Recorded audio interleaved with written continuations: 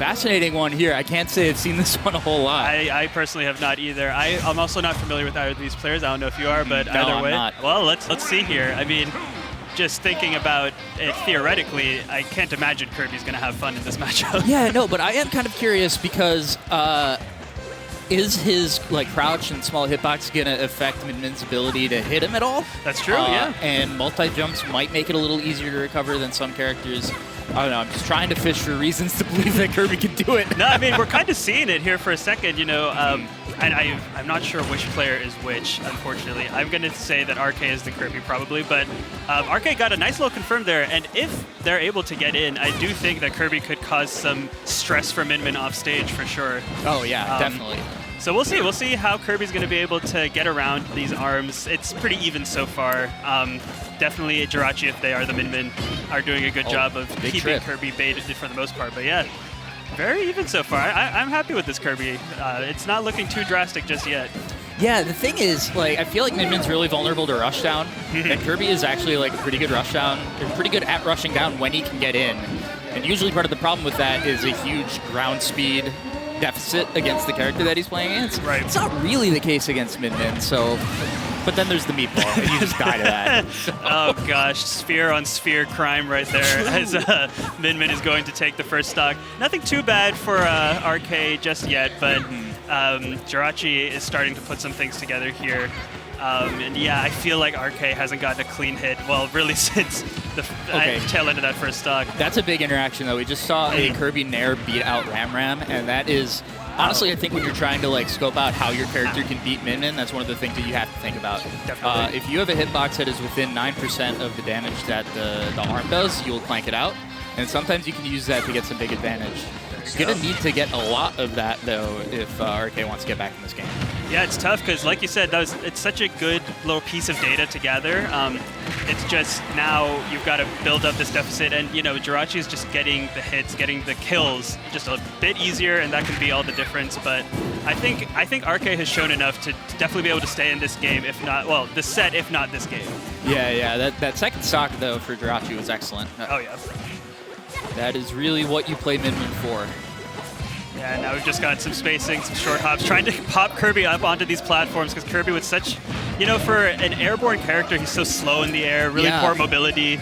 So yeah, if Jirachi can keep RK in the air, then it's going to spell doom, I'd say. That's what I'm thinking here is like watching this is just like you can't really float around because you're just going to get swatted by Ram. Yep. So I think Kirby has to try and play a little bit more of a grounded playstyle, and it sounds tough here, but. It does, and like, especially because I feel like RK's been wanting to get these like jump in forward airs or so to get things started, and it's worked whenever they're able to get it. It's just, you know, like we're saying, splash hitbox. It's tough to actually get in, especially from that angle on Min-Min, who has one of the best abilities to coverage that angle in the game. Totally. We did see a few pivot canceled forward tilts coming out. I think that's a strong idea, but yeah, too little too late at this point. Jirachi just ledge trapping here. Big opportunity. Oh, yeah, that'll do it. There's a world where that was a shield poke. I don't want to live in that world, but there's a world where that was a shield poke. There is certainly a world. And yeah, Jirachi is going to take the first game. RK not too shabby, but Jirachi looked pretty solid in control, I'd say. You know, we talked a little bit about edge guarding at the beginning of the game, and I don't know if Min-Min was off stage at all, other than like a couple interactions, you know? And just such excellent control of the stage that's in the that thing. game. When I play against Min-Min, basically the thing I look for is horizontal hits, get her off stage, try to drop below the arm that they always throw out when they're recovering, and then jump, and Kirby has a good nair for this. For sure. Jump aerial, something that, honestly, you don't want to hit them too hard. Because if you hit them too hard, they'll go too high and they might be able to recover. But because their recovery without a double jump is so bad, sometimes you can just get an early stock that way. Obviously, that's asking a lot from Kirby. But it is, but I mean, you know, it's like that's you said, how the game plan has to be. Like, yeah, and that nair, like you said, it's honestly, it's really strong. Like the strong hit is really strong, and it lingers. So, like you said, you could do like a quick dink, and it's almost like a, you know, pseudo feels bad shine to spike. approach with short hop nair. But if the Min is just throwing out arms anyway, she's not going to be able to whiff punish it, and you might clank through an arm. Stuff like that, I think, is what RK is going to need to show to get through this. Absolutely, and we're on to a smaller stage here, on to Smashville. I definitely think we saw RK getting stuck on those side platforms on PS2 a bit, and now we've got a little bit of an edge guard. Yeah, that was the idea. Just Kirby's double jumps just get so bad after the first couple. It's really tragic. I mean, that's the case for pretty much all the multi-jump characters, but it just feels so bad for Kirby, because I think Kirby also has pretty bad air mobility compared to, like, Jigglypuff, obviously. So. Yeah, and like, there's just something sad about watching Kirby just trying to do another jump, and he's going like a half an inch up into the air. But RK, to their credit, is doing really well this game. I love that landing dash attack. And look at that back air. Look at that.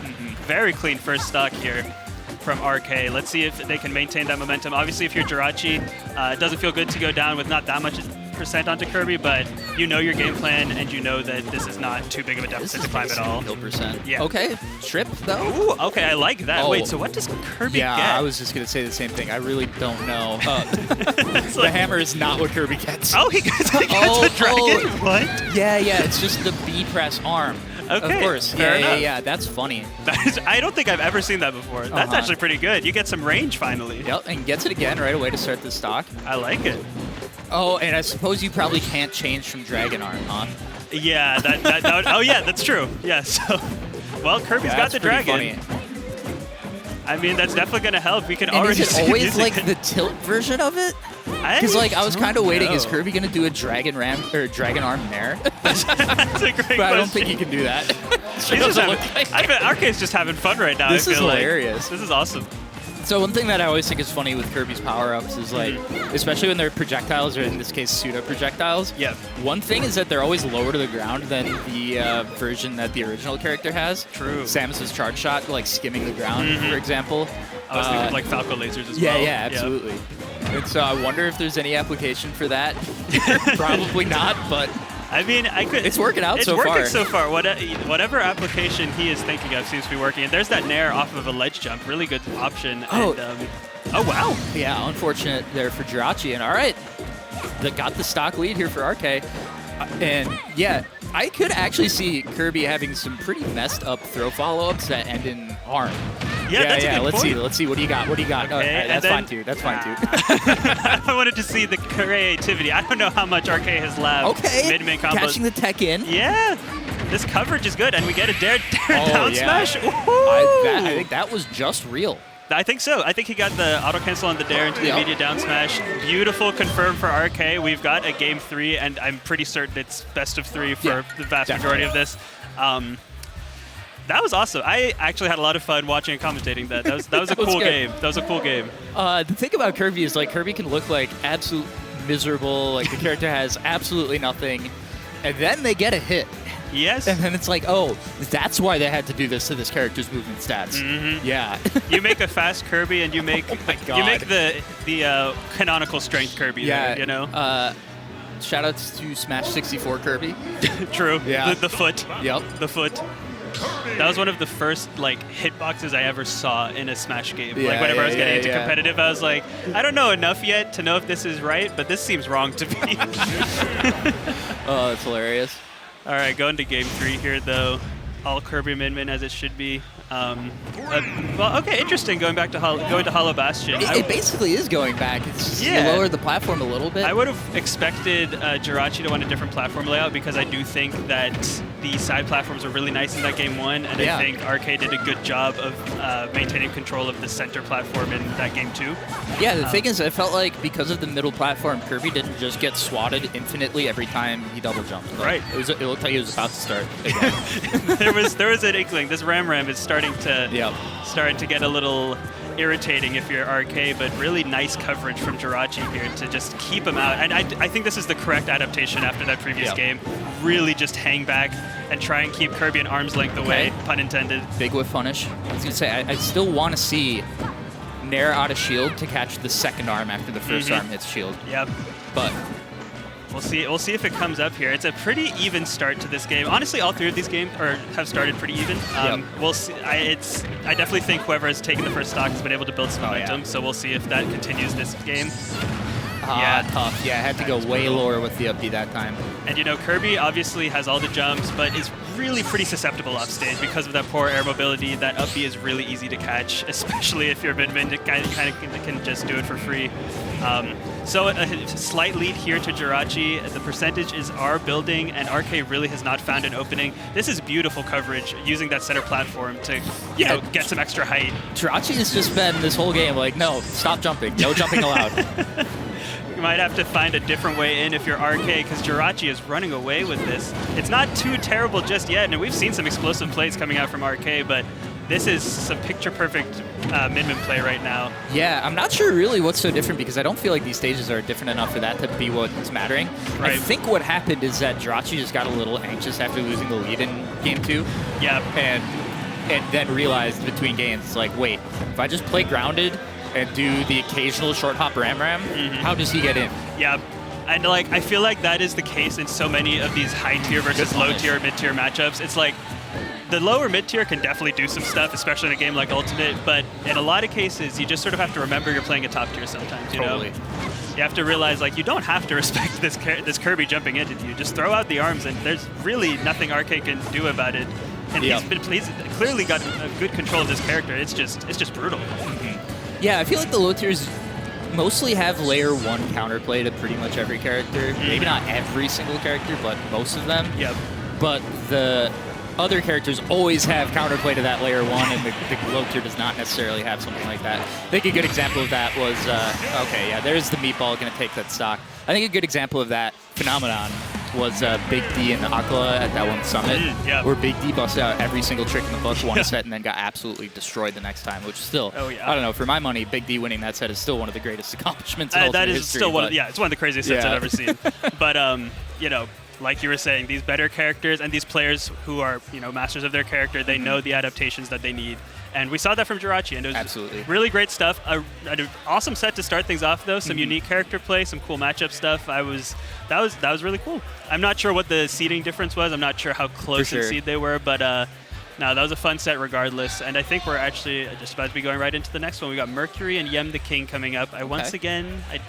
Is this Philly Mercury, maybe? I thought so. Probably. Okay, so I think they still play Joker. Okay, cool. I'm not 100% sure, but if so, I always love watching Joker. I've seen Mercury play a few times. They're really, I'm just a Joker fan, so I can't. Potential for some Aegis, perhaps. Oh, okay, all right, fair enough.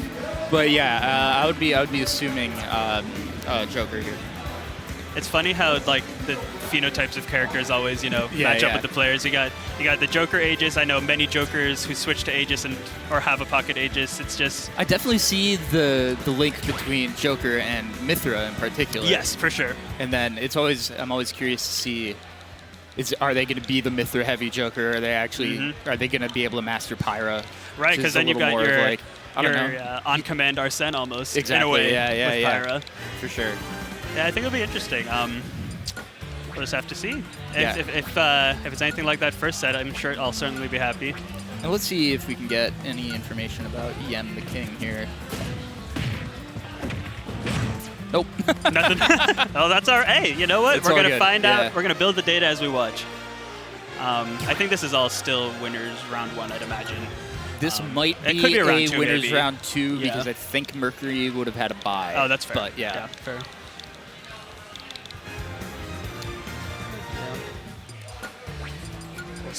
We'll see how this goes. Just putting controls in, looking around the venue. I think singles are starting to get started. I don't know if doubles has finished yet. I know that it was a pretty stacked doubles bracket. A lot of teams were in, and it was. I was hearing some cheers whenever I walked in. I got here during doubles. Oh, for sure. It's unfortunate that doubles is so hard to broadcast without absolutely destroying an event schedule, because it is always cool to see high-level doubles play. But I really do love doubles. And during my TO days, it was like I always wanted to get the doubles grands on stream before singles. And it's just, It's not going to happen. It's never going to happen. You're going to have to switch to singles at one point. I feel like Joker is in a really interesting point in the meta right now. Easy Freezy works for Lumi rank. Previously worked PG Stats, put together the placement percentages. Joker was 8th in this the second half of 2024's rankings. Gotcha. Yeah. But the thing that's crazy to me is he's behind Falco and Luigi now. Falco and Luigi? Wait, so Falco is top 10? Yeah. Interesting. That is highly powered by Japan, for the record. Fair enough, yeah. And speaking of another character that's powered by Japan heavily, Samus. Yeah, all right. Was a bit higher, but now is still a top 20 character. Definitely one that you have to know how to fight against. Oh, yeah. For sure. Samus is... The way, being from Morgantown, living in Pittsburgh a bit, I've seen plenty of Samus from Icy Mist in my day. Oh, yeah, and it's sure. And she is so fun to watch. And Samus is so interesting because she's not complex by any means, but her game plan is so strong. And, she doesn't have a million different mix-ups. It's just, between charge shot, grab, and, a jump aerial, those three things alone are enough for you to deal with, Yeah, absolutely. But so far, Mercury's got YemTheKing in the corner. YemTheKing getting some hits here and there. That was a nice forward air to catch the jump. Mercury trying to go for an aggressive air dodge in to just get right back into the advantage, and is able to do so, honestly, with an Arsene here. Okay, yeah. Can you wait out this Arsene at the ledge? I feel like this is a really important sequence for Samus. Look at how much damage, or how much that super missile took away from the Arsene gauge. No, that was crazy. Because honestly, completely waited it out. Mercury got Arsene at a really unfortunate time as they were being pushed into the corner, because then it's like we just saw, Samus's ledge game shredded that Arsene and did end up getting the kill with that incredibly strong up tilt. And now YemTheKing has some new signs of life after a slow-ish start to the game. Yeah, some really strong momentum here. And Samus, I feel like, is a very frustrating character to play against when they have momentum, because at least for me, it feels like they get that one kill after picking away at you, and then it just all happens at once, I also feel like Samus is kind of a messed up character to try and combo because of that combination of weight and floatiness. Yeah, for sure. So that was a really good reaction to that falling forward air from Mercury, finding the up smash to get on the board here. Yeah, that was really solid and very well timed before you got the kill with still about half an Arsene, and hasn't done a ton, but getting up to 30% on Samus, this is back to a pretty even game, knowing Joker's damage output.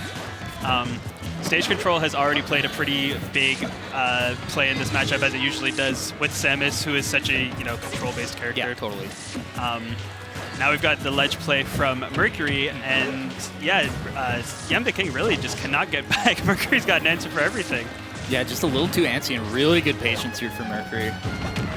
It's interesting because Joker obviously so fast, but that means you can throw out an option and then still have time to react to the, it makes it getting off the ledge in particular really brutal.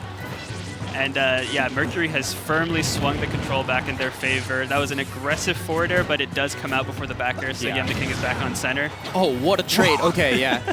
I like Mercury looking for that back air to potentially take the stock too. Yes, no, I love that. In situations like that, you just got to throw something out and see what happens, That's a very doubles interaction. Yes, you know what? We got doubles at home. Yep. Yeah, awkward stuff with Samus' floatiness coming in there. Yeah, that's exactly what you were saying, that trickiness with the combo ability, because, Samus, heavier character, pretty tall, but it can be very hard to combo because of that floatiness. Nice back air, a classic to clean things up. 115 on Mercury, but with the full Arsene, this could be very dangerous for YemTheKing. For real. Okay, I don't think up throw kills yet, and now you staled it, and now I'm a little worried. I think I think the next one kills anyway. I was gonna say I would have liked to see forward throw there because the getting Joker off stage was so good in that first stock. But at 150, I do think, like you said, the next up throw probably should kill. Definitely after that forward tilt. Yeah. And we got the bombs. Yep. This should be it. Yeah. Classic situation where you throw out the bombs to disrupt the ledge grab, and then Joker just sort of has to fall in front of you. That's a free grab every time. Really great stuff. One of the most game-changing buffs in this game's lifetime was Samus getting that up throw buff, because that up throw did not kill like that when this game. No, and I like the way that Samus forces you to shield, having a threatening grab like that. It is brutal. Right, good start to the stock, but it just started. Now the stock is real. Now the stock is real. It's going to be critical if YemTheKing can get some momentum right now. That was I liked that idea. The idea too. Yeah. Unfortunate. There was actually way more hits done on that charge shot than I was expecting. Yeah. Oh, that could have been an even harder punish. But honestly, just getting them off stage, fine for now. Mercury looking for the trump, missing it. Oh gosh, and now, I mean, Arsene's gone. You're still in a good position, but like the percent is building. Samus with Rage is scary. Yeah, this is one ledge trap. Absolutely. Oh, nice. Wow. Yeah, great job from Yem not getting caught by that down smash. Okay, with grab there. The thing is, I feel like there's been a couple of punishes for Mercury that could have been just a little bit harder, and this game could be over right now. I was going to say the same thing. I feel like they're getting a little antsy trying to find this kill, just throwing out some options as opposed to reacting like they were earlier. That was really sketchy. Potentially it, yeah. Okay, now the next up throw, I think, kills. With this much rage, I agree with you. I think, and this is the ledge situation. How do you get off? Oh, just double up tilt. Just double up tilt. Okay. It covered so much.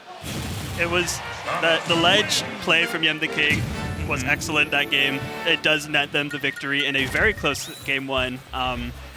You know, Mercury, I think Mercury obviously had the right idea, just maybe wants to slow it down in some of those situations where they got a little antsy before. Yeah.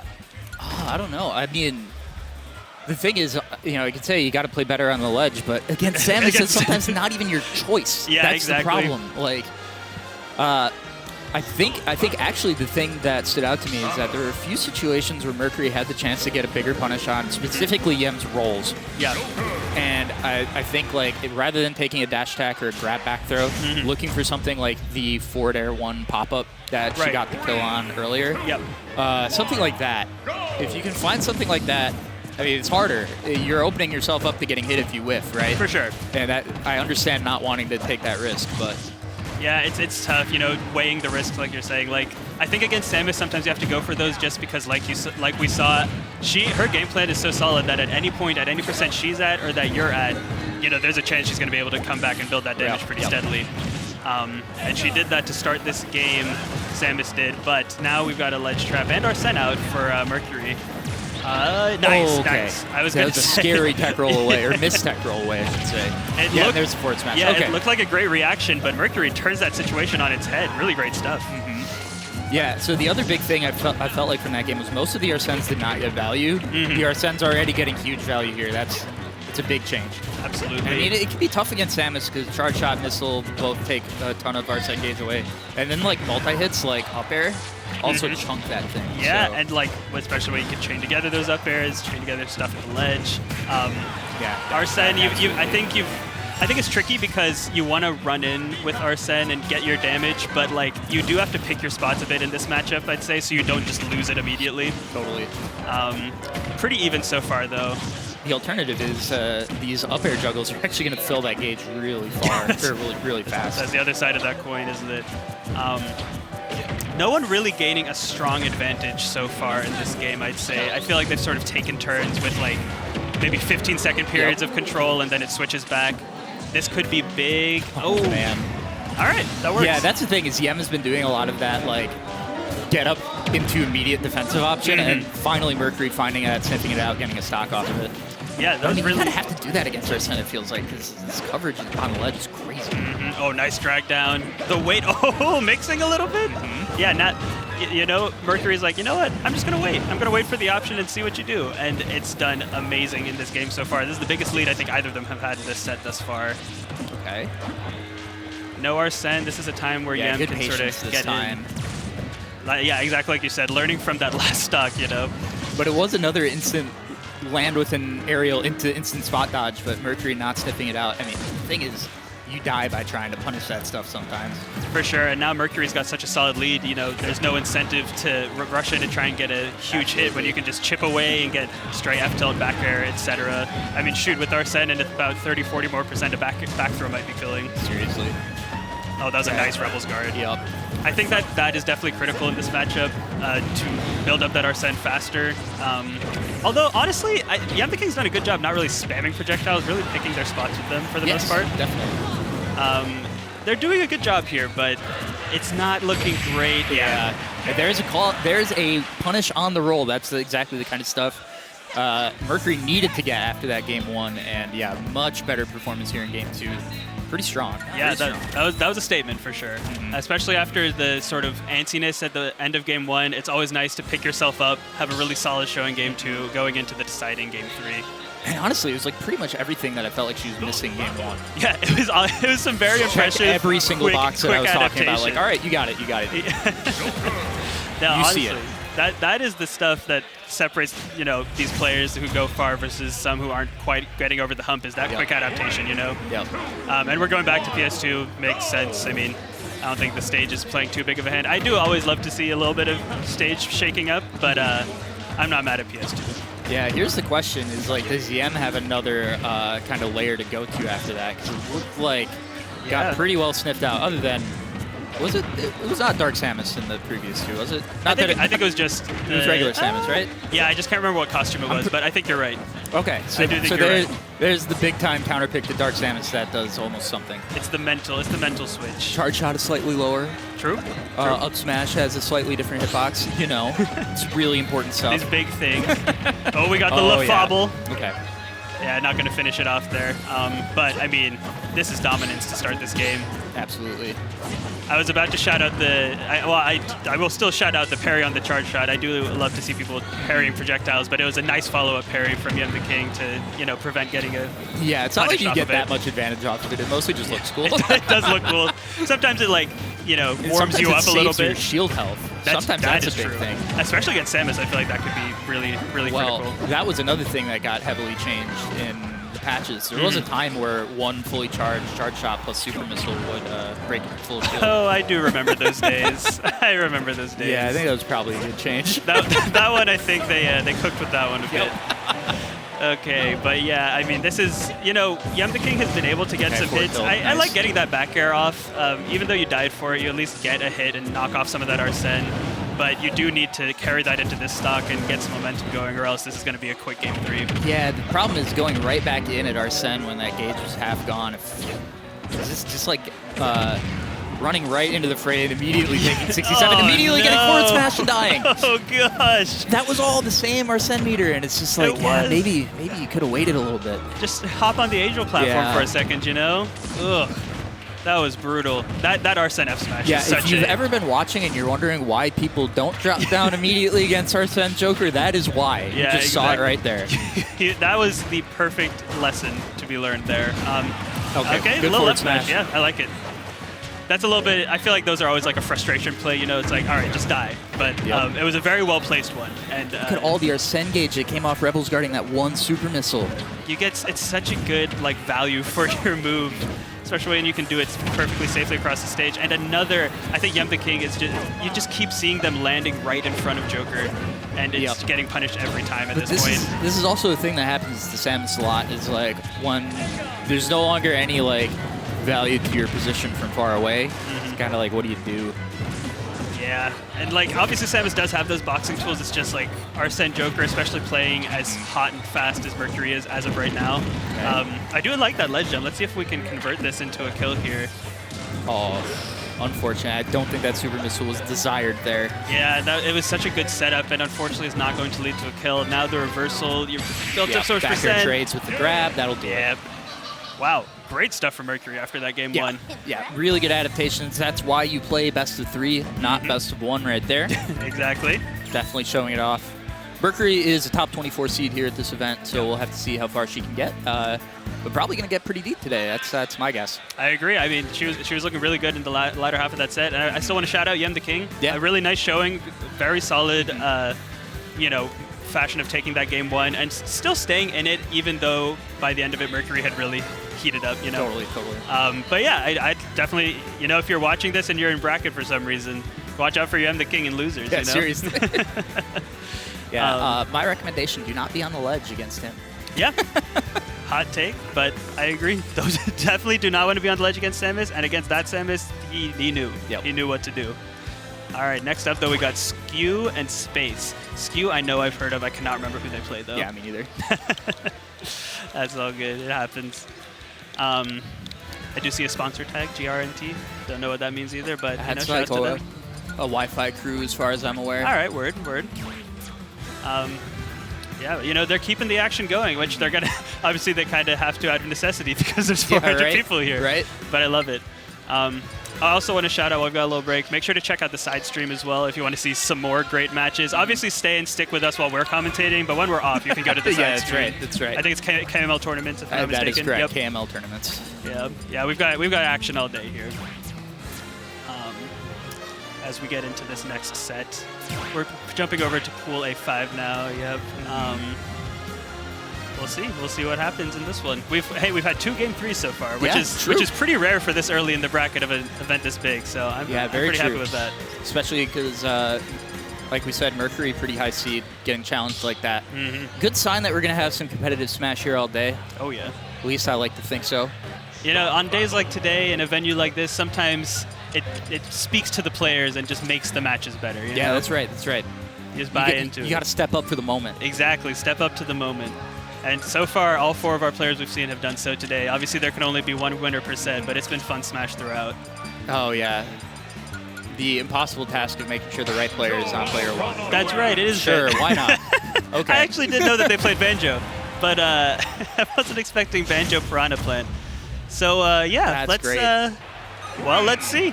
I've got nothing. I've got nothing right now. I've got some thoughts, but we're going to wait and see what happens. Yeah, so here. I actually do know quite a bit about Piranha Plant, because I used to be in the same region as Lucky. Oh, yeah, fair enough. Yeah, crazy Piranha Plant player, destroyed me many times. I love watching Lucky. Yeah, and I mean, the thing is, like, it's very easy to just think of this character as a neutral B spam bot, which, like, you can do that, and it's okay. It's not bad. Yeah. That move is crazy. It is. But when I play against Lucky, the thing that gets me is about, like, wait, actually, this character's boxing tools are actually pretty decent. They are, very true. And, like, some of the frame data is really solid. Like, I think is it frame 2 jab? Yep. Maybe? Yep. And that dash attack goes so far. It's a mini snake dash attack, yeah. Yep, exactly. Yeah. It's a really important, like, space control tool for Plant. The other thing is, like, you have to be really precise with a lot of the landing aerials if you want to get big value. Back air is just generally hard to hit. And up air, if you really want to get big value out of it, you have to hit it, like, just as you're landing. But if you can do that, you can get some pretty big reward with this character. Right, I think I've seen Lucky do, like, you know, falling up air, you get the Patooey, then follow up with the forward air or something. And if you're really crazy, you finish it off with up B off the top. Oh, there you go. But honestly, it's been mostly Skew so far, and Banjo, another character that people I feel like people are starting to understand what this character can do now. It's a little bit more in the mainstream. I still feel like with this character, you're working so hard for a level that still doesn't get to where the top tiers are. Yeah, very But when you do put in that work, it can be really, really hard to deal with, especially if you are a slower character like Piranha Plant. Because Banjo's space control with the grenade out, and if you're really good at the tricks with the neutral B here, which I think we've already seen a bit so far, yeah. Yeah, a little bit of the laddering, right? It's very silly looking, but it's a solid option that does a lot of damage, and like also Banjo having that extra jump just lets. We've seen a few times where, you know, Skew is just sort of dancing around, will throw the grenade down, then land, get on the other side. With Piranha Plant's limited mobility, like you're saying, it can get pretty difficult. Oh gosh, this is looking. this is momentum is swinging for Skew right now. He's running away with it a little bit, but let's see if Piranha Plant obviously has some solid kill power. Yes. No, this is definitely kill percent. Like. Oh, I was about to call out maybe like an up smash. Well, there it is right there. On one of these landings, Piranha Plant has a really good up smash. And that's one of the moves that does not really care about the Patooey spam right there. So I was like, I felt like Skew was using a lot of the side B, but then I see that interaction, like, that's why Skew's using a lot of the side B. He has the condition. Up throw, even with one in the stale queue, that is going to work. Yeah, that up throw again, a very strong move. I don't know comparatively how strong of a kill throw it is, but I feel like it's a reasonably strong one. I think it's one of the top 5 in the game.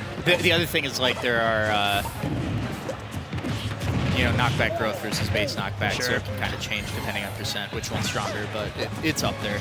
So, and we saw a little bit of some tricks, even though it didn't quite hit from space. A little bit what we were shouting out earlier, getting that down throw into the RAR.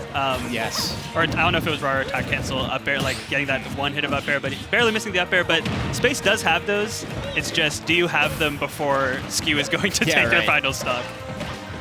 Okay, there's the ladder. Yep. Oh, drag down. Interesting. I like that idea. Oh, they both have the same nair. I'm just realizing. Yeah. It's fun. I think Banjo's is a lot more effective for drag downs, even though it feels like none of Banjo's moves do any damage. Yeah, I agree. I've messed around with Banjo a bit, and he just feels like awkward. Awkward, yes, that's a good word for it. Yeah, I have to assume that Skew is trying to side B into the higher wall, not the lower wall, but it works out. It did, and then down throw up this is guaranteed? Oh. Oh, okay. Maybe. I do think Banjo has the worst berry of all those like berry down throws. I know you can get out of it pretty quick. Yeah. But I really thought this is where down throw up smash would. Okay, got it. Not a thing. You know what, Jackie? We're learning on the spot, aren't we? My mash is just bad. Noted. Okay. There's the up tilt. There's the up tilt. Hey, that little mini snake up tilt right there. You know? Because that up smash is really fast. It is. Mean, it's on, I think it's what, frame 9? Yeah. Really good stuff though from Skew. And we saw some stuff from Space for sure, but it's just. Banjo can be oppressive against, especially against the worst character. It's not even necessarily like bad characters. I feel it's just slow characters. Fair, yeah. Fair. There's a correlation there, of course. But sure. Yeah, it can just be really hard to navigate. Especially because I feel like a lot of what Plant wants to do is just put some big hitboxes out there. Right. But you're really not allowed to do that thanks to a couple of tools between the grenade and the side B. Yeah, so and like the egg pellet, like obviously you're trying to get set up maybe with your projectile, and egg pellets are obviously going to get eaten by Patooey, but egg pellets can also be snuck in beneath Patooey, It looked like there were a few cases where Skew is like reacting to Space pulling a Patooey and just saying, here, hold the side B. I catch one of these. Yeah. And so that, usually that's the thing that you don't have to think too hard about as Plant. Usually it's just good to press that button. Yeah, and it's tough because I feel like, Skew's doing a really good job of operating right outside of the range that Space can threaten. Like, he's staying close to Space with that, the egg gun thing. But, Piranha Plant doesn't have the kind of range or quick option to contest, even if he's just right next to him, able to follow up afterwards, Egg gun thing, I love it. Egg gun. Yeah, Breagle Blaster. That's what it's called. I've been spending this whole set trying to remember what it's called, and I've just been like, oh, egg gun. That's what it's called. No, I support that. Yeah. And honestly, I feel like the Banjo-Kazooie devs would also support that. All right, you know what? That's true. I'll take it. Okay, yeah, looking for the tech chase with that Mewtwo Bee. That's another one where it's like, if you don't get to play regular sets against Banjo, how are you going to know how to respond to that? Absolutely. And I'm going to give Space some credit. I do think they've done a good job avoiding some Banjo options, but it's just Skew has another one right there, I wouldn't have thought that side B was going to hit if I was Space. That was like the bottom pixel of what is that? What is that move called now? Oh no!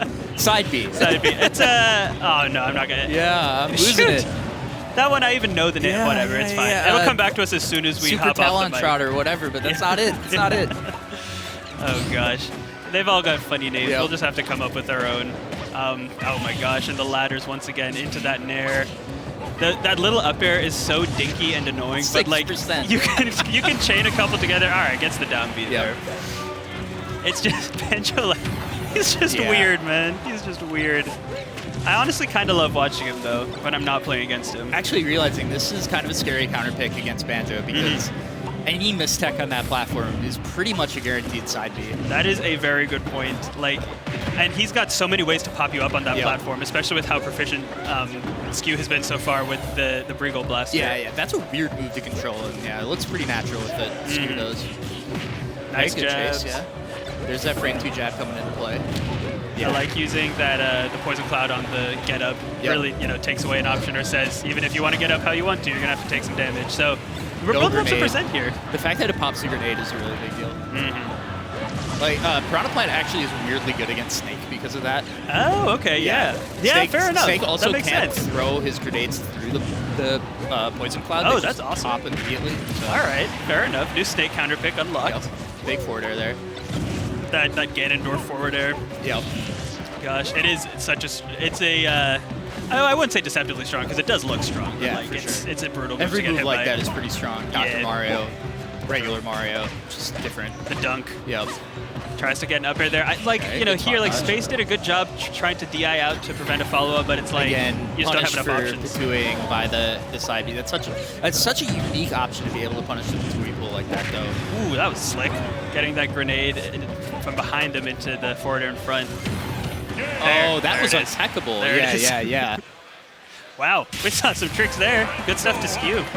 That was definitely showing some character knowledge there from Skew in both directions, I would say. Because it looked like Skew both obviously knows Banjo backwards and forwards, but some really unique knowledge of okay, you can't pull Patooey here, you're going to hold this. Okay, your recovery has to go through this zone, just hold this untactable. Really good stuff, really good stuff. Yeah, that was very impressive work from Skew.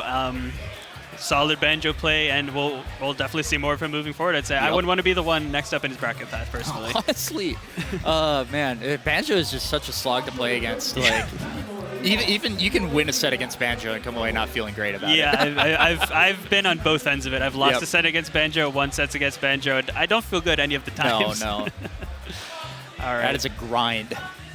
Yeah, absolutely a grind there. Okay. TrapHoodHighlights, I know, is a Pokemon trainer. Okay, nice. I do not know about Dade. Dade. All right, well, I love PT. PT's always been one of my favorite characters to watch and play in this game. Character in this meta a little bit. And I feel like, I mean, we saw the Ivysaur to counter pick Steve a bit. Which was solid, and you know, I feel like in my mind, I feel like PT does pretty decent against most of the top tiers. I think most people just want a more straightforward character. Yeah, for sure.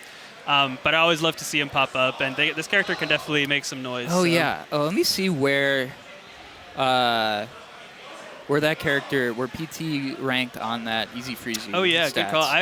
I feel like it's going to surprise me with how low they rank. It's not going to be as good as you would think. Yeah.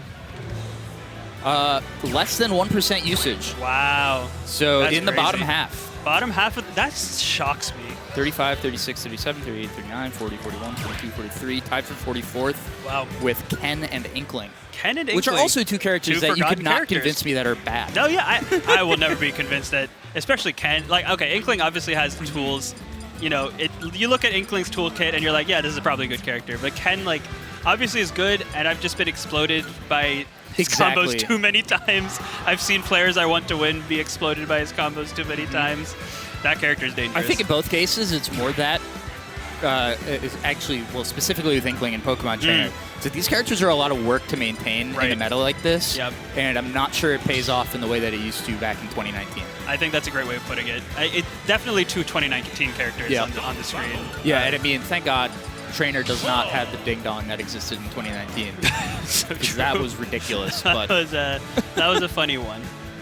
Gosh. Okay, All right, see we a got Cloud on the screen, though. If it's Cloud PT, I'm happy with that. I also enjoy watching Cloud. Don't like playing against Cloud, but I like watching Cloud. Yeah, there's the Pokemon Trainer. All right, here we go. So this, I feel like Cloud probably does pretty good into Pete. Well, I don't know. Squirtle's going to mess with him. That's what I'm thinking, though. It's like, this also depends on the Pokemon Trainer. Yeah, true. And I'm not sure which of the three Pokemon that TrapHoodHighlights really favors. Yeah, I mean, already Squirtle looking all right to start with. We're already on Ivysaur, though. Yeah. Definitely wanted that dare, which I understand. Cloud Recovery is one that you can certainly abuse with that down and there. I kind of get the switch in that respect. Like, if you can just take the stock to start the set, you can pretty much win the set on the spot. Yeah, fair enough. But, like, I feel like neutral-wise, like, you're never going to get a grab as Ivysaur against this character. I was about to say, like, at this point, I feel like I would like to see Squirtle get cycled back in, but TrapHoodHighlights looking very comfortable on this Ivy so far. Although that aggressive forward air, nice coverage on the platform, yeah. Great stuff today. Charge up a little limit. Really good patient play. You know, I feel like a lot of times, well, Cloud certainly has the frame data and moves to just match. That was a hot pivot grab, too. I love that Ivy pivot grab. That's how hard you have to work to get a grab with this character. It's very even so far. Oh, gosh. I was about to say, I'll bet Jar's coming out soon. That was a perfectly timed switch. That was using Switch as spot dodge. That was wild. Awesome. Yeah. All right, and now the scariest character in the game, Zard with Rage. We see Switch as air dodge constantly. I feel like I don't see Switch as spot dodge that often. Does this go off the top? Yeah, nice. Good use of the platform. And we're on, okay. I wasn't sure if TrapHoodHighlights was going to rock with the Squirtle a little bit to get some easy damage, but doesn't want to risk the kill. The thing is, I feel like you're at kill percent anyway on Ivysaur, and the opening as Squirtle would have been so much more valuable, but hey, we're even. We're even, yeah. It's been even so far. Tries to go for the forward air down tilt. I'm not sure if I've seen that in before, but it was down air off the grab. Another one. Yeah, we got the chains going. Yeah, we're seeing a couple of different routes shown at zero here from TrapHoodHighlights too, which is really what you want to see. Yeah, you know, Squirtle's got like obviously small hitboxes. Well, not even that small for how small the character is, but like just has so many ways to mix things up with that down air versus the forward air versus up airs. It's a very tough character to play against. The first throw for Squirtle always feels like a choose your own adventure. It's a sandbox for sure. Yeah. And the slightest of advantages to TrapHoodHighlights right now, but Dade is definitely going to have something to say about that beautiful forward air up B. Yeah. that Ivysaur up B, it is so strong. Technology. Ancient technology, exactly. Okay, up B, yeah. Get off me. All right, now we got a ledge situation here. I don't love the jump forward air. I mean, if it worked, I would have said it looked good. But Cloud has too many out of shield options against that, though. I agree. And it's a pretty slow move. Ivysaur it's kind of clunky in the air at times, but still has the stock lead. We'll see if Dade can clean this up soon. Good grab. Yeah, but again, you see how you're just not getting the reward off the first grab in this Ivy that you do off a Squirtle, but off the second hit though, that's pretty good. This is really good. Oh yeah, barely the huge up air barely does not cover. Tries to get that blade beam, but does not. That jump back air will work though. Oh, we got the Guppy chance. Very good jump read. Yep. Yeah, so we've got a big lead here, and now we're on the Squirtle for the ledge trap, which I like. Ivysaur for the edge guard and the potential kill. It's all making sense. Yeah, wow. Forward smash on reaction to the neutral get up. It looked like they're very good stuff there. But yeah, anytime you see an Ivysaur walking like that at the ledge, their intentions are not pure. They have evil in their hearts. Yep. Yeah, and certainly the case there. That IVF smash can really, I mean, at this point in the game, I feel like people have maybe gotten used to it more, but I especially remember, like, in the 2019 meta, like, you'd be behind him and you'd be getting mashed in the face. Yeah, by for sure. Because that covers roll. It's also, I think it would have hit a get-up attack from that position. I think probably. And, if, with the wrong timed jump, you're getting hit again. Yeah. And if you... Maybe the forward smash is late and you manage to shield, you're not getting a punish off that because of the hitbox retraction. That is such a fun little aspect of Ivysaur's gameplay that obviously other characters can do, but I feel like they do it in a fun way. Like the low profile with the crouch, the high profile with the up tilt. You've got the F smash to move around a little bit. It's just fun. We've got some discussions happening here. I'm not sure what's going on. I had no idea. Perhaps some heckling over the character choice because we've got to switch to Roy. Oh, okay, I gotcha. I feel like I like Roy more in this situation. Yeah, I feel like his recovery is not as easily stuffed. And but that wasn't really the issue in that game. True. We are Roy on town, though. Yeah. So, I mean, that's good. Okay, I see what you're cooking, yeah. I see the vision now. Definitely. Yeah, already. Yeah, good immediately tried to go for it. If you got side beat on that platform, you might have died. I honestly think... no, I'm going to say they would have. Yeah. Roy's side B is something. And that platform up there does lean slightly over the ledge of the stage, putting you even closer. Yeah, so really, really wise avoidance by TrapHoodHighlights, and now has, well, a 2% lead. Very even so far. Oh, wow, what a confirm. Okay. Yeah, I don't know. I feel like Dade maybe is not super experienced against Ivysaur specifically. You get the DI out there, I think, and down, but right? It's also a little tough to react to that at the moment. For sure, because you're probably... good trade? Wow, bro. But yeah, you're probably not expecting to die to a backer at 70, Okay, yeah, going for something there. TrapHood's just going to wait that one out. So I'm pretty sure TrapHoodHighlights got like top 12, maybe even top 8 at the Arcadian recently. Okay. I remember seeing him on stream. And I do remember seeing an inordinate amount of bullet seeds. I love it. And now I'm starting to see why, because sometimes he'll just swing into it and trade with it. And if you do manage to hit the out-of-shield bullet seed, it's like 30 damage. Yeah, my Ivysaur friend would do the same. He sort of discovered one day, it's like, oh, like you'd use Bullet Seed as like a little funny move, but it has its utility, for sure. It's not looking great for Dade so far. I like the side B. This is kill percent. Hold on. Well, okay, fair enough. Fair enough. I can't say anything is out of the picture with Roy, although I do think... I wanted it. You saw it. I was hoping for, like, landing up there into, like, just let side B rip. Yeah, true. Why not, right? Because if you hit the sour spot of the up air, it might have worked. Does this hit the platform? Okay, but not on town. Not going to kill off the top. Yeah, that high ceiling. Tries to get the F tilt. Okay, see, now Dade is starting to put something together. Especially on Charizard, you can sort of abuse this great grab. Good. I thought it was just going to be another jab, and that would have been death from back throw, I think. Okay, back air, but honestly, they did a pretty good job bringing this one back. Yeah, and if there's ever a time to die to strong Charizard back air, 160 is it's fine. Like, fine. You got it, bro. Exactly. Okay, air dodge is back onto the stage. I like that. I would have mashed jab and got grabbed. Yeah, that's it. Yep, that'll do it. Absolutely. Okay, yeah, very even. Chop salad. Okay. So let's see if it's... I think we'll probably see Squirtle. I do think Squirtle is the one who's going to give Roy the most trouble. Yep. However, we're at kill percent. We are. Especially with that nefarious platform over on the right side. We're parrying multi-hits out here. Unfortunately, that does not work. Ooh. Dude, Dade wants TrapHoodHighlights to pop up onto that platform so bad. Honestly.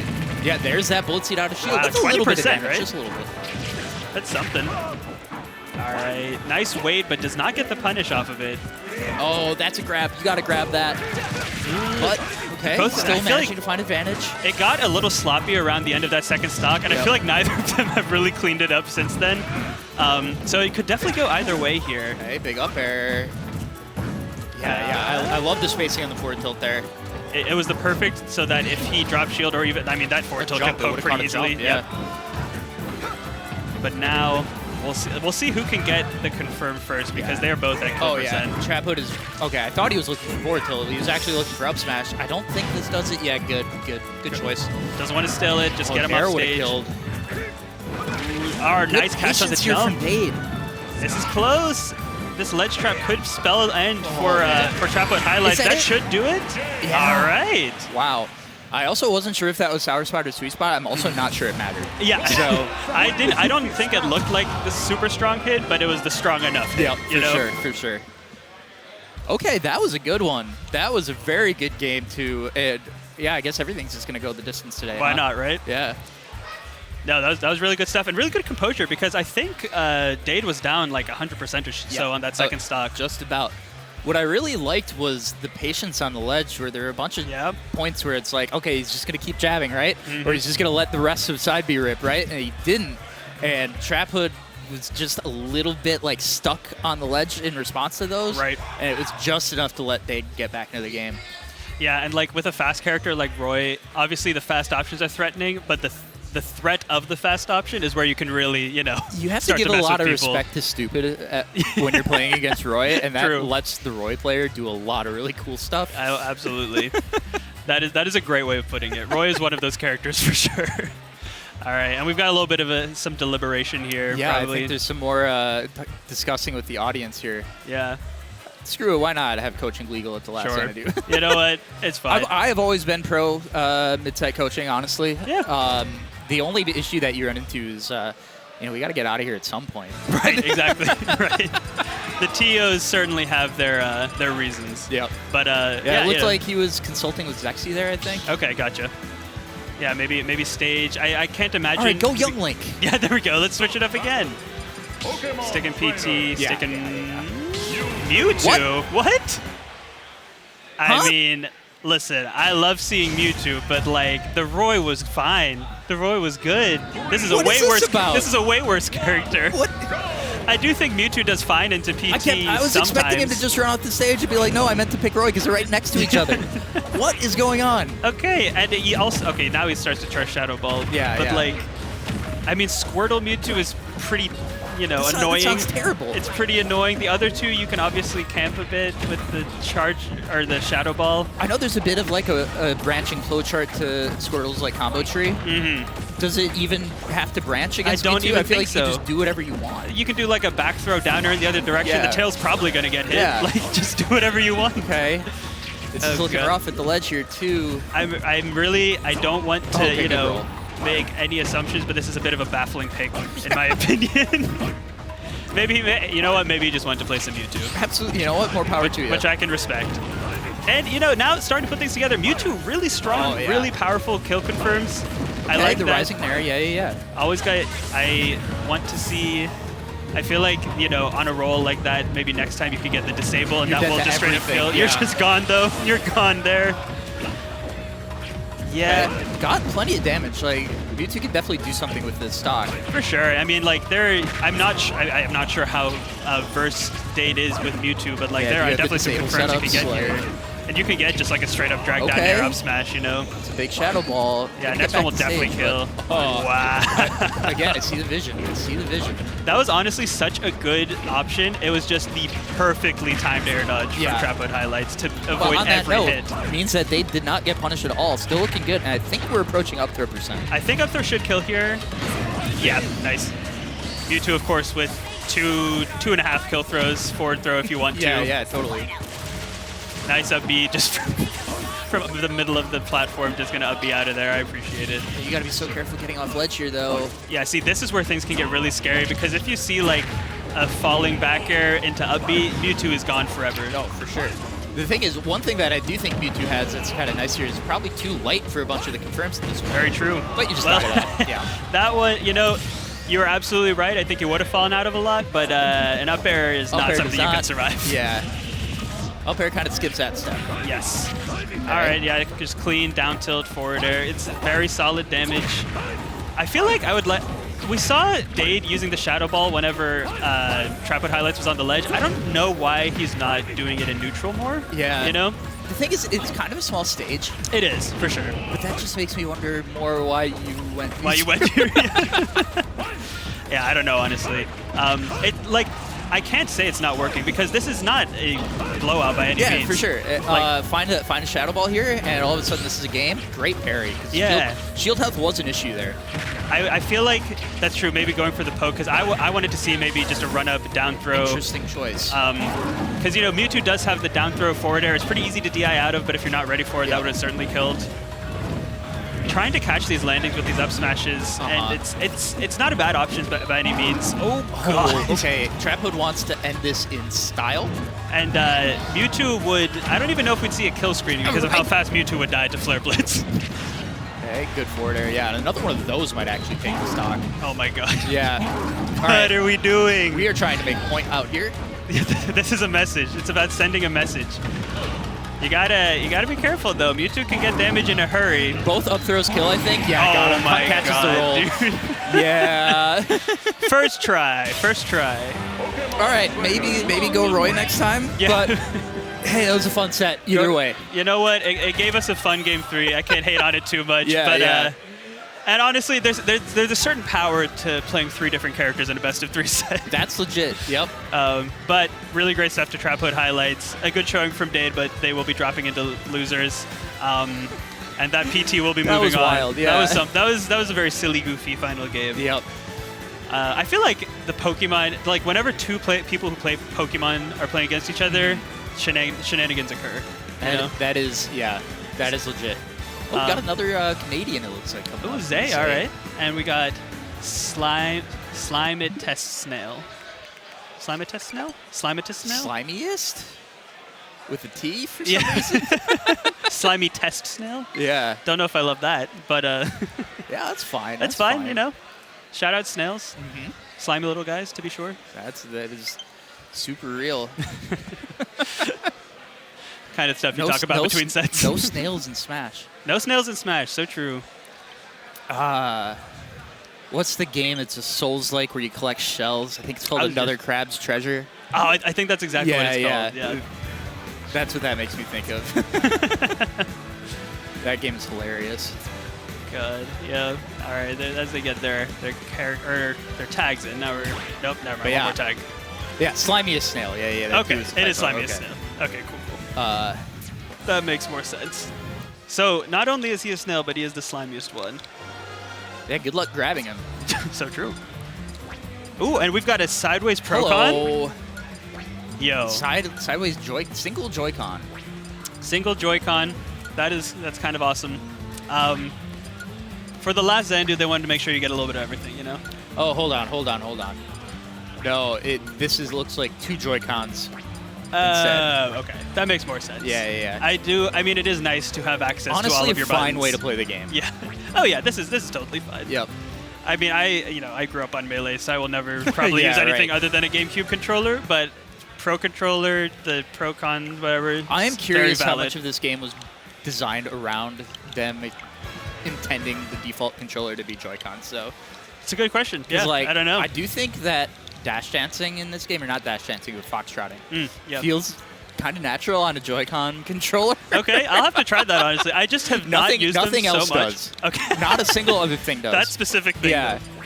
But it's like... Fair enough. Yeah, I don't know. I'm very curious if they do, like, a lot of people have suggested that we might be in for a Smash Ultimate Deluxe on Switch 2. Yeah, I've heard of rumblings. I'm very curious how that's going to change this game. Yeah, because even if they don't like patch it, I can see just the different hardware. It could just make a difference straight up. Yeah, I have a lot of beefs with the Nintendo Switch as a piece of hardware for competitive gaming. Sure. I think it is otherwise a great video game system. For competitive gaming, something to be desired. Rough. Yeah, a little rough. Ooh, Icy's Pika. Oh yeah. All right. Okay. All right. Goofy. Pika, you know, of the OG. Everyone said Pika's the best in the game for a while, and then eventually they're like, all right, maybe not the best in the game. I do still think Pika's incredibly broken. Yep, but, I agree. But maybe not quite playing Brawler now, you know? Esam is playing Brawler now. I think that says a lot. We've got Shiny Mark and I think GX Extreme, who is here, plays Pikachu. I'm not sure how this will go, honestly. I do believe, we got Zay on the Ice Climbers. Zay on Ice Climbers, nice. Oh, jeez, that was almost stock right Zay away. Has Hello. those. I think... I'm kind of curious. I'm assuming, like, whenever I play against Ice Climbers, the game plan is, okay, what move do I have that splits them the easiest? Exactly, yeah. I'm not sure what that would be for Pikachu. My instinct was down air, but I don't really haven't seen that come through, and I also haven't really seen the opportunity for it to come through. Now you're getting grabbed, and now are you dead? This is just suffocation from Zay right now. Oh, watch that shield. Oh my gosh. Oh my lord. Yeah, okay, so... And you do get good save. That's crazy. Good stuff to Zay. So in the first talk, there was a sequence that was similar on the left side where Nana went off stage with the forward air, and I was wondering how intentional that was. But after seeing that again, I have to assume that is intentional. It's trying to catch like the fallout of Blizzard or something. Yeah, I think you're exactly right. That definitely makes sense. And clearly Zay is prepared to go down and save Nana if need be. You would absolutely die if you got hit by that. Yeah, for sure. No question about it. Oh my gosh, yeah, this honestly, again, I don't know what people consider this matchup to be, but for the reasons you mentioned, like, Pikachu doesn't have a big move to easily break up the climbers. I would have thought Thunder Jolt would be pretty effective at it too, but it looks like in a lot of the cases, the Ice Climbers are just hitting the T-Jolt before it gets there, and then the other one is hitting Pikachu if Pikachu follows the T-Jolt. One hitbox to clank with the T-Jolt, one hitbox to hit the Pikachu. It's brutal. And Quick Attack has not seemed terribly effective at it either, which is the other thing that kind of just gets in there for Pikachu, right? Yeah, true. Wow, these desyncs are very solid from Zay. Like, they're not quite getting the full 0 to death, but like, the evidence of the 0 to death is there, and when you're desyncing that fast, the footstool confirms! And the reset. Gosh. Yeah, okay, that up B would have killed. Like, that move is ridiculously powerful. We're talking about Akala Big D. That's always what I think of when I see that up B killing. Yeah. I do like that. Okay, hilarious. Yeah, and that caused the desync, so even the forward smash was just a bait. Like, come hit me. Come hit me, see what happens. Man, that was brutal. Was ridiculous. That was brutal. And honestly, I wonder how much earlier that game would have ended if Pikachu wasn't so small. True. Because it looked like there were a few near misses in the first couple of stocks. That is very true. That was something. That was some great Ice Climbers gameplay, and Pikachu unfortunately just did not really have a chance to find their footing there. We'll see how this game 2 goes. Ice Climbers is one though that like you can't beat your head against the problem to make it better because you are going to lose every time if you try to get in and trade with Ices. Honestly, my game plan against Ices is just, so what is the stupidest way that this character can die against exactly. mine? And just do that over and over and over again. Yeah. Which seems like, I don't know, it can kind of feel dirty the first time that you do it, but if you play them straight up, you're just going to get hit by stuff like that. Oh yeah, it's it's dirty tricks all around, like... You're getting desynced from 0 to death, or you can cheese Nana a bit. It's like, I don't know. I think you might be fine to do that. Yeah, like with Dr. Mario, I just spam Nair and hope it breaks him up. There you go. Spam dash attack at the ledge and hope it breaks up the recovery. Like, because if I try to play it straight up, I'm definitely gonna lose. Yeah, no, absolutely. And we had some loops going. I think I saw a couple footstools in a row. Wow, Pikachu has not taken a % yet. Oh, and catches the landing. They don't stop. It literally does not stop. It's like there's no time where there's not a hitbox out. Yeah, I was going to say, where is the actionable frames? Oh, barely misses that forward air. That would have been really nice to finally get them split up to some degree. Oh, I like the down smash idea. Yep. Yeah, wait, actually landing there might be solid too, but then you risk just getting up tilted on the way in, right? It's like you don't want to land on top of Ices, but that might be something. Ooh. Okay, no, you're fine, never mind. I forgot what character I was commentating.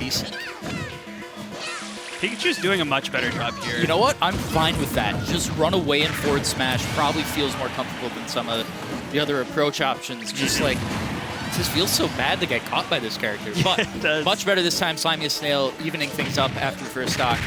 But you got dash tagged. Yeah, honestly, you're lucky to just take 30 there. Okay. Wow. We got a nice Climbers moment here. Okay, here we go. So now let's see what the Sopo, or this, well, this actually might be Solo Nana. Let's see what it looks like. Yeah, though. yeah. I think this is one of the skins where Nana is the primary climber, as you call. The spacing is still good. It's always interesting because when you've got both climbers, you're playing like you're invincible, just throwing out hitboxes and desyncs. Now playing a little more reserved, but maintaining that aggression and, you know, the hitboxes. Yeah. You know, that's side B, Ice Climber's favorite move. Yeah, it's more tricky in the sense of like trying to see if people don't know the defensive response to side B on shield in this Sopo Solo Nana state. So, yeah. Okay. Sure. Yeah, good forward smash. Even this, although the Solo Nana in this situation, hammer forward air doesn't spike, it is a damn strong move. Yeah, absolutely. But now SlimiestSnail is able to do some of the more classic Pikachu stuff, zoning with the Thunder Jolts on the platforms, running off and getting an aerial here there. Nice forward air catch. You are at kill percent? You are at kill percent, so let's see if you can get some extra credit before the Ice Climbers murder you. Yeah, or just do some damage to this Popo here. True. That would, honestly, even if you die, if you're able to separate them and even get a Popo look kill. Look how much farther Popo's getting sent right now. Oh, see, SlimiestSnail is starting to play this really well. Yeah, this is how you need to play this matchup. Unfortunately, does back off there, and the climbers are back together, but is building up damage quickly here. Nice jump. That shield. God. That was like... just absolutely, it looked like this shield was getting sucked out of a straw there. Oh wait, the forward tilt actually setting up some awkward situations because of the damage differential. Beautiful not, forward like, air. Landing at the same time. Nice. Yeah, nice. Wow. Good use of the momentum. Honestly, I looked pretty rough at the start of that first stock. But all it takes is like one good play against Nana and you can completely change the momentum of a set against Ice Climbers. I mean, you know, it just reminded us what Ice Climbers is. When we watched that first game and I was thinking to myself, I was like, this character's so good. Yeah. But then it's like, that is the drawback, you know? This character is so good and this character is so bad. So bad sometimes. Yep. And Excellent good job stuff, from SlimiestSnail there, figuring out the ways to exploit the character being bad. Exactly. Great adaptations and just mental resilience, because I'm pretty sure SlimiestSnail did not deal a percent until they were at like 130 on their first stock, and ends up two-stocking them. Yep. So small battlefield for this game 3. It's been a fast set so far. I don't know if any game has gone more than like 2.5 minutes at most. It's so scary to go for those landing aerials because if you whiff, you're just in the blender. Yep. Oh gosh. And the other thing is, I feel like you gotta be not so afraid of taking little hits from Blizzard. I was just about to say, like in that situation, just drop shield. It's like Bowser down B, you know? It's like you're gonna take some damage, but it's better than losing your stock to a shield break, you know? Okay. Oh, incidental hitboxes on the throw. That's really important in this matchup. Nice. This is great stuff from SlimiestSnail so far. Zay's aggressive, you know, openings are starting to get snuffed out. Yep. Okay. Big reversal though. Yeah, and allowed the climbers to get reconnected. Definitely one of them on the ground, I want to say. Yeah. Ooh. Oh, got through. Huh. I thought that was gonna break it, but good stuff. Oh, nice quite. parry. Yeah. Oh, and that was the primary climber too. That would have been a really big stock to take. Absolutely. Instead, you can't. I mean, you feel like you're in the lead, but you can't get hit. You know you can't get hit. This is like the first time where we've actually this seen is correct some gameplay zoning. right here. Yeah. And yeah, that was a bait. That was a bait. That was such a bait. You saw right through it. It's just the threat of something. Okay. Oh, wow. I'm actually surprised that none of those smash attacks Same? Okay. Oh, Popo. What a trade. Dang. Guess that up smash out. So close now, but this is a tough situation. That was a pretty hot 0% throw combo there. That was nice. That was really nice. And moving towards the corner, I was worried for SlimiestSnail's sake. Still, the damage is building, though. Such a momentum-based set so far. Yeah, okay. The shield pressure from Pikachu dash attack is kind of crazy. The shield, so you're just stuck for a second. That is, okay, that was the primary climber. It's like, if that's not the primary climber, you can say goodbye to that stock.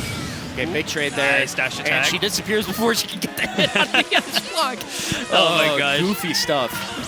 Always a goofy time when these two climbers are present. Tries to run up and get the down smash, but was a little late on the option. I think you got to do forward throw because of the incidental hitbox that we saw earlier. I know that you called that out, and it's such a good point. Like the zaps. Yep. It's such a useful way to prevent something too drastic. What are you doing?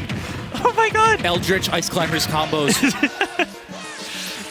Oh Oh, God. This is getting ugly. Yeah. Oh, man. And this is it. That'll Forward do smash. it. Wow. Great effort from SlimiestSnail, honestly, because that was such a rough start to game one. You know what? And made it competitive. Oh, man, that was so cool, though. Really great stuff. The mental fortitude and all sportsmanship and smiles at the end. Much respect to them.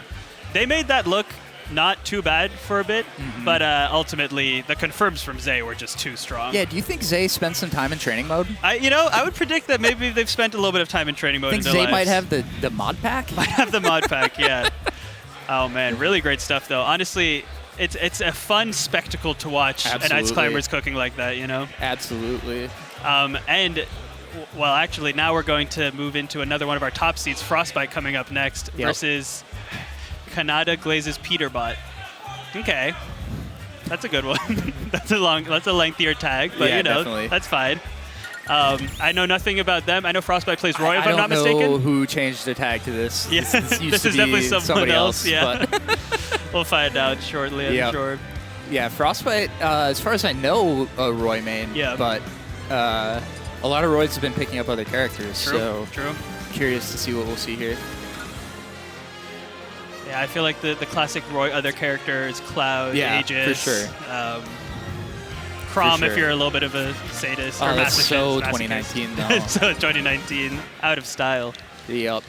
I do remember the brief time when Chrom was the best character in the game. That's right. That was kind of fun, honestly. The waffle was so funny because everybody saw his recovery first. Was like, oh, this is the worst character in the game, and then they realized his airspeed is actually crazy. So it's like recovery distance is fine, even good, right? And then people were like, no, wait, this recovery is actually the recovery terrible. is in fact bad. Both things are true. He's got crazy airspeed, crazy combos, can kill you in a breath, and then he will trip a little bit off stage, and then the set is over. Yep. So I'm going to go out on a limb and say we're not going to see Chrom. I agree. I think that's a good conclusion to draw. Yep. So yeah, I think more than likely we'll get the Roy and get some more Roy gameplay, which, you know, I'm cool with Roy. I like watching Roy play. Explosive characters are always entertaining. Anything can happen. Yeah, Roy's awesome from a spectator perspective because either character can blow up at any time. Yep. We'll see what the matchup will be, though. Obviously, Roy is one of the characters who at times has struggled in the newer meta with the DLCs a bit. Definitely. We've seen players like Cola powering through, being able to get wins on like Steve's, Kazuyas, etc. But, you know, even the top Roys have secondaries these days, and you know. It's very funny because I feel like when the game came out, Roy was kind of stereotyped as a character that did not have to work that hard relative to a lot of the rest of the cast. Yep. And now, I think Kazuya. It's literally exactly what we were talking about. Yeah. Now it feels like Roy has to work pretty hard compared to a bunch of the top tiers. Yeah, it's interesting. That might be some propaganda. Life comes at you fast sometimes. You can think for yourselves here on twitch.tv/VGBootcamp. So true. And okay, we're getting into it here. Oh yeah, I was afraid we were going to see Swerve stack into death there, but still 83. Still 83. It's okay, it's fine. It's fine. Oh, the downer. This is still not quite that. Damn. I think is it. Yeah. Oh, actually. That was clean. I think there were a couple of unnecessary hits there, honestly, but you know what? Go get him. Go get him. When you can go get him, go get him. That was dope. Honestly, like, it still led to a death, but it looked cooler than just the first tech into the dragon uppercut, you know? Yep. All right, but now Frostbyte, Frostbyte truly did not have a chance to play the game in that first stock, so let's see what they do with some footing under them. Kazuya is so thick, a lot of characters actually die to that. Ooh, nice forward air. Yeah. Wow. I can't tell which resources were used. Yeah, okay. Nice. Edgeguarding like Melee Marth there. Really good stuff. Frostbyte did a great job of tracking the resources, not giving up on that edgeguard. That was really good stuff. And you're immediately, after that huge opening from Khanada, you get your footing right back under you, and now it's an even game. I don't think Roy's been hit since Frostbyte started to hit Kazuya on that second stock. Uh-oh. Ooh, messes it up, though. Yeah. Nice get-up attack in between the jabs. I think one of the things that could be really frustrating about Kazuya is he can screw up something that would net him a kill, and you don't get to kill him in return. Oh my gosh, this is the worst. He messes up the confirm, and then he's like, actually, you're still dead. Yeah. Oh, the gates of hell. Okay, but manages to, never mind, I was going to say manages to avoid the laser. Okay, he's somehow still alive. I want to say that I think the forward air held. Yeah, I agree, yeah. I think that he just would not have grabbed ledge. Oh, and the air dodge doesn't quite make it. Okay, he's Kazuya. Still fine. For some reason, this character has an amazing recovery. I was about to say, why did they give Kazuya a good recovery? Like, they didn't have to do that at all. Being able to act after your up B is one of the most broken things in Smash consistently, and of all the characters to get it. They give it to this one, yeah. man. But nonetheless, Frostbyte really recovering amazingly from that first stock. Yeah, that was Pretty really even solid. here. I liked that kill from Khanada because Frostbyte did like air dodge to predict an option, but then just came right in with the I think it was dash attack. Not missing that one though. Yeah, and it's getting loud in here, y'all. I think we've got the crowd invested in this set. Oh no! Oh, which resource did he? Do you think he still had his double jump? I don't know, because can Kazuya jump after he uses up B? Yeah. Okay, so like that shouldn't have been the issue. I have no idea what happened there, but it's. But that's what I'm saying. He was trying to use the double jump into up B. Oh, I see what you're saying. Thinking he still had it and got too low. Yeah, good point. Good point. But I don't know. That all happened so fast. Yeah. And big comeback from Frostbyte. Big comeback. I mean, one hit down a whole stock, still come back to win game one. But if I know anything from history over this past hour, we're probably going to a game 3. So. You know, the statistics would say as such. Numbers don't lie. Numbers do not lie. And we're on to Hollow Bastion here, both rocking the purple skins on a kind of purple stage. A fine stage for Roy, but a great stage for Kazuya. This platform just does disgusting things for him. Oh! And that actually killed. And that actually mattered that raw killed it, because I think Kazuya lives that if you jump at all. If you were barely alive, I'm going to shout out, I love that little like reverse nair into the back air and then following with the down air. That was really creative stuff and a hot start from Frostbyte. That was like the only route off that hit that would have led to a kill. That was brilliant. And he found it. Yeah. It was awesome. So now let's see if Khanada has the same, stalwart resolve that Frostbyte showed in the first game. So far, this is brutal. Yeah. That's it. Yeah. Okay. I mean, Frostbyte just really looks like he locked in after that first start. That's really all there is to it. That was sick. We might not be getting that game 3, but an explosive game 2 is fine nonetheless. And hey, I'm never going to count out Kazuya Mishima. Wait, are the numbers lying? That's not right. That cannot be possible. Oh, we got another one. Ooh. Oh yeah, tricky movement. Going for some stuff. There's some interesting stuff that you can do with only like the 4 like main Fire Emblem sorties. Roy, Marth, and the Echoes. Because they turn around when they back air. Right. And then you've got your side B, which you can turn yourself around. You can just be doing 360s in the air. That's the kind of stuff that, I tried Roy for a little bit that I wanted to like make work, but it's actually kind of hard. No, it's definitely not easy. See, I had a Crom Pocket in the early days, which was a lot of fun. That was Tekken stuff right there. He was doing Tekken stuff. I love that. Staying on the ground forever. I actually don't know what Kazuya has that hits the prone character that specifically, like, a lot of the humanoid characters are too thin when they're laying down to get hit by stuff like, why not just do Wind God Fist or whatever. Right, he's got like the weird like somersault down tilt type move. I don't know what it's called, but I think the Hell Sweep would have killed there. Yeah. Ooh, nice falling up air.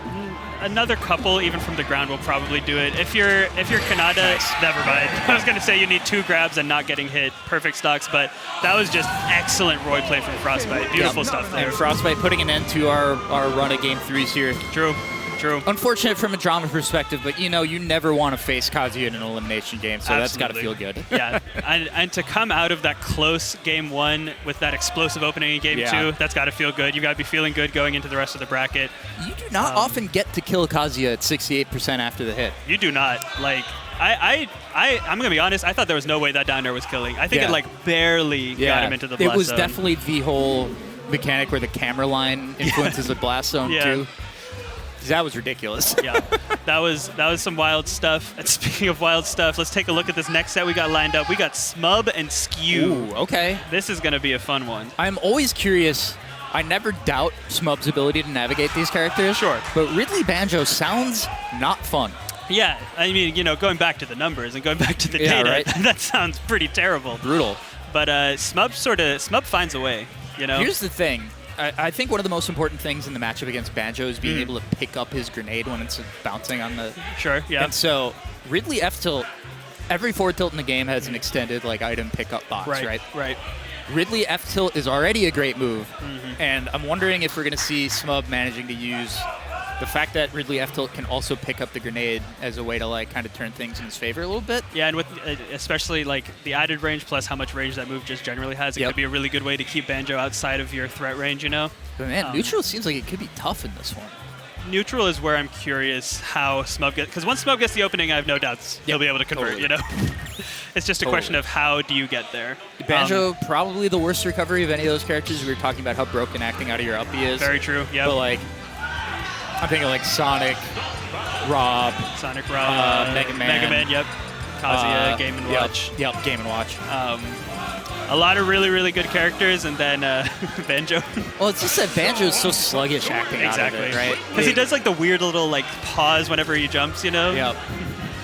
And the up B itself just feels so much worse than a lot of the ones that I mentioned. True. Like, I'd much rather have Mega Man up B, even though it has no hitbox. Yep. So we'll see, yeah. I'm very curious, one way or another, how this is going to turn out. Already has the grenade out. And, okay, I mean, yeah, see, the range of Ridley is definitely going to help here. Yeah. Oh, misses the grab, though, and is going to just take a jab. That's an unfortunate that waste. Was definitely a Wonder Wing. That's what it's called. Yeah, Wonder Wing. Oh, my God. Wonder Wing. What the heck? How did I forget that? 3 sets later, yeah. Fake fan. Oh. Okay, nice. Smub's honestly looking pretty. Oh, I thought that was forward smash. Ridley's smash charge hold animations are really deceptive. Gosh, yeah, and I'm honestly, he like snuck it under the grenade. Yep. So that he did not explode the grenade, but still hit the jumping Banjo. Brilliant. Really good stuff. But hey, that's Smub, baby. Smub is a special player. I remember walking into my first tournament here after the pandemic and seeing him at a setup. I was like, who is this Ridley? It's just cooking everybody. Yep. I actually distinctly remember it was the first homecoming after COVID. Sure. I think Smub and Mr. E played, and it was before Smub was super like at the top of the game. I actually know the set you're talking about. Yeah. Smub won. And great wait for the tech. Great tech chase there from Skew. Yeah, and you know, Ridley, the big body, you know, it's talked about a lot with Ridley, but big body, not super heavy. Yep. You know? And Banjo's got some strong moves to pick up a kill. Yeah, he's just such combo food, and in that case, tech chase food. Oh, beautiful weight. Let's see what he gets from it. How did he end up on the platform? That didn't look like he was anywhere near it. Then all of a sudden, he's in a tech situation. Yeah, I miss that tech every time. Oh, yeah. That's, I mean, it's just the weirdness that Banjo can do, you know? But if that happens again, look out for Wonder Wing. It's the tech chase. Right, exactly. The Regal Blaster being able to set up into that is so strong. Yeah. And now this is where we're talking about at the beginning, you know, the neutral's looking pretty hard for Ridley right now. Gets that falling there and gets another one, trying to get him off stage, but all these projectiles are just really throwing a wrench in things. If you can get there in time, trading a back air with the grenade full scene trade. Oh, catches it with a dash attack. I love that. That was similar to what you were talking about with the forward tilt. I think a similar option would have worked, but going for the dash attack just to make sure you get that strong hit. Really nice stuff. Yeah, it needed to be dash attack there because he had to get farther out on the ledge. Right, exactly. So that was a great choice. Okay, nice. I like the setup. Too high percent. I think grab is going to be trouble now. Yep. I don't know if it's guaranteed, though. We saw how good Mash could be against the berry setup. Yeah, I mean, I forget the plant's name, but they were at like 170 and still were able to mash out. Space, that's right, thank you. Okay, nice. Yeah, combos into the fair, nice. Beautiful stuff, only 57, you know. We've seen Banjo be able to make that up pretty quickly, but Smub is a bit of a steel wall, especially now in the corner. Let's see. Oh, good, you can poke shield without getting hit by the grenade explosion. Because that was clearly what Skew was trying to bait. Right, yeah. Yeah, excellent stuff. So a little bit of, I'm not sure if it's knowledge, like matchup knowledge from practice or just matchup knowledge from knowing the game, but it's good stuff from Smub so far. He's not looked too like shaken by the options, even if there have been times where Skew's been at the advantage. Okay. Nice. Up tilt. Skew's been getting a lot of good hits off the platform landings. Obviously one of Banjo's biggest strengths, but yeah, those platforms are incredible. And we're down to one Wonder Wing left, so hopefully you don't have to use that to recover because that could end up being a great you option need that to kill. as the tech chase. Uh-oh. Smub making a crazy decision to go off stage there. I thought that maybe we're going to get like just straight up grenade Wonder Wing and end it. Yeah. Seriously. That Banjo down tilt is a really interesting move because it goes so far and then he pulls it back immediately. I'm very scared for Smub. This is definitely kill percent. Yeah, this could get dangerous. Okay, there goes the Wonder Wing. It's gone, but now Smub is like... Now you're at up tilt kill percent, exactly, though. Up tilt kill percent. Forward air certainly will kill here. And really has not been able to find anything. Oh, that was the opportunity. Oh, that was such a good choice to use up tilt, but Smub saw right through it and got the air dodge out. It's not really like the extra damage matters at this point. Yeah, why not, right? Let's rise it up. You're already at max rage. Yep, just poking with up tilt. Up tilt might kill now, I guess? I think Smub is thinking it will. Air dodge is back on. Yeah, nice. Another grenade catch to take stock there at the ledge. And not with the forward tilt, but with the forward air. And timing that grenade catch, I think, is really critical because Skew is really using that grenade as just a buffer to give him time to get back on stage. And 2 of those kills in that game were because Smub was able to get in between and net the kill before the grenade could cause too much problems. Yep. But really close game. Great showing from Skew. I'm excited to see where it goes next. Extremely doable from his perspective. Yeah, definitely. And yeah, honestly, a couple of scary points there where honestly it felt like Skew had the bigger advantage on the last stock despite the % lead for Smub. Smub saw the opening and took advantage because if he had missed that and Skew had gotten back onto stage, I think we might have seen that game go another way. Honestly, yeah.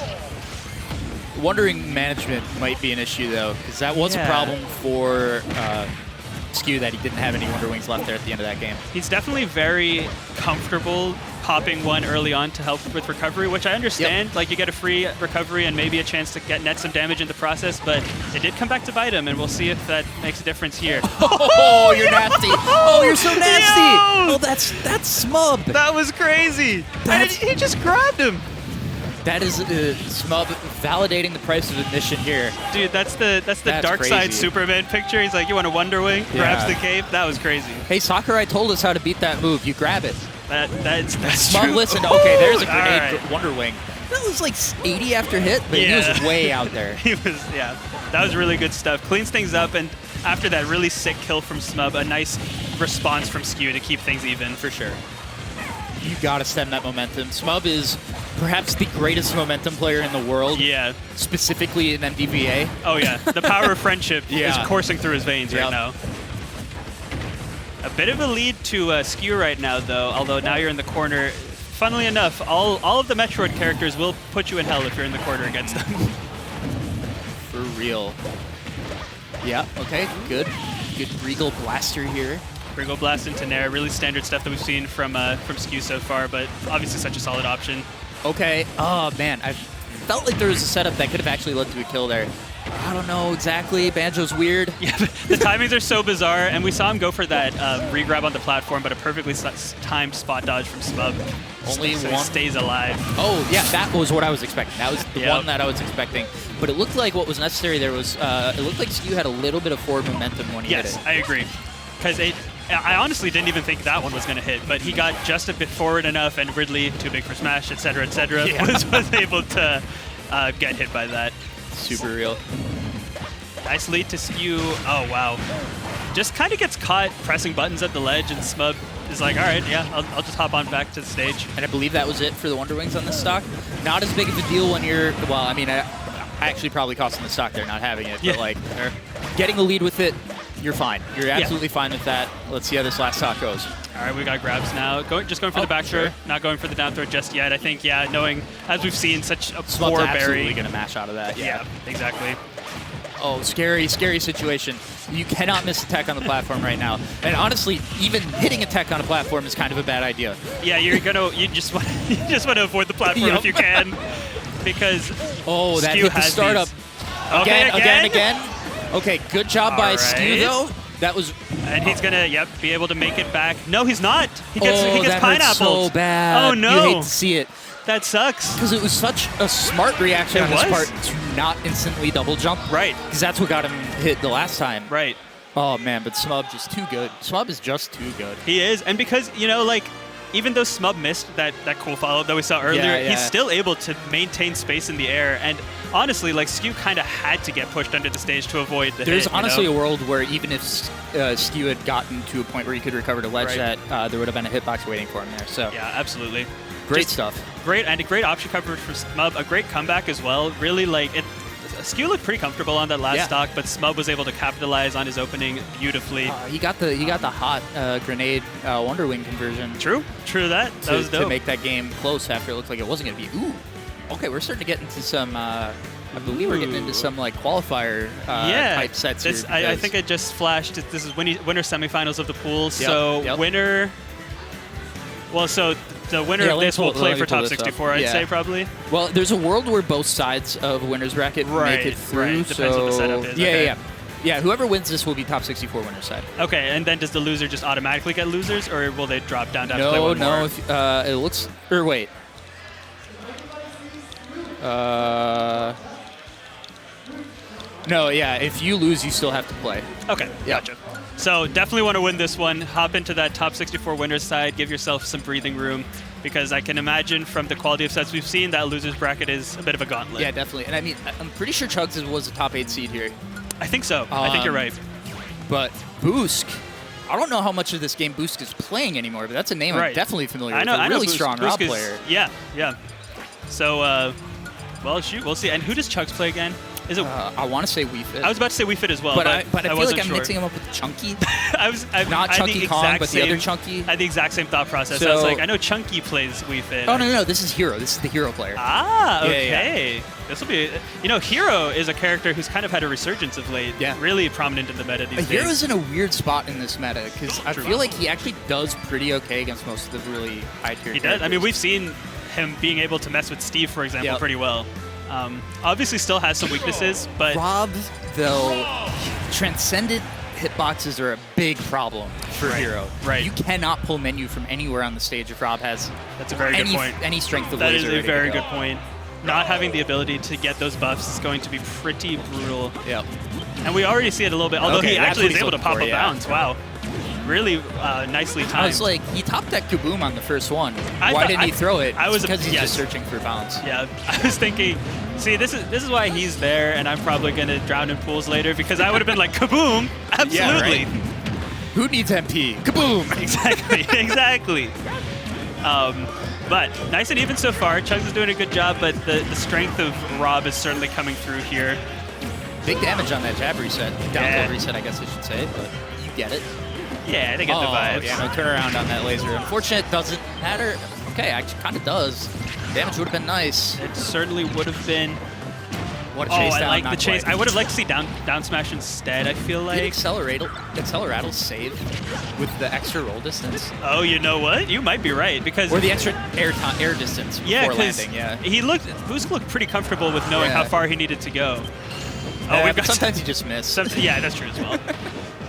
That's how this game... Oh my god. Not even a crit, I don't think. Not even a crit. He was at, I think, 87 post-hit. Yeah, that move hits.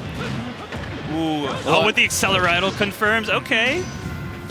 That's crazy, because it feels like you got to actually kind of know almost 2.5 different characters with Hero. Sure, yeah, sure. Because Oof Hero is also a little bit different. Oh, yeah. Certainly not to the extent that Acceleratle Hero is different. Right. But it's like a mini Shulk in that sense. Yeah, definitely. Like, I mean, I know from personal experience, whenever I was messing around with Hero when he came out, I couldn't do anything with Acceleratle. Feels he was so too weird. fast. You like have to pull back sometimes in spots where you're like, no, I should have to just be holding forward the whole time. Yeah, exactly. And that was a weird interaction, but really nice recovery from Chugs to make it back on stage. I thought he was dead for sure. Okay, nice sizz. Yeah, that is a quick moving one. Oh, well, actually, so Flame Slash I think is very good at these percents, especially because it shield pokes really, really well. Yep. But that wasn't quite the distance for it. Maybe just wanted to pop a move out. Almost felt like a bait. Yeah. Saying, oh yeah, you could punish this. Get over here. Exactly. Watch that MP gauge though. Yeah. Now it's still maintaining some aggression, although it does just jump into the backer. Great jump read. Yeah. Chugs had been going for a lot of those short hops. And at that percent, you feel like you got to get in the air to avoid the grab. Oh, okay, the most unnecessary crit I've ever seen. Exactly. Almost a waste of a crit, you know? Yeah, you got to bank those for later. Come on, what are you doing? Yeah, Chugs is going for those air dodges to just sort of remove himself from the situation, and Boosk hasn't quite caught on yet. Is that it? Yeah, not yet. But this is still a bad position. That was good DI from Chugs. Make sure he's staying as close to that stage as possible. And so I don't know if you know this, but is this like the middle charge side B for Hero, is that considered a projectile or is it just a hitbox? I don't think it is a projectile. I don't think so either, so I'd like to see more of it, honestly, because it's got some nice range and it's not like Rob's going to be able to reflect it or anything. Yeah. It does use a decent amount of MP though, I think, so maybe he's trying to save up a little bit. Yeah. the MP economy. Well, the is other part obviously is something like to if consider. you whiff that side B, I think you're just always going to get either laser or gyroed. But hey, Also there's the enhanced up tilt. Yeah. Going to take that stock. Close game one, but Yeah. Hero prevails. Just honestly, like the multitasking of being able to avoid all the Rob options and still was able to get so many buffs throughout that game. Really impressive from Chugs. Yeah, I mean, that's the thing that I always feel like feels like it should be hard about this matchup is when are you going to pull menu? But Right. Chugs is getting pretty good access to it. I honestly feel like Boost needs to spam more laser. Yeah, just start, being a little lame. Why But not? the thing that I always was most impressed by with Boost Yeah. Rob was his combo game, his ability to juggle and all that. Right. Might require just a little bit of a change of mindset. I don't know. We'll see. Yeah, and But also that was so close. You It could was, probably just right. make smaller adaptations in that and be fine. Right. Yeah, impressive stuff. That up B is a really solid option for heroes to use. Sort of pops you up into a punishable scenario while also getting the hero out of the danger zone. Oh wait, hold on. Chugs actually only won that game because of the crit. Oh, true. So true. God, Let's see I if he didn't even gets so see how lucky much this time. I didn't even see how much percent it did. He's at 205 after the hit. That's awesome. That's just good stuff. And we saw some cute gyro play from Chugs for a second there with the Acceleratle boost. Yep. Okay. Got some gyros coming out here. Oh, nice. Oh, that's that was unfortunate. it. That was lingering. That was a really nice nair, but yeah, the lingering up B. Okay. Okay, yeah, gets his he's getting his buffs, but as you were saying, Jackie, Boosk is doing a better job of throwing out the gyros to disrupt. That flame slash though. Yep. Right. The thing is, I guess what I wasn't thinking about is if you're going to do that, it means you have to get to him before he pulls bounce. Because that will happen. There it is, yeah. And that feels kind of scary sometimes. So, but okay, Boost finding the down air, getting this basically back to even. Oh, I like Look that. at this route. Yeah, that was cool because he was reading the menu and then just immediately just jumped out and went for the nair, and Boost was not ready for it at all. Really nice mix-up. It's very funny that menu is essentially a charge option. because Yeah. You can jump cancel it. And it serves a same purpose in the neutral. You Yeah. know, it's like the threat of it. And obviously Hero can get some pretty that was crazy scary. buffs. That crackle or whatever had to hit. Okay, Damage psych is up. building. Oh my Yeah. god. I think that was an oofed and psyched up tilt. Hugely boosted. The thing is, you also can't really afford to get hit on shield when Hero is in that state. Oh my so- gosh, Merry Christmas right now, Yep. glowing green and red. Okay. Wow, what a whiff punish. Accelerato's crazy. And Chugs is really efficient with it.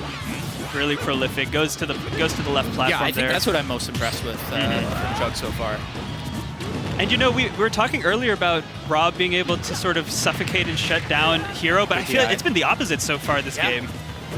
Really just impressive stuff and usage of, and obviously the menu is random, but it feels like Chugs is getting the options he wants more often than not. It's probably more so he just knows when to use each option that shows up, but still. Some of that is just if you pull menu enough times, you will get what you want. Right, exactly. Because I really should know this, Good but call out on the spot dodge.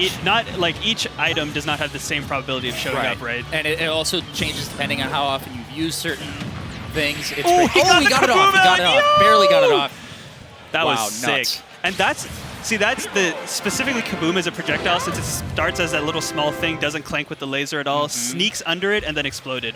Beautiful stuff from Chugs. Boosk, held his own, was playing well, but that hero was oppressive. Yeah. That was crazy. How did he make that character look fast, even without Accelerato? True. Oh man, that was kind of wild. That was a fun one to watch though, and I am a known hero hater. Okay, So- well, there you go. That's what it takes. Yeah. Really, really good stuff to Chugs. Going to be moving on. Boosk obviously dropping to loser. So Chugs, as we just talked about, has made it to top 64 winners. Yep. Boosk will have to win one more. Up next, we've got A9 versus Waluigi. Yeah. Snake for Waluigi. Waluigi. Yeah, so Snake versus, I'm not familiar with A9, but I'm not either. So this should be an interesting there one. we go. I know Waluigi has been a very solid Snake, I think, for the entirety of Ultimate. Yeah, pretty- definitely pretty stand by much. here at Xanadu. Yep. Also played Luigi, Oh, okay. So, Well, that yeah. tracks. That tracks. but definitely mostly Snake. Yep. Snake Luigi, that's also the Apollo Kage combination. I actually didn't know that Apollo Kage played He was Luigi. He was Luigi before Okay, Snake, fair yeah. enough. That's such an interesting switch. Yeah, right? Like, we saw a lot of Luigi's jumping to, like, Kazuya, Steve, whatever. Yeah, it's like, yeah. that I can understand, but Luigi to Snake is a different game entirely. The interesting one for me was that there were a lot of Fox players who went to Snake early on in Ultimate because they That's didn't true. believe. I mean, there is actually like huge differences between Smash 4 Fox and Fox and how they play, right? Right.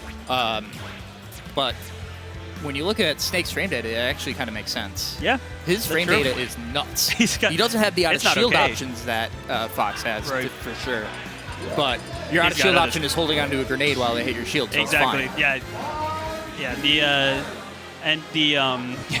You know, you've obviously got your grenades, your C4s, but you can also stick to some dash attacks, nairs, jabs, up tilts. It's kind of all you need. Hey, that sounds like Fox. Hey, would you look at that? Would you look at that? Oh, gosh. Oh, it's an Alex, not a All Steve, right. but an Alex. Alex versus Snake here. This is a matchup. Snake's been one of the characters that can really cause Steve and Alex some problems, as we've seen so far. We'll see. I personally am not familiar with not sure how familiar Waluigi is with this matchup in particular. Oh yeah, there's plenty of Steve here. Yeah, so I I'm sure figured. it's fine. Yeah, So this is the most meta-relevant matchup we've had thus far today. For sure. Yeah, there's usually some goofiness here in MPVA. There's a lot of mid-tiers around here. We saw Smub, you know, We did. the most MPVA player right now, I would say. The quintessential. Yep. But I mean, you got Dexter on Wolf. True. It's a very meta character.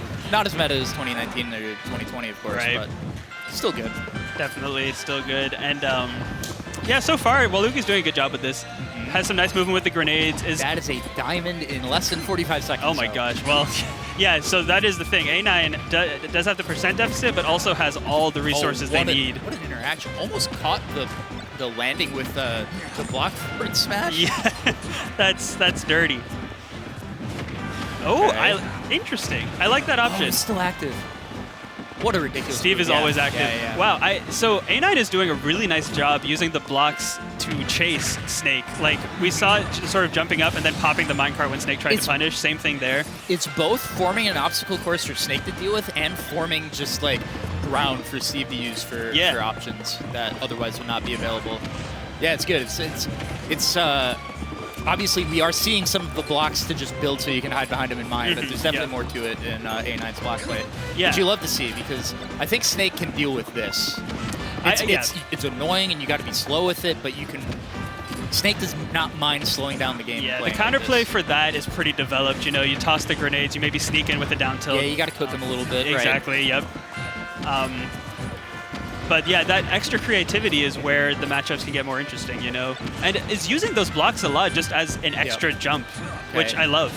I love the up air from Waluigi there to cancel out the Vandal. No way. Okay, thank you. that was scary.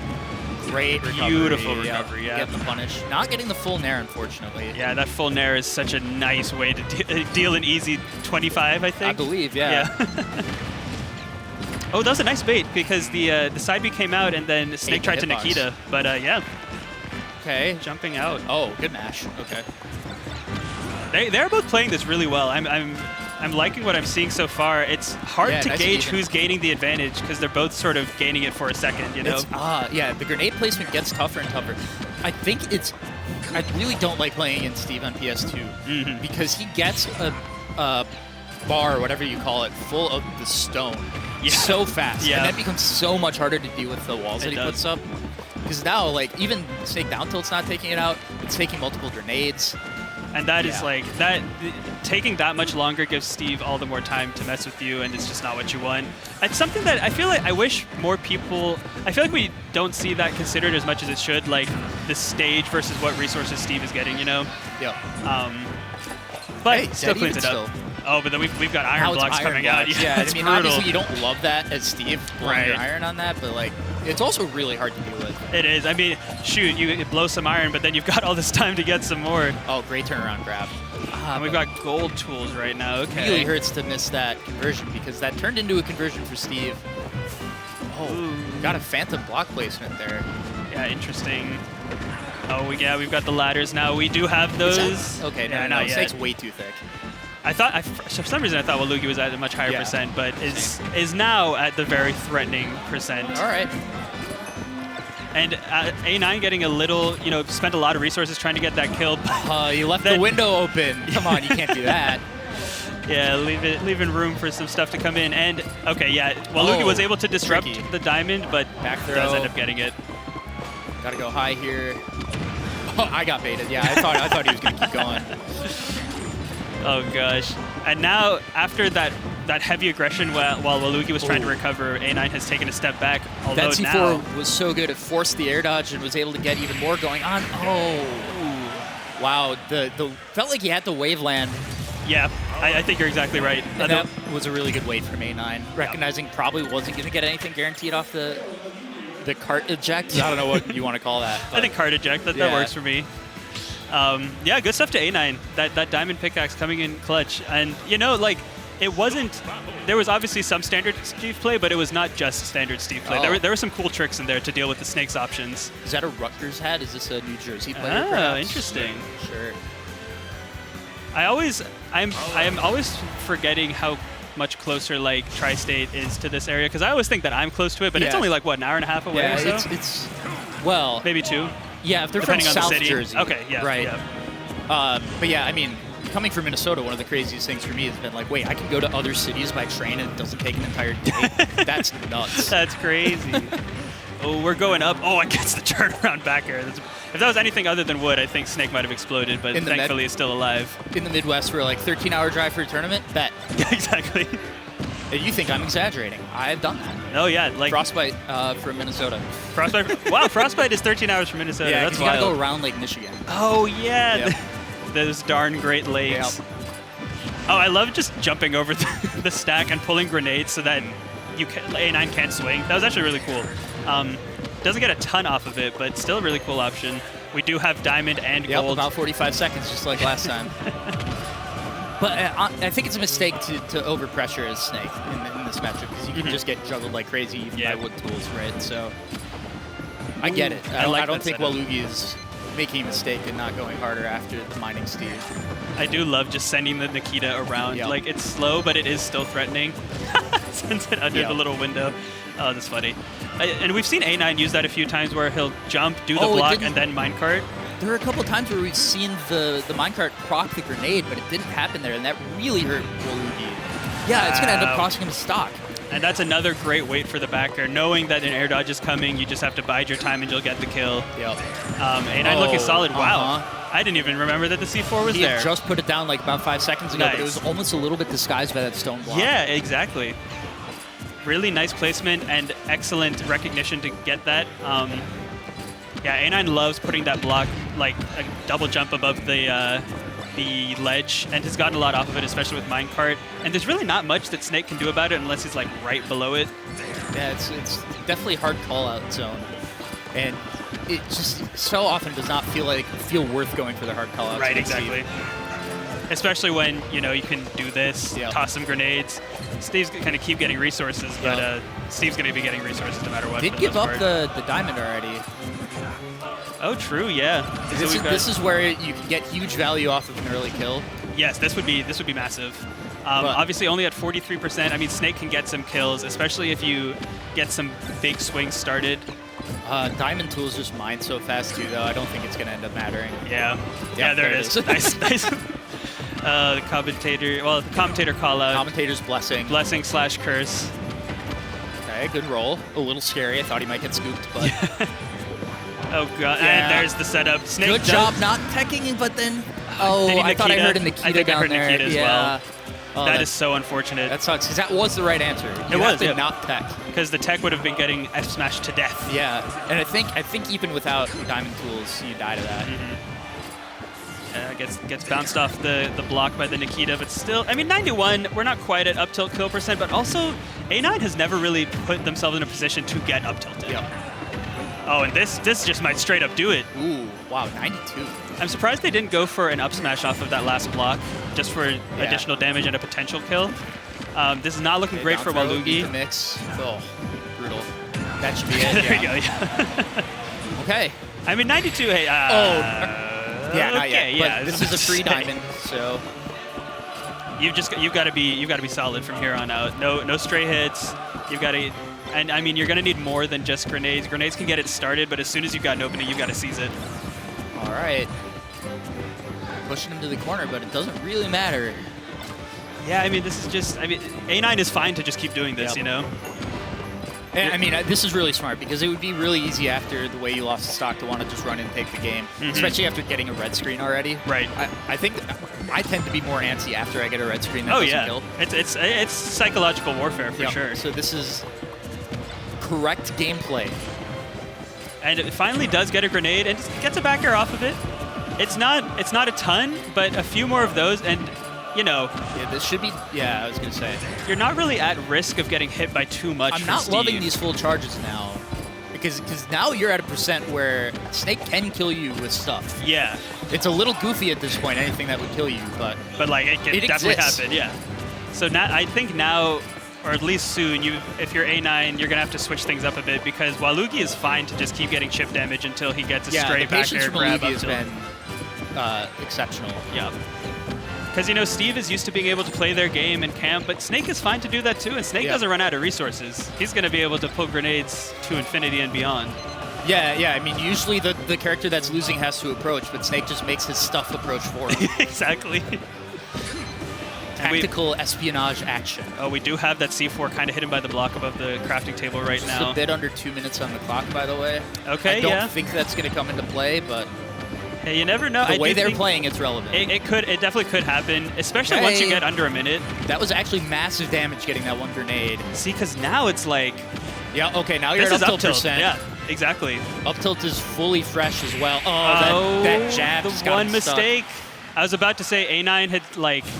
I feel like he was stuck in his rhythm a little bit, you know. I want to say Waluigi wanted to pick up a grenade with that jab. I believe that. Oh, that sucks. That's brutal. And, you know, credits to A9.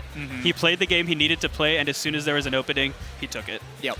But I've got to shout out Waluigi's patience. Really almost brought that back, Definitely. But A9 is going to prevail. Really excellent stuff. Some good counterplay to what Waluigi was trying to do. Yeah, and I mean, I believe that was another essentially Pool's final. So yep, I believe so. That is A9. top 64 for A9. And next up, we've got another Steve, if I'm not mistaken, in Char versus Chris. I think this is a Steve mirror. Okay, there we go. There's a world where Chris will go Game & Watch. Oh, interesting. I mean, that is like, that's the meta characters. Yeah, I've lost a lot of games to Chris over quarantine. Oh my gosh, quarantine, like, yeah, that was a time to lose a lot of games to the same people. Yeah, for sure. Man. Now, this will be interesting, though. I'm not sure if you know who would be seated higher. Off the top of my head, I would say Char, but I'm not honestly sure. That is my assumption. Yeah. But I'm assuming that this is a winner's semis of pools as seeded. Yeah, makes sense. It does not surprise me at all to see Chris getting this far either. So. Yeah, we'll see. I mean, you know, Steve Dittos are very, very goofy. Honestly. Steve Game & Watch is a perfectly fine matchup, I'd say. So, I'm a big Rivals 2 head. I've been playing a lot of Rivals 2. Okay, One of the things that always characterizes Rivals 2 characters is that they do something that messes with the stage, and then you have to interact with it somehow. Yeah. And in the mirrors in that game, there's always some way that if you make a resource as one character, the other character that is the same character can usually use that resource in some way. Right. And the Steve Ditto is like one of the few matchups in this game that also works that way. Right, true. And I think it's really fascinating. Because they can use each other's like mind tracks, right? Exactly. Yeah. You can use each other's. I mean, if a block is there, like Steve wants to put that block off stage to do that back throw setup that we saw in the last set, right? Right. The other Steve can just use that. Right. So that's true. Yeah, this will be interesting. But there's a world where this doesn't matter at all, and Chris just goes Game & Watch. So yeah, and which is another the Game & Watch Steve matchup is one that has obviously been super developed by Mia, Meister, Anin, Akala. Take your pick. Oh right? yeah, I know. We see that one a lot. For some reason, it's almost like those characters are good. Yeah, for some reason, I also did see a Mii being made while we were talking about the stages. I just sort of registered that. It was a Mii Swordfighter. I don't know if you know what that's about, if it's on the Chris end of things. Well, okay, so I do know. Yeah. Shout out to Aaron from North Dakota, I think. Yeah, from Fargo. Nice. Crazy Mii Swordfighter player. And it was a set against Art Sniff at Genesis. It was one of the worst beatings I've seen a Steve player take. It was crazy because it was Mii Swordfighter. It's like I was talking to Aaron before the set. I was like, well, "Are you gonna go Rob?" No, Mii Swordfighter. What? What do you mean? And then you watch the set. Yeah, I got it. You know, I mean, I see it. Sword, I see what you're cooking. projectiles, like those are two things that are nice to have against Steve for sure. I think one of the big ones, Chakram and Tornado. Yeah, I was gonna ask because so it was always. This is not the Tornado. Yeah, this is the stars, right? Yep. Because for a while it was like Tornado was the neutral beat that you used, but I feel like then recently people stopped getting hit by Tornado in a hero spin, so that's So now it's just better to have the like chip damage. 2-3, 2-3. So I believe this is not Chakram either. Oh, interesting. And up B2 is the. Is that the like slashy It's like one? the Firefox, yeah. But way better than any of the Firefox. That move is crazy. That movie is ridiculous. That move is really uninteractable. Okay, it is Chakram. It is Chakram. My bad. So Chakram, the Ninja Stars, Yep. And then I don't know what that down B will be. It might be the Reflector. I think so. I think the Reflector is number 3. Yeah, I mean it's a slight lead to Char, but there's definitely some stuff that Swordfighter can do for sure. And so we'll see the differences between the. It's that one. Yep. Okay, yeah. Okay, fascinating. Yeah, I do believe there's some synergy between the Ninja Star and the Falcon Kick. Mm-hmm. I am calling that the Falcon Kick.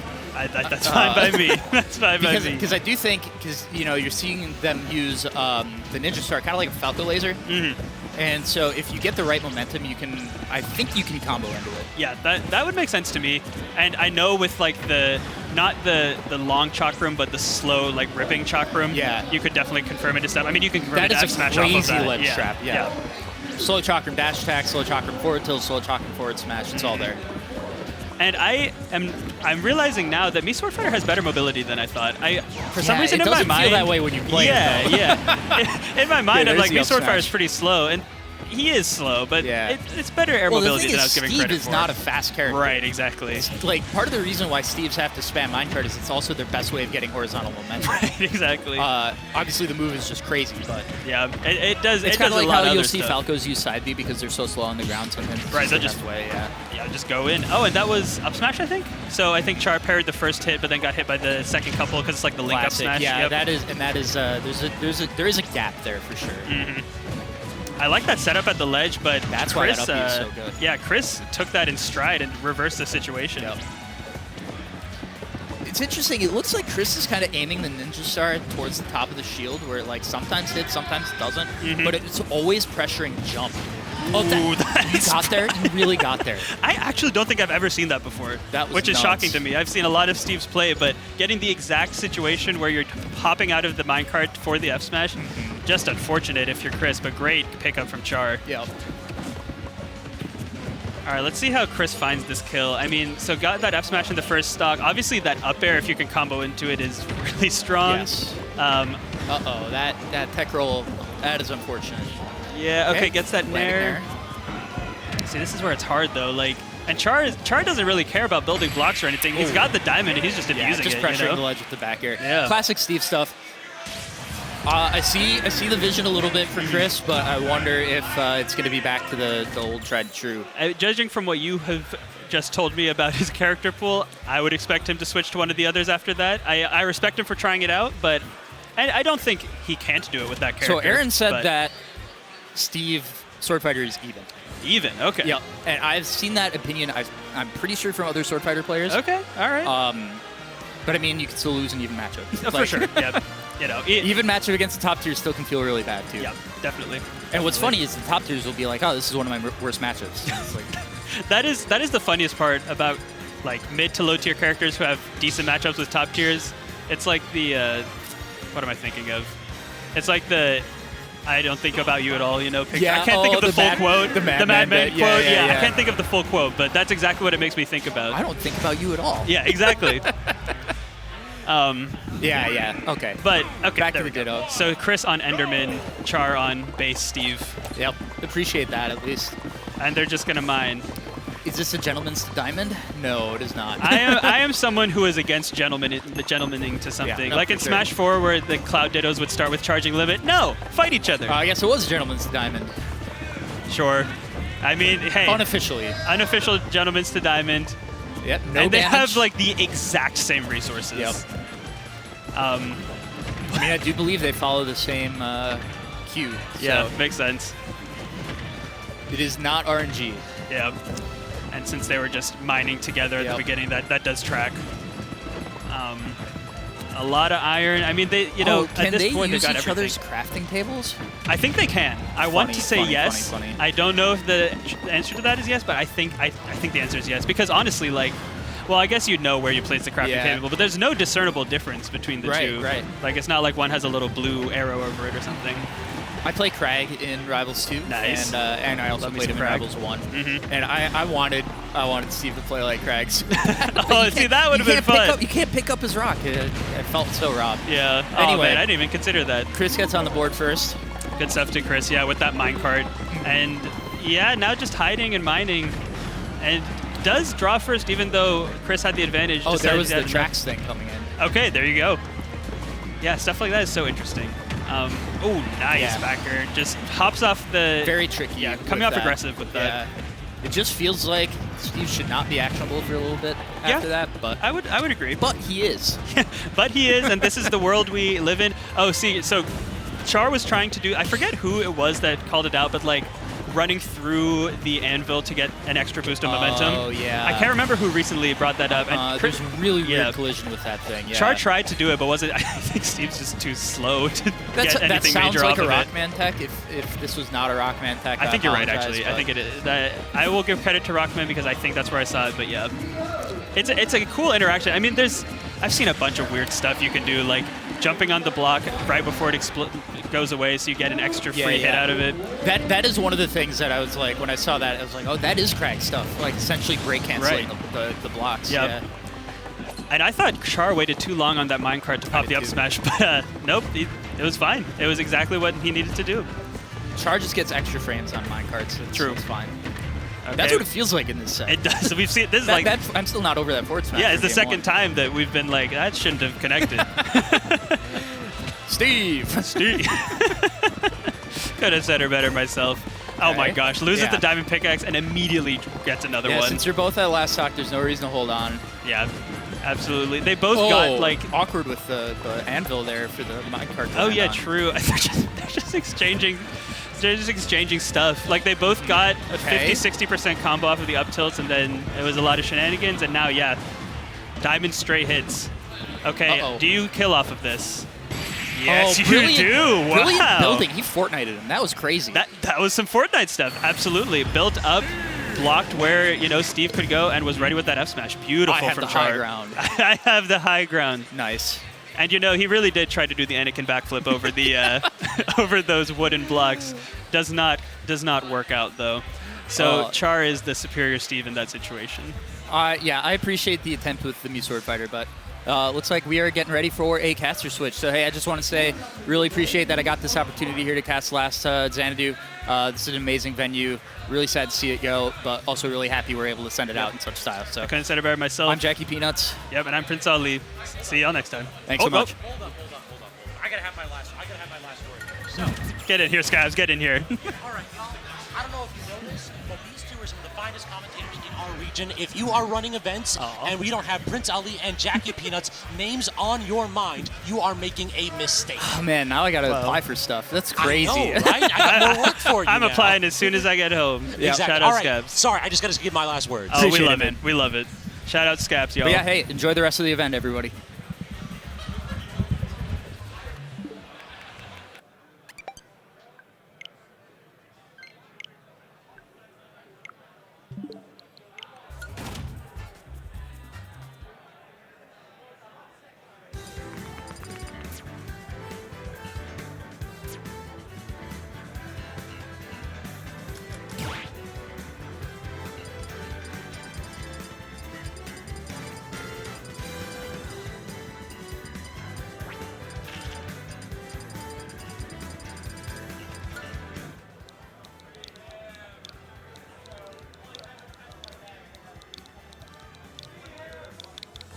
All right, hello everybody, and welcome to the final Xanadu, the last hurrah Xanadu homecoming. We are cleaning up the last bit of pool of Wave A with these two right here from my pool, which I actually TO'd. This is gonna be Bacon and Oolong, and because of this set, My pool is still going. Anyway, so I'm pretty sure most people are familiar with them, but why don't we go ahead and tell the people a little about it. Also, who are you, by the way? How's it going, IRC? Okay, I wanted to make sure that my mic was working because I think I turned the wrong one on. I'm a professional, as you can see. I've been here before, and I will pretend like that is the fact. Anyway, my name's Beck. I'm, of course, joined here by IRLC. The camera's not on us, so I don't know why I'm pointing. But yeah, we got a good set coming up here on deck.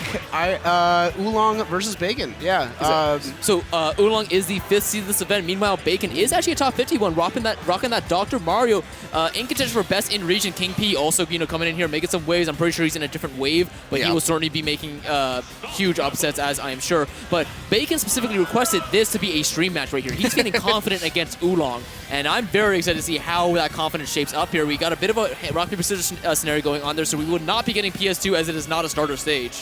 Yeah, no, he requested to be on stream and held up the entire tournament. But hey, I mean, we love him anyway. Just my pool. Just my pool. Everybody loves Dr. Mario, and honestly, seeing somebody like Bacon holding it down for a character as underrepresented is always fun. And honestly, Oolong too with Gunner. If he still plays Gunner. No, he's a Wii Fit guy. He's a Wii Fit now? Okay. My man turned to the life of fitness. He's on a keto diet. You know, he's doing yoga every Sunday. But no, he's fully embodies the character now. Okay, no, that's fair. I would also... I mean, look at his physique right here. He towers over Bacon. You only get that by doing yoga. All right, no, but so yes, it is going to be a bit of a not really seen matchup here. However, Oolong did give me some insight into it a little bit before the stream match. He told me specifically this is actually the one person in the pool he wanted to fight the least. He does not like this matchup. And for those of you who stuck around last night where Oolong actually lost to Not Brayden, the regular Mario main, it was it was a really close set, but he even told me that Dr. Mario, like, it's just more annoying. It's just more annoying Mario for Wii Fit. You know, somewhat shorter stature, a lot more stubby hitboxes, but much stronger ones, which Wii Fit doesn't like. And that up special especially will cause a lot of problems with his combos, because you can like do forward throw, forward air, but then the next one is not true and it can be upbeat. Gotcha. It's a lot of little things like that that I wonder if Bacon knows, because obviously Oolong knows the Dr. Mario matchup, but does Bacon know the Wii Fit matchup? That's a tough thing about characters like Wii Fit and Dr. Mario is these characters, like I mentioned earlier, are pretty underrepresented, so you don't necessarily get a lot of chances to practice against these characters. So it'll be interesting to see how much Bacon is able to learn on the fly if he doesn't know the matchup. Exactly. So yeah, no, a lot of things just in the air. You know, I'm not sure how this is gonna go, but still, this is best of 3 territory. Winner of this will be making it into top 64 winner's side. Loser will be going down into quite the gauntlet, I believe, fighting either Sauce or Glory. Which let me actually quickly check my bracket, make sure see how that's going right there. And it will be Sauce, the Pokemon trainer main, knocking out Glory, which is quite a big upset too. Glory, the 69th seed, losing to Sauce, the 101 seed. I was seated above Sauce. Wow. Yeah, that's. I went 0-2 tonight. I did not play well. But that's okay. We're here for commentary. There is a reason we are at the desk, and that's what I say every time. It's because we're bad. It's because we couldn't make it as players. I mean, I can. I did. I definitely cannot. I never could, and I never will. Exactly. No, but hey, either way, no matter what happens, that's in the past. We're in the now. Let's get it now. Oolong and Bacon repping with the default Wii Fit trainer. Normally, he likes to start off with one of the other colors, but hey, we're gonna see a full tour of the Wii Fit color palette. Yeah. He loves doing alternate skins. Let's see how it goes. Immediately getting hit by the pill, dropping off the platform and jumping right into it. Exactly. That pill is going to be so good. It is probably possibly the best combo projectile in the game that's not charge shot. And oh my god, nair up here. That is a true combo, ending up at 73%. Also, let's talk about the stage pick a little bit here. Battlefield coming out from it. I don't know whose counter pick or whose pick this was, but I do know, you know, it's still a Mario at the end of the day. Dr. Mario loves this stage. See, I was going to say, I don't know, because Mario loves the stage because of ladder combos, but Dr. Mario doesn't really have ladder combos, at least not in the same way. But what he does have is pill conversion, and so those platform heights are really, really good for throwing pills off of. That is true. Oh my god, just an F-tilt on the wake up. That is the Oolong signature right there, F-tilt at ledge. He is so good at ledge trapping with the character. You don't really see do too much of it. Yeah, and deep breathing especially makes that F-tilt so much stronger. It could kill at like 80 with certain characters on certain stages. Exactly. But right now, Oolong doing a fantastic job of just keeping this pressure up and keeping up the advantage. Yeah, keeping the advantage too. He was going like very high octane at the start, but now that he has his lead, look how much slower he's playing with it. He's still going in. He's still like, you know, going in, but then he's actually dashing out a little bit and catches another shield drop from Bacon, who thankfully gets out of that combo unscathed. Yeah, and this is definitely exactly what you want to see from Oolong, is slowing that pace down, because I mean, I say that and then he goes into a combo, but it like you need to now force your opponent to make every mistake because you have the lead. So why push any unnecessary risks? I know, right? And there we go. That's something he's been doing a lot. That down smash at ledge is so good and surprisingly safe too. Has a lot of shield pushback, and as you saw, the pancaking is real, allowing him to avoid whatever punish Bacon threw out and then get that reverse F tilt as well, sending straight up. Catching a lot of these landings from Bacon as well. Goes for the tornado and doesn't quite connect, unfortunately, and right back into a ledge trapping situation. That had to have been a misinput. You know, all I'm saying, Bacon's stock should be gone right now, and instead, he'll not be finding that on Oolong. Unfortunately, up here, just a hair bit too weak, even on the strong hit to do that. And I like what Bacon's going for right there. Do you know why he did that cape at the ledge? No, actually, why? It does actually hit below ledge, and it sends them up at a perfect combo angle for up special, even for down smash, forward smash I've seen, which is crazy. Think of it like it's an advanced down tilt. I was going to say, it's like a Greninja down tilt almost, where they'll throw it out to forward smash. Yeah, I've seen that. There we go. Finally finding the stock with that sweet spot back air.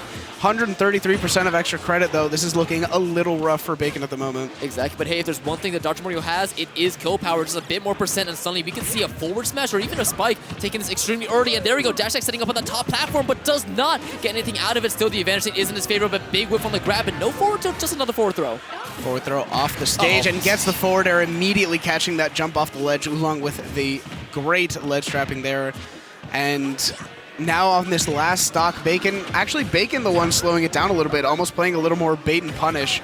Ooh. That ball actually might have saved his life right there. Bacon usually will be ready with that punish game on the pill. And another thing too, dash attack, unlike Mario, does not send out, it sends in on Sour Spot, which means it's 2 framing capabilities. While still good, it doesn't send it where you want it for the game.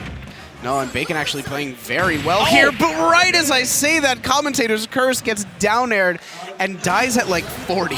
Exactly, yeah, just look at that. This beautiful ledge play from Oolong, who has been so comfortable ledge trapping, but the one time he goes for the edge guard, he baits it out. He goes for that neutral special in order to force a low recovery, and Dr. Mario unfortunately has only one thing to do, one timing, and Oolong shows that he knows it and knows this matchup.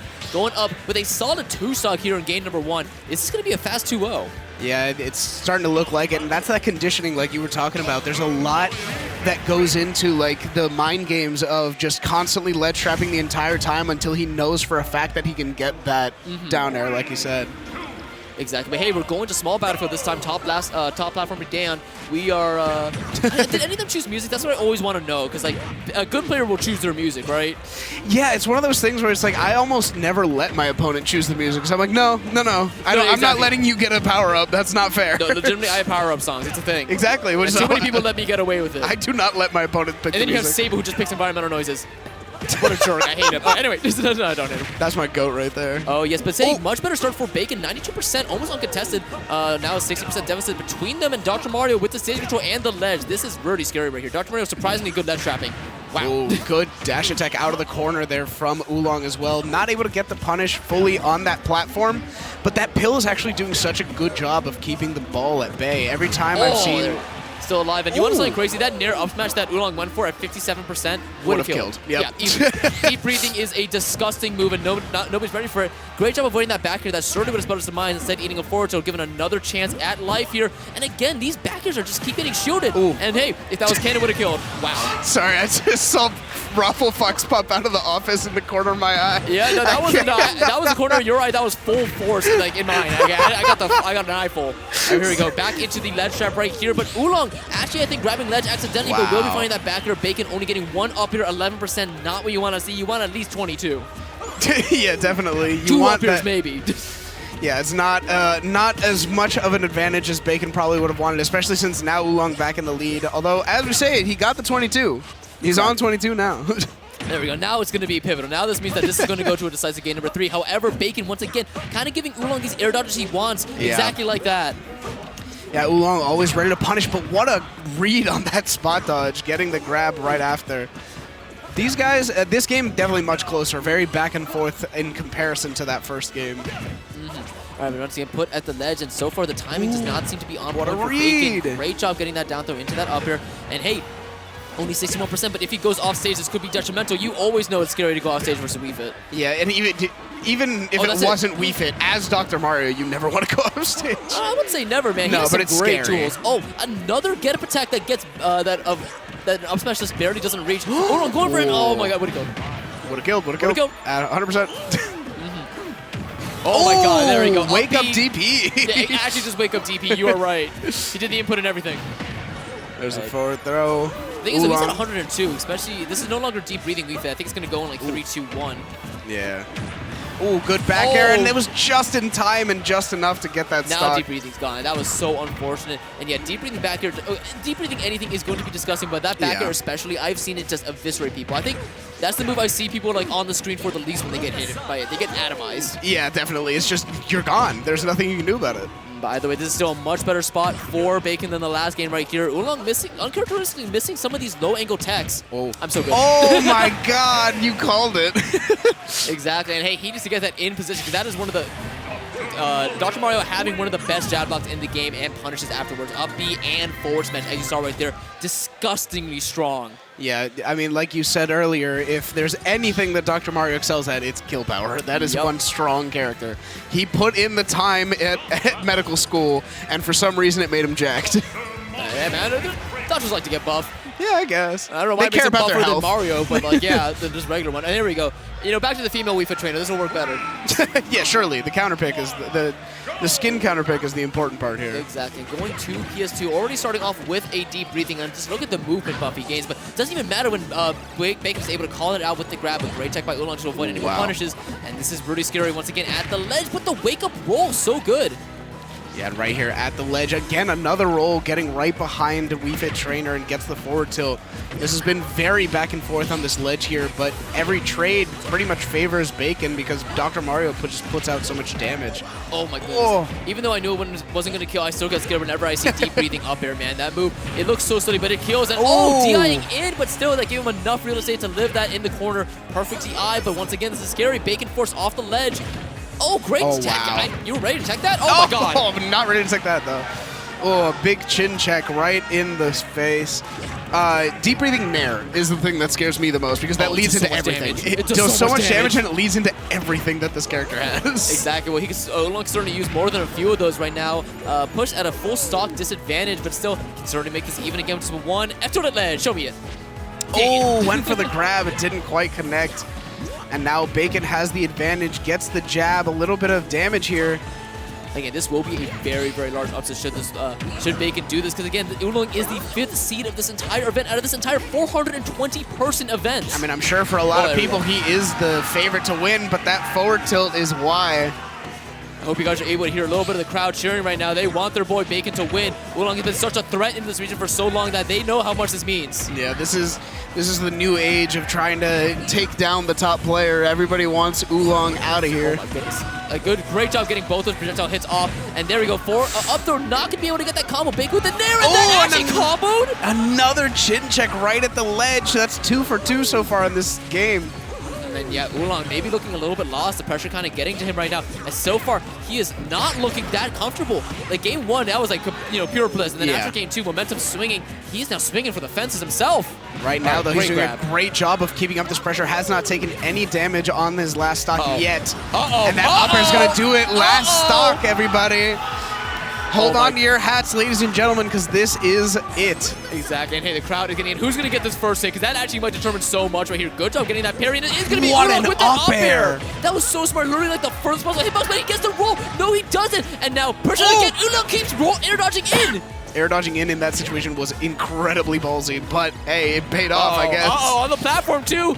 Bacon getting so many jab checks. That's something I've realized too. He keeps catching spot shots with jabs, and it's working so well. And Oolong just keeps rolling. How's he doing this? There's a lot of spaghetti going on right now, and I know that. Oh, that dash, that's a big punish, but he doesn't there it is. That up smash, is that not mean enough. He's alive? Just barely, not enough. The forward tilt though, really good to send off stage. Has this ledge trapping situation, but the roll on that stage. That roll was so brave. That roll was so brave right there, and now this is literally coming down to the wire. Oolong is standing in his chair. Oolong is standing in his chair. Oh, he actually is. He's leaned in right now. Bacon is locked in. He knocked his chair over. Oh my god. All right, well, anyway, this is still so scary. Bacon has to be so careful and shoot. His shield is looking so spun like any sort of forward. What is happening? He got the grab. Yeet. You grabbed there, you madman! Oh my god, Oolong looking for something. Does not have deep breathing on deck. Gets hit by the pill. Wait, he got is that it? Oh my god, how did Bacon find that? That was an insane soul raid on that tech roll in. And the up smash 2 not ready to DI it. And in a nail biter game 3. That's going to be Bacon advancing in winner's side top 64. And there goes the crowd reaction as well. Oh my goodness. That's our first set of the day. I know. Hi, everybody. How's it going? Yeah. For those of you who forgot, I'm IRLC, joined here by Beck. Wow. That's all I have to say. Yeah, you guys are going crazy. Wow. Insane first set right there. And that was the last set of Wave A that you guys will be seeing on stream here. We are now going to transition solidly into Wave B, which has just as many hyped matches. I am sure of it. Because this is the other half of bracket. The other absolutely. 210 people are there right now. I'm looking at them in this room. In case you didn't have enough at the beginning, we've got exactly double that now. Yeah, exactly. Was that? Say hi to Kirby too. Yeah, it's good job. Was that winners finals for your pool? That was that was winners semis to make it out. Oolong now has to fight Sauce to make it out. That's right. Side. You mentioned that earlier. Yeah. All right. Losers finals for Oolong. Good luck to him. I wish you guys could see the venue right now. Everybody was watching that set. Like we have so many TV screens around here, and I think everyone had at least 100 eyes on it. Insane. 100%. That was. I mean, it was an incredible set.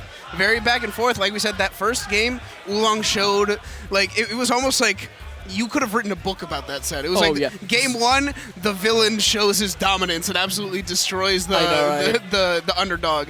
Game two, the underdog makes like a scrappy comeback, and then it comes down to it in game three. Like it was cinema. It was that rising action when they both just held shield at each other game 3. I was like, oh my goodness, somebody better pull the trigger, because whoever does that's gonna win, and end up being Bacon, getting a grab that then led to just everything else. You could tell just how much how intense that was for the players themselves. 100%. My goodness. I do think that's always my favorite thing when I'm commentating, is like seeing two players who I know for a fact are significantly better than me and better than most of the people in this venue, doing the dumbest things I've ever seen. Oh yeah, when you fight someone at your level, sometimes you just regress, but hey, either way, that led us to a great match. But that's the past now, as hype as it will be. Definitely check out the VOD, which will be posted to youtube.com/VGBootcamp.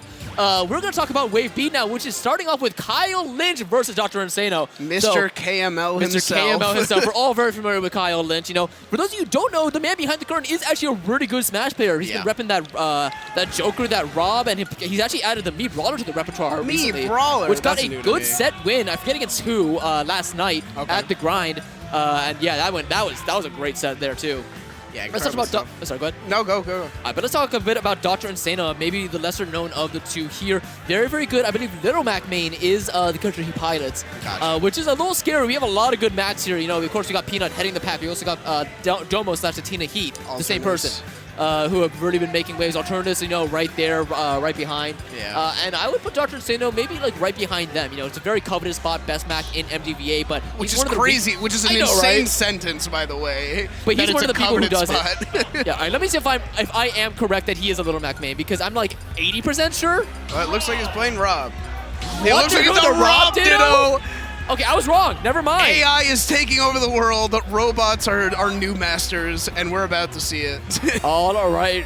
Well, let's see if AI could replicate what just happened on stream right there. Can AI do as good of a job as Dr. Mario versus Wii Fit? This is the epitome of can robots beat our smartest and most athletic people? I know, right? Okay, yeah, for those of you, I'm sorry, I guess I did, but I don't know if he's going Rob for the fun of it or if he just thinks it's a really bad matchup. I swear he was a Little Mac main, but my memory must be failing me. Regardless of if you're right or not, yes, Rob versus Little Mac sounds miserable. I know, right? But hey, so yeah, for those of you confused, Dr. Ripcord's great tag, you know, Ripcord, one of our better Rob mains here as well. He actually gets that side special. Good job from Kyle Lynch, not dying to it. And there's a good catch on that up air, and Dr. Insano is going insane right now with these combos. I know, right? I'm gonna need Kyle to hit something right here. And by the way, if you guys look at his tags, subscribe to KML, you should all do that, and that's because this 0 to death is for you. Not quite. Commentator's curse doesn't always work if you explicitly try to I would try to keep it as unbiased as possible, but come on, we all love KML here. But then Dr. Insano still with a very strong percent lead, only 65% now, and gets not a back here, so close, and still push that ledge, and both of them just flinging everything at each other. Yeah, the reverse gyro throw there was so clean. We don't DI these. The match didn't matter, the up air got him anyway. KML right now fighting back to take that stock. That's a really good up air, very close to killing. That DI was not even a little, but that was very suspect from Dr. Insano, getting that 50-50 entirely wrong, but still not at the percent where it's going to kill. Good follow-up there with the laser and the gyro. But Dr. Insano fighting right back, racking up this damage slowly but surely. Yeah, somehow not going to go punish for that interesting side special in neutral right here. And KML now pushed into the corner. So Dr. Insano's being pushed in the corner. Good dash tag. The gyro's coming for you. That gyro was just slowly approaching Dr. I know, that was Insano. such a lazy trajectory. I liked it. Oh, there we go. Side B to catch the ledge, get up, covering so many options, and now we are at even percent, or even stocks. Only 40% as well, so nothing too drastic. That's a good combo to start things off here from KML. I'm going to try to keep a mental note of how many nairs are happening right now, but it's a lot right now. They both want it. I lost count on stock 1, brother. Yeah, exactly. There's no way. All right, there we go. Oh, 2 gyros? You gave him 2? All right, there we go. Does he have it? He got the recatch, but he doesn't throw it the right direction. And this time, Dr. Insano will be getting that proper DI. And suddenly came out with a slight percent lead. What can he do with it? Oh, there goes the nair. Good landing option from KML. Gets the laser on the ledge. See what this edge guard looks like. Doesn't quite catch the down air, but does catch the roll get up with the spinny arms. I know, right? Going for a backer right there. And so far, I can already tell the calling card of KML Rob is side B at ledge. Yeah, he hit him with the I'm going to swing my arms, and if you get hit, it's your fault. And no gas, dude. You can't be doing that. Think of the gas prices these days, man. Running out of gas in the worst possible moment. KML now in the lead for the first time in the set. Exactly. And now, hey, he had a gyro in his hand. I don't know when he got it, but it certainly was there. And both of them frame 1 nair at the exact same time. Every Rob main in the world shares 1 brain cell. I'm sorry. It's nair. It's a good move. It is a very good move. All right, but anyway, oh my god, that nair literally cresting right over Dr. Insano, who now is sitting at a 63% deficit before taking off KML's second stock here. But he needs this right now. If he got a grab that could have been in, and nair loses to gyro. That move is broken, but great forward smash. Good catch on that roll away at the ledge. Unfortunate for KML, but Dr. Insano fighting his way back. Yeah, it's just nair. Yo, I just watched a game of Leapfrog right there. It was literally just, you know, nair shield, nair shield, nair shield. You know that one brawl clip where there's like 4 people playing doubles the and tornado. I want to see that with 4 Robs, all of them nairing at the same time. Oh, and both of them nairing at each other yet again. And yeah, right now, Battle of the Nairs. I'm very interested to see how Dr. Insano will make this comeback happen, because as of right now, whenever he nairs, he's been losing. Yeah, I mean, it's just a matter of KML spacing those nairs just a little bit better. Good grab, gets the down throw. Oh, the delay on the mash, though, keeping it very tricky. And now that gyro gets knocked out of there, and KML will be catching it again, keeping the gyro away from Dr. Insano himself. Oh, wait, no, he gets it, though. Oh, this bad guy's dead. This is a very scary situation for KML, despite this percent lead. Does not want to get caught by anything from Dr. Ripcord here, because it will take it away. Up throw kills, right? No, he went for the down throw, and he just does the up smash, trusting that Dr. Insano would not have the mash, or maybe trying to get the mix-up. But no, that's going to be Kyle Lynch taking game number 1 in that Rob Ditto. And we already see someone in the crowd thinking that this is too much for them, lying down on the floor, looking up at the camera right there. I see that, yeah. Who is that, actually? I don't know. I do not recognize them. Dude, they're still reeling from that last set, convulsing even.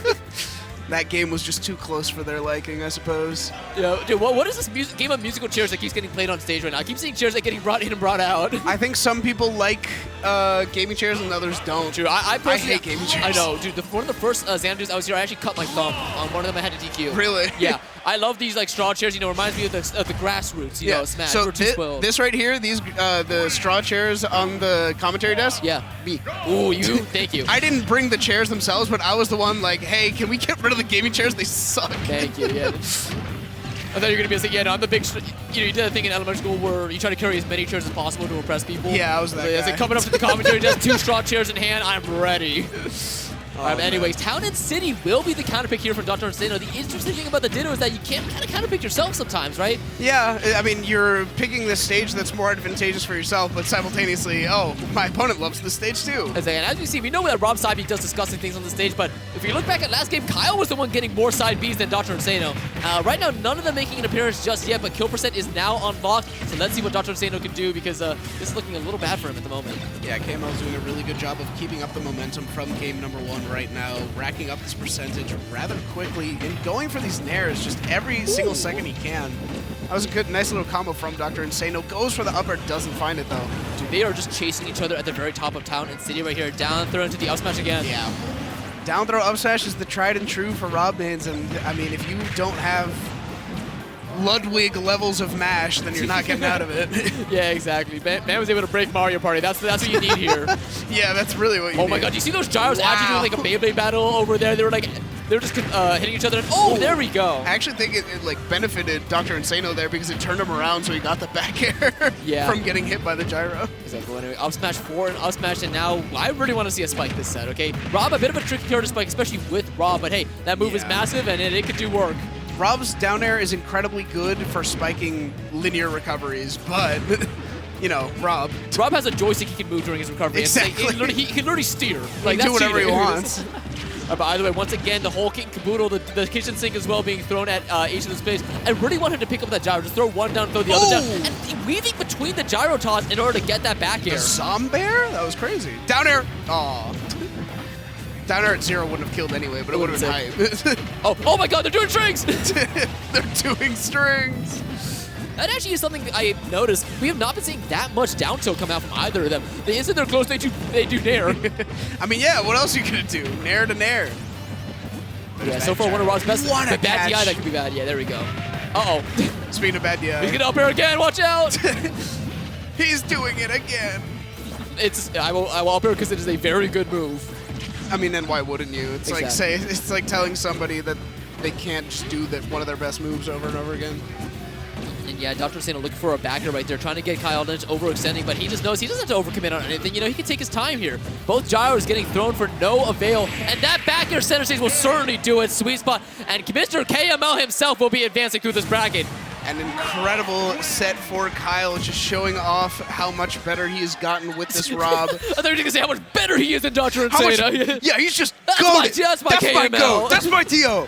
No, anyway, more on the more professional and unbiased side of things. What did you do? Fire us at the last Xanadu. We're fine. We can do whatever we want. I'm getting fired. I'm announcing it right now. I'm getting fired this stream.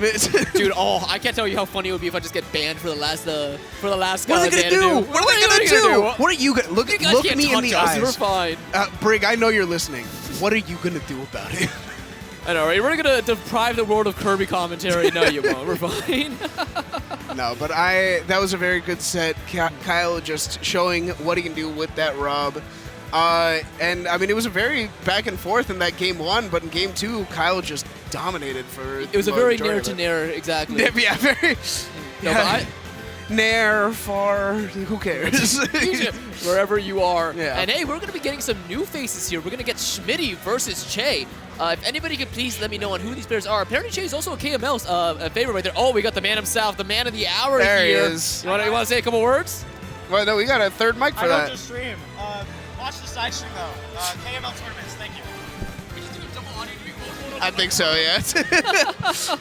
All right, listen to that, man. Subscribe to all the socials. Once again, you can find them at twitch.tv/KML. You can find them at youtube.com/KML. You can find them at twitter.com/KML. Go follow him. He deserves it. You all know it. He's got a brand he's got to protect. You know, you use the same tag for everything. Yeah, this brand right here. Do that. Follow them. Oh, I don't have one of those. Check out the skill issue Kirby. That's kind of sick right there, right? I have the Eat the Rich Kirby.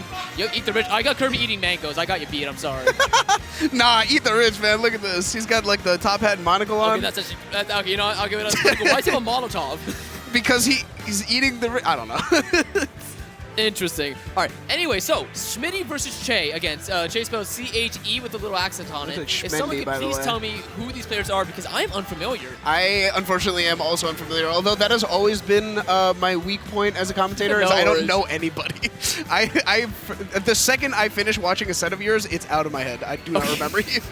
I'm sorry. Yeah, we're just confessioning now. I have a bad memory. Like I've always had that issue. I have really bad ADHD, and it contributes to my memory. So I see. It's okay. When I forget people, I tell them straight to their face I don't remember. Yeah, like it's on him. It's their fault, not mine. I'm good at remembering people that I personally interact with pretty well. Okay. But if I don't, like, if I'm just watching you do something, you're gone. I'm sorry, you don't exist. All right, and yes, Kirby does like to eat mangoes. We've all known this. It's Kirby. He eats any fruit. I've seen Kirby eat durian before, okay? Yeah. And that thing's disgusting. I was going to say, saying Kirby likes mango is like saying Kirby likes cars. Like, he'll eat anything, man. Come on. Exactly. Go play Forgotten Land, by the way. Amazing game. Very good. All right, so I do have some confirmation here. Looks like that Che is a Sora main. Let's see if that's... Oh, hi. So I got gifted a Fluttershy. Thank you. All right, I was not ready for that. Everybody loves My Little Pony, I think I went through a phase, you know, when I was younger. You know, the show's pretty cool. Great songs. I like the songs. Those were neat for their time. I was one of those people that when I was younger, I was like, I'm too cool to watch this because this is a girly girl show. And then I was like, no, yes. you know what? This is pretty cool. Listen, man, I was the Pokemon anime, I was the Kirby anime, and maybe occasional My Little Pony. I'm not too sure. I didn't watch too much TV. That's and fair. Animal Planet. Animal Planet went crazy. Animal Planet did go crazy. Oh, I yeah, had Most Zoo Extreme. books. If anybody knows the show Most Extreme right there, you know, that one where they do like the simulation of animals with green, like, graphics and stuff like that, Yeah. animations. One of the best shows ever. Love it. Did you read Zoo Books as a kid by any chance? Did I read what? Zoo Books. Zoo The Books? I did not, no. National Geographic had like a magazine that was intended for kids, and it was just to like show you about animals. I was a fiend for Zoo Books. Yo, my brain got so huge, I was consuming all of that knowledge so fast. The 6 people in chat that know what I'm talking about, they're popping off right now. I guarantee it. Fantastic. And all right, let's see if that one chatter was correct. Is Che a Sora? And I really hope I'm saying that tag correctly. Is it Che or Che? I'm gonna say it's Che, just because the accent mark. Also Schmendy. Yeah, Schmendy. Oh, you know, Animal Face Off, that's good. Oh, we do have a Zoo Books fan here. All right. Let's go! That's one confirmed. We have Zoo 5 Books! others. I love Zoo Books. My goodness. All right, it seems they have finished putting their tags in. They are getting ready to select their characters. I'm going to go ahead and say Brendy is probably Schmendy. Oh, yeah, Schmendy. Oh, no, okay, someone lied. Kick him out. Chat, ban this man. Exactly. So it looks Mods, wrap it up. Get him out of here. Yeah, exactly. All right, so it looks like Schmendy rocking that bendy tag is a Mario, default Mario too, something you don't see too often unless no tag is on the field. And then we have Shay with the Dark Pit. We've been having a lot of the Icarus Boy representation here. Of course, we have Glory, we have Alternis who's bringing out the pit a lot more. I've just been seeing a lot of other ones. There's like one more pit in recent memory that's not Playground that has been doing really well. Right now, Chase showing us why, doing a good amount of damage right off the bat. See, but that's the thing, is like that was a really cool combo from Pit and it did like 30 damage. Schmendy hit him twice and it did 28. Yeah. Great job from Schmendy here. And hey, oh my god, it's always so scary when you see a Mario short hop in front of your shield, like facing the other direction. You just know a back air is imminent, and then a Tomahawk could just be right after that because you're shooting that back air. But hey, so far keeping the percents decently even and another back air out of shield. Let's see what Schmendy can do. Two back airs and a single short hop, by the way. Mario is privileged. Oh, I mean, he is the poster boy, I guess. You gotta give him something. He is the poster boy of like everything, and oh my god, great forward will be intercepting that. Burning the air dodge extremely early, but misses the 360. No! Oh man, he was doing trick shots. He went for it. He did for the fans. Yeah, exactly. He wanted the clip. Right now, though, ooh, very clean stuff from Schmendy. Yeah, both player models basically interacting right there. Yeah, both player models sort of intercepting right there, but it will be Schmendy getting that back air. And oh my god, speaking of back air, it will be Shay getting a stock up right now. Beautiful space back air. Trying to go for the point-blank arrow, not really working out in his favor. And right now, Schmendy's got this ledge trap situation on deck, gets the back air, uses the flood almost to try to stall him out a little bit longer. This is a really good sequence here from Schmendy, though. Good use of the flood, good use of the fireballs. And he just keeps hitting these back airs. That's all you need. Exactly, and now once again, right now it's looking like Schmendy is having a tough time. Never mind. Having a tough time scratching his head there. Exactly. Mario never struggles to kill because that up smash is just such a disgusting move. Like, I think Mario's smash attacks are phenomenal, especially that forward smash, but we all know just how broken the up smash is. And there we go, up throw into that downer, getting another up air as well with the instant double jump. And that arrow actually getting snuffed out by the fireball. Nothing comes out of it, and Schmendy gets the jab, but still, this is really scary. And there goes the nair to send off stage. Schmendy makes it back to the middle, though, but Che just keeping up this pressure. I actually thought he got caped there because he just turned around, but no, that was just Shay opting to go. Oh, what? Down throw forward air as a combo starter. All right, I've never seen that again. Nuts. Down throw forward air at like 50% too. Like that's crazy. It looked true also. No, almost. it wasn't. No, I know. I know it wasn't, but it almost looked true. It's kind of off guard. Oh, you gotta be trying to kill with the flood. I died to that. It sucks. It feels awful. You feel like an idiot. Yeah. Oh, hello. Electroshock. All right, but either way, wow, barely avoiding that neutral special, both of them legitimately. And I like the way that Schmendy's going very high for a lot of his recoveries. You know, not opting to deal with ledges with his pretty good ledge play, and just wanted to do it. And sometimes you just gotta do it. You gotta do it to him. Schmendy showing us how it's done, running in with that up smash. Yeah, right now we can see that that up smash has been the thorn in Chase side. That up tilt up air will definitely do it. Wow. Small Battlefield is tied with more with like PS2 Final Destination and Hollow Bash for smallest top last zone. So that up air will certainly take it.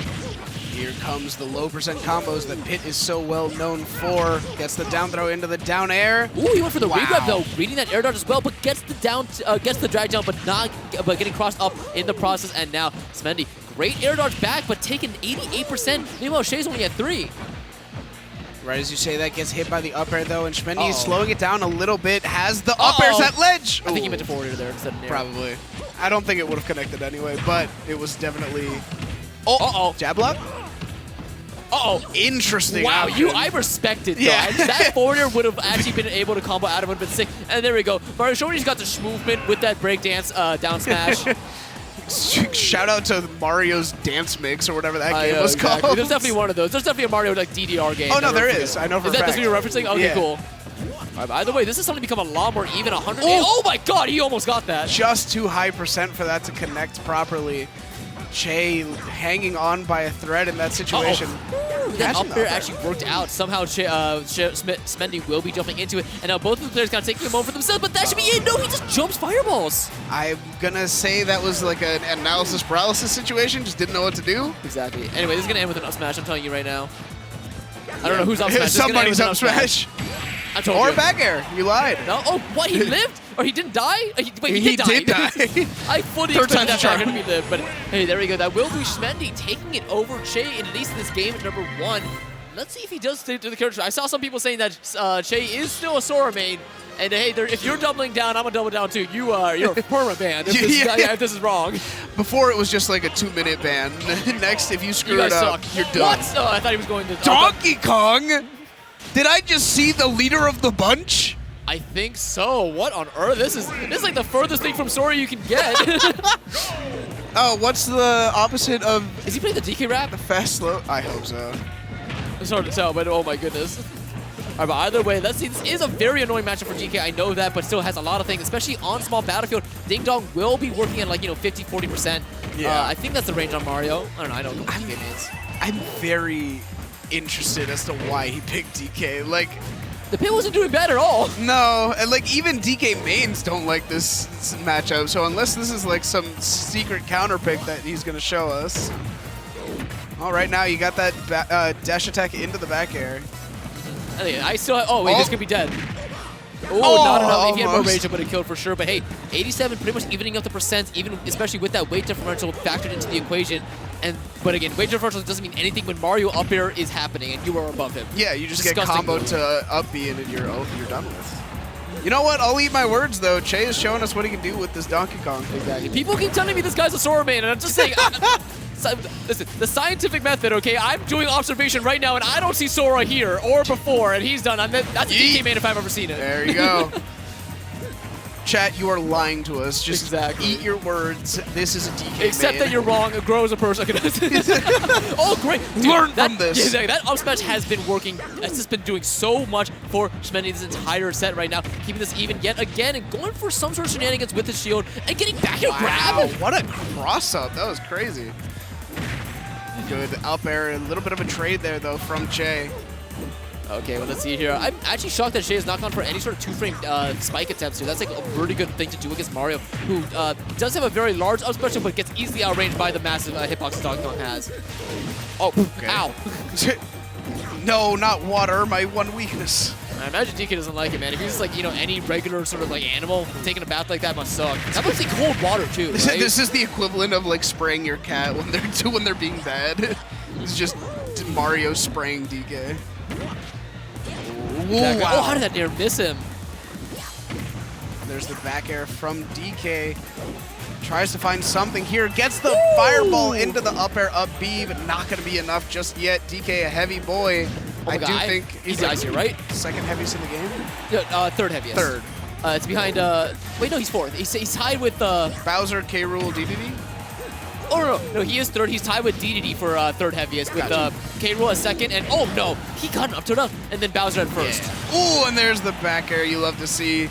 162% though. He is definitely at kill percent for that up smash. I know, but literally he gets like 40 more percent, and suddenly that's Ding Dong percent with rage. With and rage. that's just going. Oh, he got that. There He's it gonna get is. the grab or the trip, and now up throw there. Knowing that that back throw will not kill. That time that back throw will be finding it, and now we're back to even. There we go, 30%, 46%. I think 1 or 2 more hits, and Shay could be going for that Good mash. ding dong. Great mash. Oh, There it he is. does get it. This should not be it. Oh, he okay. went. That's the true combo that a lot of people are unaware of, and it's sent at a disgusting angle. Great bit of DI mix up too if you're trying to DI for. Wow, what was that up B? I thought he was gonna go for I the also forward air. thought, all right, using the up B early so as to get Schmendy off of him. Very smart there from Che. Yeah, do you know the crazy thing? That aerial up B frame 4, same frame as his air dodge, so literally it's just a better air dodge a lot of the time with intangible arms. Yeah. I've seen this before. Tell me if you've seen this before. Yeah. Oof. Very The good. footstool. The footstool is crazy. The gimmer. There's the back air. Oh my god, dude, he just got like repulsed back to center stage there. It's like a magnet hit him. Man, he is looking for something right here, and Schmendy doing a really wow. Dude, okay. I have a specific thing I like to call that forward smash. It's a tier and hand ice move. You know that move's coming out, you see it happen, and no matter what, you just get hit by it. And I am just shocked that happened before that up tilt connected, because it was literally frames away from that up tilt work. From that up tilt working, excuse me. No, I was literally about to say, like, wow, I'm really impressed with like how Schmendy has slowed down the pace a little to try to keep the Che at bay, but right as I was about to say it, he just forward smashed. I was Dude, like, that was just raw. right, I'm gonna be honest, that jump raw. scared me too. It was like suddenly there was a kill screen. It was like, oh, up tilt hit, and then like, huh? There's a fire effect there. Yeah, I don't know. Maybe he should have gone Sora, but unfortunately, he's not a Sora main. As we have proven here, no. so. That's just gonna be it. We ran 2 experiments and both of them came out negative, so not a Sora Yeah, main. exactly, man. That's a good sample size for Smash 2. Yeah. Hey, Noah, what's up? Oh. We have a quick message. That's that us. Are you Dude, gonna what is happening? Are you gonna cause a Uh-oh. loop? What is happening here? You're gonna cause a loop? Dang, we look so cool. Yeah. Oh, I want to see it. I want to see it happen.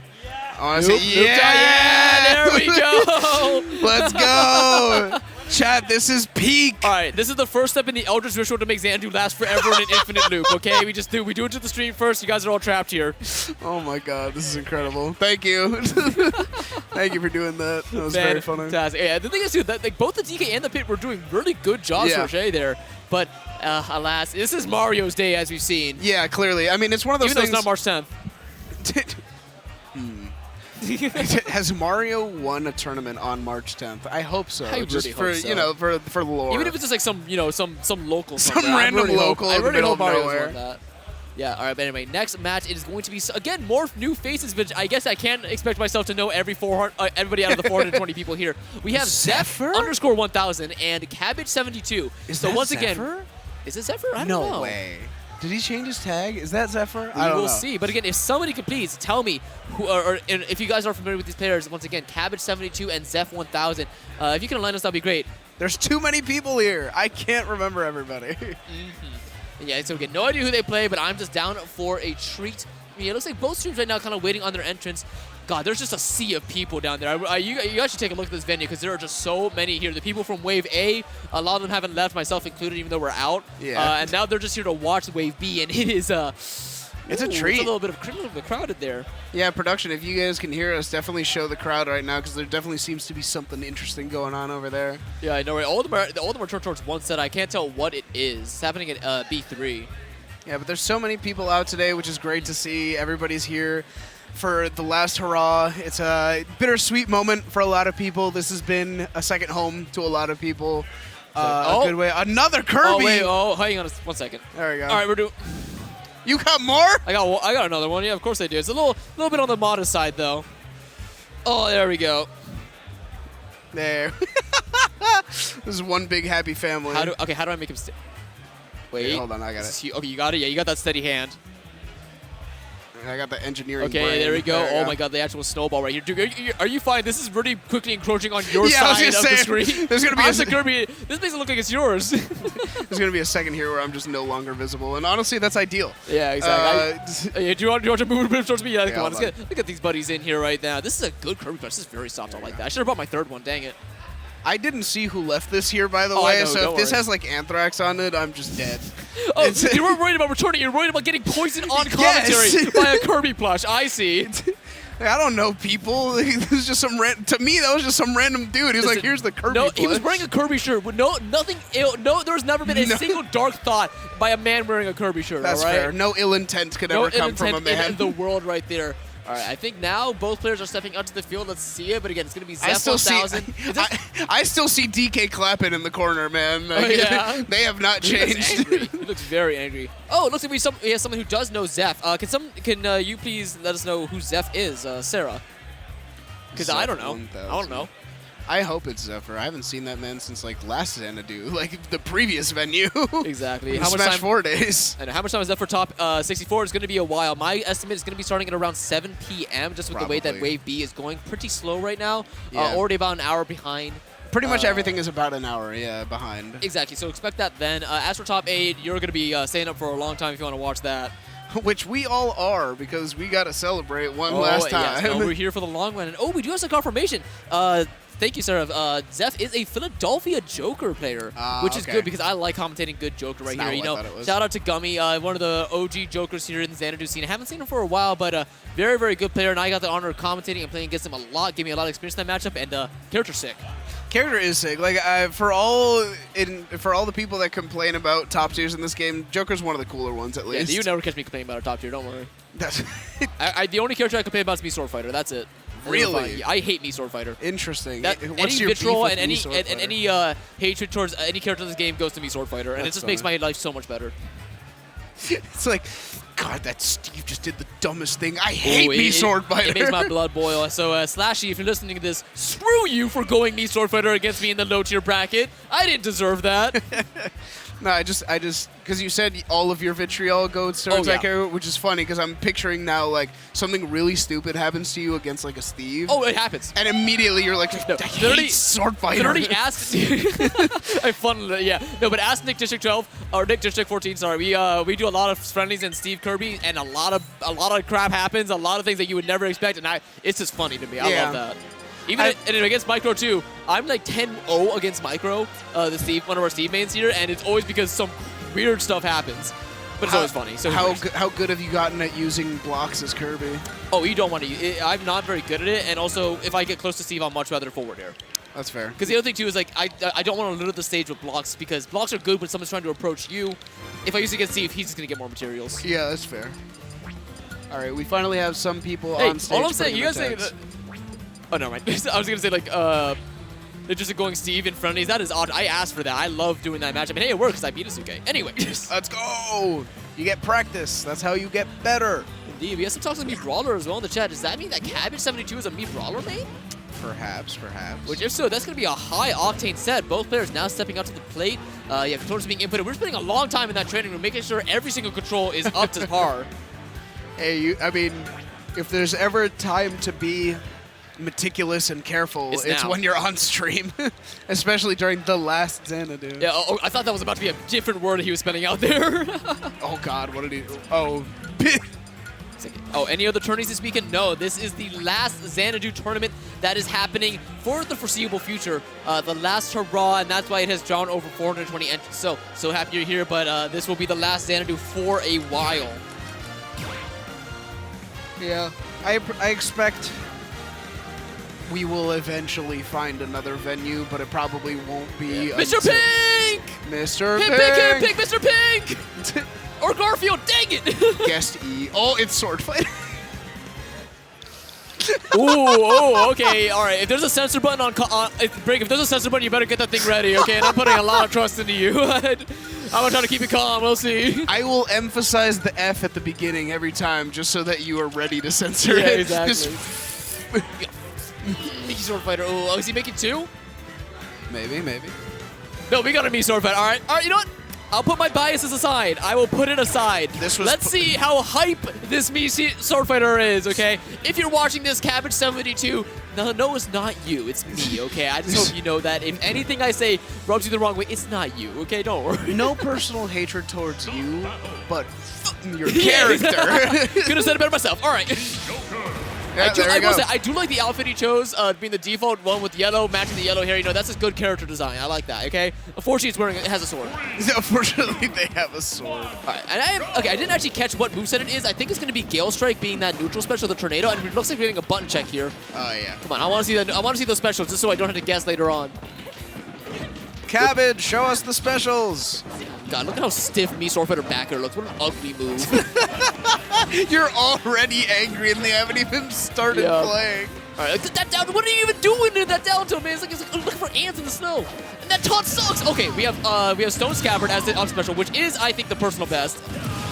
You got that side B, the one with that's a dash.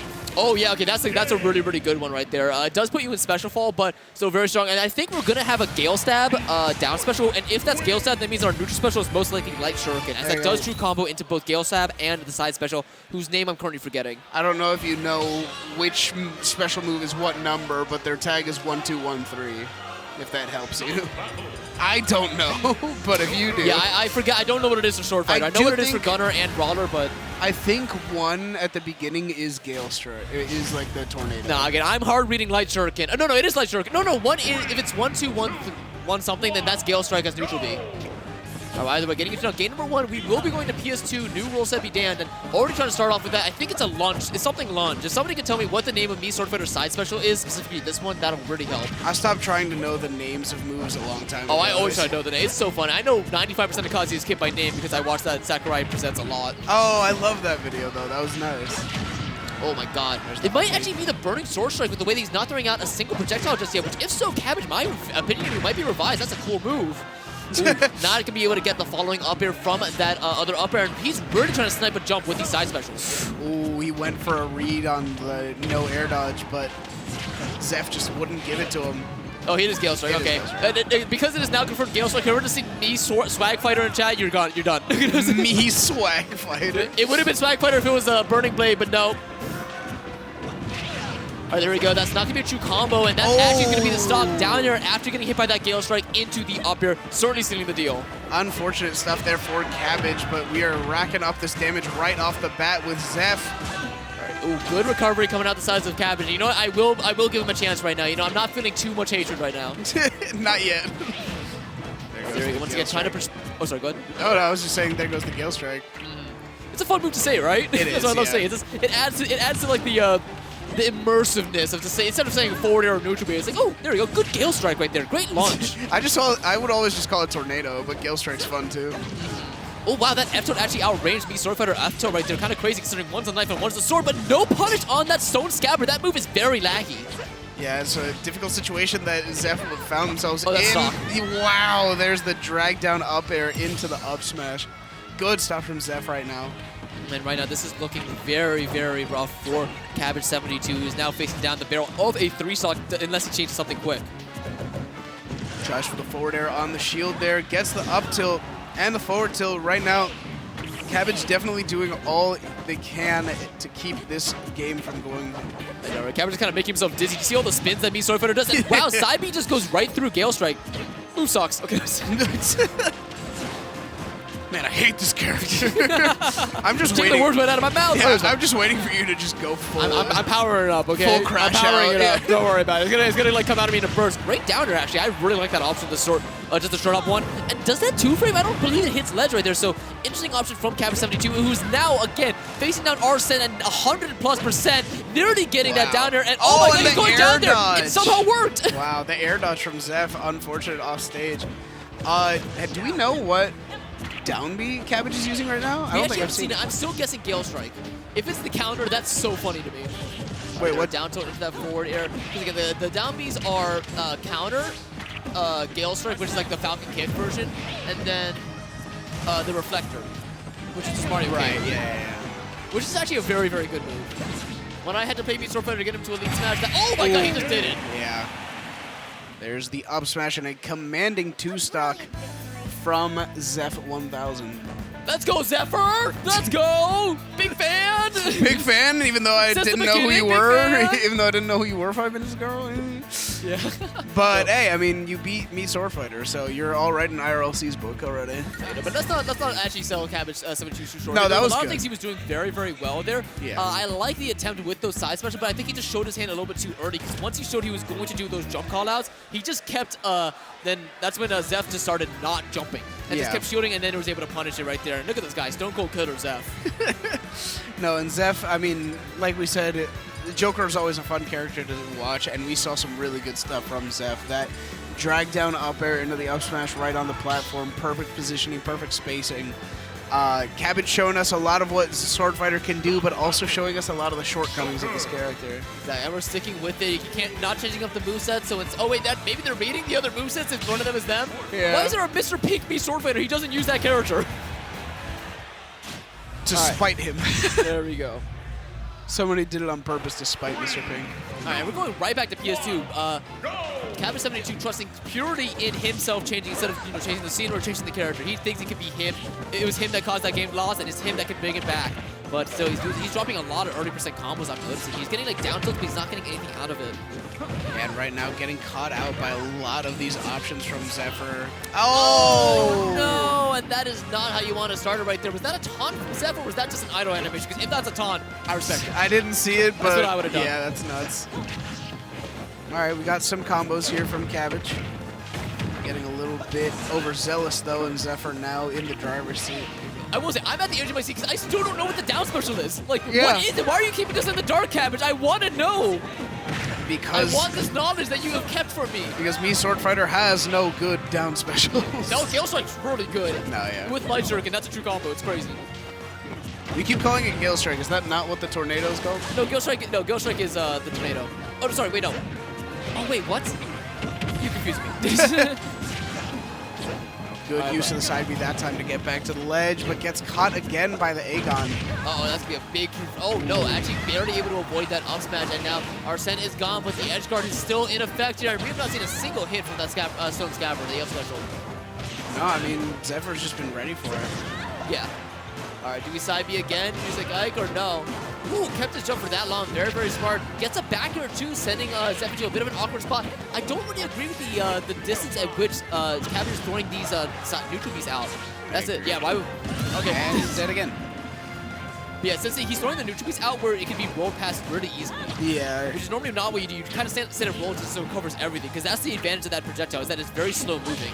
And I like going for that downward stab for the spike, but once again, we are facing a 3-stock deficit that should be it, though. There we go. That was a very good catch on the ledge invincibility running out with that tornado.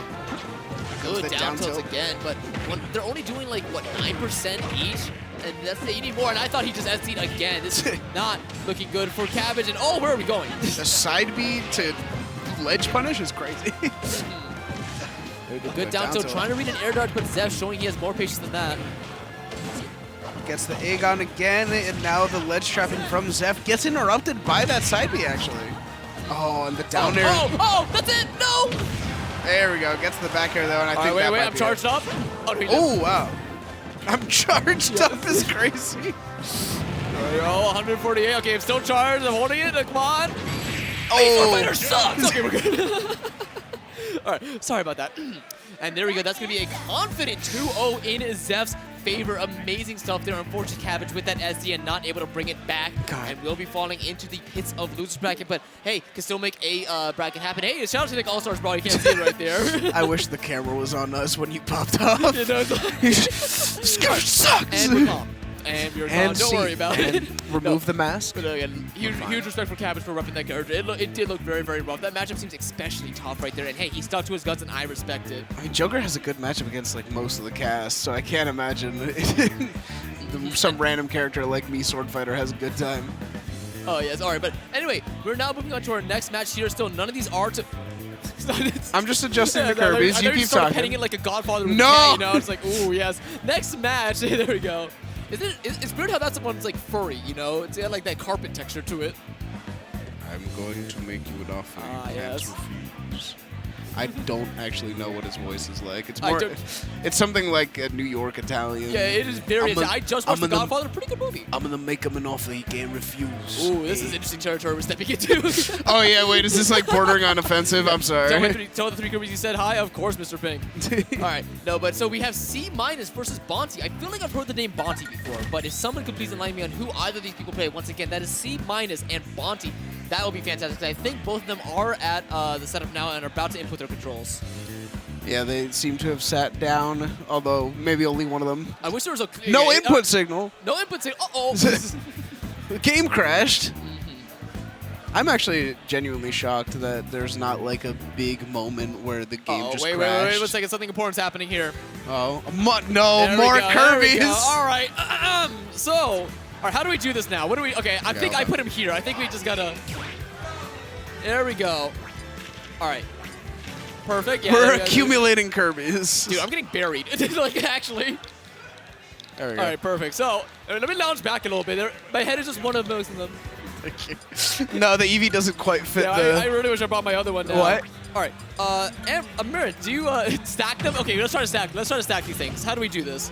So this is the roundest one. So maybe This is this is the worst these two can, like, stability-wise. oh my god! Look at the dent this thing has right here. This thing has no brain. All right, yeah, so we could do this. We can put him in the middle. You know, kind of like that. Oh wait, this is huge. It's caught. It's fine. Oh, it's actually really caught. It's fine. All right, wait. So I know we're supposed to be talking about the players, but big things are happening now. Don't worry about it. And then on top. There we go. There we go. We made a penis. No! You can't say that! We made a Kirby pyramid! Oh, yes, of course. All right, we're fine. Anyway. God, it's pink, too. You just made it so much worse. Don't ask what the two things at the bottom or the one at the top are. No, it's the perfect shape. Chat, ignore it. It's just a pyramid. Maybe we should switch off the camera. You know, both players are already on there. Both controls have been put in. Put the sensor pump. Yeah, that's gonna make it so much worse. Here, I'll get my water bottle on here too with the Kirby stickers. There we go. We're Kirby'd up right now. You have a Kirby. Yeah, you got your Kirby. Oh, actually, you can't see it. Here, bring it here. Oh, actually, no, you need your water. You're fine. There. No, you're gonna get brain damage, man. Eat the rich. Eat the rich, the Kirby. rich. Okay, there we Kirby go. says eat the rich. All right. Oh, it's a snake ditto. Okay, yes. Get out of the Kirby. This is so sick. All right. I Stay almost hard and again. That's what I imagine that tagged me.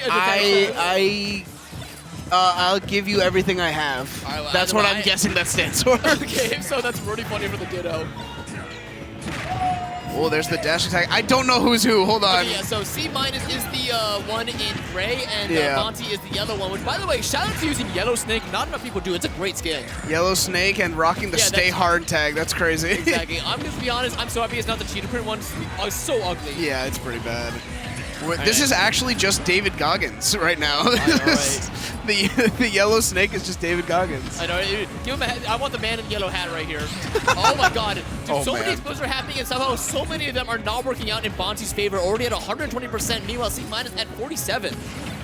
There's so many grenades on stage. How does anybody keep track of what's happening in a Snake Ditto? Exactly, man. Like literally, they're already so. I see Snake Ditters have trouble with their own grenades, and now you added double to that. Exactly. Yeah, hey, but let's talk to a really good snowball fight. Ooh, not really? getting the down tilt tech chase, but we'll be finding that down air kills like that. Down air is Snake's most underrated tool. It's ridiculous how good it is. So it's 22%, I believe. It's best you at hit show. all. Oh, they're doing strings! Let's go! No, I can't believe they stopped. I wish they just kept doing it. Good tech on that Nikita as well, and now it's just doing loop-de-loops, and will actually be catching that. Do we see it again? Does Bonty get this? He's going high, but once again, no. Oh, he didn't get the grab. Actually gave it to him. Almost blew himself up with that. Oh, I don't know where that grenade came from, but okay. Where did that one come from? Is that C4? His utility belt. I see. There it goes. 67% only differential here for C-. Oh, I think actually they switched it around. I think C- is Stay Hard. Oh, really? Oh, yeah. Okay, yeah. So C- is the one in the yellow. Yeah. Yellow jumpsuit. Is that a jumpsuit? You're asking the wrong person. It's a tactical suit. Yeah. It's Snake's perfect tactical suit. He's like, well, as of right now, though, literally, I'm surprised that PS2 is not just covered in craters with the amount of carpet bombing that's happening right now. Interesting, Nikita used it, ends up working, but sends the wrong way. Throwing up that grenade, trying to catch him, gets caught by the C4, though. Bonty here with a very good second stock. Oh, first upstart of the set making an appearance and gets caught by that C4. Bonty with the little drone strike right there. And this is looking so rough for him. Forward smash! Absolutely insane options here. Right now, C- is looking rough, though. Gets the back air sent off stage and isn't able to power through the Nikita. Oh my god, what? Wow! Through the fire and the flames, just the actual neutral get up tilt. C- has the biggest balls in the world, but too little too late. Bonty with the JV2 getting that up tilt at the ledge. That was the most honest walk-up up tilt I've ever seen. Just one dash. Yeah. And there we go. Bonty will be taking over C minus, at least for this game number 1. Let's see if he can keep the momentum going. I'm just scared because if they go to a smaller stage, it's going to be even harder to read. That was the largest stage the competitive rules, and I didn't know what was happening. But we're going right back to PS2. Thank God. Yeah, thank God. I don't think I could keep up with what's going on if we had a smaller stage. I didn't even look at like C4s. I was so concentrated on the fact that there were 4 grenades at any given point in time. Dude, I started doing audio cues. Isn't I heard that beep beep from Nikita? I was like, okay, where is it? Yeah, honestly, I think I'd understand what's going on better if I just do this and cover my eyes, just listen. Here we go. Game number 2. Stay hard, says C minus. Hey man, it certainly looks like a hard matchup. This, like, getting a lead here is so important. And again, another Nikita somehow catching a very wild sort of approach on the up. And there we go. There is a grenade in that hand and will be going right over their heads. Wow, not waiting long enough for that roll, unfortunately, but had the read perfectly. Exactly. Good after there is a grenade in somebody's hand. Never mind, I lied. And oh no, it was in his. But yeah, I like how the way they're both trying to cook the grenades to absolute perfection. Great up air right there. C minus is looking heavily on the back foot. Here we go, C minus trying to find something going on, but it's just nothing's connecting the way he wants it to. Bonty, on the other hand, is setting up these traps to perfection. Good dash attack. Another one of Snake's moves that people don't talk about enough. Oh, Intangible. No, oh, wow. And just like that, bringing it back to even C minus with a beautiful conversion, getting that up tilt, but Sour Spot will not be taking it off the top just yet. All right, C minus turning it up a little bit. Wow, gets that back air. Again, through the fire and the flame, C minus just might have the biggest balls of any Snake player I've ever seen. Exactly. Running through explosions like they're nothing. Oh my God, well, he did run through that one right there. Unfortunately, the cool guy looked down and his ground just exploded. Couldn't run fast enough for that one. Ooh, the grenade up tilt after the grab release. I like that option from Bonty right here. But still, they both down there, and that's Snake one. Dash attack, that is a true combo into the up smash, but again, Snake can just go over his own ledge trapping. Hey, C minus has turned up all of a sudden. We went from... Oh my God! We went from not being like super convinced that this was going to be close to now C minus with a very strong lead in his favor. Exactly. Oh no, that's gonna be a true combo into dash attack. Do we go for the forward here? Yes, we do. Yeah, of course you do. Why wouldn't you? Well, now Bonty's the one getting caught by all of these explosions. C minus doing a really good job of keeping up the pressure. Gets caught by the C4. What was that second explosion that hit C minus there? I actually have no clue. But either way, gonna be caught by that back air. Bonty, this is one deficit to make, but you need this ledge trap right now. Oh wow, he wanted it so bad. He wanted C minus to roll in after that. Oh, and that up tilt. He has a grenade in his hand. He has to throw it. Okay, that was really, really scary for C minus. Literally getting up tilt into grenaded right there. Down there on the ledge. That's gonna be it there with the forward tilt. And a very handy 2-stock into the favor of C minus this time. Let's go. Also, I did hear that one of us was quiet. Quickly, just talk real quick. Just make sure audio is all good. Hello. Yeah, let us know if we're still good volume-wise, please. All right, no, but great stuff there. Bring it to a game 3. Honestly, what more could you ask for? And we're not going PS2. What other stage are we going to? Not small. Battlefield. All right, and picking the song. I love when people pick it. What are they picking? Metal Gear Series. 1 second, you guys needed the chant, right? Snake Eater. Please, Bill. No, you picked Yell Dead Cell. All right, you know, good song, but still, it's not Snake Eater. Dude, I almost started chanting. That got me. What are they chanting? They were chanting "Let's go, Bonty." They were actually being the Smash crowd right there, cheering for Snake. They want their boys so bad. Indeed. And let's get into now game at number 3. Just a reminder for those of you unaware, we have C minus in the yellow and Bonty in the gray. I have to start raising my voice. They are yelling for this match. I might actually. Yeah! Yeah! Oh no, Kirby! Oh, one of our Kirby's fell. We'll get him. Maintenance. All right, we'll talk about that later. I was going to say I'm a bigger Bonty fan now just by default because of the shirt he's wearing. Oh, that's going to call. Oh, I thought that grenade was going to explode. We might have even seen a forward air right there. But again, it's going to be Bonty immediately on the back foot, taking 84% almost. What is C minus doing? He saw an ant. Yeah. All right, beep, beep. Oh, does he get the conversion? He does. All right, people are rooting for Bonty, but he's going high. Barely avoiding that C4. Oh, no, he's away from it somehow. But F-tilt for F-tilt for F-tilt. Oh, getting caught by the C4, though. Bonty doing a good job making it back to ledge, but unfortunately, C minus still keeping up that pressure. I almost just saw someone fall on their face. Yeah, exactly. Dude, how on earth is it this close all of a sudden? That grenade is still in his hand, yup. Ooh, good down tilt. Very, very good down tilt. People don't talk about that move enough. That move is crazy, disjointed with amazing ways. And oh, he gets that back air! And C- is up in this game number 3. Ooh, getting caught by the roll on with the grenade in hand. Oh my god, this looks so rough. He just runs Wow. up and does it!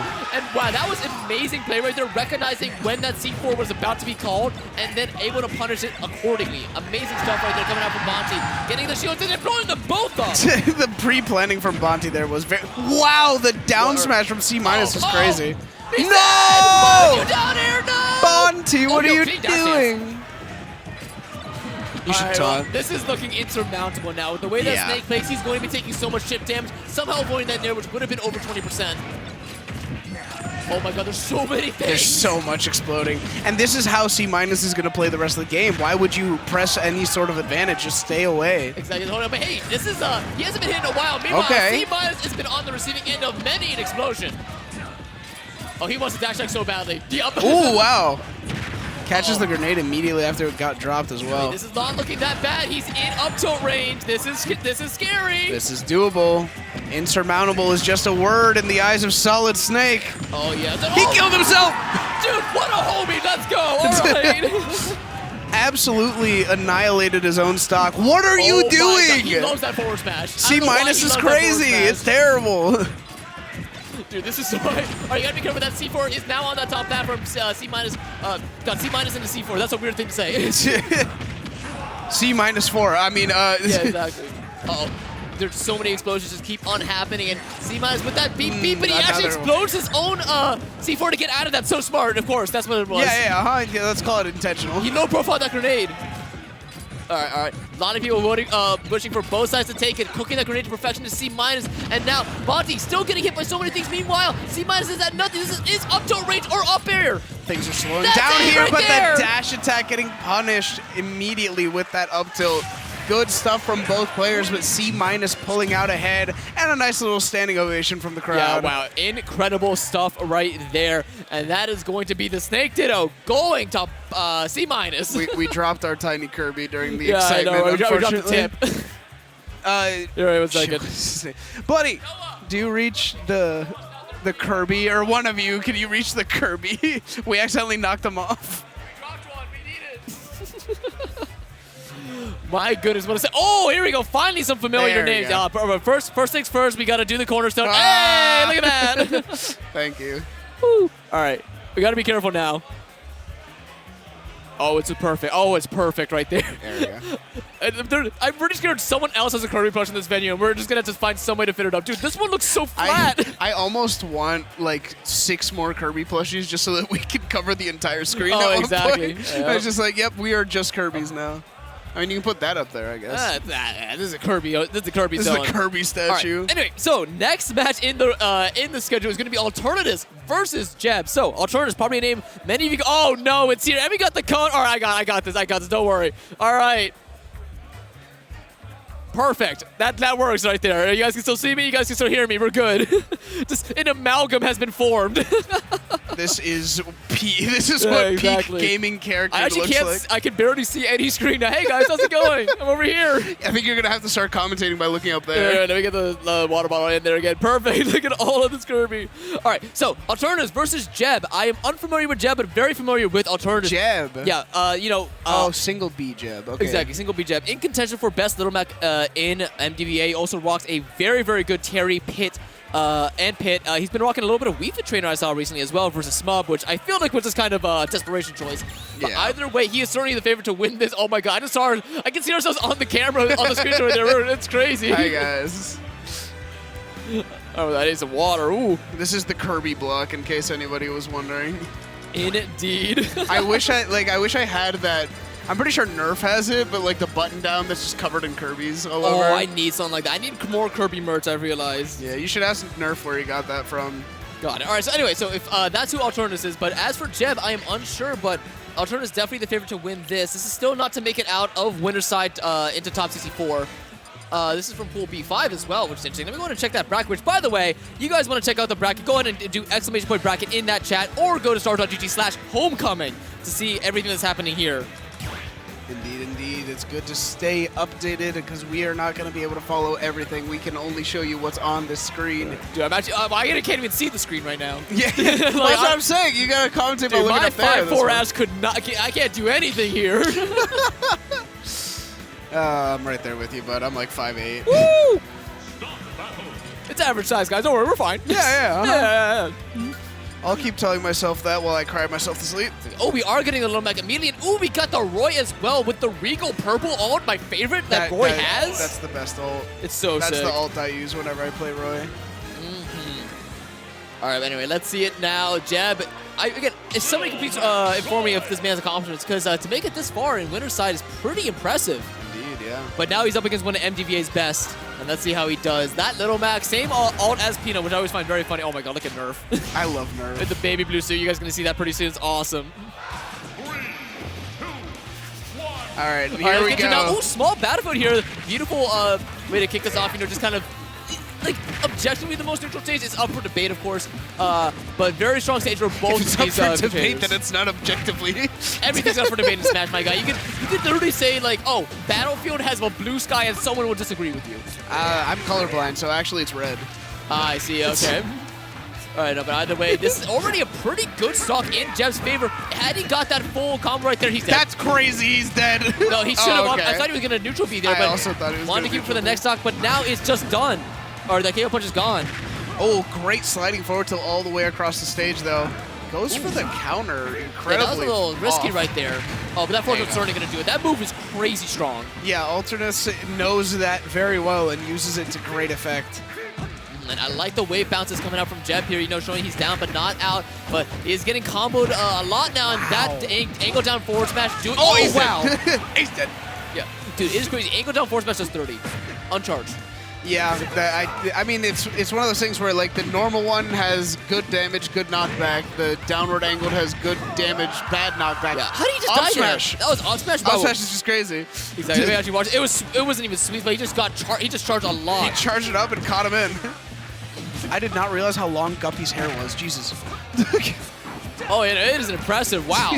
What a ponytail. But hey, there we go. Great stuff coming out here from and he's dead. Oh, no, he smash. No. Yeah, at that point, you know that Little Mac has no... What in the world? That was fast. That was just some random trade that, like, sent him away, and he dashed in and hit him with KO punch. I know, right? Lightning fast footwork as Doc Lewis instructed right there, because that jump scared me with that KO punch. My goodness. Dude, Little Mac is one of those characters that just, for all intents and purposes, should not be good. Why is Alternis so good with this character? He's a scary character, man. Like, legitimately, he does so well. He has so much kill potential, and yes, you knock him off stage, but there are ways around it. A good Little Mac will exploit your weaknesses far harder than most top tiers ever will. A skilled Little Mac will beat any Roy? Is that what you're saying? No, a skilled Little Mac can, like, exploit weaknesses harder than any other player I've seen. Yeah. Because the instant they sense unfamiliarity with your character against theirs, they are able to make you feel the pain for it.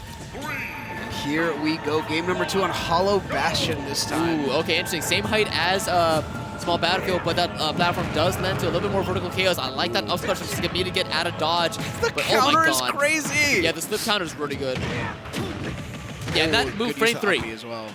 Frame 3 up special, it is one of the best combo breakers in the game. Alternis is, like... I mean, the character specialist is underselling how good he is with this character.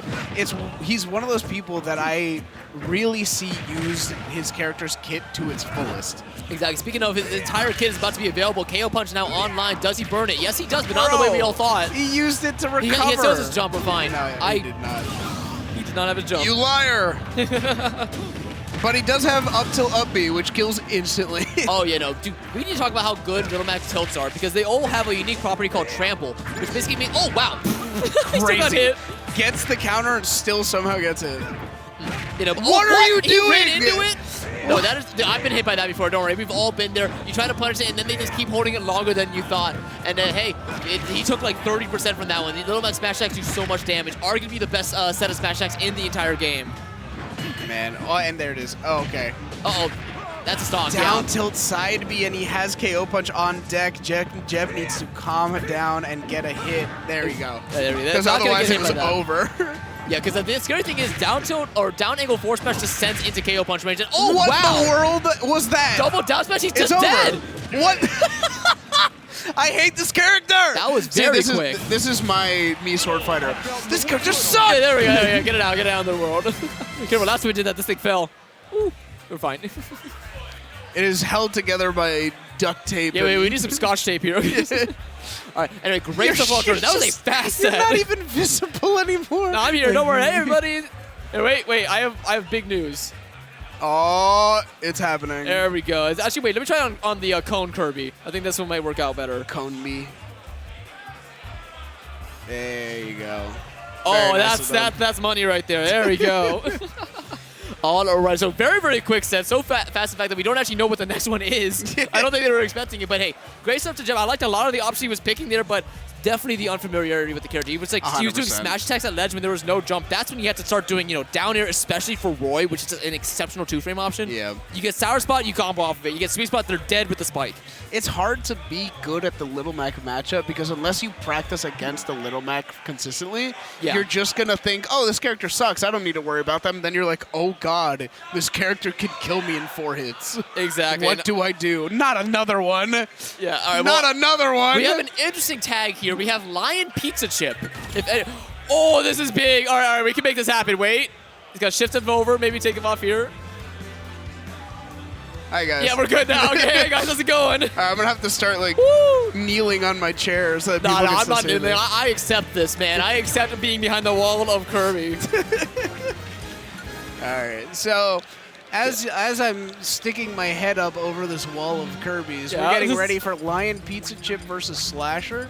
Yeah, so unfamiliar with both these people, so if you could let us know who they are, once again, Lion Pizza Chip and Slasher. Also, I do like the conversations happening in chat right now about the differences between Peanut and Alternis Little Mac. And as you saw right there, Alternis' Little Mac is very aggressive. He loves running at you. I have fallen victim to it before. It is quick. Yeah, meanwhile, Peanut, he's a lot more defensive. He waits for you to make a mistake. He's an outboxer, Alternis is an inboxer, that kind of thing. I will say, kudos to chat for still talking about the match instead of the fact that there's 6 Kirbys on screen right now. No, they're talking about it. I'm just cherry picking. Don't worry. Okay, I was going to say, I'm genuinely impressed at the fact that they have not diverted their attention. It's a wall of Kirby's! Yeah, we're getting a lot of weird looks right now. Lion Pizza Chip is burst. I don't know what burst means. But hey, they're about to burst! I mean, that sounds weird.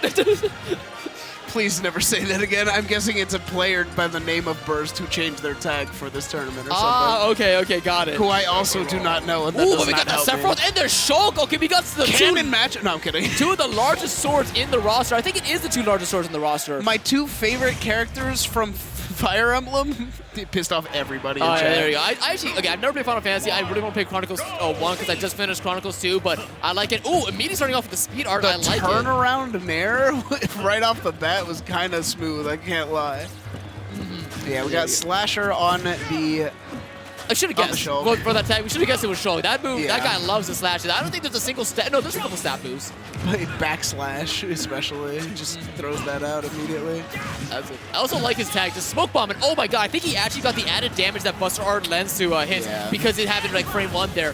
And so far, it's Lion Pizza Chip with a very dominant lead here, outspacing one of the best spacers in region or in the cast. Yeah, I'm not used to seeing Sephiroth all that much because most people kind of gave up on this character after a week or 2, but this character's so Got it. Oh, and it looks like both these guys are actually PR in their respective regions. I see that Slasher is PA in most likely New Jersey, but either way, he got a backslash there. Somehow Sephiroth is facing away from him. He was probably fishing for a back air. Yeah, he still has Shield Monado on deck, so that means that he's not in too much danger of dying anytime soon. Great up tilt, not leading into that off air, but oh my god, a stab right to the face with that forward air. Giga Flare! And he's dead. Yep. Giga Flare catches you slipping, and you're just done. Indeed, but hey, using the invincibility to wait out that fair, and he took 29. Wow. Octoslash does, in fact, do about 30%, so that tracks. Octoslash is a nuts move. Guess that air slash, though. You cannot count on air slash. That move is crazy strong. He's dead! Oh my god! Dead! He got hit with the tipper of up tilt at 49, but Lion Pizza Chip is the greatest player in the world for hitting tipper up smash or up tilt and having it kill at that percent. That is insane. Jesus Christ. Slasher's got to be kicking himself a little bit off of that one. I know. No! Just after he gas you up. Right after you say he's the best player ever, dies. Yeah, but yeah, I respect it, he just...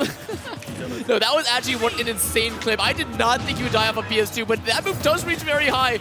Oh my god, I'm still reeling from it. Well, it also had something to do with the fact that Slasher had Smash Monado. Yeah, exactly. active. You take so much. Again, it's always a double-edged sword with your Monado art. And oh my god, great downer. For jumping, fall along faster, but you jump a lot higher. For Buster, you take a lot more damage, but you deal a lot more damage. And for Smash art, you die a lot faster, but you kill a lot faster. And we just saw why.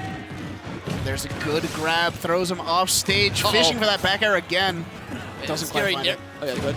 No, just doesn't quite find it. Gets that neutral air into the forward air, sending all the way across the stage, and now jumping off that ledge with the neutral air. Slasher is moving, but is it too little too late? I don't know. Oh, yes. That's going to be a sweet spot back here for sure. I was about to say, like, it is kind of scary because Sephiroth won't get wing for at least a while with the amount of with the lead he has, but doesn't need it when you just space really well for a sweet spot back here. It's not tipper. It's the middle of the blade that's a sweet spot. Yeah. It's and that makes sense. It's a katana. Exactly. His stabbing moves is a tipper sweet spot, as you saw with that up tilt, and his slashing moves are all middle of the blade sweet spot. What's his sword called? It has a name. Oh, Mesamune. Mesamune or something like that. It's Mesamune, yeah. All right, game number 2, running it straight back. Oh yeah, and same way this game 1 kind of started with the immediate speed art nair, but not finding anything out of it. That was a really good short hop nair into that forward tilt. I like that option. That was very clean, and gets the late hit of the nair as well. Switching over to Buster. Dude, he would have taken 50% if he got all of that up B connect on him in Buster art. That was a scary situation to be in right now. Gets a little bit of damage with that Buster, but not too much. Yeah, it's going to go away, and something else scary a little bit for Lion there.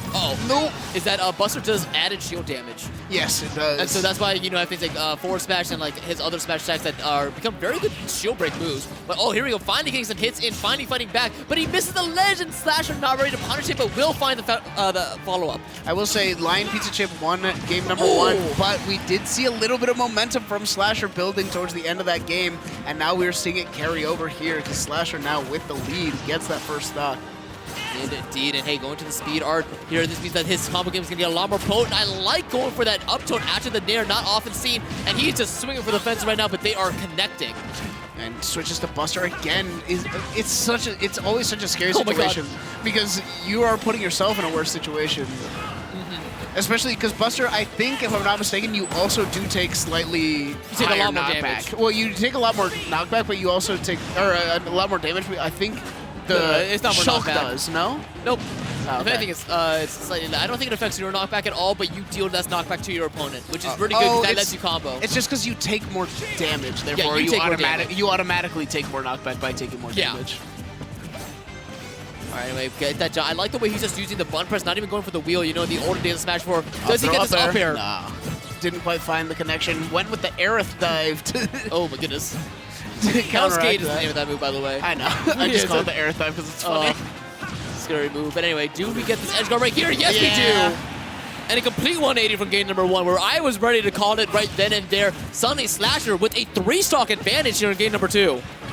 3 stocks to 1. 142% though, so we could see Lion Pizza Chip take this stock rather soon. However, this is definitely starting to look rough. Oh, there we go. Short hop up here. That is still a very, very strong move despite the short hop debuff. Yeah, especially if you hit that sweet spot like you did there, I believe. There's the neutral air coming out, racking up a little bit of damage.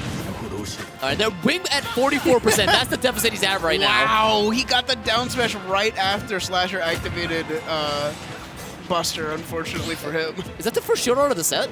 I think second or third, but yeah. Okay. Not many. Yeah, and you get to see how much of an issue it is to combo a shield Monado Shulk right there. Just nothing sense how far you think it is going to. And unless you have something you can spam at close range like an Electric Wind Godfist, it's going to be a really tough job to do that. Gets the Blade Dash in, but doesn't find the backer after. This is pretty scary because the sweet spot backer will certainly take it. Switching over to Buster again. This is an interesting choice. Whoa, I see the vision. What in the world? Doesn't even need Smash Monado. Just killing at 104 after the hit, same percent as he. However, the stock count telling a different story. And that's going to be a game 3 obtained by Slasher here. We are going... Oh yeah, we are going to game 3. No, and that was crazy. Like you said, we basically counted him out after that game number 1. It seemed pretty dominantly in Lion Pizza Chip's favor.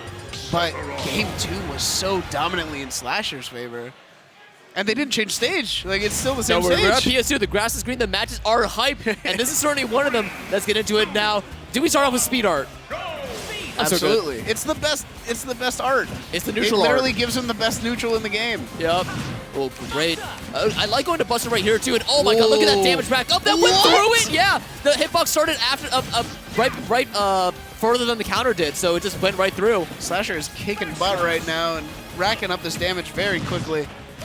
I suspect we will be seeing the switch to, I was going to say speed very soon. Exactly. And the other thing, too, is like this is when you want Smash Star to make an appearance because you're not going to die from anything he does, right? Unless you're at 40%, apparently. Yeah, 49 up tilt sweet spot. Very good. You do take some reduced damage in Shield Art as well, and your shield itself gets strengthened as well. So it's just one of the best moves in the game, and for good reason. And now you are stuck trying to land against the Shulk. Gets that Nair tech chase. I like that. And uh-oh, it just keeps going. Switching over to the jump Monado so you can jump back to the center stage and then back to speed. Once again, has the best neutral in the game. Running around, but gets caught by that forward air. Really good spacing by low pizza chip and with the forward tilt as well. Left in twain right there. Insane timing with that side tilt on the neutral getup. And yeah, getting out of that smash down, he's scared. He does not want a repeat of that game one. Yeah, of course not. That was a very scary situation to be in, but Slasher in a bit of a precarious position here. Gets the back throw, but really kind of needs to close this stock out sooner rather than later because this could get really bad really quick. Exactly, and yeah, it burns the jump Monado air. Thought he was going to have to recover. Instead, he gets that parry, but hey, one sword's longer than the other. Yeah, absolutely. Uh-oh, big whiff. That's going to be a lot of percent, especially when you switch to Buster Art for some reason. I'm going to say that probably was a misinput. Wanted jump instead. Oh my God, so scary. And right now, Lion Pizza Chip is looking to take this all the way to a set victory, getting another great timing mix-up on that forward tilt at ledge. And oh my God, get away from there. Yeah, absolutely. You do not want to. You want to get the heck out of dodge as soon as possible. All right, switch over to Smash. Probably not. Coward. He fully trusts his ability to take the stock now without even Smash Monado, but it's getting a little scary. He does not want to lose the stock soon. Forward throw's not going to do it, especially with Shield Art.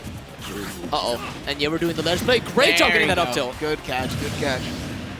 I presume switch to speed. Yep.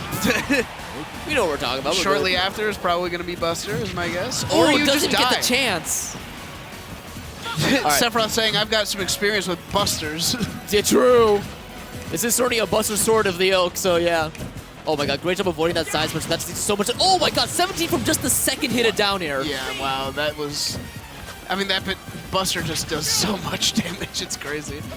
And yeah, right now the spacing wars are going so well for Lion Pizza Chip. Great job avoiding that, but he was off stage, making that entirely safe. Not going for the uppie again at ledge, and Slasher just keeps taking percent. He can't afford to take much more, but right now Lion Pizza Chip is looking so poised to take the entire thing.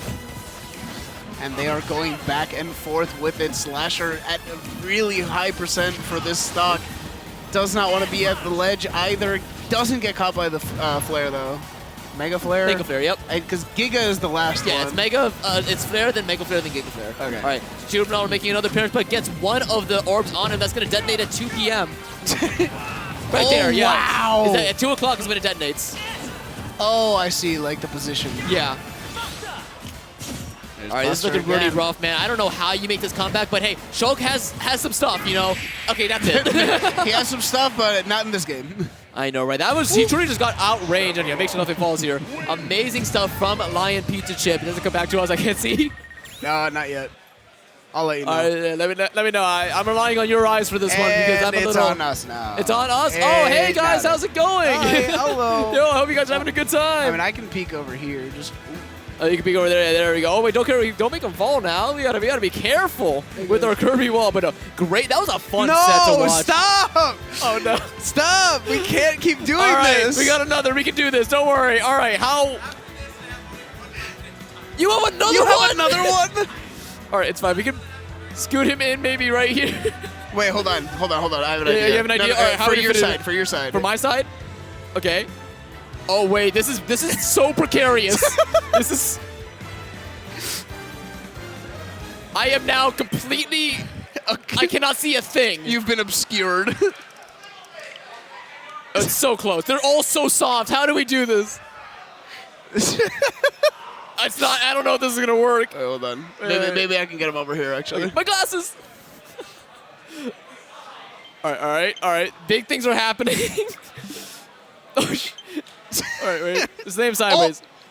There we go. We got it. I completely blocked you off. We got it. Let's go. It's all me now. Let's go, baby. It's the IRLC zone. Let me put my water bottles back in there. No, did it fall? Oh, God. Max, blink twice if you're uncomfortable. Okay, wait. We got I'm this. good. All right, put it back. And we just gotta. Oh, God, it's all falling apart. Guys, this is so hard to stack. Hold on. We need scotch tape. Anybody have scotch There we tape in the go. venue? All right. There we go. We got it. Dude, you were covered. I'm right here. See? All right. There we go. We will always prevail. There we go. This is the best. Story. Only one more Kirby push after this is what I've heard. This is the best bit I've ever been a part of. I know, right? All right. You can see yourself in the corner. All right. So I can't see that screen. I can see the screen that's just the Kirby wall. So I'll be looking over here for our next hit, which is Endothea versus Festive. Let's go. We got more Kirby because Festive, one of the best Kirby mains in MDVA. Second to me. But Second to me is crazy. Wait, can we move the camera a tiny bit? I don't know. I don't want to touch that. I think it was very expensive. No, I know, obviously. And I don't mean me specifically. I'm asking if, like, production can. Yeah, so because I think if we move it a tiny bit more towards me, we both fit on the we can have it outskirts. centered. Yeah. Because I can't move this thing. Like, yeah. This is actually just Factora, whatever that Kirby boss is in Forgotten Land. That's just a massive organic matter. Yeah, this is insane. All right, anyway, so Endothea, I believe, I know this tag. They are a... Oh, what am I? Well, they're the Game & Watch, that's what it is, yes. And they're fighting Festive, who did recently just fight Meow. Both he and I did last night. He beat both of us, but it's fine. We have trained each other a lot in the Game & Watch matchup, and I have full faith in Festive here. And this is actually to not make it out. No, that's winner's semis that makes it out. This is winner's quarters, so this is 2 sets away from making it top 64. No BBC? What? What is this tag? Oh, he does that, yeah. Look at that. He's very mad about it, too. No BBC equals angry. Yep, and let's get into now. So, Festive does play a very different Kirby than how I play. He's very defensive, and I like starting Battlefield here. This is a very good stage for us here. Even though our forward throw combos don't work, it won't work anyway because of that up special. And you can already see the defensive play coming out from Festive here, spacing around as best he can. But when you get put into that bomb trap, it is just so hard to get out because that's a true grab. And there's a really good combo right out the gate from Endothea, getting 65%. Exactly, but hey, we take this as Kirby because now at this point it's not gonna. Outside of, like, down smash, he's not gonna be in danger of losing his stock anytime soon. Good job avoiding that forward air, but hey, that down smash still somehow connecting. That sour spot of that down smash is honestly sometimes scarier. Yeah. Oh, and that's gonna be only 8%, 8.8 as well on the side of Endothea before that. And there we go. Great job. People don't realize you can crouch underneath Game Watch there like that. Also, I'm saying this right now, Festive, you should have forward through. It would not have landed you on that platform. You could have forwarded it as a true punish. Anyway. Trying to find something here with the stubby legs of Kirby. The grab does actually whiff there from Endothea. Yeah, another thing too, Kirby usually able to get 2 down tilts on before as a true combo, but against the Game & Watch, ooh, that sour nair was really, really good. Had he gotten anything more off of that, that would have been sick. But yeah, Kirby can only get, like, 1 off if they're mashing up B. Right, there was a good up throw, an up tilt there, sorry. Yeah. And ooh, the ledge trump, but doesn't get a follow-up off of it. There you go. Great job getting that up special into that forward air. Endothea a little bit slacking at the ledge, and had that forward air connected, that would have been the stock for sure. Following that up with a forward smash. Chef is on deck and shielding it. That was the wrong option. You needed to get out of dodge. Oh, going for the up B, not quite connecting with it. Endothea fighting pretty well here out of disadvantage, but Festive doing a good job of just keeping up the pressure a little bit. Exactly, but hey, we might be in smash attack mode here. Endothea getting so many hits downwards. I like the rocks, and yeah, that move was surprisingly hard to punish if you're not ready for it. Yeah. Oh yeah, he got hit by the first hit. There you go, making his way back to the ledge. Festive, ooh. Yeah, that's it. Yeah. That's a good trap right there, because every instinct in your body tells you to roll. But instead, that's what the Game & Watch wants you to do. And oh, this is looking so rough for him right now. We have now crested a minute into the game, and this is Festive on his last stock. 54% already. Oh, ooh, there's the back air though. Good stuff from Festive, able to close it out. Oh, but he's getting Stairway to Heaven. Wow, these up airs. Dude, if that no connection, he was dead. Yeah, he's connected with every single one of those up airs though. This is certainly a bad match for Kirby, but again, there are ways around it. So for Festive, he just got such a... Oh, he's going to go for that. Yeah, but Festive right now, he just had such a rough stock one. It's hard to implement them, and yeah, forward air kills Kirby like nothing else. Unfortunate, but hey, I have full faith in the kid. And we'll have to see if your faith will lead to something, because right now it's looking like Endothea thinks, therefore he is. Yep. We will see what we've got for game number 2, though. Indeed. So good. This is where I start questioning counter picks. What? What happened? What did I miss? So I think this is Kirby's worst stage by a mile. And this is my auto ban. I have not played a tournament set at Hollow Bastion in a very long time, and Festive beeline for it. We've even talked about stages, and he agrees this is Kirby's worst stage. It might be a comfort pick? Phenomenal. No, it's not a comfort pick. And this is a phenomenal Game & Watch stage. I'm just kind of perplexed, but maybe hey, a speedrunning losers break. maybe. Let's see here. Speedrunning going to losers.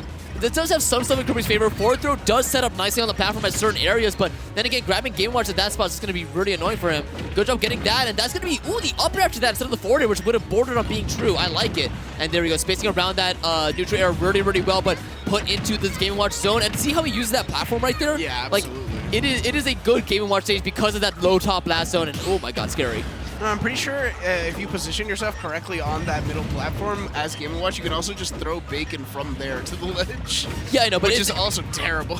Yeah, actually Festive had a really good combo starter there with an up tilt 1. He's going for some sort of platform shenanigans with the up tilt, which I guess makes sense, but I don't know, it's just too big a platform a lot of the time. I really do not understand the counter pick, and he is now down a full stock yet again.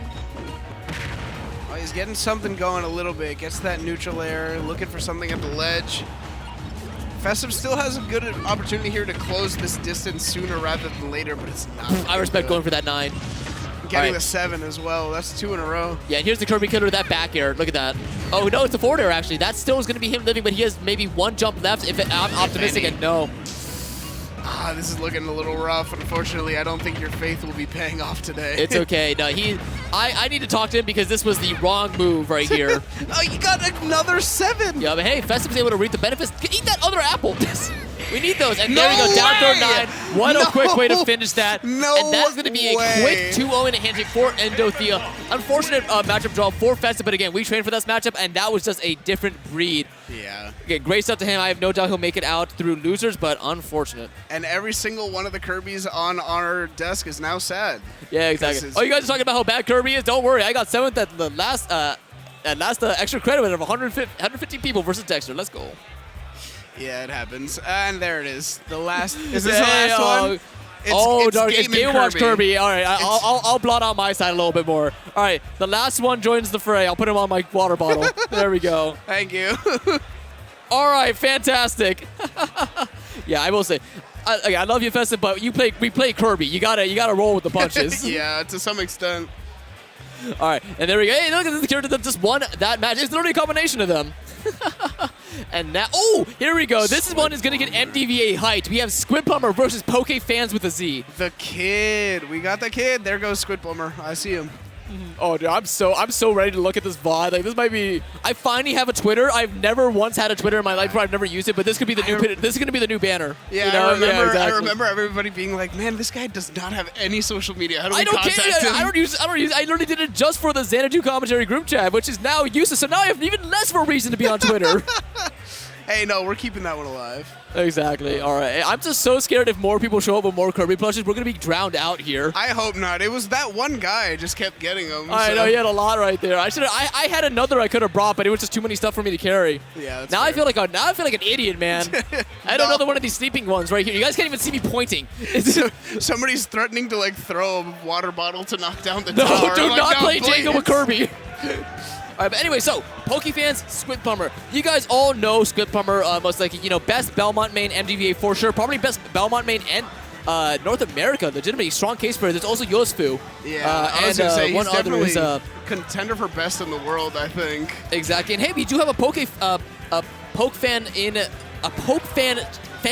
chat here. Can you tell me who that? Oh wait, this is the Min main. I fought this guy online tournaments before. I went Game 5 last hit with him. He's a very, very good Min main. I think that's who it is, right? Man, the battle of the distance demons, if that's the case. Oh, yes. A little bit of an annoying matchup for, a little bit of an annoying matchup for Belmont, just because Min Min, I do think, is one of the best zone-breaking characters in existence. Yeah, but one thing in Belmont's favor is that her ledge play sucks. If she ever has to get back onto the stage from the ledge, then that's where Belmont excels in that ledge trapping. It is going to be so rough for him to do so. Absolutely, yeah. I mean, Min Min just has so many tools that can keep you at bay, which is. Oh, sorry, we gotta drop that. I'm thinking of Poke Lover, not Poke not Poke Fan. Excuse me. So, who does Poke Fan play? Because I unfortunately am not too familiar with him. What? What? I'm watching here. I can see just fine.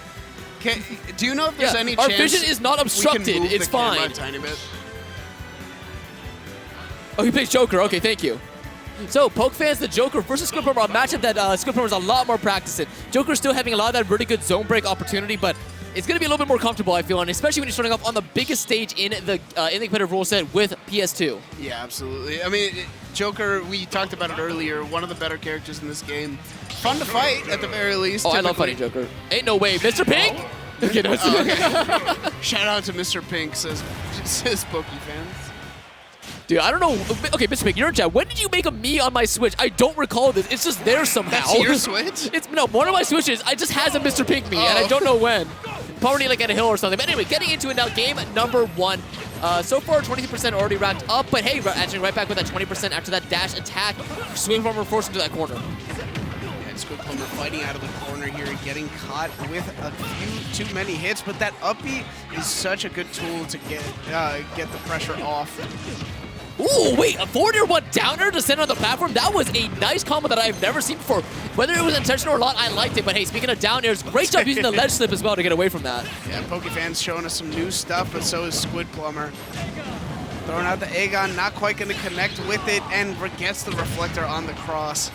Exactly, and oh my god. You guys are probably going to hear all of MDVA watching this because Squidplumber is a favorite amongst the crowd here, you know, kind of our local boy. A lot of his family actually in chat as well, probably. Oh, 100%. Squidplumber's mom, aunt, cousin, daughter. Yeah, exactly.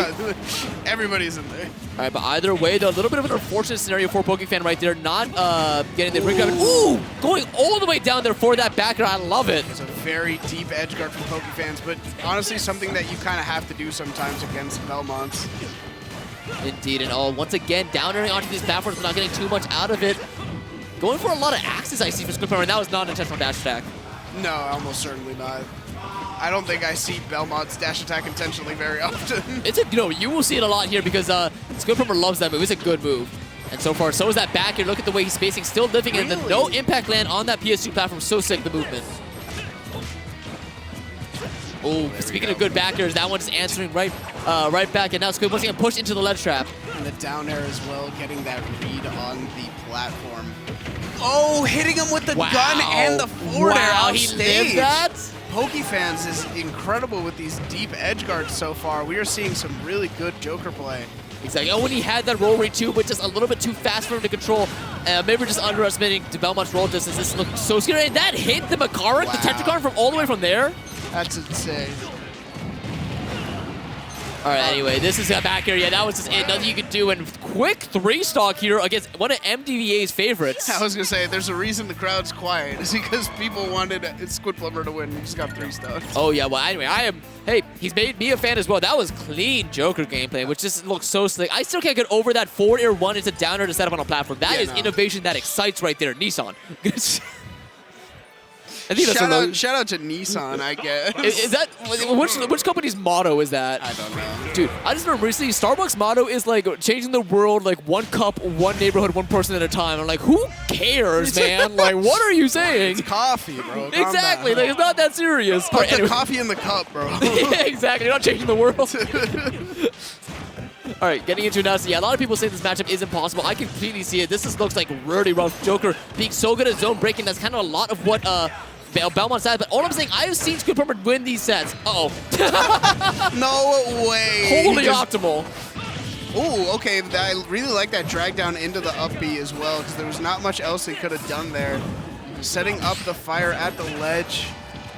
Yeah, the scary thing is, too, is now he has access to that reflector, and I like going for the forward smash there that would have combo with the cross, or sorry, with the axe coming down, and down tilting on the down air. Great job avoiding that, but now Squidplumber is in the advantage state. Doesn't get that pivot F tilt.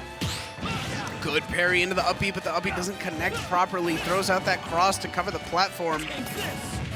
Really liking the holy water usage from Squidplumber. This is an incredible counter pick for Belmont's also. Just the stage works so well for what Belmont wants to do. Exactly. Yeah, the axe is coming out here again. Does he grab that holy water? No, just that grab was incredible. The balls on this high schooler. Okay. So want to say that? All right.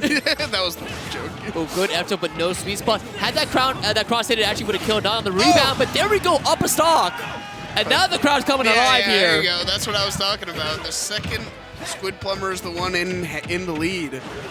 Crowd comes let's see if he's able to get through this. That gun was so good, but still able to tether all the way from there. Dash that. Does he have his jump? Did he land? He did. Uh-oh. Yeah, something else, if you guys are not familiar with Squid Plumber, you were going to see he is phenomenal at planking. Like, playing from the ledge is exceptionally good for him. Definitely one of his stronger suits, yeah, absolutely. Gets caught by the Aegon, but honestly, if it doesn't kill at this point, it doesn't really matter because 199% Squid Plumber's still holding on. Oh, and look at that right there. That up B just to catch him and lacking, and finally you lose the stock to that backer, but you got 84%. That is great. I'm going to say something that I have said literally every single time I have commentated Squid Plumber. Yeah. He uses game number 1 to learn. Yeah, exactly. Oh my God! What is happening? Jesus. Yo, Arsene like literally just went to sleep for like the next 100 years, and then he got called right back. Like, thank God you needed. Dude, what in the world? What is happening? Great air dodge again. And, oh, not getting the launching into that nair. All right, this has gotten a lot scarier for Squid Plumber, but still has the advantage. That down B is so scary for PokeFan. Just perfectly positioned. There's the back air as well. Oh, Arsene's gone. Has to do for the tether recovery. It actually might have been a boot. He misspaced it. Oh no, Squid Plumber. The up gun. It worked. The up gun.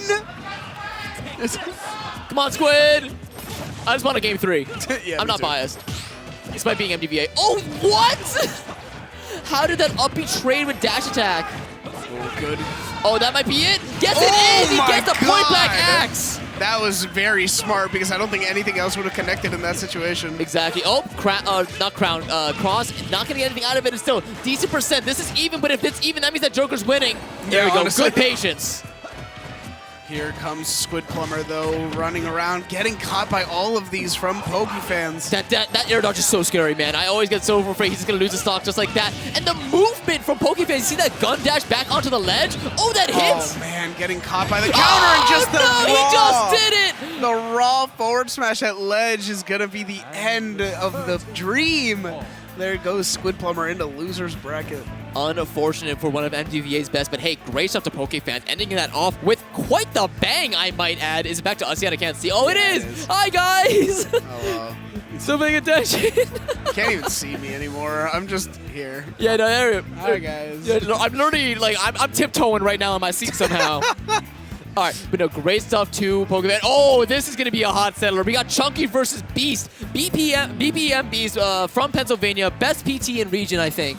Okay, yeah. Like, somebody's got to double check. Is he Pennsylvania or is he Philadelphia? Beast, I believe, is PA. I mean, Philadelphia's in PA. Yeah.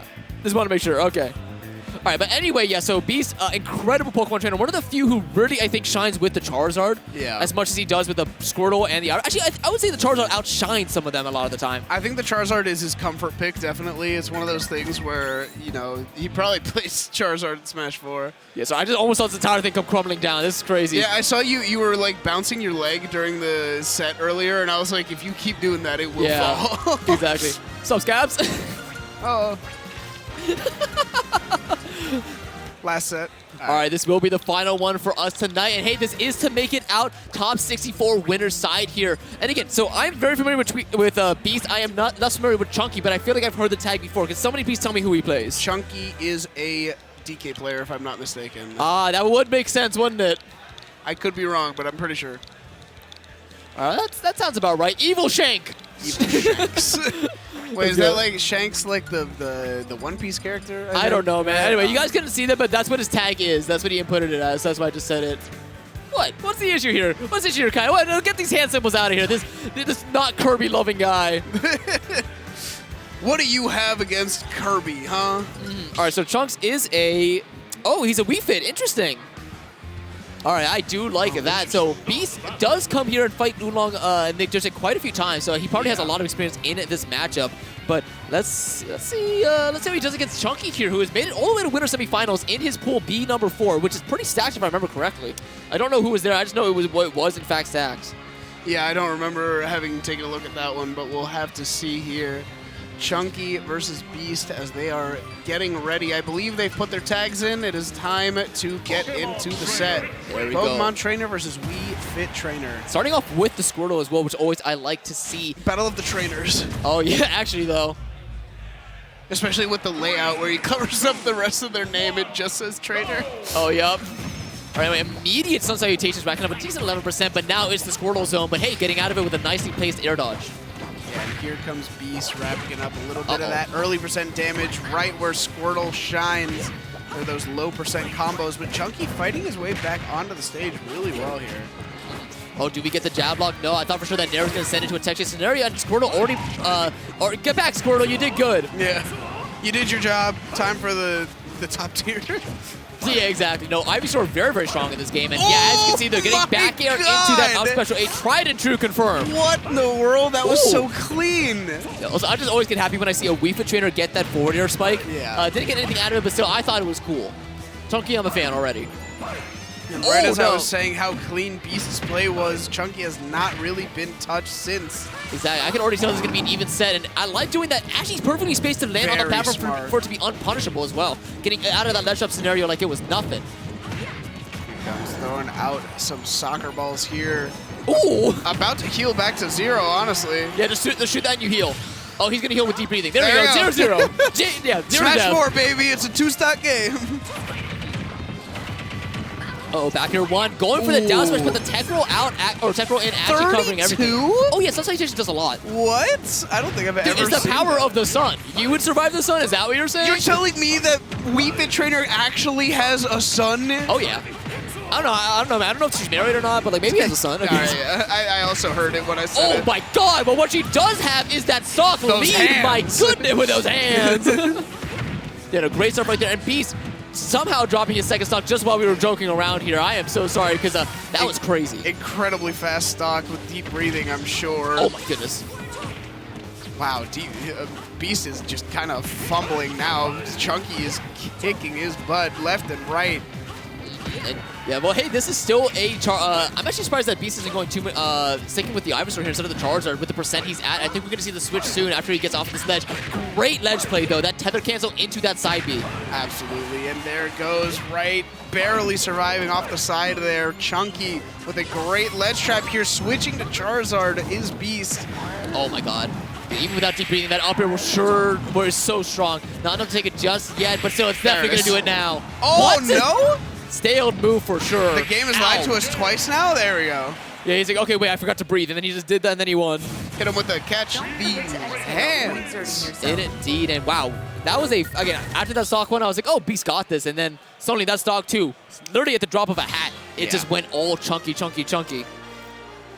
Beast head in hand a little bit, thinking about what he has to do. He's doing that, I can't see. he was like pensive. He put his hand on his like chin and nose. Here we go. Sticking with PS2. Number 2. Sticking with it, PS2. I mean, it's home field advantage, you know? Oh, exactly. But hey, I don't know if that really helped you too much last time. And I already like the ledge play coming out from Chunky here. You know, just stopping any... Because even if he gets hit by a Squirtle attack here, he won't have the stage to use that combo for. I will say, starting the game with deep breathing and then immediately going to planking is crazy. Yeah, well, hey, that's what deep breathing gets you. There's 67%, and deep breathing ran out midway through that combo, only getting the kind of like the down throw with it. And here we go. Oh, up throw to up air. Where did that ball come from? How did he have time to do that? I don't know. Is that frame 0? It's definitely a fast frame, but I don't think it's frame 1. Ooh, okay. Went for something there. Didn't quite connect with the down air, and Chunky making him pay for it. Indeed. Oh my God! Off the top 2, deep breathing back air. Right in between. I think there was like 1 foot that went into each Ivysaur's eyes right there. That looks so painful. Yeah, especially with how low to the ground Ivysaur is. Oh, man. Yeah, but we've got Charizard on deck. Second fastest up smash in the game. Indeed. I think it's like frame 6, right? Something like that. I think it's frame 4. There's no way it's frame 4. That's so fast. Diddy's is frame 4, and I'm pretty sure that's the only one that's faster. Yeah, because I know it's tied for with Pit. But anyway, that up smash, as we're talking about it, will be taking that stock, and another up throw up here. This time, no soccer ball making a phantom appearance. And here we go, a neutral air from the Ivysaur. Gets the... Ooh, wow, okay. I love fancy move and getting caught up by just, oh, I'm going to throw a projectile, you know? It's like, you can be as cool as you want, but sometimes just the same, like the DC. Oh my god, that up smash had a kill for sure. Yeah, catch this ball, though.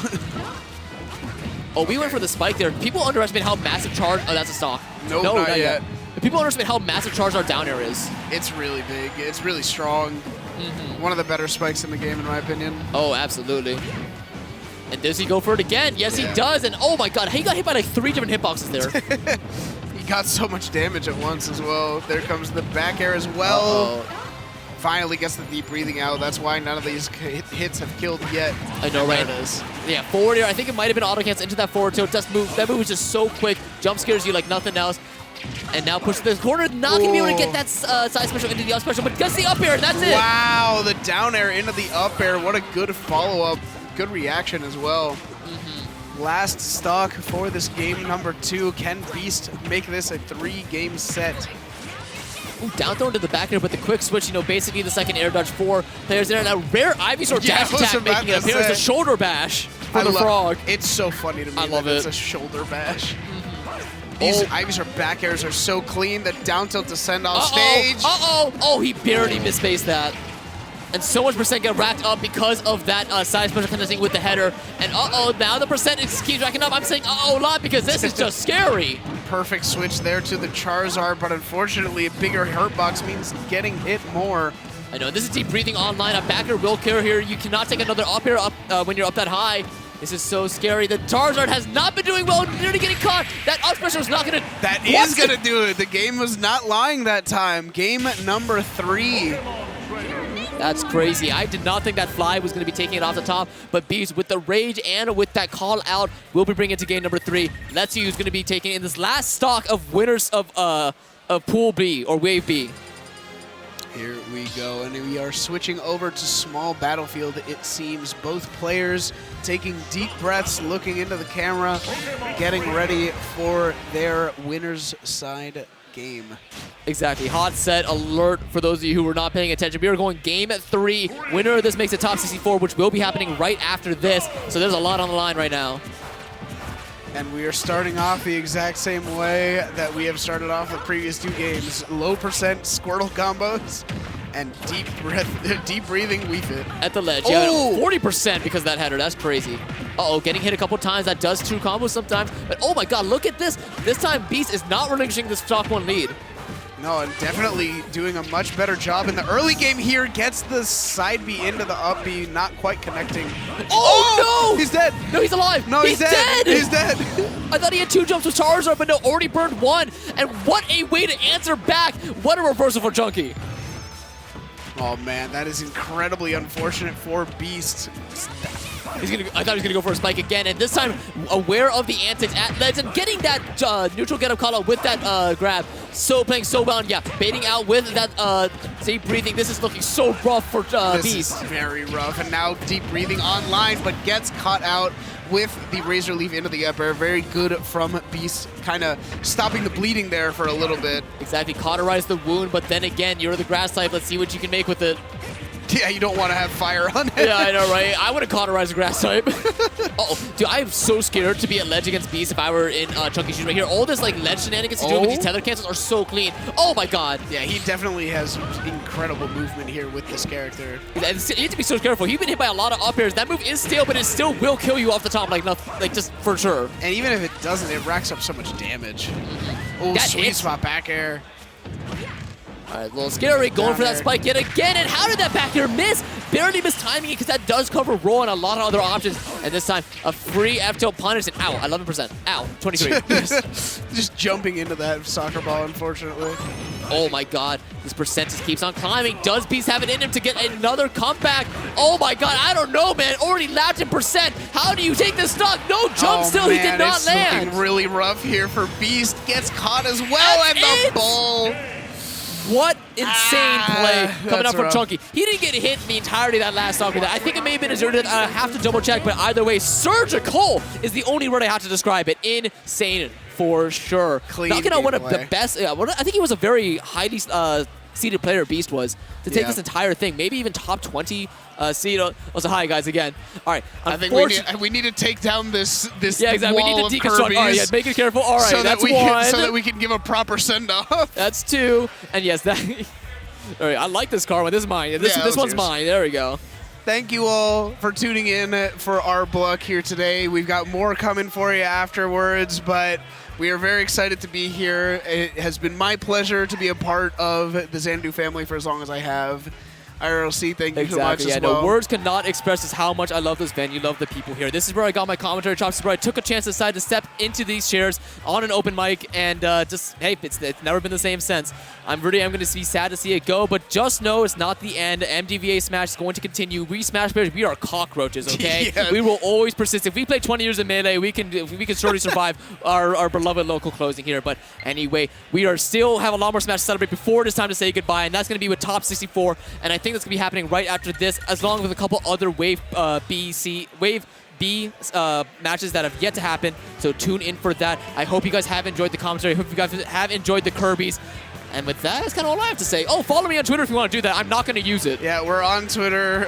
Our things are right there. Oh, yeah, right here. Yeah, look at that. Thank you so on much the for eye joining Kirby. us on this adventure, and stay tuned. Exactly. You're going to be in very capable hands. Trust me, the next commentators are ghosts. Absolutely. All right, also lovely commentating with you, my friend Beck. There we go. Firm handshake. And with that, adieu. Thank you. I'll take him back now.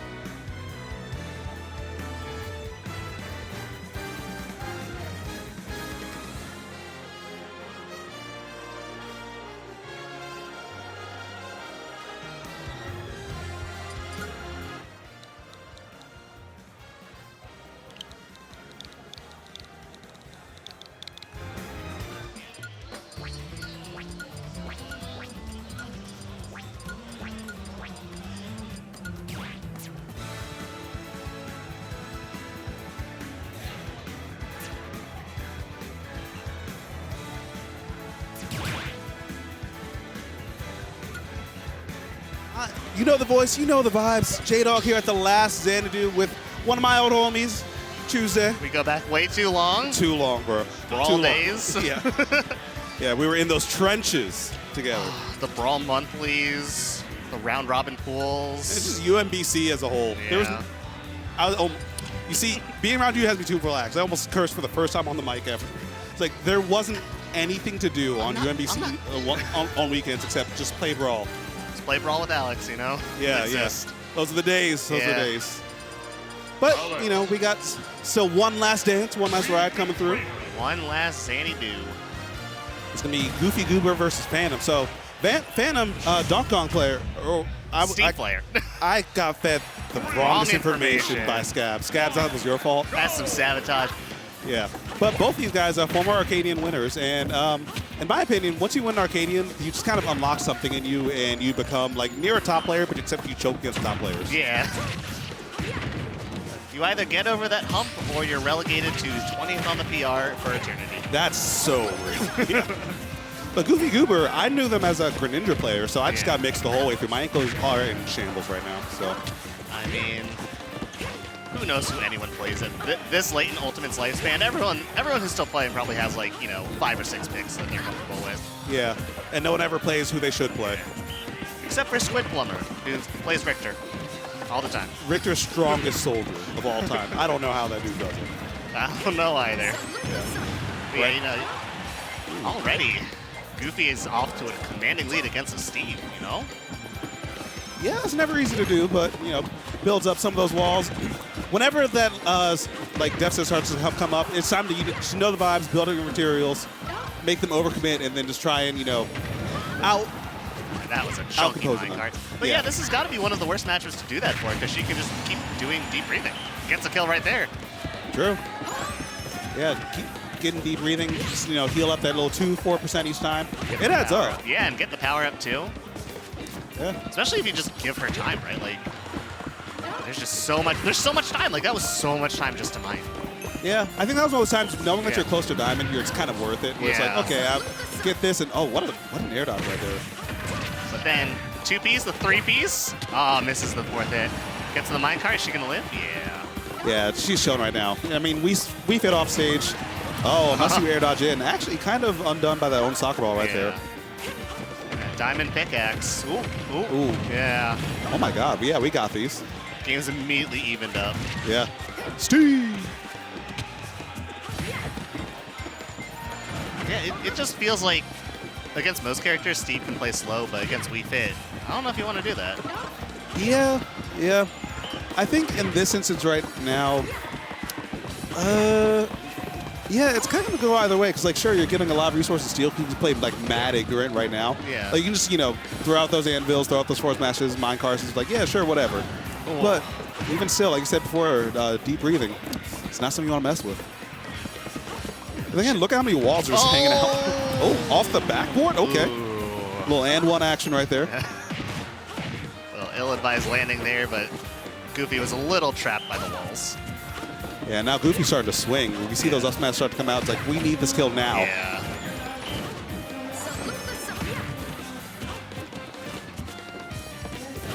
All right, Phantom not really giving anything to bite. A nice Steve extension. Ooh. Oh my gosh, is that going to go?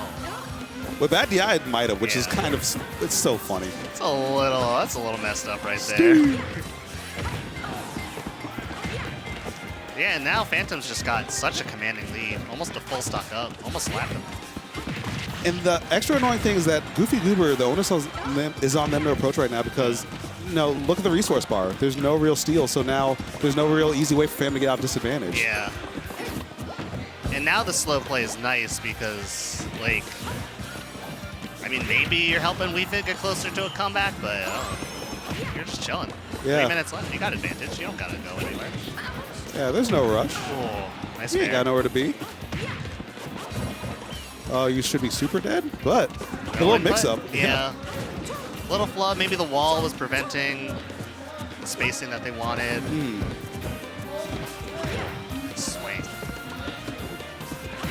All right, shield looking a little low, so Goofy Goober's just going to hang out. Deep breathing a bit. Again, no resources at all, but at this point, Phantom can just run up on the block and just, you know, forward smash or up smash. Might as well. Yeah, it'll play a little silly. For it. Ooh, Harry. And the throw? I'll light him up. Yep. Forcing a high recovery yet again. Got one ingot of steel. Nice. That should kill. Yeah, nice catch there. Yeah, well needed catch right there, because I was going on a little bit too long. Yeah.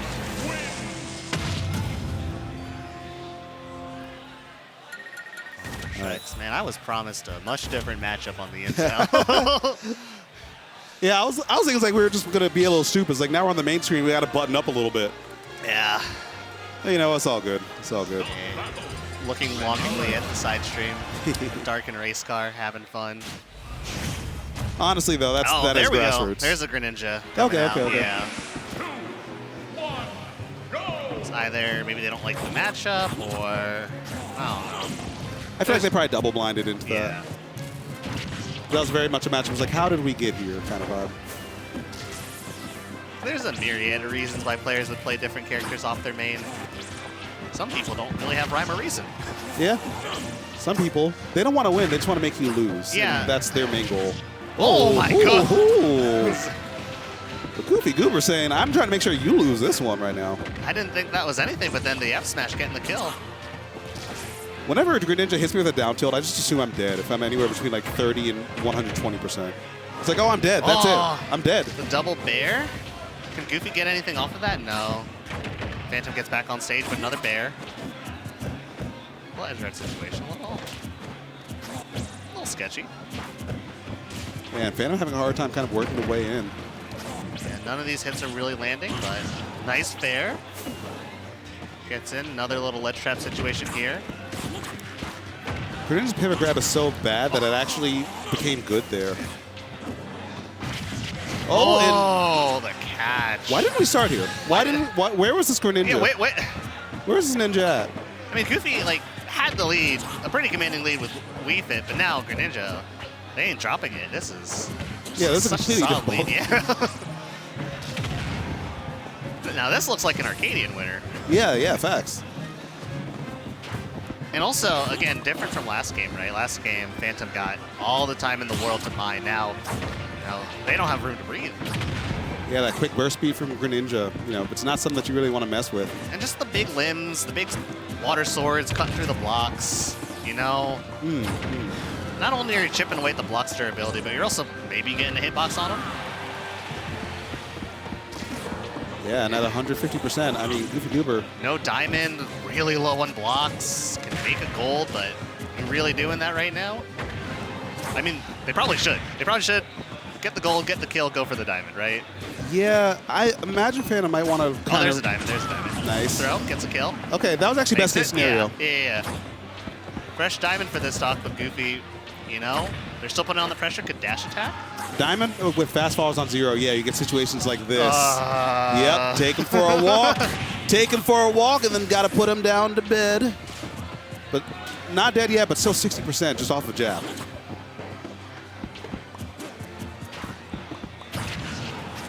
Nice landing there. Oh, went for the catch on the air, but lost to minecart, as you do. It's ultimate. Yeah, I will minecart because it's strong. Minecart does my taxes. It fixed my marriage. It watered my crops. It saved my hairline. Oh, I gotta water my plant at home. Oh no. Yeah, and you remind me to I have to start getting my taxes ready. Oh, what? Oh, that was. Oh. Speaking of tax. Sheesh. That was a little tense there, and a whiff down smash into a diamond forward smash. You ain't living that. Oh, no way. No way in hell. Goofy still got the Steve at kill percent. It's always hard to say with Steve and blocks and walls and whatever. I was about to say the saving grace. There we go. The saving grace is that the diamond would not last the whole way through. Oh, you could feel that landing fair. Okay, 1-1 now. So now maybe we see the Donkey Kong from Phantom? Actually, maybe. Maybe that's why we started off with... Maybe Goofy tried to avoid... Maybe Goofy tried to avoid Gren into Donkey Kong. And then, that matchup is really annoying for Greninja. Fast fallers, Donkey Kong. Yeah. It's free real estate there. Like, it is winnable. Like, Greninja mains just complain, but it is annoying. I'll give him credit for that. Yeah. Small battlefield. All right. What's the stage? What's the character? Zombie. Yeah, okay. The real character. Yeah. Wait, it's a hover? No, he picked, yeah. That was Goofy's hovered.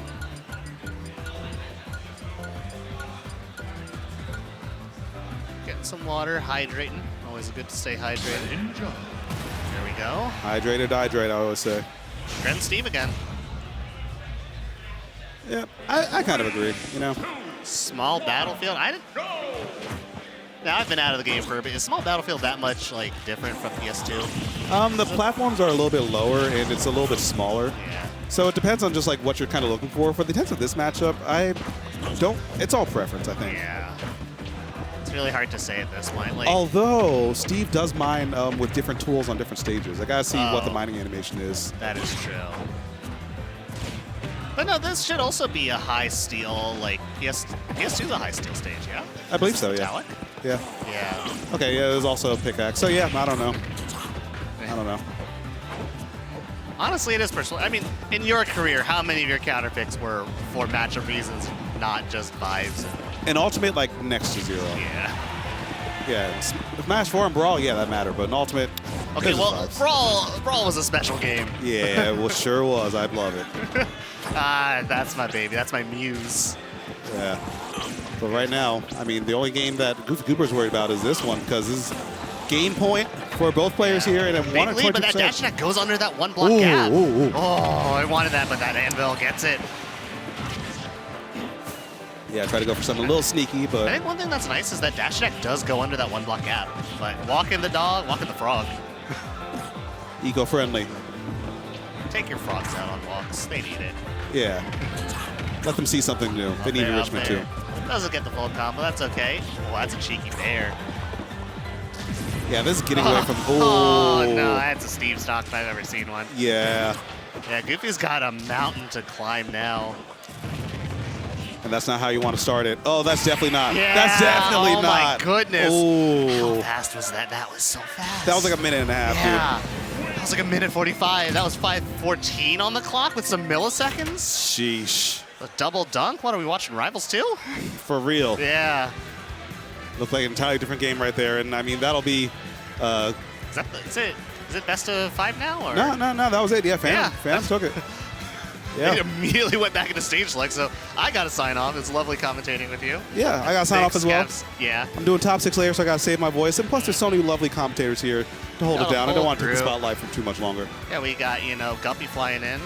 Oh, yeah. Always love that. It's wild. But yeah, we'll sign off for a bit. I'll see you all later. Yep. Thanks, guys. Yep. Peace love out, you. peace Check out out the Twitter. Check out the stream at its_sunfish. Shut up. All right, see ya.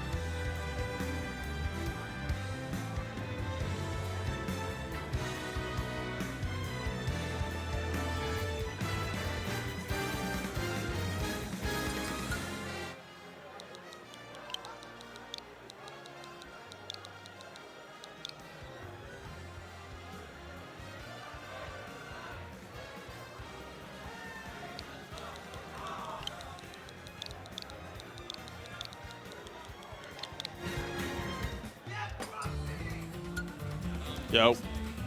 I just said yo. All right, we're good. Ah! Oh, we're screaming. Oh, all right. Ah!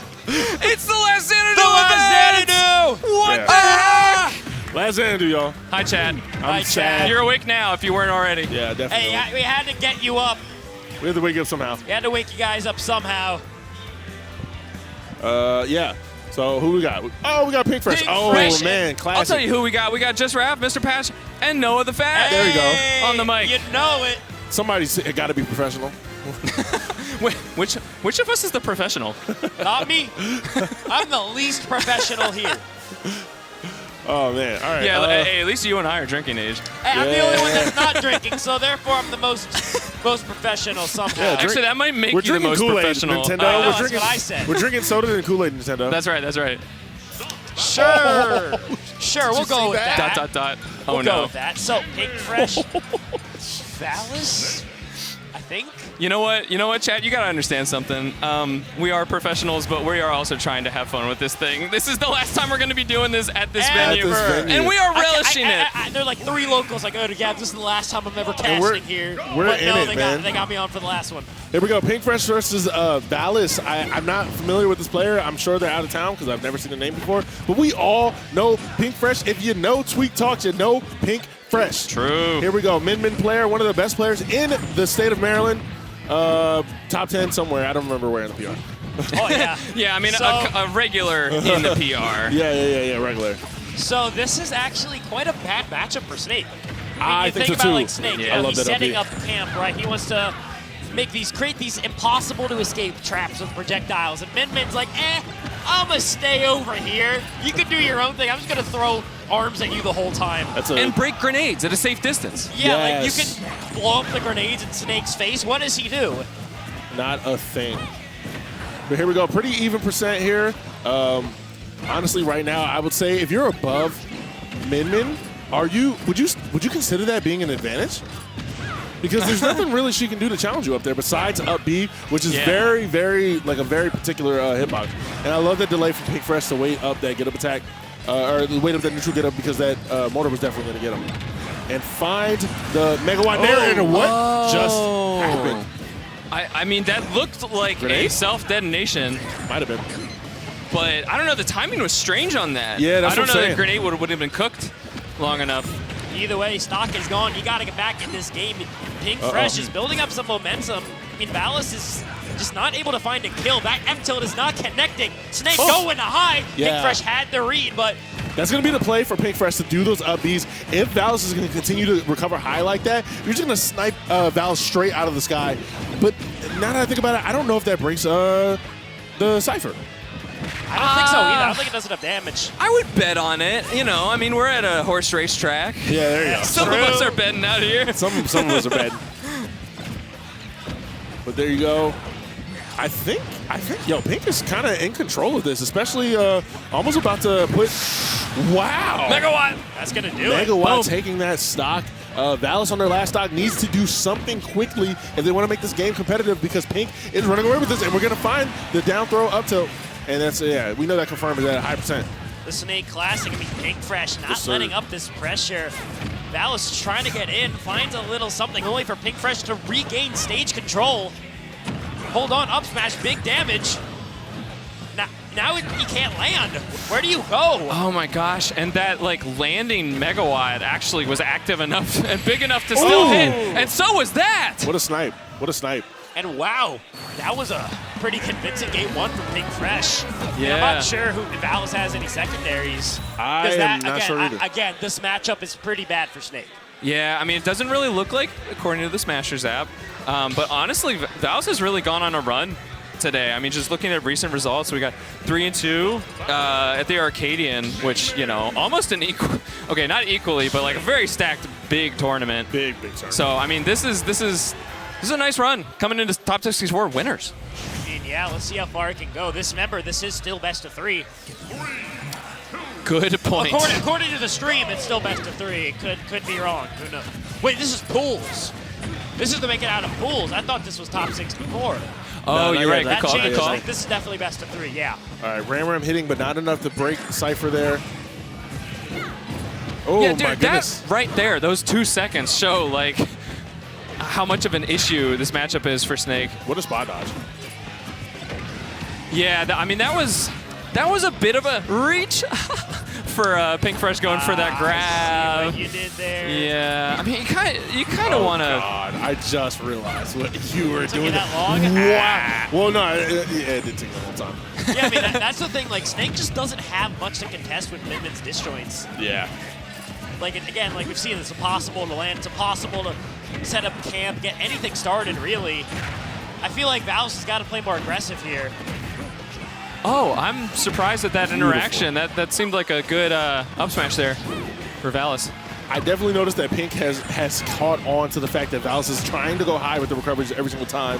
And then just kind of slightly off with the up Bs. But, like, yeah, Pink has picked up on that. So Valis needs to switch that up. Don't go high every single time because Pink is going to eat that apart. And what are we going to get here? Goes for the jab. Hold on, Cypher. That's one thing you do have in this matchup. Oh, I don't know if he wanted to go for it where it drops down low. That could have hit him, but Pink Fresh able to make it back safely and taking that stock with the Megawatt one more. And Pink Fresh will be making it out of pools. Yeah, Valis is definitely on their back foot here. Needs to get something started. Yeah, I don't know how familiar this player is with Min, but or Pink Fresh is just outplaying. I mean, yeah, Snake players, they've been around forever. I feel like Pink Fresh is probably well versed in this matchup. Oh, for sure. As a brawl vet, I mean, for sure. Like he was forged in the fires of these grenades. Goes low. Oh, catching the C4 recovery. What you didn't have to do him like that. Oh, the botched handshake. Oh no. Oh gosh, the botched handshake, man. But yeah, Pink Fresh taking that 2-0 over Valis. Good stuff right there, man. But, I mean, with that said, you know, I mean, it is unfortunate. Yes, we are gathered here today to pay our respects to the venue that is and has been and was Xanadu Games. Xanadu about to be done. You're being like actually, mad you know what? depressing, man. This doesn't feel right. Hold on a second. Hold on that. a second. You know what? No. We're not doing a funeral here today. We're doing a celebration of life. Celebration of life. Xanadu, the last hurrah, homecoming. The last ever. Yes, man. It is crazy. There it goes, Mr. Patch with the shirt with the Superman. Wait, we gotta take the glasses off. Oh no. You know. Okay, I'll put them back on. But who are you? Can't see anything. What happened to Clark?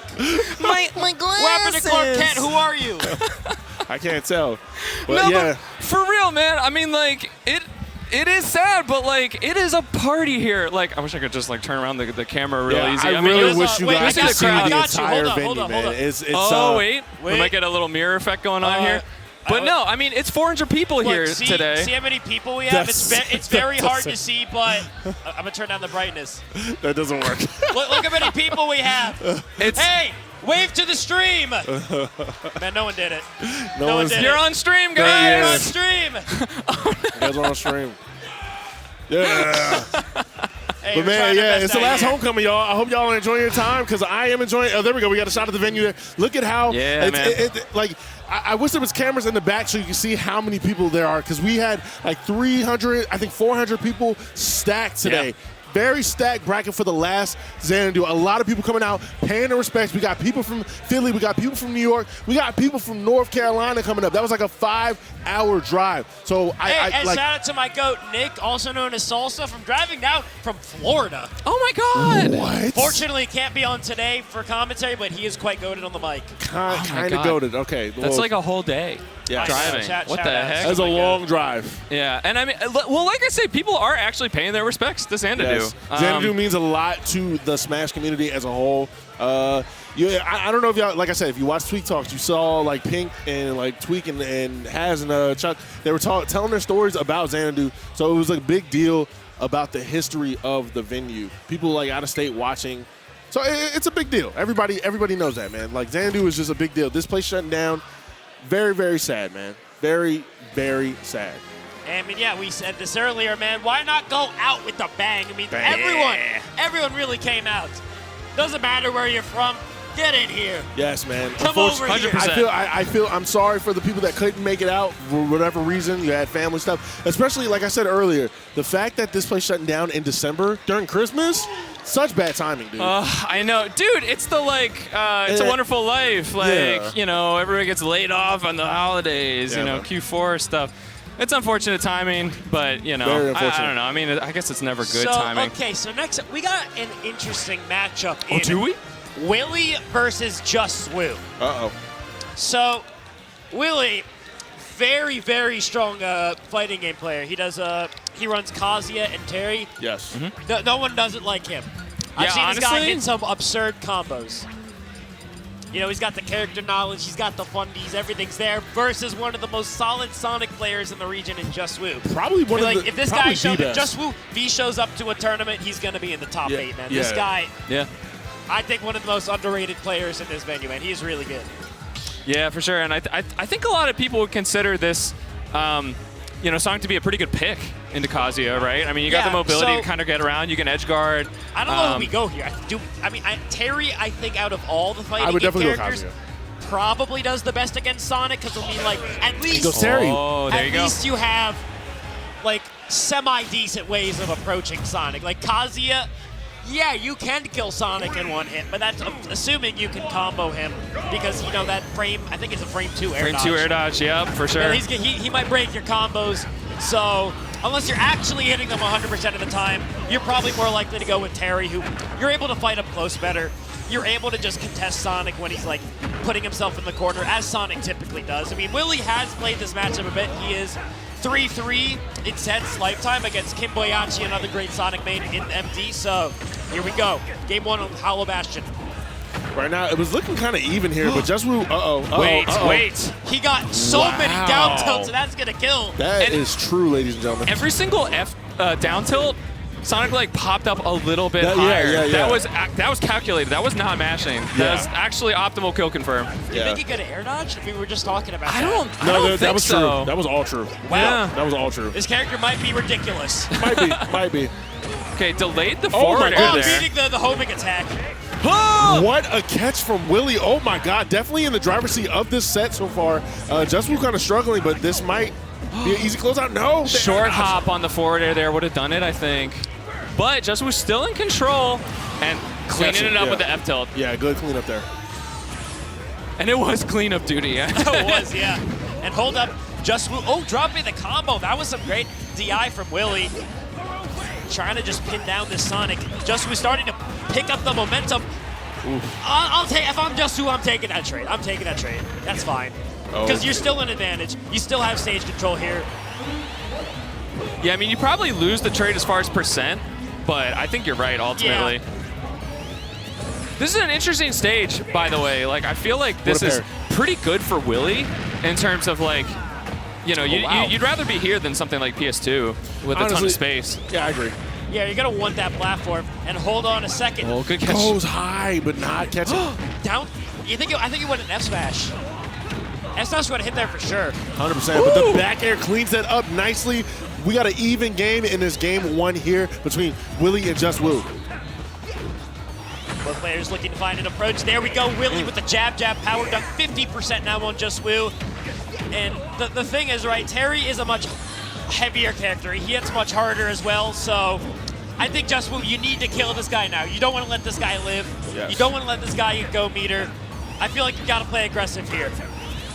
Yeah, I mean, we got plenty of time on the clock. Both characters low percent. Ooh, kind of might have been able to get a few more up airs there, but Just Woo playing it a little safe. Wow, a late hit him there, kind of bailing him out. Parry does not matter a whole lot on spin charge through. It really does not. Against Sonic, nah, it's fake. Dude, good catch. Oh, that's the thing. That's it. There we go. My Huge opening goodness. from Willie. Willie with game one. That was insane. You see, that's the thing, right? If you're trying to like keep it even with Willie, one hit is all he needs to just make you explode. Yeah, that's the thing. sure. I feel like you got to go in there, you got to kill him. Because like the main thing in this matchup against Terry is the edge guarding. His recovery is very bad, and well, it's not the worst, but like it's very edge guardable, and I think Sonic's one of the best, I would say, traditional edge guarders in the game. I feel like Just Woo's got to go off stage more instead of just opting for the spring. You got to kill him every single time he goes. You got to go out there. You can't let Willie come back for free, even though spring is not technically for free. You got to work for that. You got to go out there. You got to risk some stuff. There we go. Back to Hollow Bastion. All right. Yeah, interesting. I mean, I guess you know, Just Woo's getting some KOs off the top a little bit earlier. You know, I mean, it's not like Sonic has like bad stages per se. I wouldn't call this a bad stage for him. But I don't know. At face value, it does seem, you know, if I'm Terry, this is. Oh my goodness! We saw what he was cooking there. Yeah, we saw it. We saw it. Oh. Double crack shoot sending Willie off stage. That could have been bad had Just Woo like capitalized on that, but I guess they weren't quick enough with it. Which caught is pressing buttons. Ironic to say with Sonic. Yeah, exactly. Caught pressing buttons. And Just Woo's been getting a lot off of these homing attacks. Like, he waits for Willie to jump, throw it an option, and then boom, you go in there with the homing attack. And we didn't really see that in game one. Ooh, nice catch with the back air. Yeah, Just Woo. That's pretty low percent for Terry to like again, that's lose what you the want to stock. go for. You want to capitalize every single time he goes off stage. He was going for another one right there, but the crack shoot, or no, sorry, the backward special. Trying to wait up the shield drop there. Dude, that backward special, I forgot what it was called, but dude, it's so good in this matchup. If Sonic's trying to approach you from the air, there is no way he's beating out those legs of Terry. They're like swords. Crack shoot, right? You talking about crack shoot? Well, I thought crack shoot was side B. I'm talking about backward special. Which is also crack shoot, right? It's knuckle. Wait, power knuckle or crack shoot. Oh my god, I thought backwards special is crack shoot. I might be an idiot, guys. Oh no! You had me confused for a second. I was like, oh crap. I might be an idiot, but either way, Willie taking that stock right there, continuing this lead. One more hit, he has go meter too. Like, hold on, Willie just like went to the batting cages for a second there, swinging on that blue ball, zooming by him with the up smash. That takes some guts. Oh, what? Oh, my goodness. Oh, it's trying to find that dare there. I love the fact that Willie just threw out that Buster Wolf, or not Buster Wolf, but it's Buster Wolf. I like that. Now you got to second guessing. Now I'm throwing off. Terry has too many moves, man. Bandit's I don't think it's Terry. I think it's Ken. Yeah, what are you it's talking about? He's a blonde guy with red. Yeah, it's Ken. Yeah, it's Ken, bro. All right, here we go. Oh, what an F tilt. From Shadow the Hedgehog. Oh, Shadow. Nice. Again, there's that homing attack right when Willie's trying to just get in. Like, Just Woo's right there ready for me. How do you deal with that as Terry? Like, you don't really have much that you can throw out. Oh, my goodness. Oh, the armor on the Power Geyser did not matter. Like Just Woo going through there. Like, if he just throws out an air or something, you're not beating out Spin Dash. Or no, sorry, a homing attack. Air dodge to ledge. Another Power Geyser? Oh, I thought another one was coming. Like, honestly, that move is so good, you can just throw it out. Especially against Sonic, they kind of want to come at you at an angle. Yeah, I mean, whoa. We'll miscue with the Rise and Tackle, but it's fine? That's it. Question mark? Uh-oh. Is it Max Rage? Yeah. Yeah, you got to take the stock right now. It's kind of funny, the the Power Wave right in front of him. Just this little, like, ooh. I feel like the way Just Woo's playing it, you'll eventually just get a straight hit that's going to do it. And we are so even right now. The annotations of Just Woo, I think they've been working out. I think so, too. Just Woo's definitely figuring something out. And, oh, my goodness, we might have spoke too soon. Wow, the magnet hands there. Yeah, forced to go low there. I think the jump was burned. Oh, wow, catching the air dodge in. All right, this is scary for Just Woo. Especially with these parries. Willie is playing at an immaculate level right now. Goes for the burn knuckle. Willie's been going for that. It hasn't been hitting too much, but I mean, like, it's so. If you're Just Woo, you're scared of that because, like, that's your whole neutral. That's your whole game plan. Willie's kind of just throwing out burn knuckles, and like I think because Sonic's just gonna run right into that. That's genius. Yeah, he's trying to like catch where Just Woo's going to be with just I'm just gonna cover this whole part of the stage. Right. And it's working more than it's not. Yeah, I mean, like, limiting his routes to get back to center stage. And hold on a second, Willie, all right, we got a game. off stage right now. Oh, man. Goes for the F tilt a little too late there. That definitely would have cleaned up the stock. I think you're right. For how heavy he is, I think that it's might still do it. Oh, that is doing it. Yeah. Jab, rising tackle. Wow. Wow. All right, Willie taking it over Just Woo. That was such an aggressive dab. Holy crap. Yeah, man. Are they mad at each other? All right, but Willie taking that 2-0 over Just Woo. Just Woo being sent down to the loser's bracket. Willie moving on. Dude, you showed me these two players. I'm like, there's no way this is a pools match. I thought we were going to a. Like one of I thought it was best of. Willie is it like I don't want to say I've seen the rise of Willie, but Willie has been playing phenomenal in these past few months. Definitely like one of our better players. I'm pretty sure like high on the PR.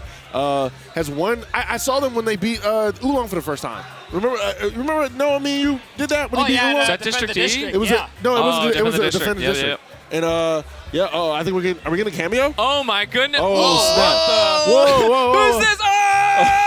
Oh! Save me! What's going on, gamers? How we doing? Hey, we doing all right. We doing all right. Doing good? Yeah. Hey, chat. You know who this is? Yeah. This is the GOAT right here. Hey, I just want to come in and share with y'all. Hey, thank y'all for holding it down on commentary. Top 64 is coming up next. Yes. Don't go anywhere, or I will come find you. Yeah, look out. Stay tuned. Don't go anywhere. Raffle will Eat find your you. You veggies. don't want to be caught. Are we taking a break? I don't know. think. Yeah, Top 64 about to start soon of this homecoming. Great stuff right here. That's awesome. Yeah, man. We got Kaiju in the venue. It's a GOAT right there. That was a jump scare for me. I'm like, what's happening? Yeah. You know who that is, right? I think. That's Raffle Fox. That was the old TO before. Oh, you're right. Yeah. I was gonna say, chat. You knew who that was, right? Yeah. Right. Press one if you knew who that was. Chat's smart. We don't even have chat up. Let me pull up chat. Oh, do we get another appearance? Yeah, he's back. As if this guy hasn't been on camera enough today. This is the MVP. This is the real MVP. This is a diva. This is a diva right here. Multiple copies of this guy on camera. This man has probably had more screen time than me. Like, he's got a real superstar up in here. Tanked versus Hayes. Never Okay. heard of these two players. Yeah, so that's the thing. I did check up on these real quick. So from Pennsylvania, both out of region. Okay. So Interested. you know, I mean, Xanadu closed down. Like, people hear about that. You know what I mean? This is not just an MDVA monthly. This is a regional. This is huge. This is a C It's tier, big. by the way. C tier event. At least. I just saw a ranked, hot yeah. Tua t-shirt. Did you like look at? It's got a hot Tua t-shirt. I'm sorry. Oh my gosh. like yeah. he's walking away, but whatever. Welcome to Xanadu. What? Yeah, welcome to Xanadu. Yeah, that's the thing. People showing out to show out here. Yeah, man. with the outfits. Okay, it looks like Hayes is a Diddy Kong player. Ah. Yes, indeed. And oh gosh, I'm trying to get more looked him up data. earlier. I don't know if y'all can hear the people so screaming. they had to be available to get here in the top 64. Big win there. That's a big win, man. Yeah, man. I mean, because Avail normally, you know, he tears it up, man. That's a very good player. Very good player. I've never taken his head off him. Here we go, another Snake main. Oh, E-Tank. Oh, no. First time playing, but like this. So wait, Diddy versus Snake? Diddy versus Snake, yeah. This is their first time playing, but like, this is a hard matchup, man, for Snake. Because like. Yeah, Transcendent Banana. Yeah, Transcendent Banana. Diddy Kong is so hard to hit. I mean, like, yeah, you're going to be killing him super early with like up tilt, F tilt, all these big moves that Snake has. But the problem is, how do you hit the guy? Banana? Yeah, it's really Banana. I mean, even like Monkey Flip. I mean, like, how do you hit? How does Snake hit Diddy Kong? Oh. Yeah. Right. Throwing grenade. I mean, that's like you wanted to take the banana? Your best bet is to like combo off a stray grenade, like because the grenade pops you up in such a fantastic position. You just follow with an up air or a back air or whatever the case may be. But that's your best bet. Like just focus on the stray grenade. Yeah, and I think you got to make the Diddy Kong player a little uncomfortable. You got to be able to figure out like when they're going to want to monkey flip and put yourself in a position where you can like be there to up tilt. Yes. The landing. Now, of course, you know Snake is not moving that quickly when he's not dash attacking, but you know, I mean that's set play. If you just go like, oh, I've seen him monkey flip here before. I'm not even moving towards him. I'm moving towards where I think he's gonna be. Yeah, I think that's key, man. The stage positioning. So we could just see a start to PS2, like how we always do. But I can see PS2. I think given that space. for E-Tank, you know, this counter pick I think is going to be important. I think Snake prefers PS2. It's not a starter. Don't you think? It's not a starter. So if they opt to ban, like we could see something else. Right. It's not a starter, but like people gentlemen to Did you see whatever.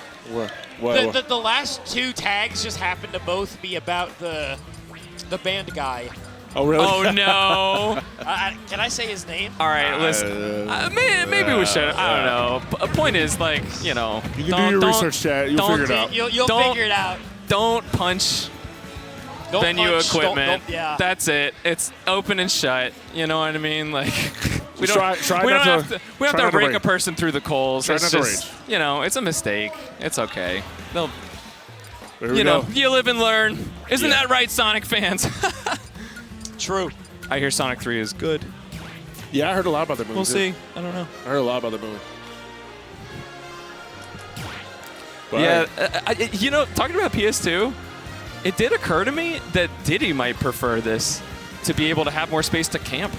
Possibly. With a lead, you know? Possible. Monkey flip, side to side of the stage. You know, like if you get a lead, you know, a scenario we're talking about where like, you know, how to Snake get in on Diddy Kong. I feel like this is like, one of those. That could be a problem. Those like character, like player specific kind of where to take them, because like I don't know who would benefit in what stage. Like it's like kind of even in terms of stages, in my opinion. I think so too.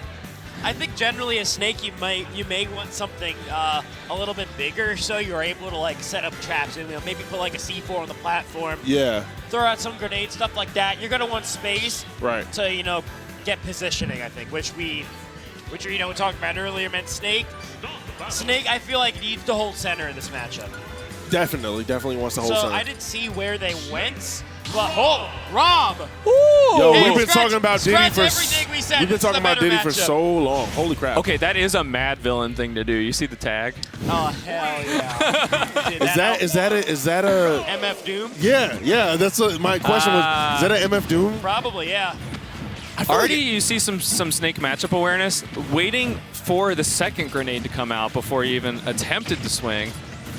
Hitting shield, and not getting anything, but yeah, I mean, there are certain situations against Snake where, like, don't even think about doing anything unless grenades are both out. Yeah. If he can pull the pin, you got to back off sometimes. Definitely want to. But right, yeah, E-Tank's kind of playing this very well, not touched and as soon as I say something. Yeah, no, and I mean, that seemed like a decent play, but E-Tank just barely able to get another pin pulled. He wanted his gyro. That's so sad. Oh man. Oh goodness, got right in there. Yeah, that was a good rush down kind of situation. I saw that air dodge trying to get out of the way of the C4 and perfectly baits it there. Now, I mean, we're talking about PS2. This is the real gentleman starter at this point. All right. This is the new one, though. This it was the better PS2. one. New and improved. Oh, my I like goodness. that down here. The risk reward is there. Yeah. Oh, my Not aware goodness. of the sticky on the stage, and yeah, that's a and big. that was old. That's a big lead right there. Been there for a while. I mean, like the way that the match is going. I mean, Hayes is just not really finding his way in. I mean, you know, you have 130 on Snake, but you know, you're not hitting his kill moves. E-Tank just setting up camp, making it difficult because I mean, Rob is a big body, so. Yeah. Let's see what. Up Okay, smash. going for the up smash. I like that. Nice. Yeah, I mean, this is like on this stage. Like, I really think against Snake, like this is basically the best you can do. Like, let's just actually go neutral. Yeah, true. But I mean, he still has like the ability to just, you know, put C4 on one of those platforms. And there's not a ton of space to move around grenades. Nah, not at all. He's doing a pretty good job of it so far. Yeah, that suffocating playstyle, and that's just kind of what Snake thrives at against heavies. Just where do you go? There's always a hitbox in your face. Whoa! Interesting. What? I think if he charged that up and Hayes went for an up tilt, that might have actually hit. All right. Maybe the hitbox would have shifted or something, and either way, that's a big comeback. Hold on a second. Only 61% on that on second stock. Pretty good lead here for Hayes Yeah. going into this last stock for E-Tank. Let's see what they do with it. Not racking up extra damage. Oh goodness, using each other's projectiles there. I love seeing Hayes go for that like big punish on the up special, because like theoretically that's when Snake is most vulnerable. I mean, he has some armor on that, but you throw out enough knockback. Whoa! That beat out get-up attack. Hold on. That was the pixel perfect honestly, spacing, I think. That mixed me. That was the last option I would have expected. The absolute last option. I don't. A down smash? Down smash to beat out get-up attack. There's no way that was intentional, but I mean. Might have been. I'll give the benefit of the doubt. Actually. Yeah. I don't know. Learning like their tech get-up animations is that's kind of niche. If you knew that, that's absolutely insane. Ooh. But either way, Oh, running right into right the back in. Up tilt. The move is so fast, so he's strong. had like a lot of momentum going into that last stock. I mean, one grab and your stock, but your game might be over. Nair's gonna connect. Oh, a little slow on that dash attack. I think that could have comboed. Might not have gotten the right hit of Nair. Good catch. Yeah, good DI still in this. Trying to go up high. E-Tank going very high, very high. And Rob has the unique resource there of gas. Being able to just kind of like, patrol in the air. I mean, they can kind of do that for each other. Dude, the gyro might have just... If he didn't laser, I think the gyro just might have hit him. Yeah. Or if the laser missed. Got a hitbox out. This is anybody's game. This is anybody's game. This is anybody's game. It is at this point. I think up tilt on Snake KOs. Oh, the spot dodge up. That's insane. That's doing it. What'd I tell you? That's insane. What'd I tell you? So Rob is a big body, but he doesn't really have beats. That's crazy. So, I mean, he's heavy enough. He's heavy enough. Like, he's in as heavy as, like, DDD or K. Rool. Yeah. You know, he's not in that. Not a super heavy. We can't let a character with the mobility traits of Rob and the frame data of Rob be a super heavy. That's too much. Some might even say he's already too much. Be a super heavy, though. Yeah, probably. Right. Smub somewhere smiles. If you're a Smub guy, check out the side stream on KML. True. KML tournaments, man. We do have 2 streams. Please pull us up on desktop. Open a couple tabs. I think we have a squad. We have a squad stream. Type !! Squad may show up. Oh, okay, sweet. All right. Hollow Bastion. I like the stage. I like this for both characters. I think what Madvillain's looking for, he's looking for that. He's looking for that, maybe the ledge trapping, I think. Because you don't have any platforms to get in the way, because Snake, he'll put stuff on the platforms. It makes it harder for you to ledge trap him. Possibly. That's true, and there's also the fact that this is the lowest ceiling we have in the stage list, especially off the platform. I mean, both of these characters can take advantage of that. Because I feel like Snake, he's just going to take advantage of this platform so much. I mean, look, he just set up camp right there. Yeah. Making it his home. I mean, like, even doing at least there's been like at least 20 grenades on that platform so far. And he was just staying there for like the entire first minute of the game pretty much. Okay, well, that's the second time we've seen that kind of aggressively jumping back over the ledge with the theoretically reflector. I mean, I know that move doesn't work as a reflector super great, but it is active. I don't feel like it's super useful against Snake, but like... Oh, getting around the grenade! Wow. Yeah, that was good. And that's crucial because that's a multi-hit, right? So if you interrupt it with the grenade and you don't get hit by the last hit, you're fine. You're fine, exactly. So, yeah, great awareness there to avoid that grenade. Uh-oh. Every time both players get popped up by the grenade, I'm like, the Snake, they're so used to that, they're gonna like frame one react with whatever option. And it's usually such a favorable situation for Snake. Yes, like pretty much all the time. Super favorable. What's it gonna be? Not an up tilt, is it? Goes for the jab. Whoa! Oh gosh! Whoa! I wish that would have connected. Nikita almost did it its own self. His life just flashed before his eyes right there. AI Nikitas, we have to ban that now. Yeah, got the generative AI on the missile there. All right. Hayes is trying to find his way in, not going to get by that C4. Great discipline from Hayes. Finally, going for kind of one too many rolls there, but I mean, E-Tank is not allowing Hayes any space in the corner. I mean, Rob is just eating so much percent. You might just be at like raw kill percent from like a down tilt or some random move. Wow. Maybe even dash attack, man. You gotta take the stock now because you do not want to give E-Tank any extra credit and just dash attack is gonna take it. What a spot dodge there from E-Tank to avoid that back air earlier. That was fantastic. Yeah, bold. Holy crap. Very active move. And like, maybe you get the late hitbox. I guess that's part of the calculus. Yeah. Landing with the C4, that's just going to do so much percent to Hayes. E-Tag just, he's had a lead for a while, man. He's just doing such a great job of keeping it. I mean, Hayes is just no way of approaching. Finding the back air. Yeah, catching E-Tank, jumping out of shield. That's going to be huge. Cutting a deficit. I mean, you got to get in now. I mean, it's at this percent, man, it's going to be so hard to combo Snake because of that frame one grenade. Like, Madvillain, I feel like he's got to play this very patiently, man. He's got to have some well set up lasers. Definitely. Some well set up gyros, perhaps, because it's just racking up. Yeah, look at this. Yeah, look at this percent. It's gonna be tough for Hayes to do anything crazy. E-Tank just kind of playing the Snake gameplay and just hanging back, throwing grenades. And whoa! Round and round and round we go. And goes for the tomahawk grab. I love that option. And takes the stock. Yeah, that was close. Was that the air dodge that killed him? I think so. I don't know. No, that was such a good option because he was playing so passive the whole time. He was just sticking to the Snake flow chart. And then at the last second when he found Hayes in the corner at kill percent, man, he went for that tomahawk grab and got the stock. Dude, that Yeti. Oh, it's best of 5. I didn't realize it was best of 5. Yeah, so huge now in top 64. Again, I feel like Hayes he's got to slow down the pace of this game, man. We got to go somewhere else. Yeah. We got to go somewhere else because, like, the way that E-Tank was able to control the stage, it was just too much, man. Rob Hayes had no way of approaching right there. Yeah, and I'm sure, I would think PS2 banned here.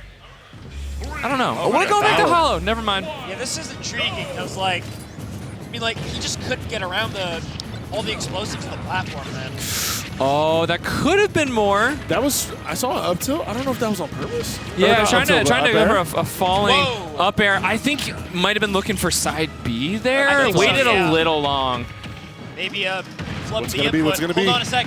Grab the grenade. Oh, the bad DI. You take that. Yeah, Hayes, this is a pretty good lead here. Good trade. And to be clear, bad DI there is like kind of the way that move is designed. Yeah, I've died to that move at like 40 before. It's ridiculous. With Bowser? Yeah. Oh. Yeah, it's happened. Goodness What a gracious. grab there from E-Tank. Holy crap. I think E-Tank grabbed Rob out of there and air. That was insane. Oh, wow. All right, but yeah, Hayes, a pretty good lead right here, especially if you're just tacking on his damage. You definitely want to just, find up airs and find multi-hits to just tack on percent, because eventually Snake's going to take the stock and you... Nah, The grenade came out, didn't hit. That's huge right here. Wow, Oh, the side Nikita! B. That kind of The Nikita actually helped Hayes. Hold on, I was about to say, that definitely put Hayes back in the right position. What? Oh, no tech. Hey, Okay. yo. That is All harder than If- it looks. If All you're going that to for bomb nothing. recovery, I'm going to need you to learn how to tech, man. I'm sorry. Yeah, no, that's fair. That's fair. That's a fair call I think he out. wanted to initially grab the ledge, but he didn't. So he was forced to like down B from a bad position. All right. Yeah, and of course the Snake player, when they're both in between, these Nikitas, bro. When they're both like right next to the grenade, of course the Snake players gotta have a better sense of when it's gonna blow up. But Yo, Hayes is not paying attention to C4s. I think that's the second to set, bro, which is a lot. I still maintain there needs to be a sound when Snake drops it. If it's a think voice so, line, too. what would the voice line be? C4. Parkour. Fire! Go C4, go! Explosion! Take this! Take this! I love the option that Hayes threw out there to beat out that dash attack. That's a great, that's a great way to beat out that dash attack. Just throw out the up air. What's it gonna be? Oh, he got he's stuck? Did he got get stuck? No, he didn't.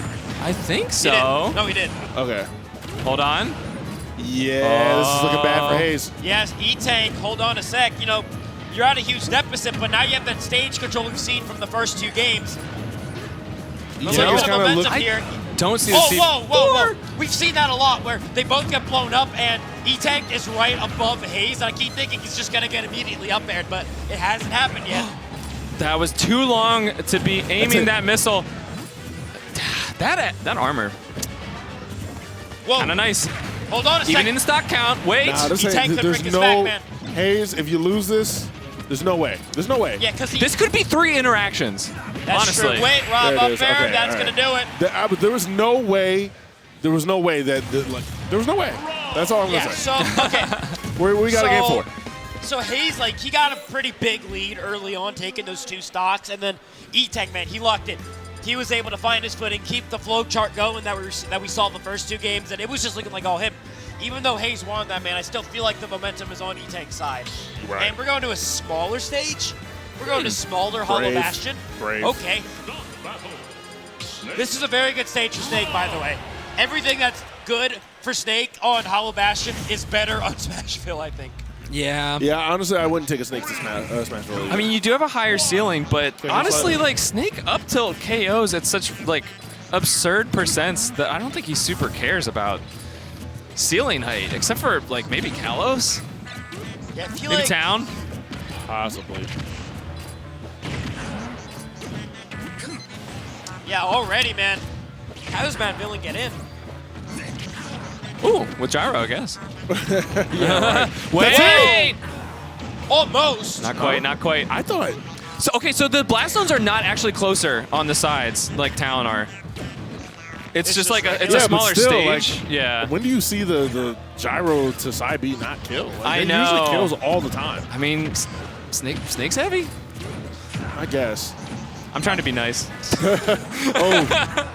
And then, yeah, the Nikita, I saw it still Hey, his active. Nikitas have been so good. Yeah, Hayes is really, or I'm sorry, E-Tank has really been putting on the Nikitas. The Last last one's hit. gonna hit. Maybe going for parry there. I feel like a lot of the Nikitas have like not even hit, but they've just like been in his airspace. Back air. Fat That was back air. perfectly lined up to catch that recovery, and E-Tank, you gotta get the stock right here. The thing about Hayes taking that first stock, I swear, this is not the first game that Hayes is taking the first stock. So Yeah, and then just got so much momentum after that. yeah, so E-Tank probably could up tilt right here, or no, goes for the. I just want to say, Snake just low profiled Rob's grab. Of course he did. coming out of dash Because attack. of course he did. It's ridiculous. I mean, that's at least like a Metal Gear Solid thing. He's supposed to be low to the ground. Stealth I mode. guess so. Trying to catch a jump right there. I guess. Hold on a second, it's racking up. The grenade. Yeah, it's gonna save him. Cypher gonna break the Cypher, but not gonna connect all the way. Multi-hits Whoa! are So terrible, much that's shield done. damage, and that's gonna be an F till E-Tank evening up the stock count, but you're Look at about that 100% now, almost getting caught by that up air. Oh, goodness. Definitely has a good lead right now. If they don't keep running into all these moves. You were saying about percentage? Yeah. Out of nowhere, man. 60% on Hayes. It's just so much. That air's going to tackle on another 20 about. That is literally like Snake's F-tilt is literally Liu Kang's bicycle kick. Like, what the hell? Any FGC players in chat? Whoa! Unattackable! Hayes keeping up the lead, man. He saw those first 3 games and was like, you're not bringing this back. Yeah, Hayes learned something here, but gets caught with the I'm C4. winning control now. I hit the mic. All right, but let's see. All I'm saying is, as long as Hayes continues to throw 100%, like your stock is going to get evaporated any minute now. the amount of percent that you can throw on before you lose your stock matters so much right now if you want to force a game 5.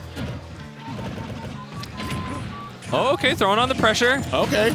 I like the idea where instead of going for an up air so you don't eat a grenade, man, you try to back off, find a laser, but unfortunately that was right where E-Tank places C4, and hold on a sec. That's bad. This is, while you have a lead, Hayes, this is still your winner side stock, and E-Tank is racking up. Dude, the grenade kind of like created a new combo there. What the hell? Yeah, it did.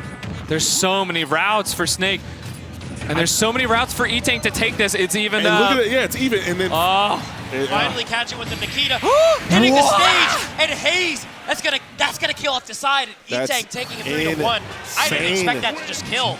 What a way to lose that. So the Nikita hit the ground. Oh yeah? my goodness. I think he was trying to up air potentially, reaching the hurt boxes up a little. Perhaps. That's wild to get the strong hit there, lose the stock. No, that's Man. crazy, dude. Oh my goodness.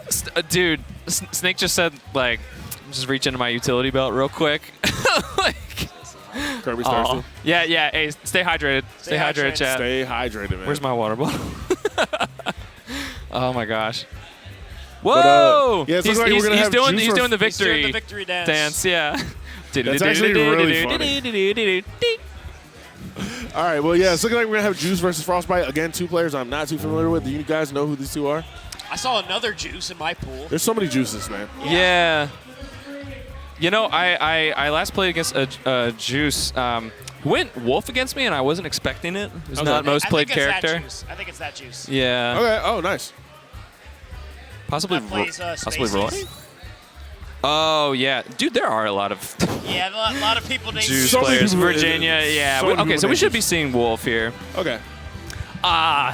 It wouldn't be an MDVA event without some good old Wolf.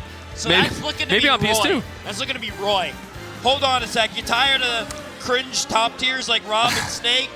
Hey, we got Spaceys versus Swordies now. This is an MDVA We got classic the cool right top here. tiers. It really is. Nah. Wolf is trash. Twitter told me so. Twitter downplaying Wolf will forever be like, no, this guy, Wolf's broken. Just because he loses to Steve doesn't mean he's bad.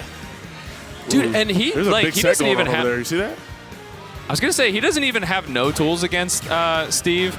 At the same time, I also just watched Jackal play against I think it was Syrup. So like, if Wolf can do anything against Steve, like that would be that one. That's no tag versus somebody. I don't know. I was gonna say, honestly, like we got 3 of us here. If you want to go check what's going on. No. I just want no tag. That's all I need. Oh, I so wish I could be a sideline reporter on stream. Like actually just have like wireless mic and go around. Streaming all the big sets. Oh my goodness. Have your own portable camera and a microphone. That would be, dude. Okay, I know people don't want to like. I would have to interview like people who just won. You know what I mean? You want to talk to people who just lost. Losers, they get the salty interviews. Yeah. I think no tag won. Because whoever that was shaking their head. Nice with the Fire Flower Mario hat. Oh, for sure. No tag. Always coming in. All right, so you already know this is going to be a fun matchup. You see Roy on the screen. Whoa! Wait! It's double fun! All right. Here we go. We're going to get a lot of counters at ledge. Yeah, good call, Raph. Just counters at ledge. Hey, You want to up B? Roy only. No items. PS2. No taunt. The year is 20XX. No taunt. No taunt. I'm very upset about that. Bro, Yeah, yeah. bro, it's serious. You It's for have one realsies. job if you're playing this Ditto. Yeah. Or any Ditto. You know what? It might not help that Roy doesn't have great ults because Yeah, this they're is kind of. they're both purple.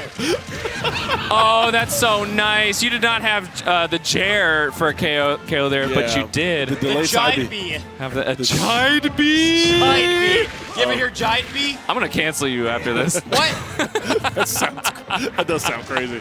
All right. Yeah, this is gonna be kind of tough to. Like, I'm so confused. That's it. Wait. Oh, okay. No. Told you. I'm surprised they didn't. Because you have to counter at the right spot, or they're gonna go past it every single time, just like that. Yeah, it's got to be like the end Yeah. of the up special. Whoa! Touching swords in neutral. Okay. All right. Okay. And there's the sweet spot. Sweet spot. I guess. I didn't do that. Don't look at me. All right, Juice looking like you're about to lose the stock. This is literally just swinging. This is the kind of Smash Bros. This is the Smash Bros. That people miss. Just a bunch of guys just pressing buttons in neutral. Just, I'm going to swing at you, and you're going to get hit, or you're not going to get hit. This is what it is. What are you doing with the sword if you're not swinging it? Come on. Exactly. Return to fundies. That was low. Holy crap. No more camping. This is what the game's really about. It finds the up tilt. All right, Frostbyte up 2-1 right now. Good lead here. But again, you can die off the jab back air.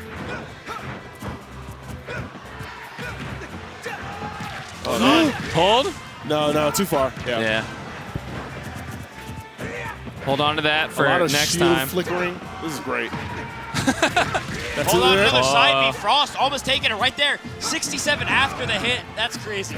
This is so fun. I love whenever one of them goes out to edge guard, they both get ledged like almost the same time. Yeah. Bro, can they, I don't hate that approach. Nice pick up with that tilt there. one of them stuck at the actually, it's so hard to keep track of who is who. Can I just say, this feels like... Can they do us a favor and switch skins? Yeah, somebody got to switch. Yeah. Somebody got to switch. My old man eyes cannot keep up. This does feel kind of like something that would happen in a Fire Emblem game. You know, he's like fighting his shadow clone or something. It's an imposter, you know, like when Lucina was Marth, quote unquote. Okay, And down hold on a to sec. Juice is bringing this back. I think that's Juice. Wait, which one is Juice? Juice is the dead one. Frostbyte got it. Frostbyte, Frostbyte. we knew that the whole time. Yeah, Hey, woo, yeah. The Roy player did a great job of that Roy player really beat that Roy player up. The stock. It's true. It's true. All right, okay. Will the real Roy please step forward? Yeah, no kidding. I can't. Please switch the character. Please, someone switch characters Dude, I or thought that was skins. Jin. Holy crap. Okay, Juice is sticking with Roy. Frostbyte's. Oh my God. They're both purple. Are these the same skins? The one is like darker. One of them's like purple. Darker one of and them's whiter. Like, Okay, this is like kind of it's so white team, hard. black team. It's hard kind to tell. of. It's hard to tell. It's the capes are what ruin it. Yeah, because. It's a cape, yeah. And No like capes. When No capes. When their tags disappear. That was good. Oh, I got the rest. That was good. Like when their tags disappear, it's just. It's hard out here, man. It's very difficult. Confuse a commentator challenge. Yeah. Oh my goodness. Bro, I have words for all y'all changing your tags at Start GG to like a whole sentence. Dude, people do I that. don't know who you are. Yeah, people do that all the time. Anyway. All right. Well, okay. I love that we're back to PS2, by the way. Oh yeah. Like this is a counter pick stage, Whoa. but like for a Ditto, Dude, when Send they it. both clank, it's crazy. Because like, they're both at kill percent. You know one jab's gonna do it right there. Wait, who died? Okay, all right. Okay, Juice lost it. Frostbyte got All the right. first stock. I'm not gonna lie, I'm struggling right now. Oh wow. This is difficult. Dude, letting a rip right there with the F smash. oh, you know what? Oh my goodness! And didn't follow up. Oh my goodness. I think he was cooking a little too hard. Lost in the sauce.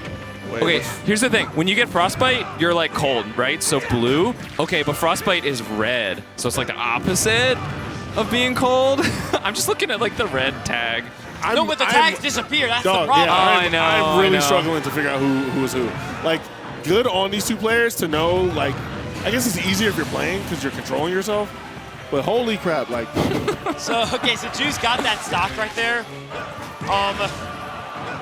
Yo, can we get a Roy skin with like the stereotypical anime blue hair? True. Right. Uh-oh, going low. All right. Frostbyte getting the lead going on here. I don't think there is a Ditto more simple than the Roy Ditto, man. I mean, you just run at the other guy, and I mean, Frostbyte is just winning, man. He's taking these stocks earlier. He's finding his approaches more often. Well, and I was thinking, like, Roy against Roy, you're probably going to want to, like, air dodge in and roll in less. But, you know, because you want to, go closer to the sweet spot. That was so low. Yeah, what? Okay. All right, we went for it. Sunset. We're going for it, I guess. So went for that hole. Jumping out of the side B, Juice has a chance to bring this game back. Okay, good reaction there from Frostbyte. And that's going to be it. Jab back here. Roy Classic. Frostbyte going up 2-0 right now. Yeah. And if I'm Juice, what do you do here?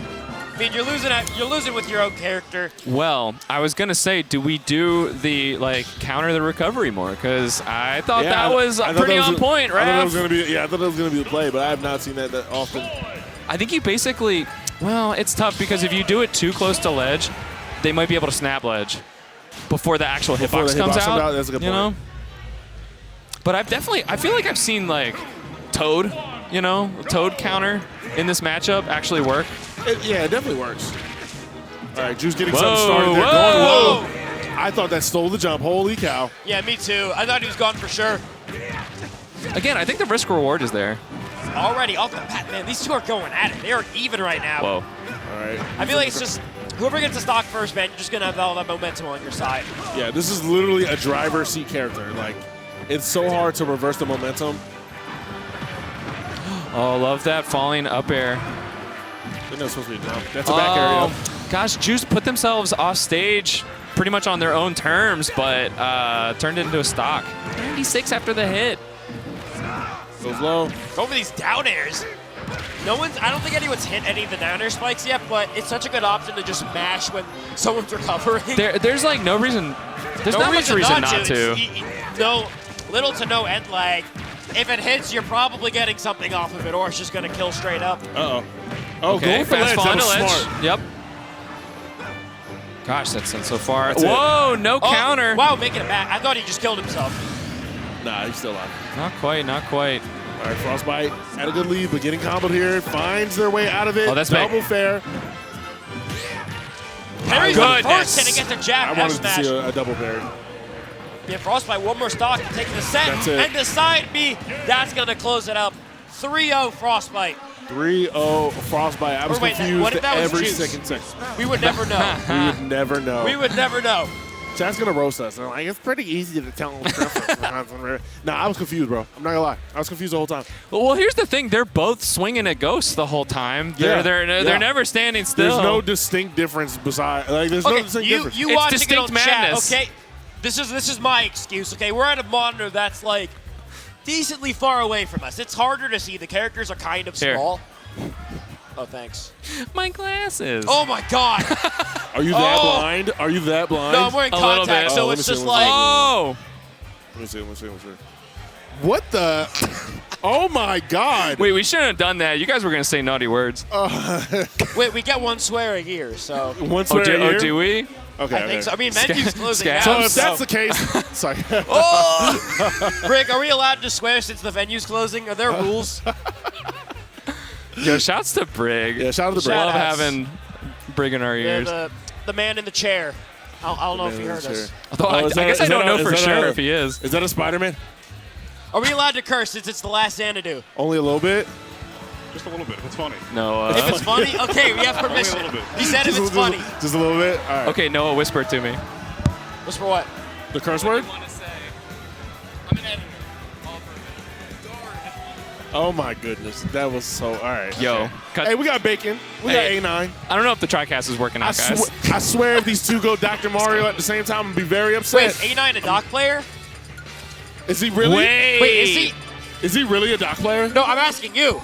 I'm just Bacon asking. is. I mean, yeah, we know Bacon is the guy for Dr. Mario. Oh, that's Bacon? That's Hold Bacon. on. Bacon's on Dr. Mario. There's no way it's a double Dr. Mario. I don't know who this guy is, I so don't either. We all know Bacon. there's like a 1 in 87 No, chance. it's a Steve player. Oh, it's Steve! This is tough for Bacon. Oh! Right when I thought Noah got all of our hopes Right when I up. thought we were fine, we were saved. Nah, Bacon is that dude. I can see Really Bacon is. winning this, man. But all right, here we go. Bacon versus A9. Dr. Mario versus Steve. One of the best characters in the game versus one of the worst characters in the game. Who On is going paper. to win? Yeah, on paper. I on will paper, on say paper. Pill over the blocks seems really strong. It's a I pretty mean, good unless you option parry for them pressuring all. Steve. But if he puts like 3 blocks high, it might be a little bit more difficult to get the pill over. Yeah. Depends on spacing and everything. And we are on PS2, a lot of space. Yeah, you know, this Theoretically is, not great this for is Doc. a Steve stage. He likes Yeah. having a lot of space. He likes the resources he gets on this stage too. He gets so much iron, dude. Yeah. We're gonna Yeah, I see don't a know lot, if this lot is of a- anvils, a lot of mine carts. Yeah, no, Buckle I in, don't know if everyone. this is a gonna gentleman's be situation. Be a long ride. Most likely a gentleman's situation. Especially because it's not started. Well, wink, wink. On paper. On paper, yeah. Whoa, that was almost a shield break. All right, but we got a diamond on deck and we got gold on deck also. Yeah, finding their way. It's going to be hard for Dr. Mario to get through these blocks. He has no real, long attacks or disjoints to get through that. Yeah, So- I mean, even like the F tilt, right? Interesting that the side B actually destroyed the minecart yeah. rather than reflecting it. Yeah, weird. it's a weird interaction. I would 'Cause I think think reflecting Mario's it. just reflects it. I would think reflecting it would be better for Doc, right? Because then 100%. theoretically you could trap the Steve player. No, you with can't. it. Yeah, if you're so- like minecart, you can't trap Steve. Are you serious? Yeah. I'm upset. Look at it. All right, this is going to be the gameplay. A9 is just going to double wall and just build materials until they get another diamond. So Here's the thing, though. and full. Here's yeah. the thing, though. Yes, you are cornering yourself versus Dr. Mario, which is But you're pretty Steve. typically a terrible idea because of how much he gets off of down throw conversions. But this is Steve we're talking about. He can just throw out F smashes willy-nilly. Bacon's probably getting hit by that. Doc is slow. He's stubby, but Bacon you are with fighting the that first upbeat. stock. All right, there we go. Bacon, egg, and cheese. I'm sure people have made that joke. Yeah, right. That's all right. Here we If go. only you played Game & Watch. I mean, I don't think we would actually prefer that, but, chef, I did want to point out the super sheet, right? Sign special, does hit from below ledge. Dude. So that could actually be a big Yeah, deal easy, with the easy. Elytra, but hey, 180, Easy clap. that's fine. There's this That's like, fine for Bacon. I'm sure all Dr. Mario's know this tech, but if you side B at ledge, it pops them right off ledge. It's kind of a nice little. If you're not expecting it, it definitely throws you off your game. Yeah, and like I say, compared to Mario, at least, it hits starting lower. Yeah. So it's even better. Uh-oh. The The block! Oh my god. He got blocked! With the charge up smash, Bacon taking that stock again. Definitely wants to put on the percentage here because Steve can turn it around real quick. We'll see what happens. But again, the double wall. And that's gonna be the gameplay. I'm not sure why we just crafted gold tools 2 times in 15 seconds. Oh. Sure. Oh. Yeah, Bacon's been losing a lot of trades. He gets a hit that doesn't do too much knockback or maybe a negative on Yo, hit. that's and- insane. Whoa. That's so not fair. That is so many blocks. That actually built- was bad for Those are A9. all iron. Look how much iron he is getting. Don't start this stage against Steve, Yeah, please. Yeah, you're absolutely right. He built a skyscraper. Oh my god. Hey, but all right, Bacon still has a fantastic lead, but Diamond's on deck, so it might get evaporated very quickly. Let's see what A9 does. Oh, okay. Caught A9 swinging, actually. Uh-oh. Oh, Bacon's, Up smash. Hold on. Bacon's just such a good reaction player. Yeah. Yeah, you got to be as Dr. Mario because, right, positioning as Dr. Mario is important because a lot of you have quick attacks, but Whoa. your ground speed and air speed are pretty bad, so you want to be in position to get something like a back air, an up air, maybe an up smash. That's going to be crucial That's gonna be versus bad. Steve, who is able to just swing out of the corner and probably hit you. Dude, I'm not gonna lie, A9 is terrified. Oh, yeah. Terrified. That's gonna be a stop. Yeah. But A9 yeah, okay. is scared. And this is A9's chance to take charge of this game 1, or is Doc gonna do stuff like that? Another one. That is so Looney Tunes. That was such a Looney Tunes. I was about to be like, this is not the time for the up B, but wow, okay, sure. That's hilarious. Yeah, that was funny. Dude, Bacon so knew what there he were was so doing. many times where like Bacon was trying to go for a combo and like it just wasn't working because like Steve Jab or Steve Bear, they're super quick. They're gonna hit Bacon while he's trying to combo A9. Yeah. I feel like Bacon's got to be more careful about that retaliation and just maybe just get a few hits and then back off, catch him with whiffing or something. I feel that's gonna be the game plan for the advantage state here because Definitely. But all right, finally a stage switch. Wow. That was like weird. Yeah, it looked like the start of up B, which is frame 3, right? Yeah. But still, frame data wasn't Dude, there. Bacon's The life just splash flashed before his eyes right there. All right, yeah, A9 definitely giving us a new life here on this game too. I did want to point out I saw the R on the beanie cap. This is a Tri-State player. We do have lots of great Tri-State players out here. Definitely. And commentators. For sure, yeah. All right, what's it gonna be here? Back air, okay. Bacon did a really good job of. Oh my goodness, all the tech. But yeah, Bacon did a really good job of like making this even. Oh, dropping shield a little bit too early. That was like a checkmate because it was either break the shield or get smacked. I don't think it would have broken shield right there. Oh, okay. Maybe he tried to parry it? Possibly. Oh, that's brutal because you're stuck off stage now.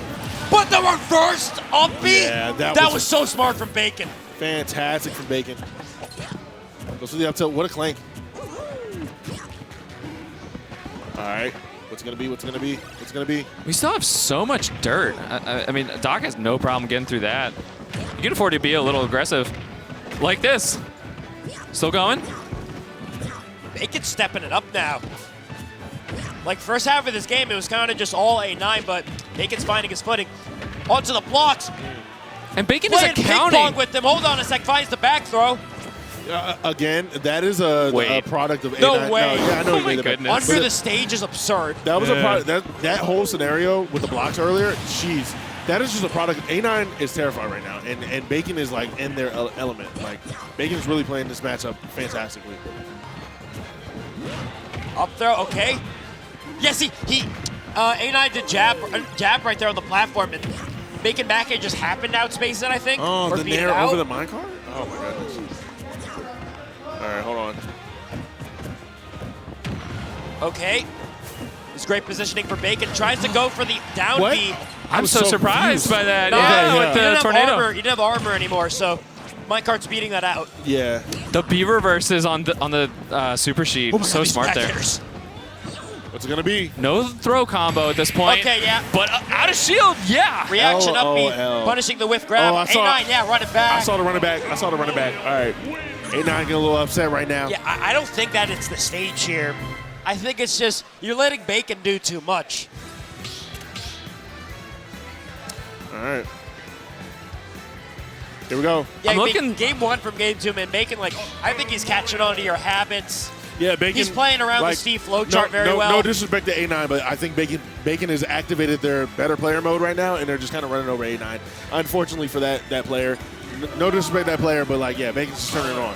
Well, and I will say, look, I'm looking through his Smashers app here.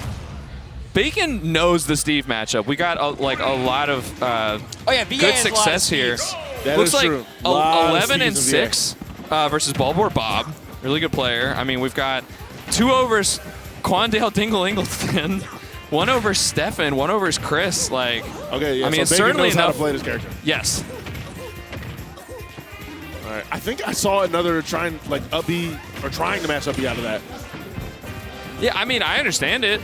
Frame 3 is such a fast option. Yeah.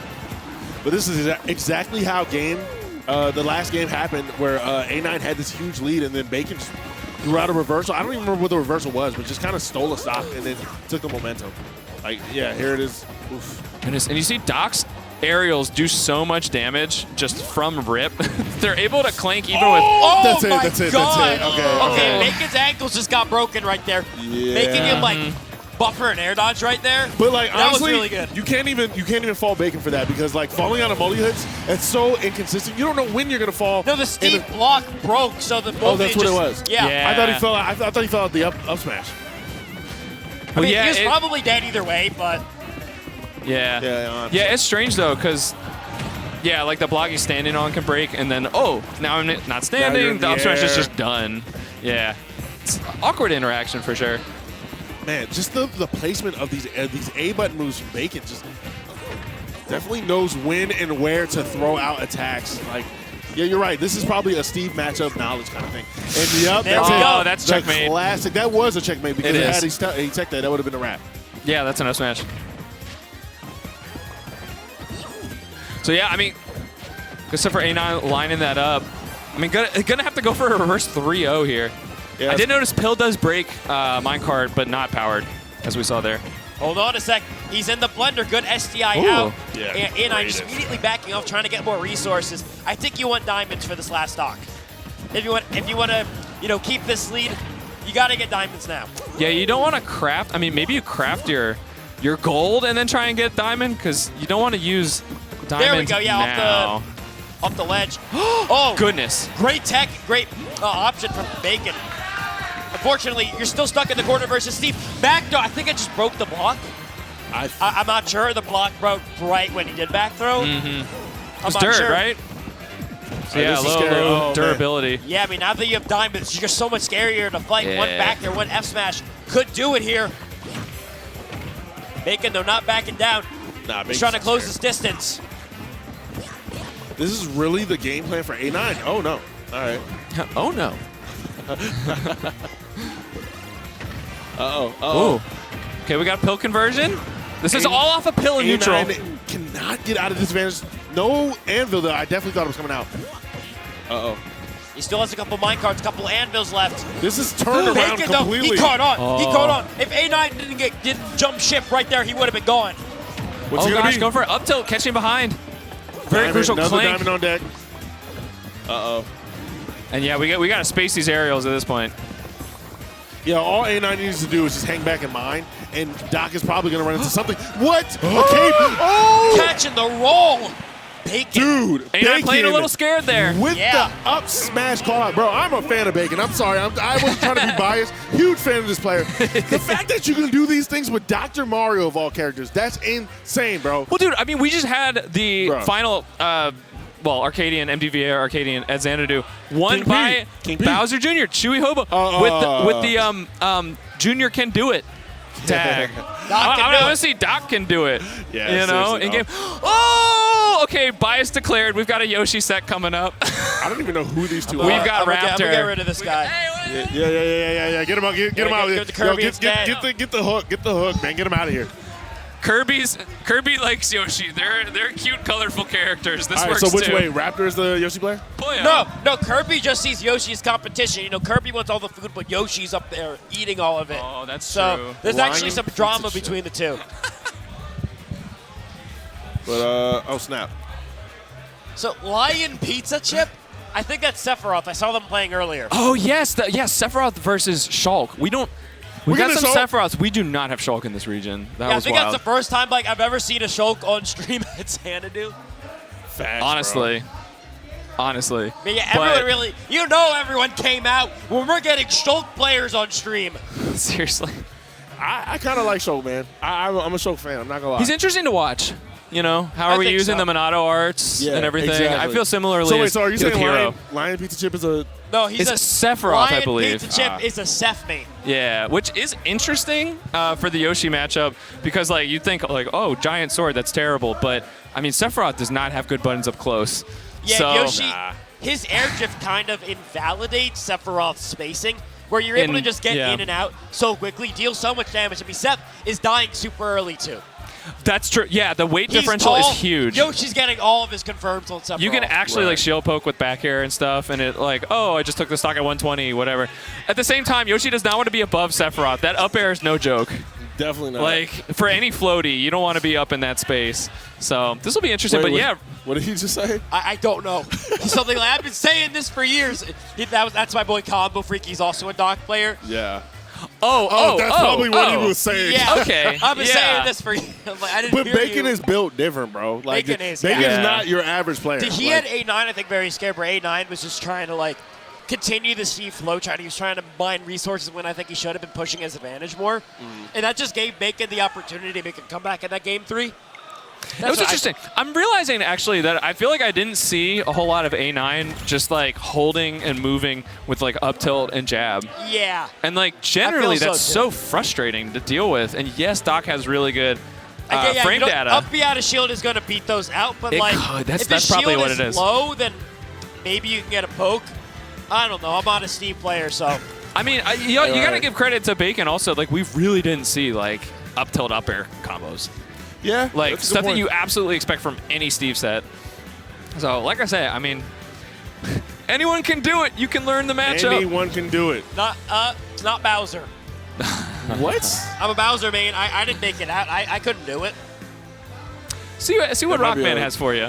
I have actually tweeted to Rockman, like, hey, Can you find some tech with my what character? happened here with Steve? Yeah, I saw those responses. Yeah, I saw him respond. And yeah, like, quickly. Yeah, very quickly. Yeah. I mean, you know, credit where due. It's like, hey, there is actually. Oh, when there was a famous set when DeBuzz got blocked as Rosa with the up B, and he was like, hey, here are scenarios where that would have been survivable. Like, let's walk through this. You know, can you die to that? Yeah. Like, often in a lot of scenarios. In my mind, but it's like, do this next time. In my mind, it's like Steve presses 3 buttons, and you have to have an encyclopedia of knowledge just to not die at 30 from being blocked off. Yeah, but hey, you know what? You don't get your doctor without reading some books, and Bacon certainly has. I guess so, yeah. Definitely. Got the knowledge. I'm just A saying. degree in medicine and in fighting Steve. I have no idea what we're waiting on for this next set. Yeah, me neither. Okay, they're setting up. All right, we got signs of life. We're good, y'all. But no, like I say, Raptor, honestly, like one of the Yoshi goats, like has been doing it up there in Long Island for years and years, multiple games. Okay. Plays a red Yoshi. A red Yoshi. If that makes any difference. It makes all the difference. It does make a big difference. It kind He's of a red. does.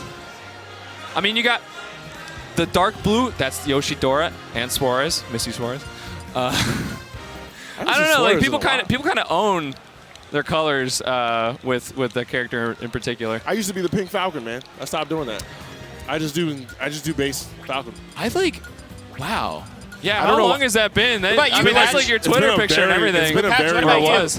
What Yoshi skin are you? OG. Nice. Green gang. So that means you blend into I like PS2. the green.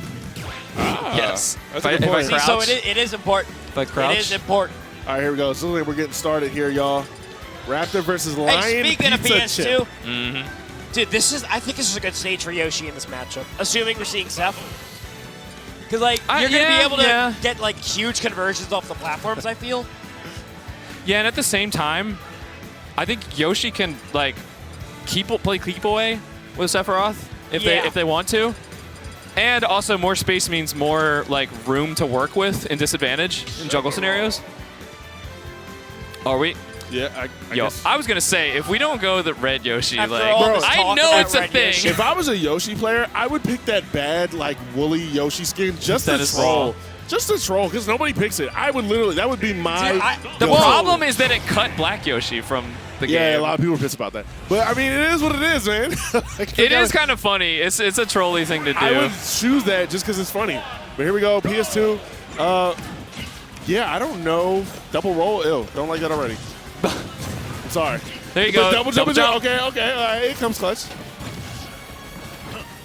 All right, so you being the Yoshi main Patch, what do you have to say about this match? What is it? What is your thoughts on the Sephiroth Yoshi matchup? Honestly, what we just saw Raptor do, the full hop down air drift in, I feel like is really hard to deal with for Sephiroth, because he doesn't really like that like 45-degree aerial approach angle. Okay. Because he would have to like full hop, nair, or forward air to really contest that.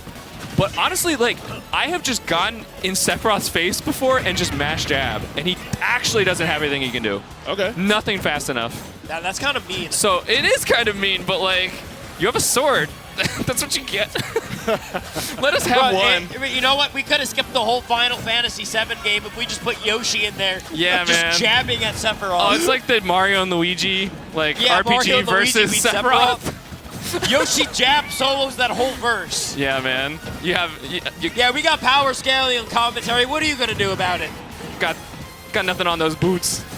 But I mean, it's looking like Sephiroth's kind of running away with this. I'm not gonna lie. This percentage difference is kind of crazy.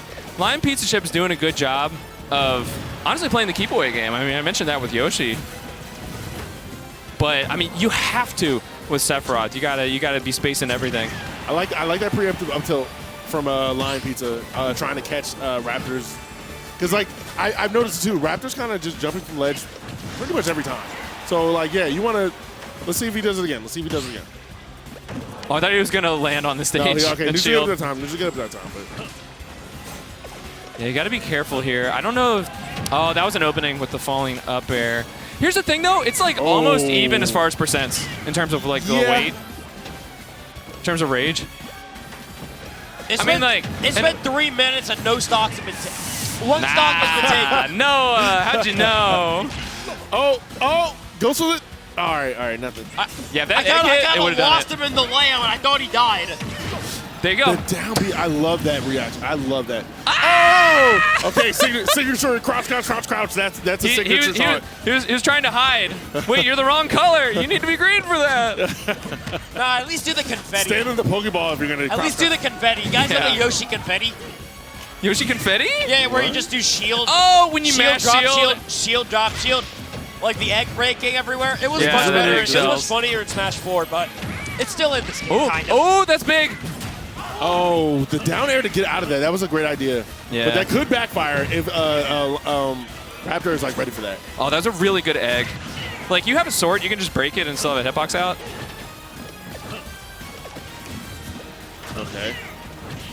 Okay, catching the roll. Oh, I'm surprised that hit. Sephiroth famously having not very active moves. Uh-oh, we're fine. That's not going to hit, yeah, all right. Throw it out because you can. Yeah, I mean, forced an option out of Raptor. Oh, I like the idea. I was so brave. I did not like that idea. You should have reset there. But, yeah, I mean, it's kind of like Mithra side B, where you really want to catch the end of it because they are very vulnerable. Well, the one random hit of Octo Slash that dragging Raptor off stage. Also, that shield's looking low. The thing is, if Lion Pizza Chip wants to go for a shield breaker, there's no way he's accidentally getting a poke because you can't poke Yoshi's shield. Right. So that's actually, now that I think about it, that's huge in this matchup. It is actually. Seth loves shield pokes. That's a good call. He's trying to get behind him there. Dude. Okay. These down B kills are silly. I'm just going to say it. Whenever I get a kill like that, I'm like, cool, they didn't parry it. All right. Or even in both of those situations, I think the Sephiroth could have just brought up shield. Dude, even if you parry it, there's the landing hitbox. So you're probably getting hit by something either way. Oh, hold. Nice. This is what I'm talking about. Be tough in the air. That's a fake combo. Oh, good tech chase with nothing off of it. And that could have been a shield break, actually. Dude, yeah, Raptor wants these shield breaks. Yeah. I want to see a shield break. We all want to see a shield break. Come on, Raptor. Yeah. Don't let us down. We have Seth and Yoshi on the screen, and there are no breaks yet. Breaks. Yeah. We got 2 minutes, 20 seconds with the clock left. So. Oh, that broke armor? Dude, if we get a timeout this set, that would be crazy. Dude.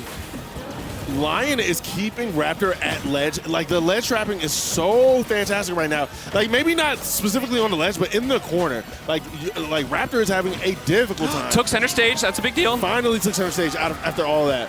And just with movement. I mean, that's what Seth does, right? Yoshi. Oh, that egg hit. That was the game. Yeah, Yoshi has good vertical movement, but horizontally, he is susceptible to getting, like, anti-aired very easily. Definitely. Hold shield. Yep. With some range. All right, the second down air that Raptor's thrown out there. This is even. Be careful not to get hit by that Octo Slash. Yeah. I think up tilt up air kills here. Probably, yeah. Now you got to deal with Sephiroth. What does Sephiroth do to kill? Besides like a straight air. Vicious for back airs until one happens to hit. Problem is, again, you can't shield poke Yoshi. Yeah, this is not Cloud. Oh, so that close DI there. was a little sus. I was going to say we might need the down B to ledge. I don't hate that attempt. Connected. Yeah. Good awareness to shield that. Oh! Oh, I love the falling up air, trying to jump out of shield or something. We got a minute left. We got a minute left. We going to time? No way. We got 50 seconds left. 55 seconds. I think Lion Pizza Chip needs to play to time here. So Yoshi just really needs one hit here. I don't know about back air. A minute is, in my opinion, at a 105 is a long time to play for time, but that may be the play, no lie. Seth, shield looking low. Raptor trying to get past this wall of back airs. 30 seconds left. This is so tense. Oh, the weight bounce. Oh, the Octo Slash. That's not gonna kill. That's not doing it from full screen. 180 on Yoshi. Anything will do it at this point, and same for Sephiroth. Not anything. Not anything, but up pretty air much certainly. Back air probably anywhere on stage. There's 15 seconds. Oh my God, the boot, the Timberlands. Yo, Raptor taking game one with the look. Yo, that was so like last second there. Oh my goodness, jeez, Raptor game one. I'm trying to not like breathe too hard into the mic. That got so tense. That was tense, yeah. And you see there, like, it wasn't even the Nair that was really the threat that Raptor was going for. It was the second option, right? It was just, okay, neither of us hit each other there, but I'm right in your face. I've got the faster option. Honestly, if Lion was able to shield that Nair, that's probably the game. Yeah, back throw when because you can catch drifting away. Yeah, so back to PS2. One game almost going to time. We could be in for a long set. Yeah, it is what it is, though. I feel like that's just how this matchup wants to go, where Seth wants to keep Yoshi away, and Yoshi, not if you keep with the lead, is just fine with just hanging back, doing whatever. Now, oh my goodness. All right, that was brave. I want to see a shield break at some point between these two, because obviously you have that down smash from Sephiroth, but honestly, I think Raptor, more than a shield break, wants to be able to like poke with the down air. So we saw it hitting like 2 up airs on shield on the platform a little earlier. If you like full hop the down air there, that's just going to catch like pretty much the whole thing. He went for the down smash right there. I love the egg there. Me too. I was just about to say that. Now I think Octoslash is going to break the egg and like get through. The attempt though, I like the attempt. Yeah, the idea makes sense on paper. I mean, typically breaking an egg with Octoslash, I mean, don't you want to hit the egg on like the side of like a bowl or something to break it? I don't think this guy knows how to cook. I don't think Sephiroth does. Oh God. Do you think Seth canonically knows how to make an omelet? Yeah, I don't know. I mean, he's like an ultimate bean or whatever, but does he know? Does he know? Oh, I think Rising Nair may have been able to do it, at least getting the soft hit. Damn, that's like so many Octoslashes in a row. Yeah. I mean, it's not a bad movement option. White, disjointed. Oh. Yeah, definitely looking for an up tilt. Lion Pizza Chip snapping it up. Yeah, this wall that Lion Pizza Chip created, it's working pretty well. Raptor's having a hard time getting in. The problem is, I feel like he's getting a lot of these weaker hits, but... That was so brave. Oh, smart egg lay. Yeah, I think Lion Pizza Chip needs some more extra credit here. Because, yeah, one hit like that eventually is just going to do it. Yeah, you take that. Right over the counter. And see what I mean? Like, you just get in shield there. And, like, unfortunately for Lion Pizza Chip, he happened to be in the air. Wasn't able to get down in time to be able to grab. I feel like Sephiroth, with the side B, Shadow Flare, really wants to be able to, like, pressure your shield with that. Yoshi doesn't care. Right. Oh, all right, another egg lay. What's it going to be? Yeah, these grabs have been working pretty well for Raptor. That was a good egg. Oh, whoa, yeah, with the F smash. That was great. That's going to give him wing. Oh, that was so close with that egg. That's not the first time I've seen Raptor doing that. Raptor's definitely trying to snipe out that Octoslash, and I like that option. Definitely. Yeah, guys, if you're able to pop up Sephiroth, it's going to be a while before he can charge up another one. I feel like that's going to be a great position for a follow-up.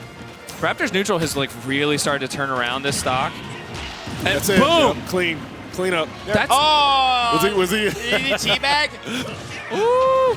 The mental games. Yeah, you're playing these long sets. You got to get. That's got to be soul tilting. Yeah. I don't know if Lion Pizza gets tilted by. Yeah, because Lion Pizza is just playing so patient, so passive this whole time. Like, if he gets aggravated, I think it's game over. Yeah. I feel like he's got to keep this wall going. He's got to keep up his pressure. Dude, I'm telling you, these exit followed up with like a parry in neutral are working so well. Raptor's doing a great job getting in. Goes for it. That was great. Got the like little explosion hitbox on the egg. The way that Raptor's playing out of the corner, like Lion Piece Chip, he just isn't able to get that much. Like, just the instantly double jumping upwards, and like, yes, you have to commit very hard to that if you want to catch him as Sephiroth. But hold Great on, catch. Ledge slip fair, Lion Pizza Chip back in this game. I was just gonna say how I like Raptor's spacing right now. I mean, they got caught with that fair, but I think Raptor is kind of with the spacing outranging Sephiroth.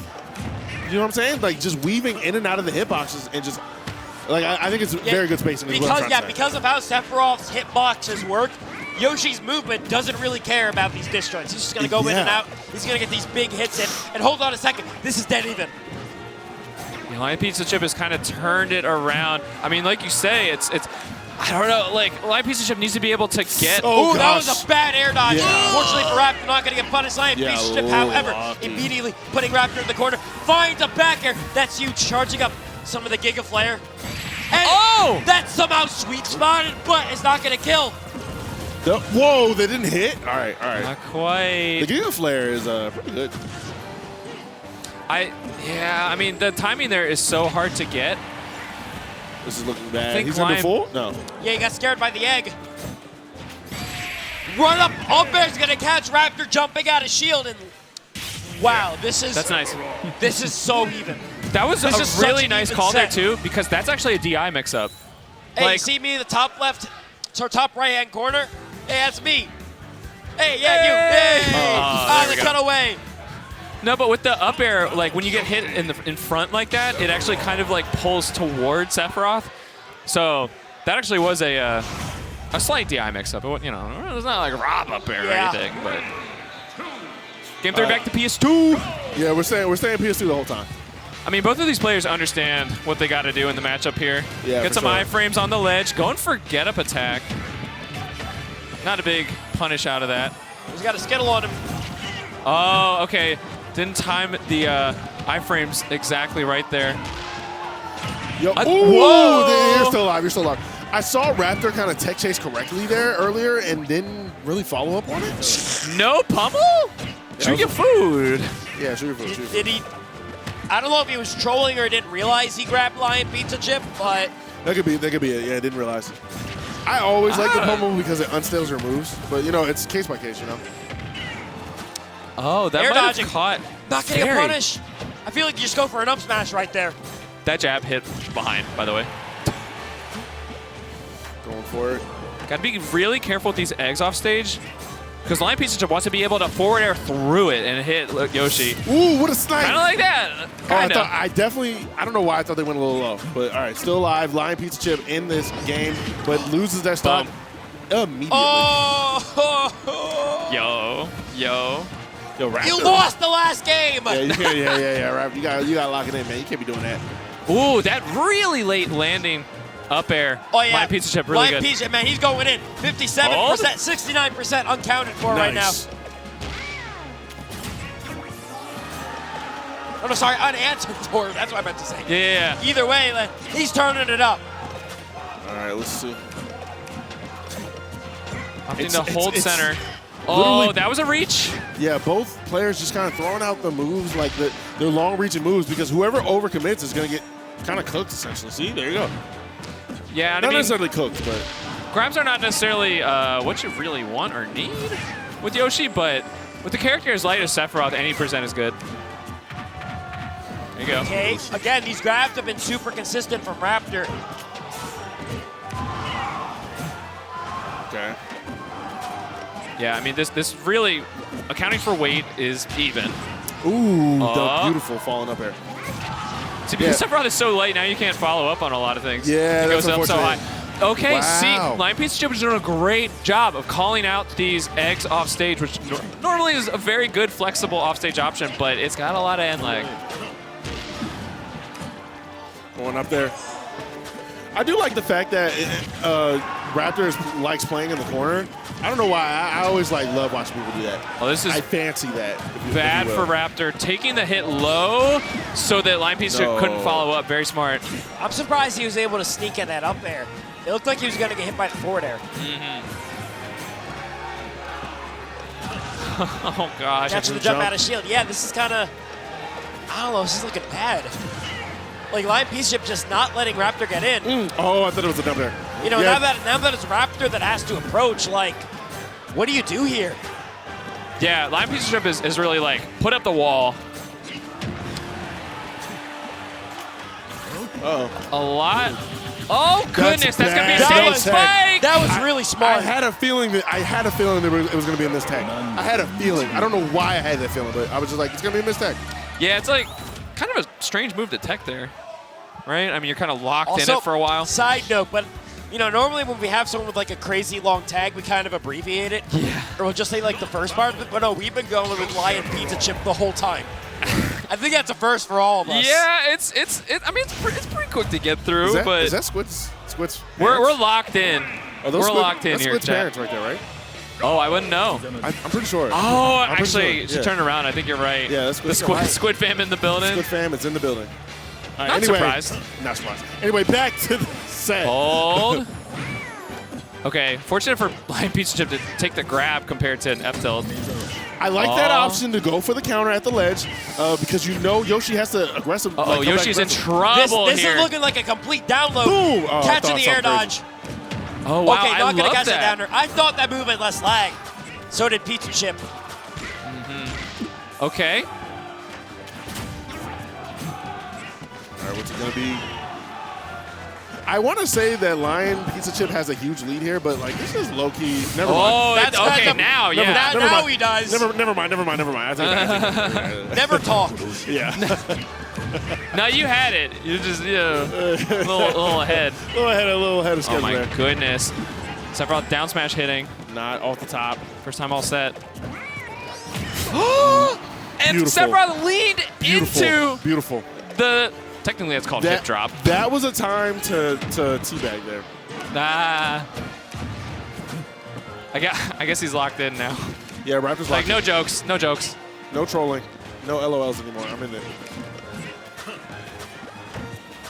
I'm noticing I haven't seen a ton of egg lays, which like, you know. Oh! Dude, yo, what's going on? Did you guys have the script leaked to you or something? We got a PDF file of the script right here. We got it all written down. Kirby's whispering to me. Kirby knows what's going to happen. Kirby He transcends time. Kirby has he knows future what's sight. going to happen. He knows everything that will and has ever happened. I mean, kind of does, like, canonically, right? I don't know. Probably some sort of god. at least once. He probably done that. Or he's beaten someone that can do that. Yeah, right. Yeah, Which makes sense. Following, I love the fact that Lion threw down a dare to follow up that up air. Not cool. Okay, that's not again. not close to that worked once. Don't do it again. And see, I think PS2 does benefit Raptor here, being able to just completely get to the other side of the stage. Getting caught by the sweet spot of that back air. Lion Pizza Chip, one more stock. Is this a classic case of tons to get bodied? You're just tuning in now. Raptor, a lot of teabags earlier in the set. Now not so much. Not so much, yeah. You only got that one game. And I can't believe I haven't brought this up before, but Wing, really helpful. Really helpful here. I know Wing is helpful. When I play disadvantage. I just don't care about Wing. I don't know why. That's the one comeback mechanic I just don't care about. Like that, it might as well not even be real in my opinion. Oh gosh, kind of surprised. He needed that kill. Okay. Going in for it, gets the spike. We got a game. Yeah, Raptor could bring this to a game 5. Lion Pizza Chip has other ideas, holding down the fort. Raptor cannot get away from his sledge trapping. Oh, there we go! Let's go, baby! We got a shield break! Let's go, baby! Lion Pizza Chip with the dub. I wanted a shield break, and we got one. He cracked the egg. Oh my he goodness! He made the omelet. Let's go, baby! He just got deep fried. Oh my God! Yeah, you cooked the omelet. Let's go! I thought we was gonna get Yoshi to shield break Seth, but no. we didn't get the right script. But look at the crowd. There's another set going on. We've been hyping up the shield break the whole time. In the last interaction of the game, there we go. Their back is literally turned towards the screen. They don't care. But all right, anyway, I'm so glad we got that lion pizza chip with the shield break on Yoshi. We love that, man. It took like 30 minutes, but hey, we got a shield break. It took a long time. That was a long set. That was a long set. I identified that might happen. But there we go, man. That was really nice, though. Yeah, it's hard to kill Yoshi at that percent. If you can predict the future, who's going to play next on stream? Don't talk to me. I'm sad. I don't know, man. We're testing your abilities. We're testing Kirby's abilities. Dude, there's 400 people here. Oh, really? Okay. Oh, wait, maybe perhaps we will have. Wait, what? Wait, I think. Oh, that's crazy. Top seed? Mr. E. Mr. E. Seed of the bracket. Mr. E out here, baby. All right, now this is some sort of gameplay I'm here for because he is facing down against Chugs. Now, Chugs is a player that, like, remember at, what was it, Cav Clash 5? Cav Clash 5. Dude. Patchwork as well. Patchwork too, yes. Goodness gracious, this guy is crazy. And at the coin box. I'm pretty sure Chugs did pretty well at the coin box, too. Yeah, so Chugs is a player. I've never spoken to them personally, but it's a player that I'm a big fan of, definitely. Because from the story, if I can remember correctly, they played another character in the past. They picked up Hero, right? If I'm not wrong. And then they started, and then it became PR. I don't remember who they played in the past. But, definitely. Yeah, but it was one of those things where, like, you wouldn't think Hero would be the solution. Considering, like, back. Hold on. What else what a Hail Mary. What a Hail Mary to throw out, like, to try and pick up, to pick up Hero out of all people. You know what I mean? Like, yeah. I think it's really cool. Asterisk. Okay. Wait. Is Mr. E gonna go Pyramithra or they're gonna go Lucina? Oh, interesting. Because if you remember that meme, that's it. I learned a lot from this player. You remember that meme? Oh yeah. Mr. E was the one. Mr. E was the one. That's interesting. I forgot about that. Yeah. I did not. Sortie fundies either way, you know? Yes. Chugs is I think we're probably going to end up, like, casting this somewhat from Chugs' perspective. Okay. Just because he's, like, not for, like, a bias thing, but just in terms of, like, he's the one who really introduces, like, he's just such a wild card. Yes. You know what I mean? With Hero, it's like, I understand. It's like, I don't really need to tell you, chat, what Lucina or, you know, Pyramithra are looking for, but Hero, there's a lot to talk about. Yeah. Which is what spells we're going for, what passive buffs are online. Whole lot. I'm not gonna lie, I really want to see the Mr. E Lucina. I don't want to see Pyramithra. and no disrespect, if Mr. E hears us back, I want to see the tried and true. You know what I mean? But then again, Pyramithra might be the better in this matchup, so we shall see. Yeah, well, honestly, I feel like Lucina might be better. Going Lucina. Yeah, I think the recovery, the offstage game is kind of a big deal. Wait, look at it. Because Hero has some like. Yeah, Chugs, unsure, unhappy about something. Figure it out. All right, I mean, it looks like we are going Lucina. All right, good. Rappers, please. I'm a big fan of Mr. E's Lucina. So, like, yeah. And I understand, like, I hate my character too. So I totally get why you would want to drop your character. But, like, I don't know, man. Like, stick with your roots, and so I can stick with my roots, make me feel better about sticking with my roots. I mean, it's just really cool to watch a character like Lucina. Yeah. I think there's really an art to it. Now, okay, Chugs basically trading advantage for Accelerato right out of the gate. Right.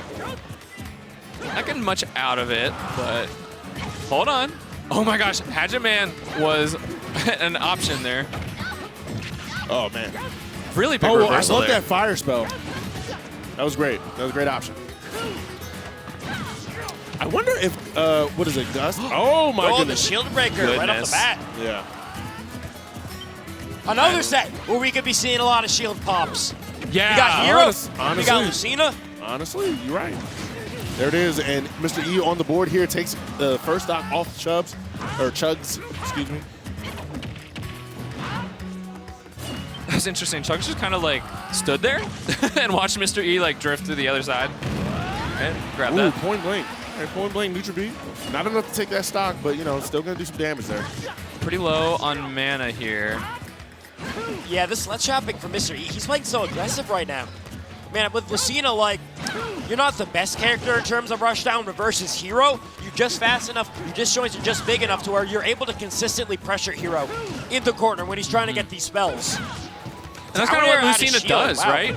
Like, it's 5. Okay, there we go. That's really important for Chugs. I was going to say it's 5 MP to use just the basic up B. Yeah. Right around that mark. No zoom, no. Oh, there we go. Barely at the last finding second. zoom. Now, that is quite likely. I think it's a 75% chance if you're in the bubble. Has the air dodge the ledge? Yeah, the higher out. Definitely. Okay. Oh, goes too low. Little too low there. All right, yeah, Mr. E kind of running away with this. That would have killed for sure.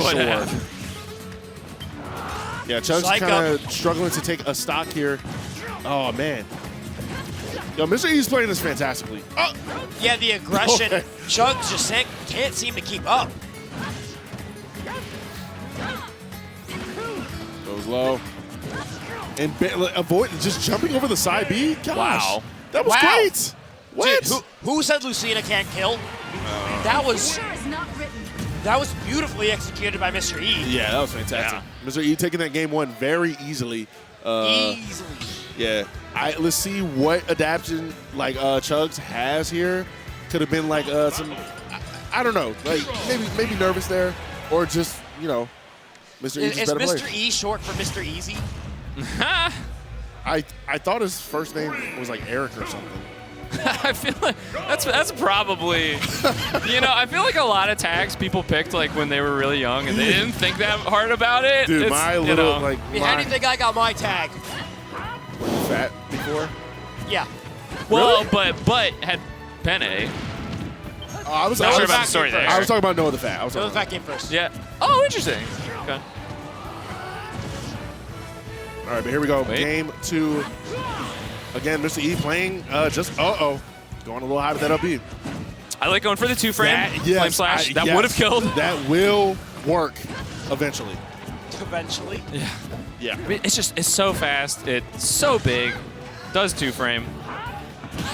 Yeah, I think ultimately, like, we really need to see how Chugs is able to just manage space, because I think, like, Mr. E is able to just kind of get in and just harass with better frame data. Yeah, because both characters in neutral want to play the mid-range.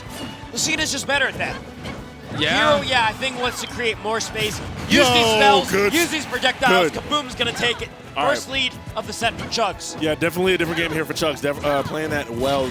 Great spell usage there. Finds the zoom. But look at that mana. Oh, wow. Okay. Coming down with the forward air. 50% or 50 mana already. Oh, crap. Am I watching Pac-Man? Like, knock me off stage. All right, I'll just get my buff. I'm going to recover for free, yeah. Yeah. I love the Tomahawk Chug kind of turning up this game, too. Putting Mr. E on their toes. He didn't have enough mana for the neutral B? He did the Kamehameha. Interesting. All right, landing there, up tilt. Mr. E back in. I mean, game 1 was a 3-stock, convincing 3-stock for Mr. E, and like, Chugs is keeping it even. Yeah. Even Steven, I mean, like, whoa, he just got cooked. And that's a basic Lucina combo, but it still looks so saucy. It looks so cool. No one does it. No one plays this character, and the people who do just, I feel like they got, that's so cool. Being able to do 50 with Lucina just right off the bat. That's 2. Nice. That wasn't even 2 for him. He just, that was a spikes before he even got to the ledge. I believe the spike hitbox is only for 2 frames. It's like, it's small. It's very small. I thought it was just 1. For Lucina down air. Point is, that is a very, very tight window. Yes. Heads up play there. You see him just waiting. All right. Okay. Finally getting blown up there. Yeah, we got a game here. Let's see how Chugs turns this around, or is Mr. E going to run away with it? Did a lot of shield damage on Mr. E, but Mr. E's still in the corner. Tries to find another dare spike. Chugs. All right, this is getting very bad for Chugs. The thing with this is that Lucina has so much base knockback on all of her moves that it's so easy for her to send Hero off stage to the point where he needs to use up B. Yeah. Just going through mana. Ooh. All right. What's Chugs gonna do? Air dodges, no punish off that. And we have these kind of antsy, like, rising forward airs from Chugs, and, like, so punishable. Yeah. Unfortunately for Hero. Now, with Acceleraddle, I like that. Up B, that's gonna catch. Nice, Dude, nice. I was thinking the whole time, like, what happens when he gets Acceleraddle? Because, like, they both gonna play the mid-range, but now you give Hero the air drift of the gods or whatever, and, like, he's just gonna be able to weave in and out. How is Lucina hit that? I don't know, man. She's throwing out these I hits. feel like that's a it's spell working. you might want to experiment more with here. Yeah, I mean, you know, you still gotta, like, space your moves and everything. Even with Acceleraddle, it is gonna be hard to mess with Lucina off stage because I think a lot of people don't realize this. Dolphin Slash has frame 1 invincibility in the air. Yeah. So you are able Crazy. to, if you have a multi, you are able to trade with it. It's not the most consistent thing in the world, but you can get super early kills because of it. I don't think that Hero necessarily has any ways of doing that, but I really like that A-land. I The did up too. air from Chugs. Dude, That every could've been a lot time worse. Chugs has done Zoom, they've landed right on top of Mr. E. And Mr. E just kind of chooses not to press a button, which is probably the better option. But Yeah, like, you don't want to give the Hero player an opening. yeah, but like isn't it random? Okay, there we go. Yes. Finally, thank God. Yeah, right, the Hero player has to react as well. Yeah. Uh-oh. Ugh. Very bad DI. No zoom. No zoom. Oh, okay. All right. That again, works. like you were saying, man, Mr. E wants Chugs to burn that mana. Yeah. And, you know, that was great right there, getting the up B, forcing him to attack and do another one. All right. I mean, we got a buff online, but, like, at this percent, Mr. E's kind of chilling for now. Definitely chilling. There's that Acceleraddle. Hold on a Wait, sec. that move hits He's so chasing him ridiculous. down. We're no longer chilling. Red alert! Red alert!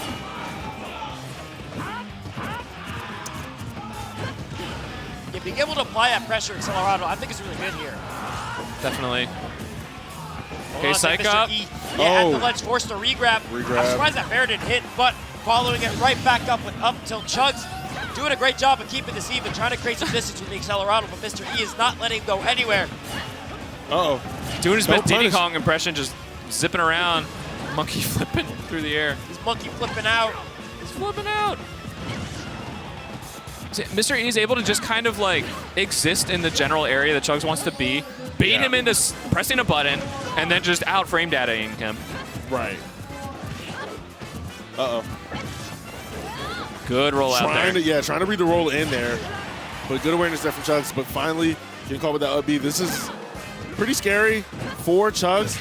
Like, you need to tack on as much damage. I know you're about to lose the stock any minute, but you need to tack on. Like, and you're doing a good job of tacking on percentage. Now, this is just the Oof is going to be online for a few more seconds. Powering up. Whole Psych thing. up Okay. and Oop now. Hold on. Both. Wait. The right hit will take the stock. Up tilt does it again. It's funny, that move, that animation looks like an up smash, and it functions like it with those buffs. Another zoom. Shot. Yeah, right in his face, Mr. E getting it up throw, but that's not enough. Going for the Acceleraddle, trying to just find his footing, but Mr. E getting that F tilt, and now this is Chugs' winner side stock. I mean, Mr. E has been, this has been a lot more even. I feel like now more than ever, right? You got to make sure this guy doesn't take this to a game 4. Because he's getting more momentum as the set progresses. Definitely. Yeah, for sure. We got a full neutral B. Goes for the kaboom. Nothing off of it. Oh, you got to get some mana. All right, we're back to 30. Looking at Flame here. Slash. I thought that would. I thought he was gonna go for that for sure, because you can react to certain options with it. It's got to keep in mind the mana, though. Like, there were a couple spells there that would have used all of it. Oh, Ooh, wow. man. Fortunate for Chugs to be able to get out there. Oh, my That gosh. was That a was clean air dodge. That was a very smooth neutral air dodge. Goes for the up air? No. Oh. Finds a back air. Chugs is on that last. Like, this lead has completely evaporated. Oh, wow. Actually, Chugs has not had luck swinging out of the corner with forward air. Not at all. Mr. E wants to find center here. Okay, a little bit of stage control, but just like at the zoom, where's he gonna go? On the platform. Oh my goodness! Dude, if Mr. E, if that Nair was facing the other way, he would have been fine. Yeah, he would have been fine. Yeah. All right, Chugs forcing the game 4. Good for them. Let's see what adapting they can do because, again, Mr. E being such a fantastic player, yeah. I don't know. After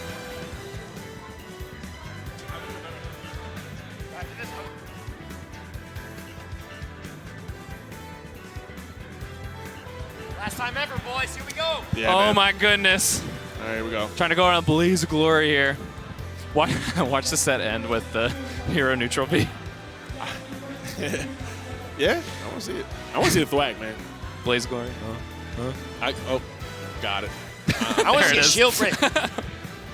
I asked for a you're the shield break guy. last set. When's it got coming? it.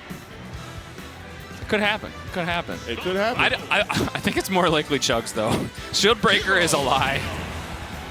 It's a misnomer. But yeah, that's just a mix-up Mr. E has in his arsenal.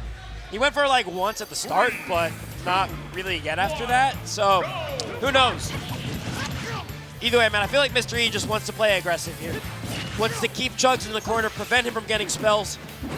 The thing is, right, when you're pushing advantage state, normally you get your opponent off stage, but with the consistency that Chugs has been just zooming back to stage at, it's like, it's hard to really capitalize off these edge guards.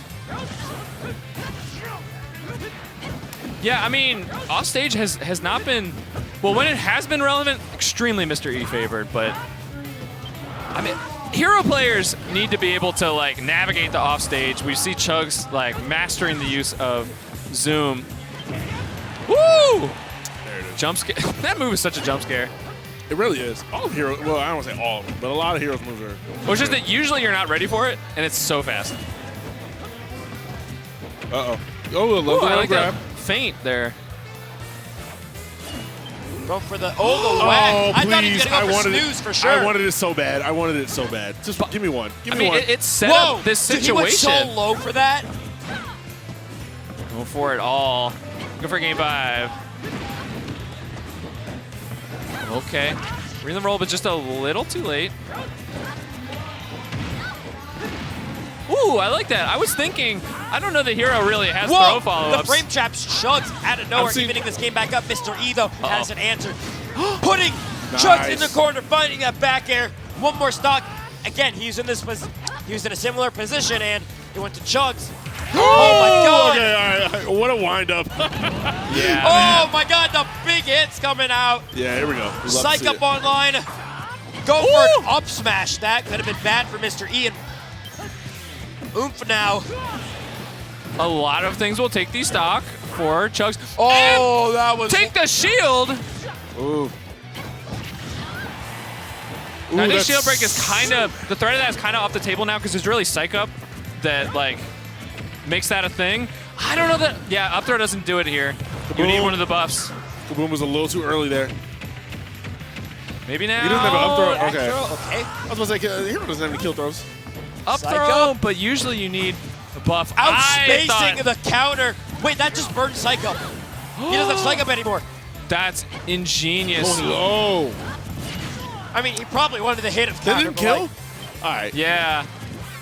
Wow, kind of missed opportunity for Mr. E there, but may There not actually get an opportunity. that was crazy because he traded with the first hit of episode, I think. That makes me too, yeah. I was about to say. And that's one of the, Anyway, this is a pretty big lead for Chugs. oh my gosh, Mr. E like getting where Chugs was gonna go before he got Take there. that back, yes. No, we can't. You need zoom. He doesn't find it. No zoom. That is not likely to not get it twice in a row in the bubble. This is bad news for Chugs. What a match. Didn't hit the Low percentage. platform. Never mind. This is... Flame slash anti-airing Mr. E's approach. Wow, I've never seen that before. Big hitboxes. Does it have a sour spot? I think so, yeah. Because that looked like a sour spot. Yeah, I think so too.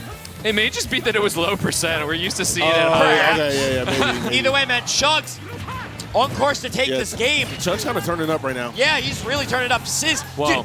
Mr. E's just being caught off guard by all of these projectiles. Oh, sliding off stage there is not great for Chugs. Gotta watch the Okay, mana. Mr. E evening this game back up and percent with that grab. Phone line. Oop, on Chugs right here. Okay, hitting the shield with the get up attack got some mana. Could be important. It's down to like 10. Ooh, Big Chugs. okay. Going for the snooze. Hold on a sec. Air dodge burned. Flame slash. Oh. The mind game. Wow. Hop, jump backside B, dude. He was hovering over that flame slash. Dude, that was such a great bait. And Chugs. Yeah, what a way to getting up. Where's he going? I think she's leaving. And we are going to a game 5. Chugs keeping it even with the #1 seed of this bracket, Mr. E. Yes, sir. Yes, sir. Can he make the upset in this? Is this a reverse 3-0? It would be. It would be. It would be Wow. a reverse 3-0. Are we on the brink of greatness right now? Chugs, again, being a player that is turned up in their region. Again, Yeah, by the way, I just want to point out, like, these are really, really, really high-level players, not even from the home region here. So, I mean, both of them are going to be hard to, you know, keep out of the top 8, you know. Right, if you're right. rooting for the home crowd. I don't know. What is Chugs seeded for this event anyway? I don't know. Somebody pull it up. Hold, please. Chat, let us know. Chat. Let us know, chat. Somebody will let us know. I'll look it up later. I'm assuming pretty well. Yeah, Chugs got to be up there. All right, but like I was very used to seeing. Wait, winner, this makes it top 8, winner side. Chugs is the 8 seed. 8. So he's projected to go into losers, top 8, loser side. Okay. Mr. E again, #1 seed of this bracket. Oh, we're switching it up. Hollow Bastion. Okay. There we go. Let's see if Chugs is capable of the reverse 30 here, or is Mr. E moving on in this winner's bracket. Strangely enough, I kind of like this for Chugs. I think being able to theoretically kill off the top a little bit earlier might be all right. And I mean, you've got such big disjoints. Even compared to Lucina, you can kind of patrol that platform with just hitboxes. Good catch. Wow, again, he is catching Mr. E lacking against these spells, man. He's just letting him rip. What a He's not even top decking them. Like, it's this, normally, I think it's the second one where he got the kill right there, the second on the menu. And that's not like Kaboom or whatever, where there's like huge hitboxes. That was kind of a snipe shot. Good cleanup there from Mr. E. Yeah, keeping Mr. E this not game done yet. Dead even. This is exactly what you want to see from a game 5 here. Well, man, you would really think that Mr. E would be able to punish the up B, but it's such a good get off me. It's honestly Hero's best. Yeah. All right, right now Mr. E's kind of putting this percentage on and gets caught with the kaboom. Wow. Another one. Dude, he's been hitting a lot of kabooms this set. Oh my gosh, we got double buffs. Oh my goodness, that up tilt Another would have done sizzle. it. Another one. Dude, this is kind of scary for Mr. E. Again, he's hovering over that flame slash and baiting Mr. E to pick a bad option. Chugs, one more stock, and he will take the set. Mr. E not backing down, putting up the pressure. Oh, not finding that up smash. Mr. E However, looking for a lot there, not finding it. Yeah. That was a little strange. I don't think I would have killed. Hero's kind of heavy. Get a little charge on it, perhaps. Maybe. I mean, Mr. E, we're chilling here. You know, only 28. Gotta just stick to the game plan. Okay, psych up on. No! No way, no way, no way, no way, no way! There's no way! He has Oh D's my gosh. in this critical game 5. Oh my gosh. And here we are, even stock. However, Chugs has to control. He has the percent lead. This That is flame bad. slash. This is bad for Mr. E. Holy cow. Dude, Mr. E just scared to get out of the corner. He needs to pick his approach very carefully. Has center stage. Flame slash letting it rip. He needs Chugs to burn mana, and Honestly, that's when he goes in. I'm not mad at for that flame slash. You kind of want to throw out your big moves right now because Mr. E's kind of scared in that corner, trying to get out of the center stage. Here's the thing, you got these buffs and you gotta use them. They are both time-based. Mr. E has got to know that. Oh my Look at Dyer. goodness. Oh, Psych boy. Up's online right now.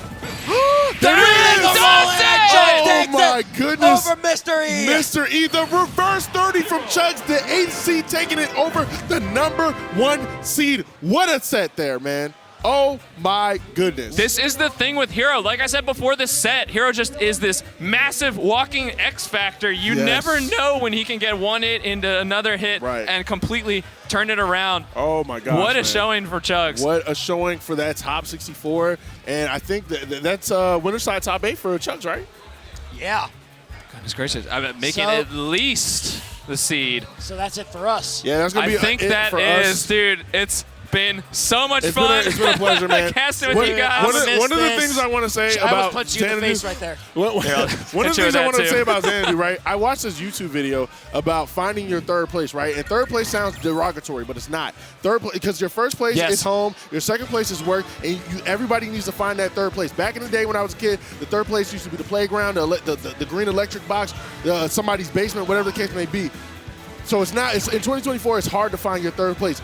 We found our third place here at Xanadu, and now it's being taken away from us, man. So all I want to tell you is, if you're watching this, support your locals wherever you're from, because you don't know when this will be gone, and this shit will be taken away from you immediately, man. Where it's gone. Like this is the historic value of Xanadu is just being taken away from us. Like Thanos snapped away. So do I have to put this back on? No.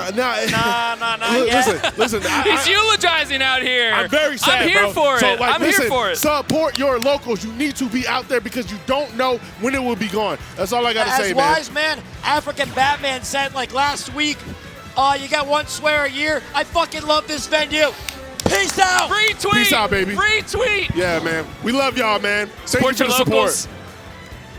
We'll catch you guys later.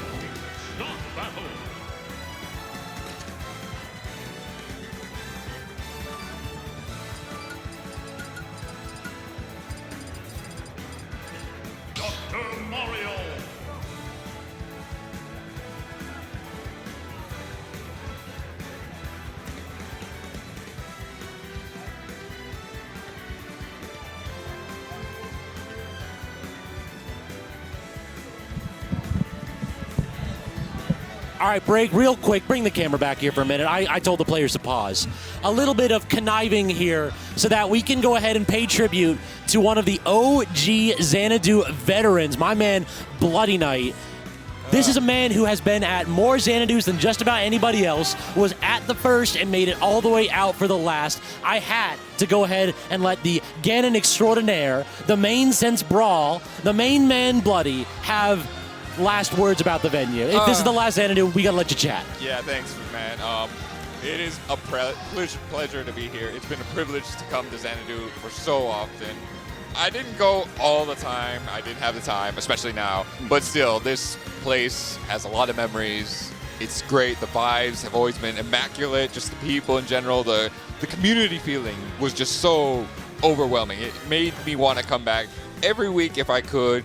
Sometimes more than once, just because, all the events. We had Xanadu on Tuesday, we had the grind on Friday, we had like events on Saturday, like homecomings or any other credit. thing. Extra credit. Like, yeah, it's like, why wouldn't we go there? It's like, it's fun. Not only just to compete, but just to enjoy ourselves. Because it's like, that's all what we want to do. We just want to have fun together. And that's something that I'm going to miss, and a lot of people are going to miss too. And the new generation, you guys are going to have to step up and bring something else, because you're going to have to start in your basements again like we did way back in the day. And then you're going to need to DM Bloody Knight and get him the invite so that he can attend your tournament from the first to the last. We'll work on that, okay? We'll work on that. All right, we got your next two commentators coming up. In fact, we've got a few of the mainstays that have been at Xanadu for so long. We got YemTheKing stepping up to the mic along with Aqua. Yes. All right, let's get him on here.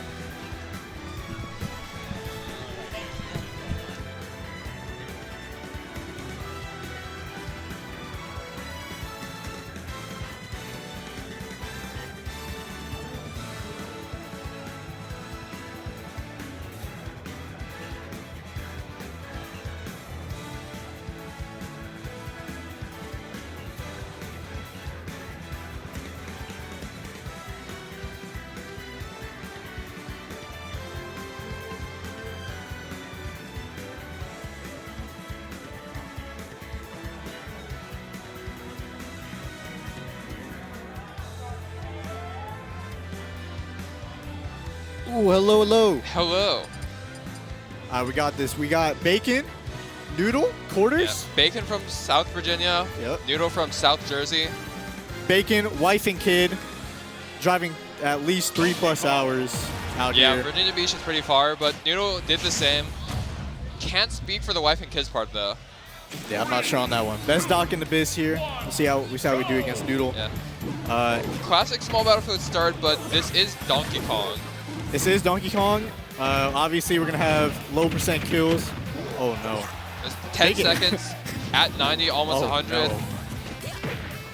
So one thing to say about both these players, these are quick fiends. They will be looking for the goofy stuff. And it's working out for them, right? A lot of people will kind of make fun, especially, you go on Twitter and stuff, you see people making fun of the clip farmers, but these guys clearly, oh my, and the down tilt up B confirmed from the ledge. These guys both fundamentally sound in their own right, and obviously these two characters, truly not the best in tournament. When you think of tournament characters, you think of, tried and true, like very consistent, like Rob, you can watch Steve's, right?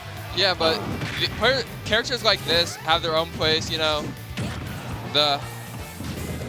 for lack of a better word, they're trying to scam you. They're trying to find their stupid button that'll kill you.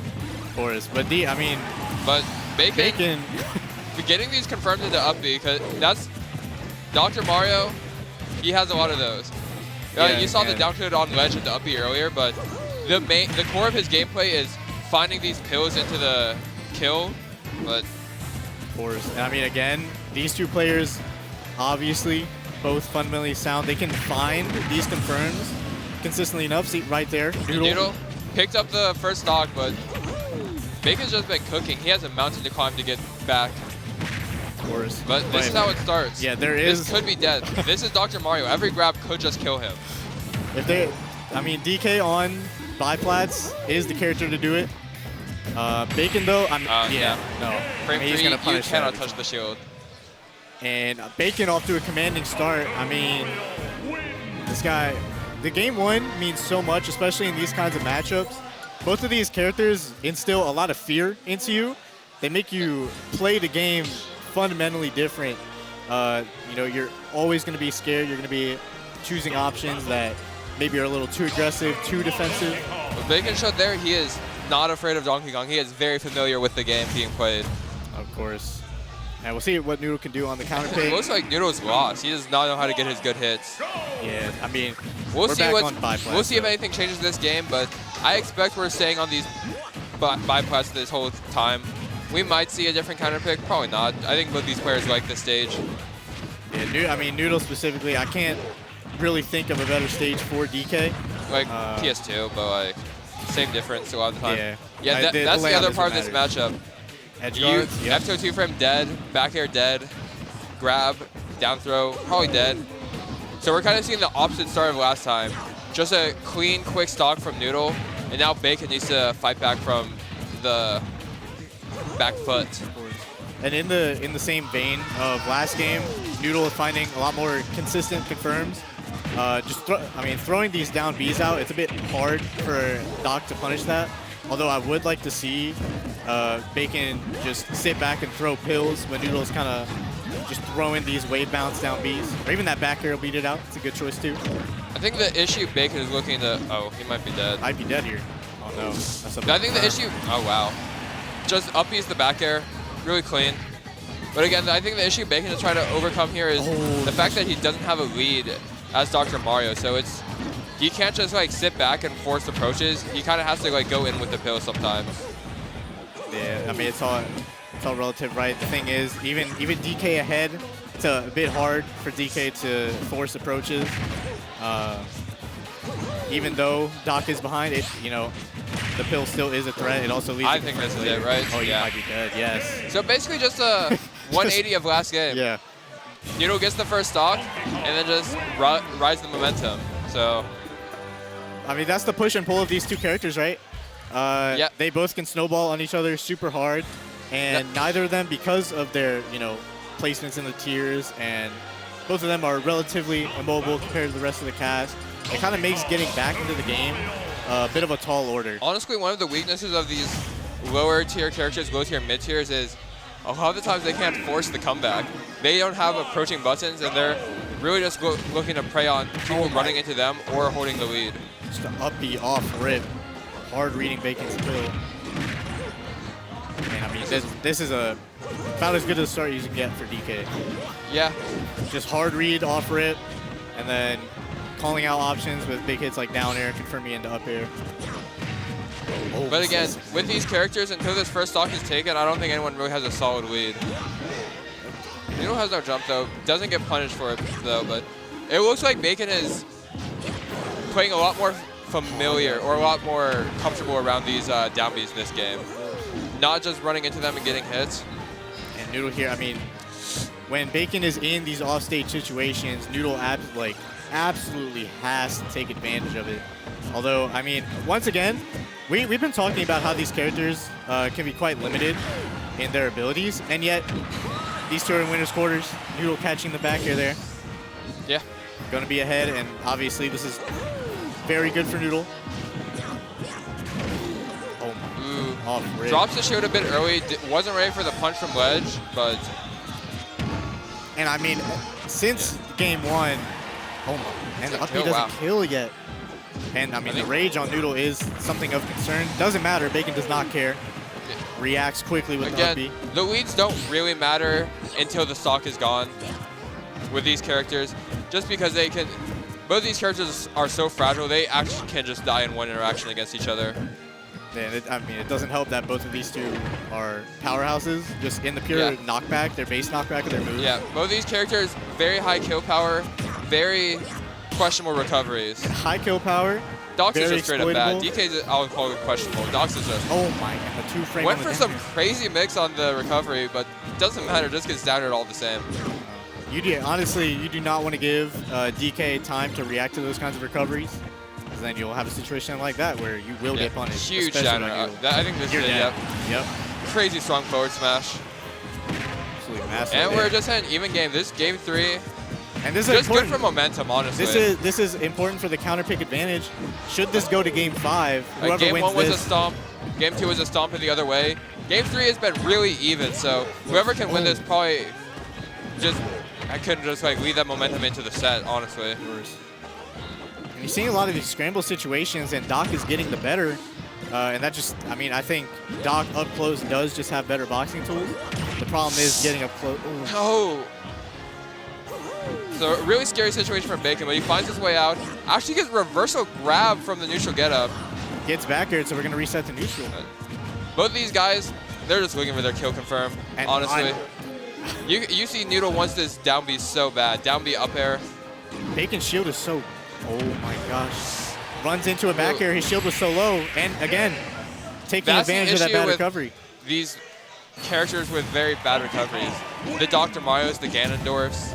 The characters that don't have any other option but to air dodge and pray that your opponent somehow doesn't hit you. And the unfortunate part for Bacon here is that DK is just better at these edge guarding situations. Doc does not have the same amount of tools off stage. So despite both of them having exploitable recoveries, I think DK does have the upper hand in the fact that just he because can go way deep. His back air, not just against low tiers, against every character, is one of the best edge guarding moves in the game. It's very active, very strong, very low lag. Very important part of this matchup. And a winner's top 8 on the line here for Noodle. Bacon not trying to go to losers here. Wants to keep his run as easy as possible. We have a lot of sharks and losers. There are. In terms of like the bracket, this is kind of like the heaven path, and you want to stay in here. They have fought their way through here. They want to stay here. You know, it's the fact that these two characters are fighting another low/mid tier in winners quarters. Yeah. I mean, it's like honestly, it's a breath of fresh air, but at the same time, it's nerve-wracking because you want to stay in this position. Even the winner of this gets to play a hero instead of like a Palutena on the other side. And already less than a minute in. Yeah, I was. And Noodle has just been. Straight up, I was zoning out. What happened? One stock, but anything can happen. This is Dr. Mario. With all due respect, gets like a down throw cyclone at the ledge, and we're back to even. Actor here. We'll see if what Bacon can do with this advantage state. Misses with the ledge trunk.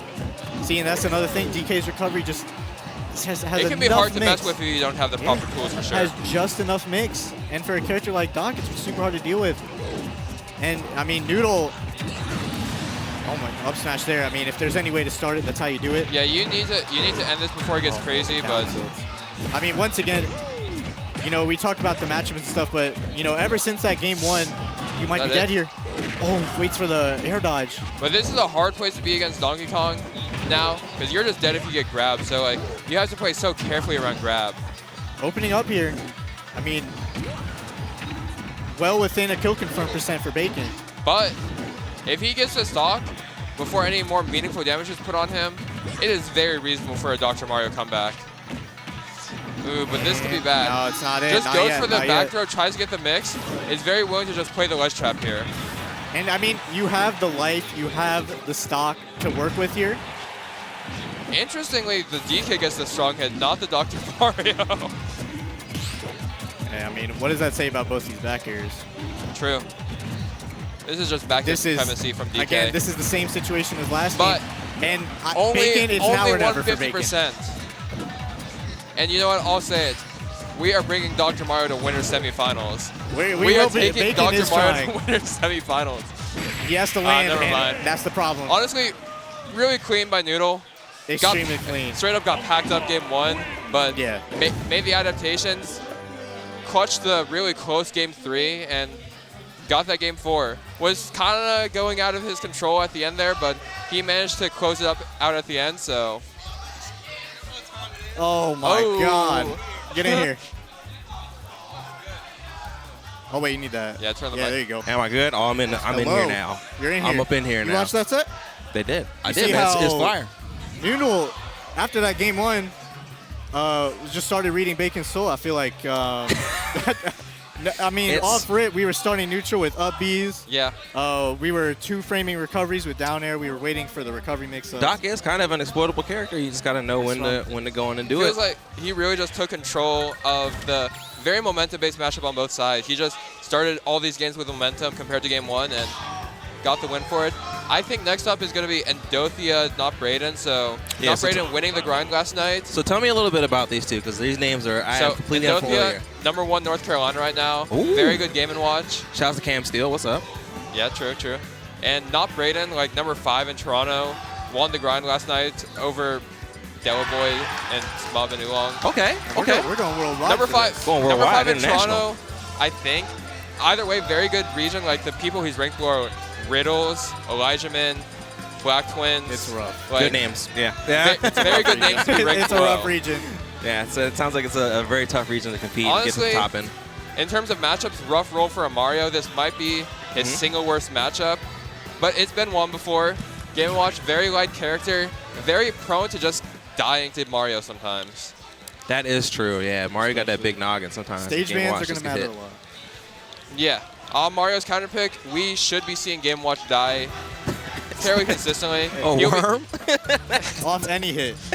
He'll be getting coked the entire game, but just gets like a grab at 30. Game & Watch is probably dead. That'll be the push-pull of these characters. Game & Watch, I mean, he's going to throw out that nair. Yeah. You know it's going to happen. True. And that nair is going to lead in, 50, 60, 70%. You got the bacon at the ledge, too. We cannot let Mario get the hands on him. Nope. It can't happen. Otherwise, it's combo food. Absolutely. And Game & Watch, again, not a very heavy character. Very so you light. gotta be One of the careful how lightest in you, the game, actually. Careful how you touch Mario's shield. Be careful how you recover, how you land. It's facts. Yeah, but on the other end is hitting Game & Watch's shield as Mario. You don't have the long moves. You don't have moves that are safer than up B. So it is very hard to get meaningful shield pressure as Mario. A character that is like known for bullying most of the cast in shield. That's true. Your longest normal is, back. You have to fully space backer, pretty much. Even fireballs as a zoning option. Game & Watch can just bucket those. I was about to say, it's not super reliable. The issue is like, if your zoning option does no damage against Game & Watch, you're fine. The bucket does nothing. But Mario Fireball does 6%, so like it's going to be an 18% bucket, which will kill you at like mid percents and high percents for sure. And also, I mean, for Mario as well, even there is a risk reward there. Sure. You can try and concede the bucket and say, okay, I'm going to let you fully stack the bucket, but now I have access to fireballs all the time. All right, we're doing a lot of thinking about stages, by the way. And I think the issue with that is that Mario doesn't get enough off of Fireball. Like, very good move, obviously, but doesn't get enough to just give Game & Watch a kill move on him. So the bucket kind of just like shuts off one of Mario's main approach tools, main recovery options. One of the strongest. It's rough. One of his best, neutral tools, Fireball. Absolutely. But of course, I mean, we could talk matchups all day. We could talk game theory all day. It's really just about, does not Brayden land the up air at the right percent and kill him at 0? It's all an execution test at the end of the day. Especially, I mean, both these players, you have #1 in North Carolina. You have, you know, PR in Toronto. Big talent from below, Toronto. you know, worldwide talent. I'm going to say #2. It might be #3 in North Carolina, #2, #3. Reverse 3-0 Mr. E. And I mean, we saw what happened. North Carolina growing into a pretty talented state overall. And they're getting more talented. Two. Frostbyte is still in bracket, I'm pretty sure. And I wonder. Frostbyte's in losers, yeah? Yeah, he lost to Noodle, actually. Insane bracket today in top 64. Yeah, we're talking about how, like, the fact that Noodle and Bacon, you have a DK and a Dr. Mario fighting for winner's top 8. You know, it's nerve-wracking because you kind of want to stay there. You do not want to go into this losers bracket. Like, that's a bit of a problem. There's definitely some names down there. A lot of upsets today, too. Yeah, you'd definitely rather be playing the, like, Chugs hero waiting for you in winners than, like, Smub, 0 to None, Oolong, and Phantom in losers. Good Lord. What a lineup. Oh, yeah, I mean... That's a rough part of losers, that quarter bracket. I think about poor Doc down there. Bacon's going to have to work a little extra hard. That's how Bacon made it this far with his first upset over Oolong. But we're starting this match. I didn't see what stage we're going to, so... It looks like PS2. It's PS2. Yeah. This is a stage where Game & Watch is very prone to dying off the top. Oh, yeah. Absolutely on or are we vibe checking or are we playing? Right. That's what it looked like for a second. I think we're playing. We're playing. It definitely looked like they were kind of the neutral is just so good. Opened up. Yeah, I mean, not Brayden, not wanting to do anything rash against Endothea just because Game & Watch is so punishing on these reversals. On what is basically a guaranteed reversal in this matchup a lot of the time. And I mean, we want to see, I mean, right now, not Brayden is fully in control. Got a couple of down airs, couple up airs early. Was able to convert that. But now this is where Game & Watch needs to pull through. You need, oh my God. Getting off the ledge against Game & Watch is a terrifying minigame. Sometimes you just lose it. That's the Game & Watch win condition. If he ever gets a good reaction, or sometimes it's just a good read, you just die. But like, you gotta be careful how you touch the shield. It's like I was saying earlier, the noggin, right? Coming through. Bit of an autopilot there gets up smash, but just an even game right now. Of course, gets it down air. Can't get too much off of it. Game & Watch is, you know, while he is light, that does help in some of these situations, that lower percents. And this is the prime percent that Mario is looking for against a character like Game & Watch. 30%. One up here near the platform, but... Yep, it could be over. Game & Watch just needs this advantage state. The thing is, they're both so good at juggling each other, right? Like, you've got these Game & Watch nairs. You've also got the Mario up airs chaining into each other. Like, it really just depends on kind of who gets the first hit each stock. And this is the other side of the matchup. Game & Watch's advantage on Mario. Almost dying there. Almost. Good DI on the right. Oh, and here we go. Can't get a good angle. That's actually fantastic DI. And, I mean, the down air, sometimes it's good to let it rip. It definitely worked out. Catching the Mario, trying to up air him, keeping him in the air. That's another aspect of the matchup that Mario isn't really afforded. Game & Watch does have these kind of just, you know, throw them out options. See if you can punish a potential attack in the air. But yeah, and I mean, there's the bucket. Yeah, be careful. That's the bucket. You can't just be putting these out because now he's 1/3 of the way. At this percent, the fireball bucket will kill, so any fireball is dangerous. Good grab right there. And Dothia in full control to take this game 1. Which, I mean, pretty massive. I'd say this stage is pretty Mario favored, all things considered, but... Yeah, this is probably Mario's counter pick. I'd expect we see not Brayden going back here if he loses this game. Yeah, and I mean, you think about the bans, and Dothia's gonna ban the triplats. Yeah. So. He's just been gosh. He's just been super clean on the ledge in Dofia. This is such a scary and rough situation because you have to approach Game Watch, but you're so far behind. You're so down in stocks and percentages. Yeah. If not Brandon can get this kill, this max range Mario is honestly a little terrifying for Game & Watch. I mean, this obviously this next stock is extremely important, but I'd say for the Mario, we get the stock and there's the down air. It is. Now this is really scary. This is straight up an even game. This is one hit away from both of them. This is incredibly scary. Good parry. Here we go. The aerials. That's a good start. Oh, nice job of winning the down air. But this is the part not Braden has to figure out. Really good stall on the recovery there. Oh, and the key gets him again. Yeah. Yeah, he was looking for that down air, but a bit off on the spacing. He was looking to send him off stage, probably for a ledge trap. I don't know if misspace flood. I don't know if he had anything silly to do off that down B, but I think he tried to call out the down air, tried to get the down, perhaps have the down air land on the platform so that there's a little more lag to punish it. Honestly, not a bad showing. Game won by not Braden. What we didn't see there was the Mario stocks. It was just a normal game, which, in terms of this matchup, would favor Game & Watch very heavily. Yeah, of course. And I mean, you saw Indosia that entire time, even off stage, going super deep, taking the up Bs, throwing out hitboxes, air dodging back to ledge. And so far, also the same start in this game. More or less what I was talking about. Again, the juggle game is so important for both of these characters that kind of who gets the first opening on the first stock kind of sets the pace for the rest of the game. Okay, and I mean, we're getting these up airs. It's just, oh my god. On the stage, though. The DIN was very good. Yeah, a bit too much space on the stage in order to get the kill there, but I like still solid damage. Yeah. We're at about the percent where Mario up smash is going to start to kill Game & Watch. But we're also at the percent where a lot of Game & Watch's moves are threatening the Mario at the ledge. I mean, you talk about the ledge, here we are. Manages to win the mini game, get off the ledge. Had the right idea with the back air, just barely off. The bomb slams into the ground, causes the explosion. Nice. Don't touch that shield. What a noggin. Yeah, ready for the punish on that F tilt.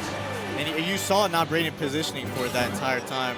Whenever that Mario is posturing, facing away from you, you know it's coming. Yeah, get that He's strong still hit. alive. He's at max. He was at max rage. He was, for a second, no longer alive. But once again, I mean, credit to not Braden for keeping it even right here.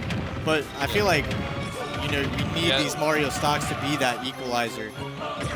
You got hit once in the 60. That's just kind of what happens when you're a character that has no real options against up air, which is, to be fair, most of the cast. Oh, what a catch with the down smash. Are you kidding me? The vertical hitbox. You have to be very careful air dodging near a platform against Game & Watch just because he lands on the platform with relatively lagless aerials, and if you air dodge near him, that down smash is just going to destroy you. Yeah. Still 65% nothing to sneeze at right now. He's building it up. Yeah, there it is. There's the Mario stock we're talking about. That's what we needed. And now, fully even here.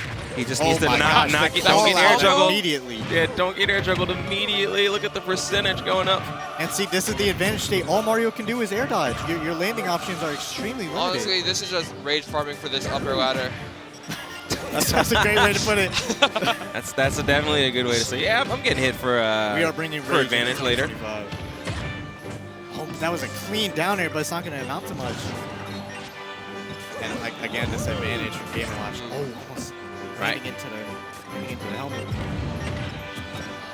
And you see the up air You start. can see Endofia. Not sure if he's panicking or just knows that Mario doesn't really have a ton of options against this up B spam. It's like he catches your landing, so what?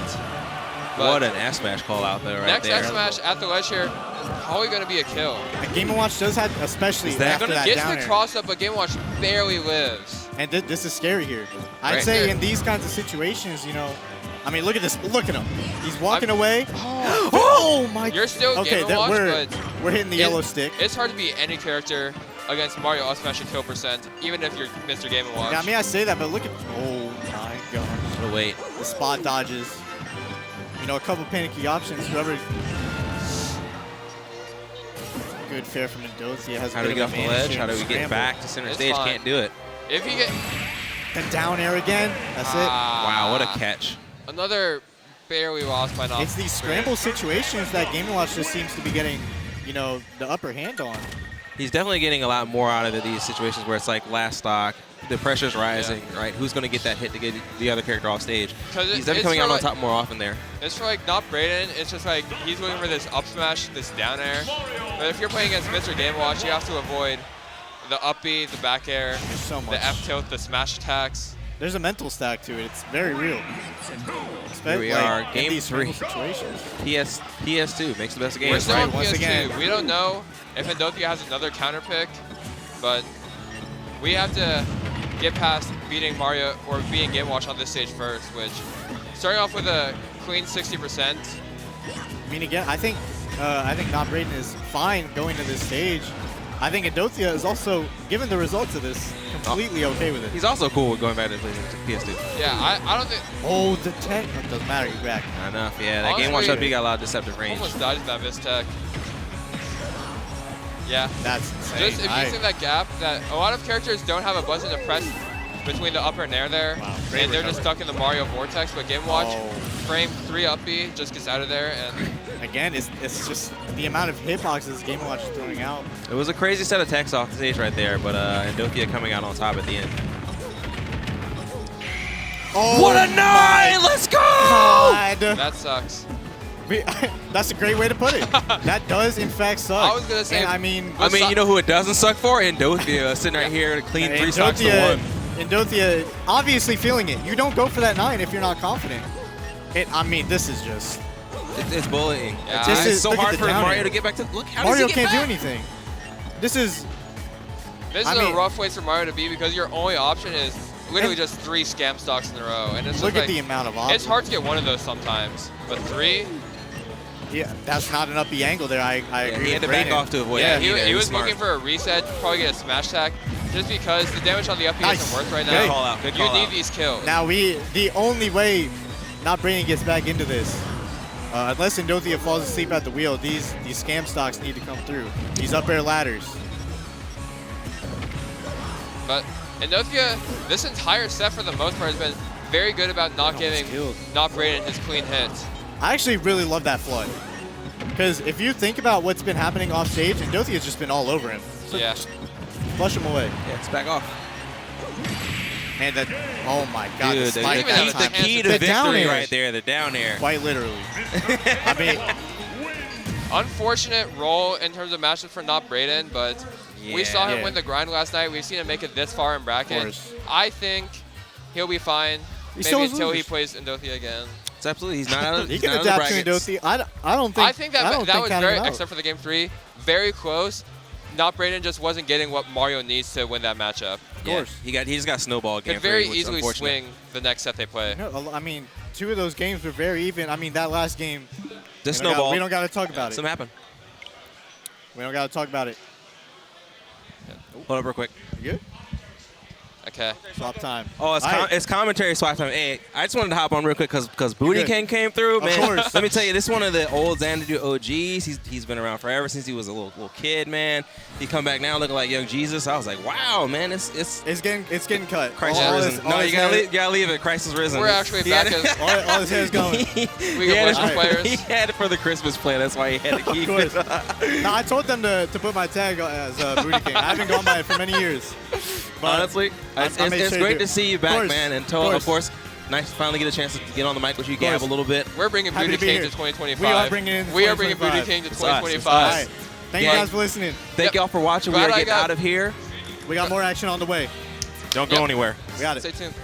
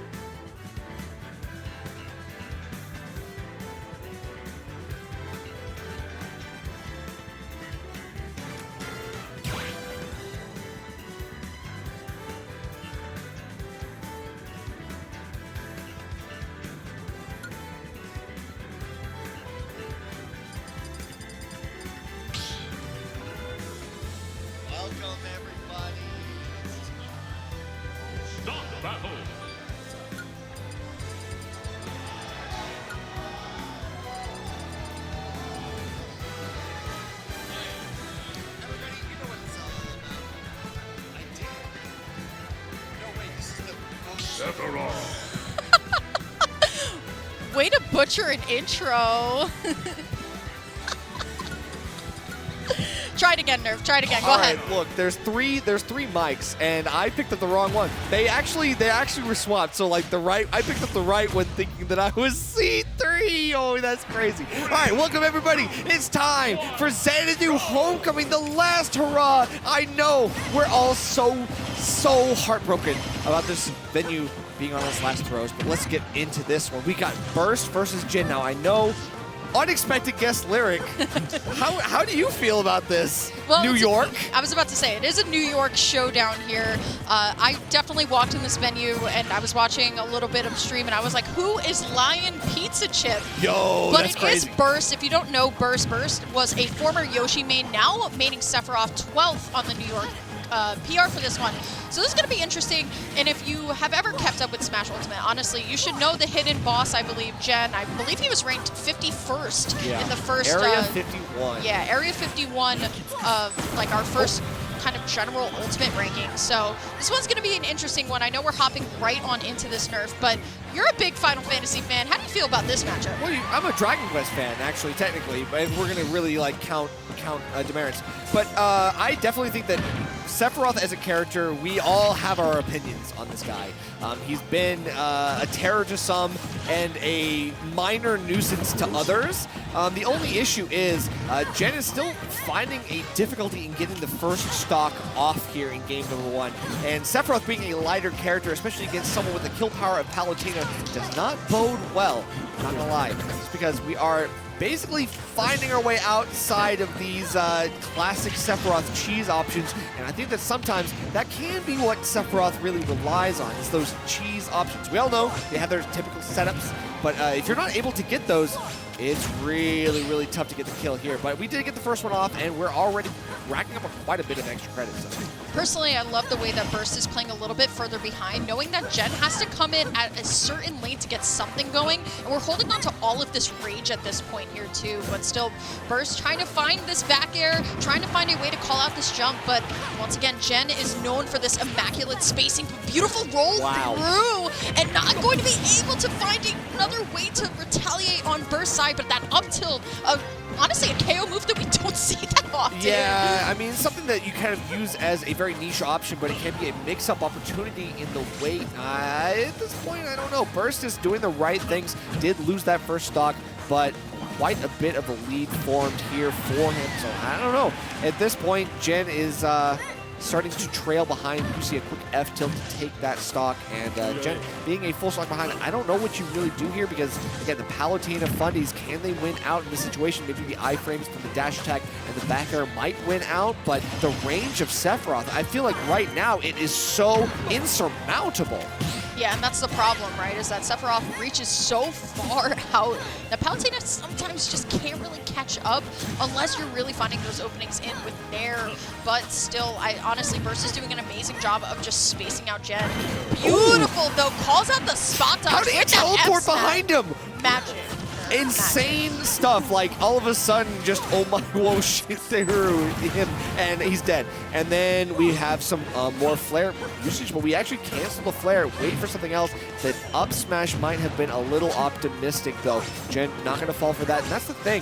You know, Jen is such a player, again, he's Area 51, he had the ability to, you know, play against some of the best in the business, and that patience, that wherewithal, might just win out in this matchup if you just hang on to this rage.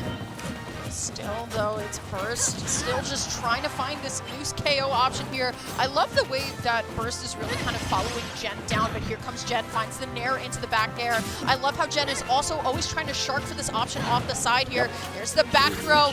Still respecting Octo Slash enough to jump away and wait, but my goodness, the down smash almost going to do it here, and now it's all up to Jen. How do you land, Nerf? That back air is going to do it. The Burst DI going to narrowly take that, because honestly, Jen was sharking at the opportunity to come back into this game. Yeah, and of course the coverage on the platform is really important there, because that back air through that plat, a huge horizontal option that will cover the entirety of that space. It might be a really, really good way for you to escape and try to reset, but at the same time, you know, for a character like this, there's not a lot of opportunities to breathe, get pushed into the corner like that. Even then, Jen stuck in the wrong place, the wrong time. Let's see what happens here. Going back to Pokemon Stadium 2, which we can kind of, you know, this is Tri-State Showdown in a way. This is kind of what happens. But Jen definitely getting a more favorable start here. The Palutena Nair Pain Train always just never ceases to show. Beautiful rollback, though. Octoslash not picking that up. Micro spacing out of timeness, but that shield almost just cut. Absolutely popped. Okay, but we are still staying alive here. We're catching that jump as well. We have a second jump as well with the wings, so we got to be extra careful just because Burst is trying to find any which way to get in back to a potential neutral reset. Still Jen, immaculate defense here of the ledge. We put up a lot of frame traps. We haven't gotten the real meat and potatoes of this edge guard. We haven't really been able to see a big payoff for Jen. Honestly, though, one thing for Burst, too, we really haven't seen that kind of like favorable distance in a lot of the neutral interactions, like here, right? This is where Burst exactly wants to be, in that range of forward air, in that range of back air, finding the loose up airs as well. But here we go, Jen going to get knocked back by that back air. Great double jump here to avoid the side special, but there it is. F-tilt not going to be enough just yet, even with that range, but we're going to go off there and finish that with the forward air. And we have plenty of jumps to do that with. Again, we're keeping a hold of that wing. At 133, obviously, Burst can do kind of whatever they want. They just want to hang out, get in with a quick dash attack, and all of a sudden, okay, it's whiffed. Doesn't matter, because the end leg on the explosive flame is going to be enough for me to still follow up. Okay, like the Nair's out of shield here, but when you think about it, Nerf, honestly, both of these characters have some cute out of shield options here that both be Nair, actually. That's but true, unfortunately, Octoslash not going to reach all the way up here, so Burst is going to lose this stock. But instantly coming off the Angel platform with that up air, Jen still trying to find a way in. Will find a couple of Nairs here. That's that guaranteed Palutena damage that we all know and love. But here we go. He gets the back air almost into the side special. All right, Jen, popping off right now. Oh, but still having to deal with the inevitable down air. Obviously, Burst using it as a burst option as well. Really nice option. But I mean, I don't know. At the same time, like you see Jen going back to the Palutena bread and butters, like the reverse nair. So you get the first nair, and then you reverse the nair to take it back across the other side of the stage, especially at low percent. Jen, obviously going back to the fundamentals. This is what this character is known for.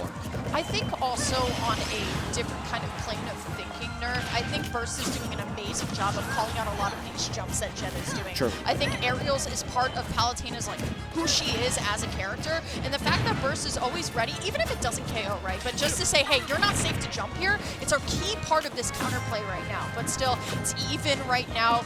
Now Jen just going to zone out just a little bit. Has to be a little bit careful, though. Will be able to find the back air, and Jen going to be up for the first time this set. Only for a moment, though. Yeah, Burst going to be able to find that up smash. True, not far behind is Burst. Still, we have like really interesting situations where Jen throws out a down tilt.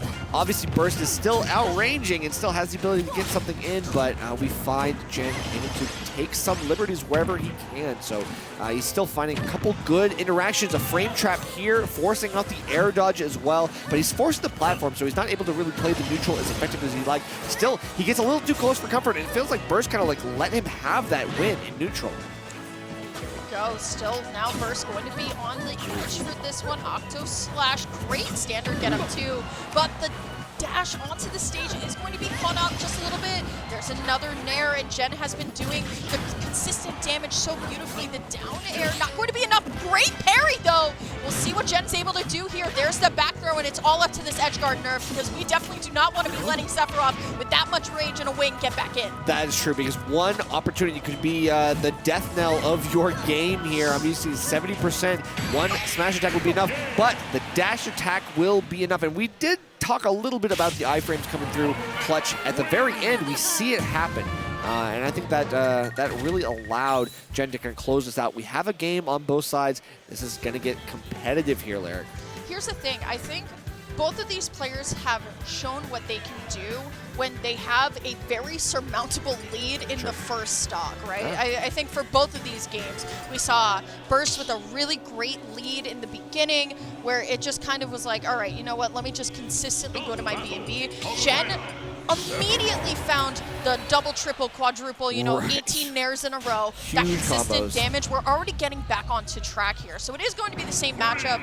I think we talked about this a little bit earlier. Burst used to be Yoshi, but we're on the Sephiroth now, which is honestly my favorite character. But we're starting off, we don't even get the first nair. We instantly go in with the reverse nair. Like, Jen does this raw nair that's insane to start off with. Like, you run at it from full stage and you get the raw nair. I don't even know, that's chaos.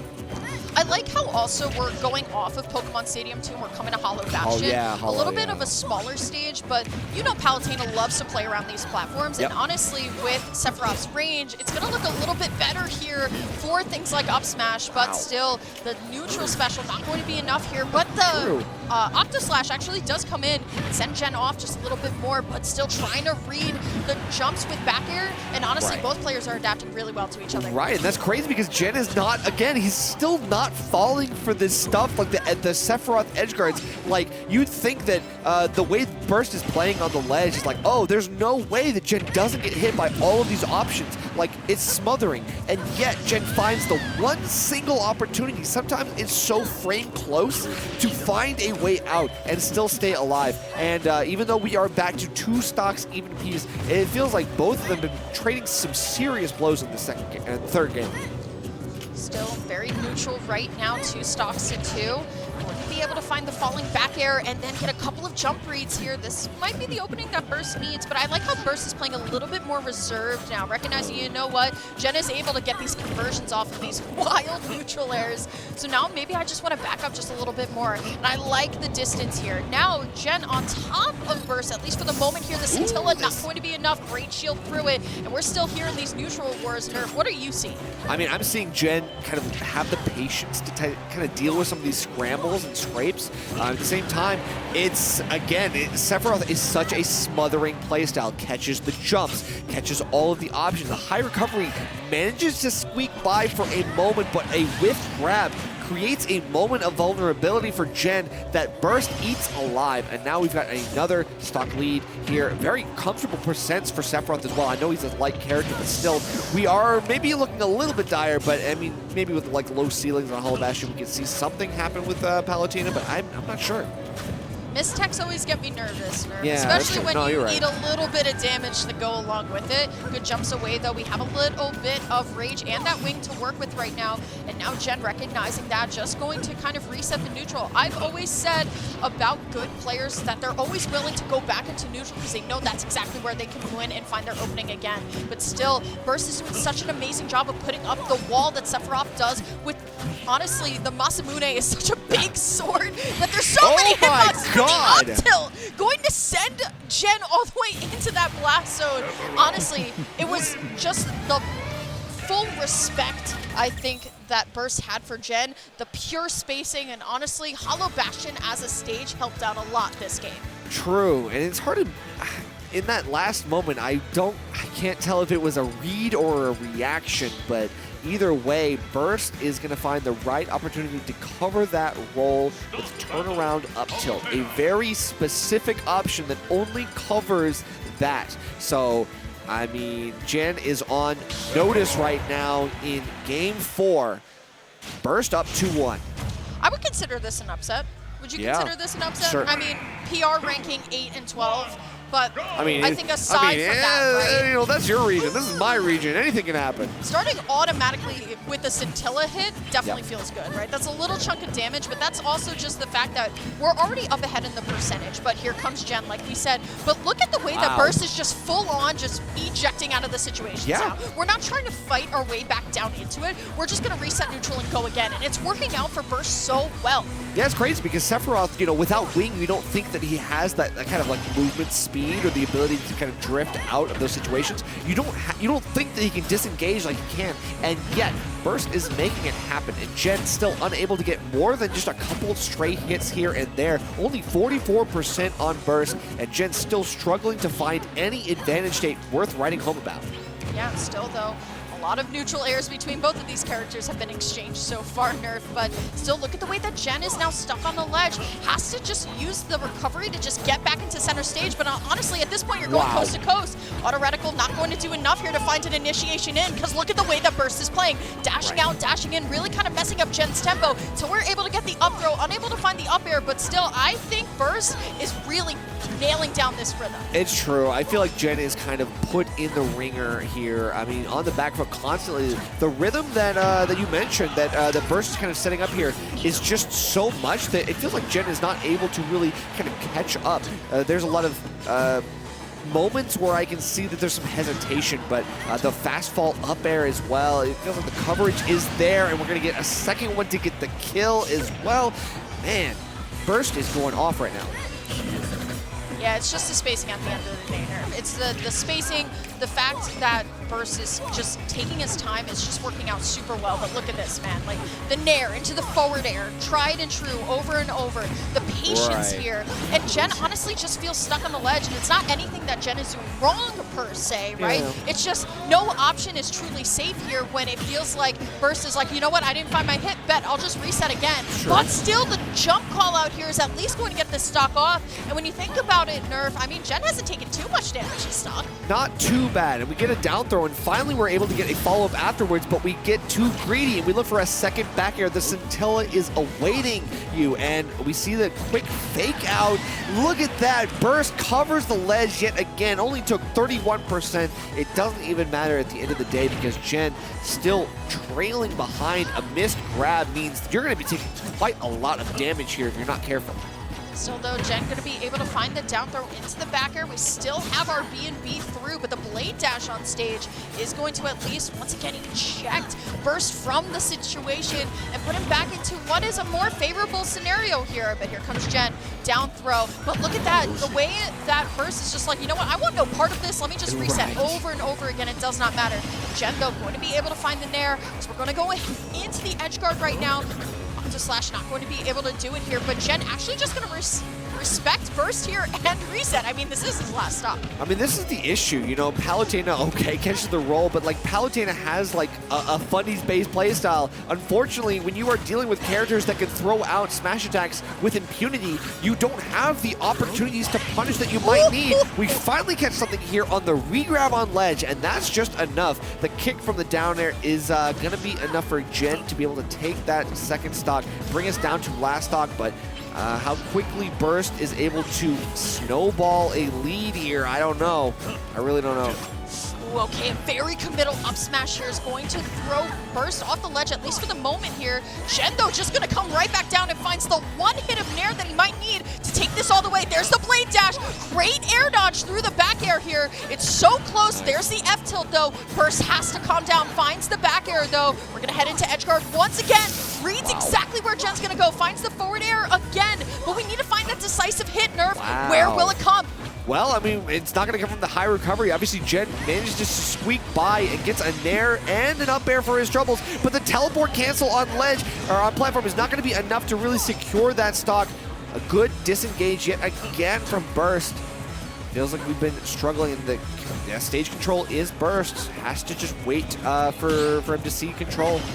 Okay, Gen finds the nair into the grab and the back throw, but now here comes Wing Nerf. It's very scary right now. You've got to look at the timer as well. We've spent almost 5 whole minutes into this game, but a very committal up smash is going to allow for Burst to take back stage control. Oh my A God. full hop over, cannot find the right move to get it, but Gen not going to back down just yet. Oh my God, it's so close here. Gen still trying to get forward, but a weak forward air is going to at least keep Burst still in the game. Gen trying to approach, trying to call out something, but Burst isn't going to let him do it. The up tilt not even going to be enough here, and now it's all up to Burst. How do you get off this ledge? Still, though, it's so close. Both shields are going all the way down. Okay, but we're still waiting for the resets on ledge to give us anything to work off of. Gen cannot do anything. Catches the jump off of that ledge with the explosive flame, just enough lasting pressure, but we cannot do anything. 172, the full rage on Palutena has got to do something here, but we are looking for the iframes, and it's not going to be enough. It looks like Burst is going to close it out with a 3-1 over Gen in the upset that we kind of described a little bit. It's crazy stuff. There's upsets going left and right here at the final Xanadu homecoming. What a great set, honestly, Nerf. There's so much to talk about here. Aside from just the fact that it is an upset, right? It's the patience, the spacing. Yeah. Could be like a weird matchup for Palu at the end of the day. Just Yeah, because no, I Sephiroth think it is. does. I think it is. It's an out-spacing But game. Gen kept that so close the entire True. time, because every single time that Gen did get in, there was a Palutena pain train. But my goodness, as you guys can hear, it is so loud in here. Over 400 Side stream just went people are crazy. in Okay, here. whatever happened to his side stream just went nutty. I have no idea. Deli, get in here. Come on. Scabs. Okay, it's cool. It's the father of commentary here, Mr. Scabs. Let's go. How you feeling? I am so exhausted. That's life. Well, it's your last homecoming into it. Not only is it my last homecoming, but I was here for like 12 hours yesterday. And I was running the event at the start, calling pools matches, calling stream matches, because we had a few people call out sick. I have been running ragged, and I wouldn't have it any other way. It's okay, buddy. You can rest now. It's all Eventually. over. This is the last one. One more time. It's all over now. One more time. It feels crazy that it's the last one. As somebody who's been here for like a long time, I think a lot of people didn't know that I was like a Xanadu attendee in 2014 to 2016. You were? Yeah, I was. I lived down here. To see You did? go from like a green, like a very small, like a small portion of like the current main room that we're in, to go from what feels like kind of like a gaming center. It's so big in here. It feels so surreal that like it's coming to a close. But I talked to Apostle. He's in great spirits, and I think that's very important. It's just another chapter. I mean, listen, like, we didn't have locals like this back in 2014. 400 people in a room would be considered a major. Did you do the old bracket at all, or the old venue at all? I did, multiple times. Okay, I so didn't pass in the can we multiple talk about the there's glow up? video evidence. There is Can we video talk evidence. about the glow up, Oh, though? absolutely. Oh, my God. Going from, like, the card shop where It we was had, like, we struggled to fit 256 people in there for the last Xanadu, and we had, like, overflow in the back. It was a fire hazard. I am surprised we didn't have fatalities. Kind of a fire hazard in here right now, actually. I'm not gonna lie. Don't call the marshal. We are going to be jumping, though. I'm no snitch. I'm no snitch. What do you think I'm snitching? Whoa. Let's jump Chill out, into bro. this next set, though. We got losers top 8 qualifiers the game is here. already We got started. A9 versus Not Braden here. Steve versus Mario. Also, can we talk about this? Shout out to Not Braden. The winner of the last Xanadu Weekly goes down with a 0 to death to start it off, though.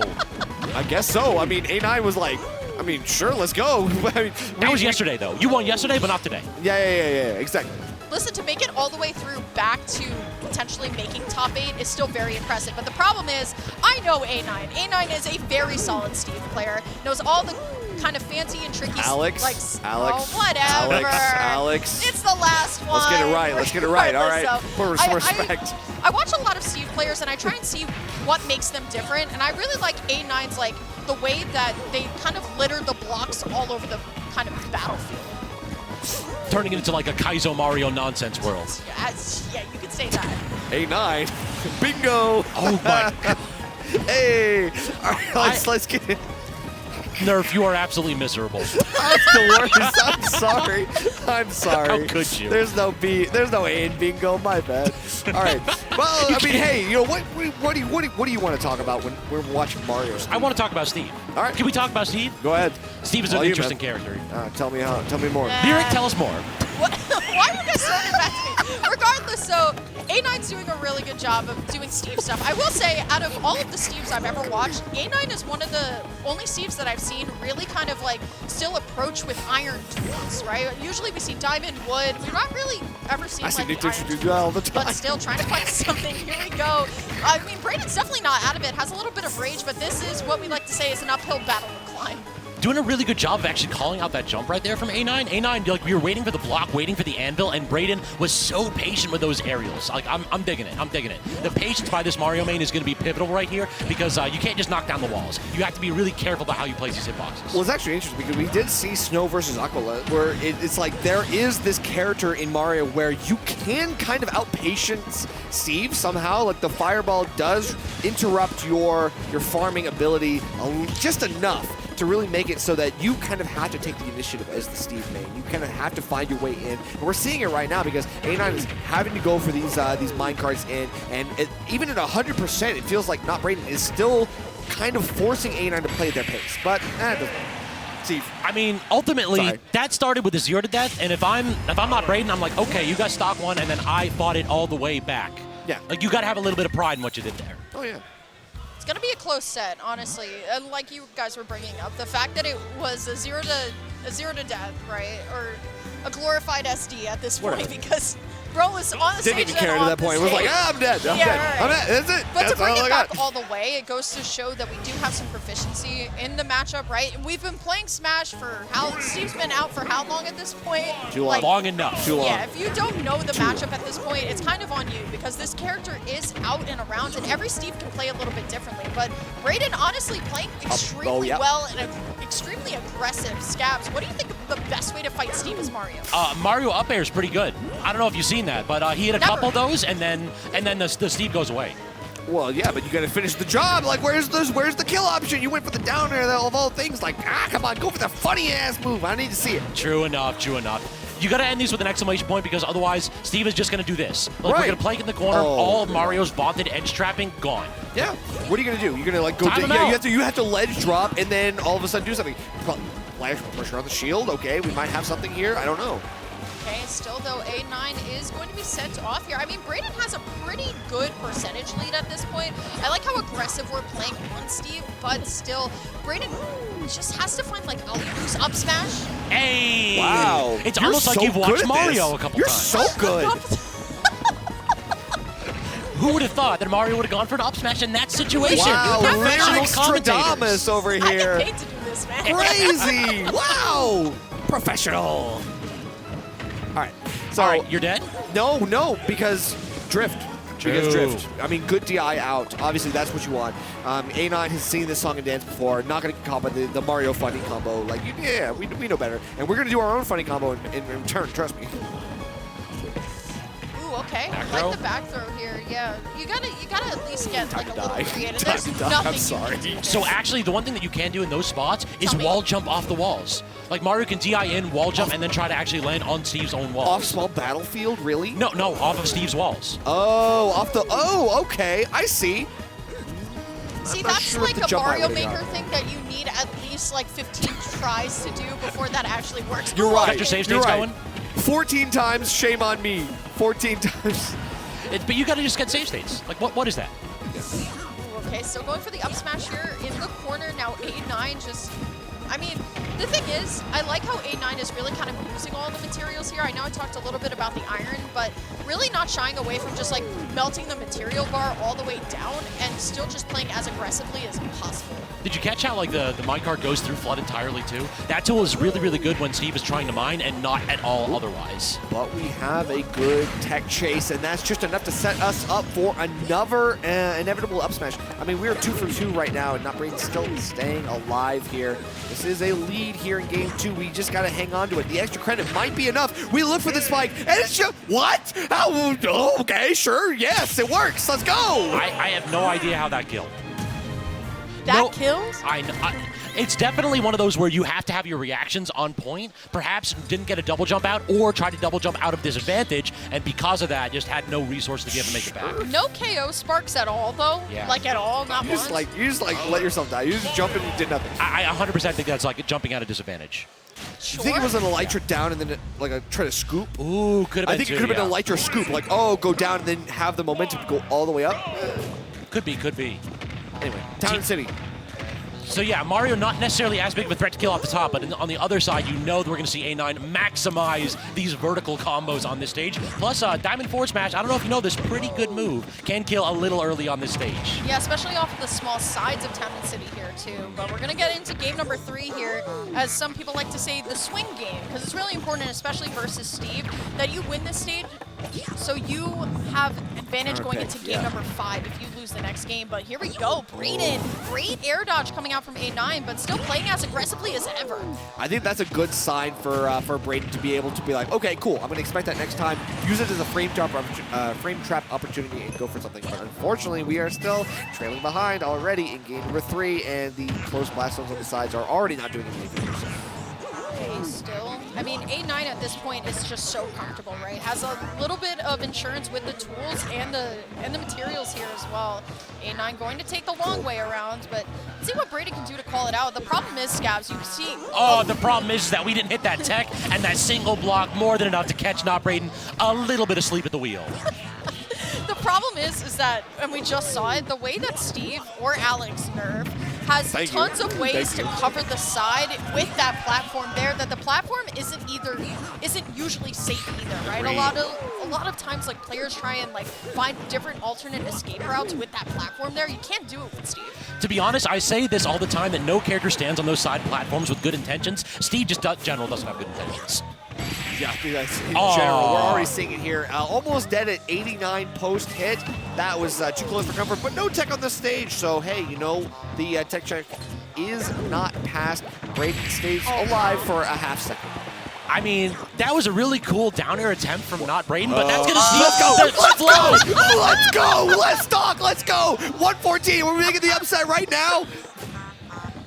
What's next? Mario Rage combo, let's go. This is entirely, we need to hit multiple up airs to get the platform reset. The problem is now we're in Final D. Do you really want to go ahead and fight Steve in this platform configuration? Only for I'm like saying 15 seconds. Let the man mine.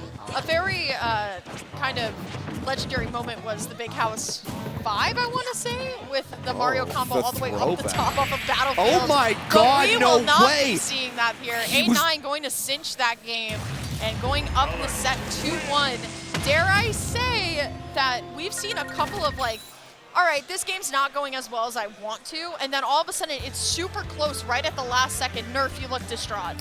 Why did he get hit by that? I don't, we're back here, bro. I get it, he jumped, but why do you think he got hit by that? Like, that's crazy. Steve back here, good. That's my best analysis right there. Good jump Steve call back out, here, good jump call out. I'm gonna give it up. I'll give it up. Yeah, basically, I understand why you want to do that. If you're Mario, a lot of your grounded options aren't safe at low percentages. You want to get that mid-percentage combo going. The problem really is if you're jumping against Minecraft Steve or Alex, then you are very liable to get intercepted with those diamond areas. Going to work, though, here on Pokemon Stadium 2, as Braden's going to change the costume now. And now it's all up to Braden to keep the percentage lead going. But the problem is now is that Steve gets that one grab, and we're seeing a walk the dog all the way across the Pokemon Stadium 2. But great reverse combo here. Gets a little bit of the tech off the block, but still very even right now in this first neutral exchange. Yeah, I think he might have jumped the shark a little bit, going for that forward smash right there. It's like, yeah, we all know what's coming next. Like, I get it, 2 frames off here. Oh, yeah, sure, let's go see it. But, like, I don't know. Braden's still trying to find a way to take the first stock, and I know you want to look for some quick options. Some like, this is a mix-up, but like at the same time, A9, you can just hang out, you can stall, you can do whatever you want, you buy time. Still a double jump bear. I don't know. I don't know what shenanigans A9 was doing there with like the 4 blocks in a row with the anvil. That's like, I'm going to build some kind of fiendish contraption, and surely this will claim the stock. I think what I'm seeing with A9 right now is every time A9 tries to go, either I want to like always say, like as casters, we should always give our players the benefit of the doubt. It could be some sort of misinput, but every time we're going for something fancy, either it works or it absolutely does not work. High and risk. it puts A9 in like this weird, like awkward scenario that we've seen Braden capitalize a couple of times on. Yeah, it's like I want to see a lot more Steve safe options. Yeah. Like if you just toss out 5 or 6 back airs, eventually the Mario will jump into one of them. You don't necessarily need to do this crazy stuff. Okay, well, wow, a great tech there on the block. Really nice stuff. Obviously, Braden has seen this a little bit before. We have full rage on the Mario, though, and through the block, too. Really nice call out. Braden is going crazy right now. A 3-1 lead. We might just be going to a Game 5, folks. Dog took off the suit, put on the work clothes, and's like, listen, I'm here to clock in. Can we do it? Yes, we can. Okay, still though, we gotta get there. Finds the first up air, great air dodge through that anvil, good reaction timing. Gotta look at it though, A9 doesn't have much tools to work with here. Beautiful pickup though, my goodness, great air dodges down though. A9 knows exactly what's coming. But honestly, Braden's doing an amazing job of just navigating around the blocks here, going for the forward air, not gonna be able to find it, going to be able to find the re-grab though, and now gonna go all the way out there, but I love the safety up air coming out from A9 to ensure that he's gonna make it back on stage. And then building the wall immediately, just basically saying, I need a little bit of space, I need some more resources, I need not Braden's aggression to get checked by something. Back throw won't do it just yet. We do get the stereotypical minecart back to stage, but that's just enough. The Elytra might have actually gotten you into some deep stuff, but hey, still, we end up missing an opportunity. A untackable comes out, and this stage spike is going to win out. I don't know. Is this the other comeback the other comeback that we were talking about? Not Braden has to get back to center stage. This is looking terrifying. This golden tool doing so much work here. Has to go ahead and keep A9 pinned to the corner, keep some stage control. Don't allow A9 to reset the tools or get the diamond going. But all this damage, 76% with the diamond tool. Now this is kill percent here. Just about an even game if A9 can land that one big hit. So close. So, I mean, Braden has a whole nother stock to work with here, but the back air is going to take it, even with that minecart. We are going to a Game 5, and honestly, we're going to a Game 5 rather quickly when you really think about it. This set kind of flew by a little bit faster than our last set, Nerf. True. I mean, this is one of those sets that can really drag on. Like, this is one of those matchups that, yeah, if both players want to play defensively and they want to play passively, they can absolutely do that, and it will drag things on. But they are swinging at each other, and I definitely appreciate the wherewithal to do so. I think that this is going to go to a quick game 5, just in quick succession. I don't expect anything else. But I want to see what the stage counterpick is here, because I think if we stick with PS2, I have no idea what to expect. Don't let the Mario mains get away with it. It's been back and forth. Like, I mean, both characters are really good on PS2 for many different reasons. I swear this is Mario's best stage. And said Kalos, this is actually one of Mario's worst stages, but we're kind of at that point with between DSR, there's not a lot of great counterpick stages available. Right, we've already lost Town and City, I think, so. Yeah. Game number 5, heading right on in, straight to Kalos Pokemon League. See how this one's gonna go. Honestly, I'm considering what everybody's been saying so far. I'm interested to see how many KOs off of the Mario ladder we're going to see. And speaking of ladders, not exactly the character I was talking about here, because Kalos ceiling can be a little bit tricky here, but honestly, we are still seeing both of our players start scrapping, but A9 still now has all the room that A9 wants to just go on ahead and mun. I will say, shout out to my man Denobro, who insists that Final D, he actually was here today for the last one. He insists that Final D is one of Mario's best stages because the character's neutral is so good. So even though we have a flat stage right here, the combo tools of Not Brayden haven't really played that much of a factor. Not Brayden still can lock it down and win neutral. That's what we need to see. Patient, precise, neutral game plans. And not just the neutral, but like the very strong advantage states that we know Mario can actualize. Obviously, we're already seeing a couple things. Down air to finish the combo. Really good coverage as well. We aren't able to get the tech chase just yet, but I do like that it kind of sets up for the rest of the game. We do take a lot of damage here, but we're still struggling to get anything. The up smash might have been a little bit optimistic. Not Brayden unable to really find something else, and even then, the run-up, a reverse up smash is even not enough to catch that. Oh, so close to some tricks on the side here off that magma block, but A9 is going to be able to make it back, and still going to be able to make it back here too. But I mean, 159 has the insurance diamond too, just in case, can start the next stock with an immense lead here. Back air not going to be enough. We have to find a way to get the tools going here. Grab not going to be enough either, but still, Brayden chasing down 8-9. Will be able, though, to find the Nair here off the side. We're even, but for how long? I mean, can we also talk about the difference in the materials here? The stone and iron are plentiful on this stage. A little bit slower to actually get access to those resources, but it just means that these walls are almost insurmountable for Mario to knock down. Yeah, it's true. Having a lot of stronger resources is really good. I mean, we have quite a bit of those resources as well, and how quickly it's all stone and iron at this point. Like, you quickly just get 2 seconds to farm, and all of a sudden you're back to a really nice spot here in terms of materials. But the juggles are enough. We force out an air dodge, but we cannot get anything else to convert. Still waiting for something here, but the minecart hitting you errantly. That's not great, but whoa, the neutral get up into down tilt. What a mix-up.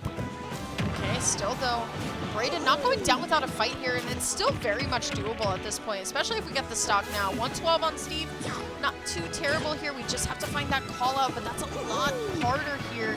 Okay, reverse air goes for the grab, unfortunately going to whiff it here. That's going to allow for A9 to get a couple of chips of this diamond damage in, but the greedy dash attack going to be met with that Mario up smash. We're going to last stock, gentlemen. What do we talk about being safe there, Lyric, too? Like, that dash attack, you called it out perfectly. That was so risky, and A9 just did not need to take that risk. All you need to do is go ahead and stay in your house and keep the damage going. Instead, Not Brayden has a chance to answer back. The issue is that Kalos has higher ceilings, so there's no way you should have realistically killed off of that anyway, but we're going to go for the more traditional kills as well off the side. We are looking for the forward air. We're not going to get it just yet, but one fireball could lead into something here. But the run-up smash, again, we're getting so close to death percent. And A9 still is kind of playing with fire a little bit too much. The empty short hop up smash. The Mario classic, how dare you drop shield when I've got my back turned to you. So nice. Looks like Not Brayden is going to be able to close that out in a tense game 5 versus A9's Steve. Brayden's Canadian? Brayden's Canadian. The only Canadian, I believe. Ontario. The only, I'm like not in the camera. Push over, get close. We gotta get. The only Canadian, I believe, in top 8. They flew down for this? I don't know if they flew down or if they go to school in Tri-State. I'm not sure. But yeah, number 3 in holidays. Ontario. Like, you know, maybe they originally formed it. Listen, I drove after work here, so some Me people too. don't. It's true. Respect. Casters have to get jobs now that gigs are going away. True, you know, and even the gigs we get are not paying us enough. Or at all. True. True. What can you do, though? I mean, to be honest, I would have done this for nothing. Smash, that's all I'm saying. Anyway, Hey, Pokemon. Lyric's got the shit, right? I'm sorry. I was literally going to be like, oh, it's Kalos. Lyric, you know a lot about Pokemon. Tell us about... You know so much about Pokemon. Tell us about Kalos. Do you know how many times ever since September, I truly am like super blessed. I just love the fact that I get to cast 2 games that I really love. But the amount of times I walk into a Smash tournament and people are like, Lyric, do you have your deck on you by chance? I'm like, what? I always got that Which thing is on sick, me. which Like, is I awesome. always got love that. Which I love. Trust me, I am always down to play. Hold but up. We got to talk about the MTBA Banger. Classic here. Banger alert. We are going to have MDVA in top 8. Unfortunately, it's a team kill because we got Bacon and Oolong out here. Losers top 12. Winner gets top 8 and represents the region at the last event at Xanadu. Hey. Whoa. Okay, this is not technically a team kill. This is MD versus VA, all right? Oh, that's true, We are on Scabs. separate teams, all right? Exactly. This is one of those estranged families. This is the cousin that we don't invite to every Christmas. This is the point where we decide we are having sibling rivalry if necessary, and we'll have regional pride, all right? So if VA is going to hold it down, I believe Bacon is the one to carry the torch. Siblings. Can I ask you guys a genuine question, since Sure. this is definitely like your region now? Yeah. What is this matchup when you really think about it? Oh, it's awful. It's This is awful for awful. who and why? Us. Okay. Yes and yes. Because technically, I think that Bacon is well versed in this matchup, has dealt with quite a lot of Wii Fits. Obviously, I think Leo Lee, someone used to play Wii Fit. I don't know. Someone played Wii Fit and then switched. Chunky's North Carolina and Southern Virginia are close enough that they do have crossover. So Bacon knows this matchup a little bit, still taking a lot of beatings. Yeah, the really problem is that how does Bacon recover, and also how does Bacon deal with deep breathing? This is a move that can apply a ton of pressure. So if you come down from the Angel platform with invulnerability, and Wii Fit Trainer has that deep breathing already, Wii Fit Trainer just disengages. You can't make the most out of your invuln, and on the other side, Oolong can take an entire stock with invuln.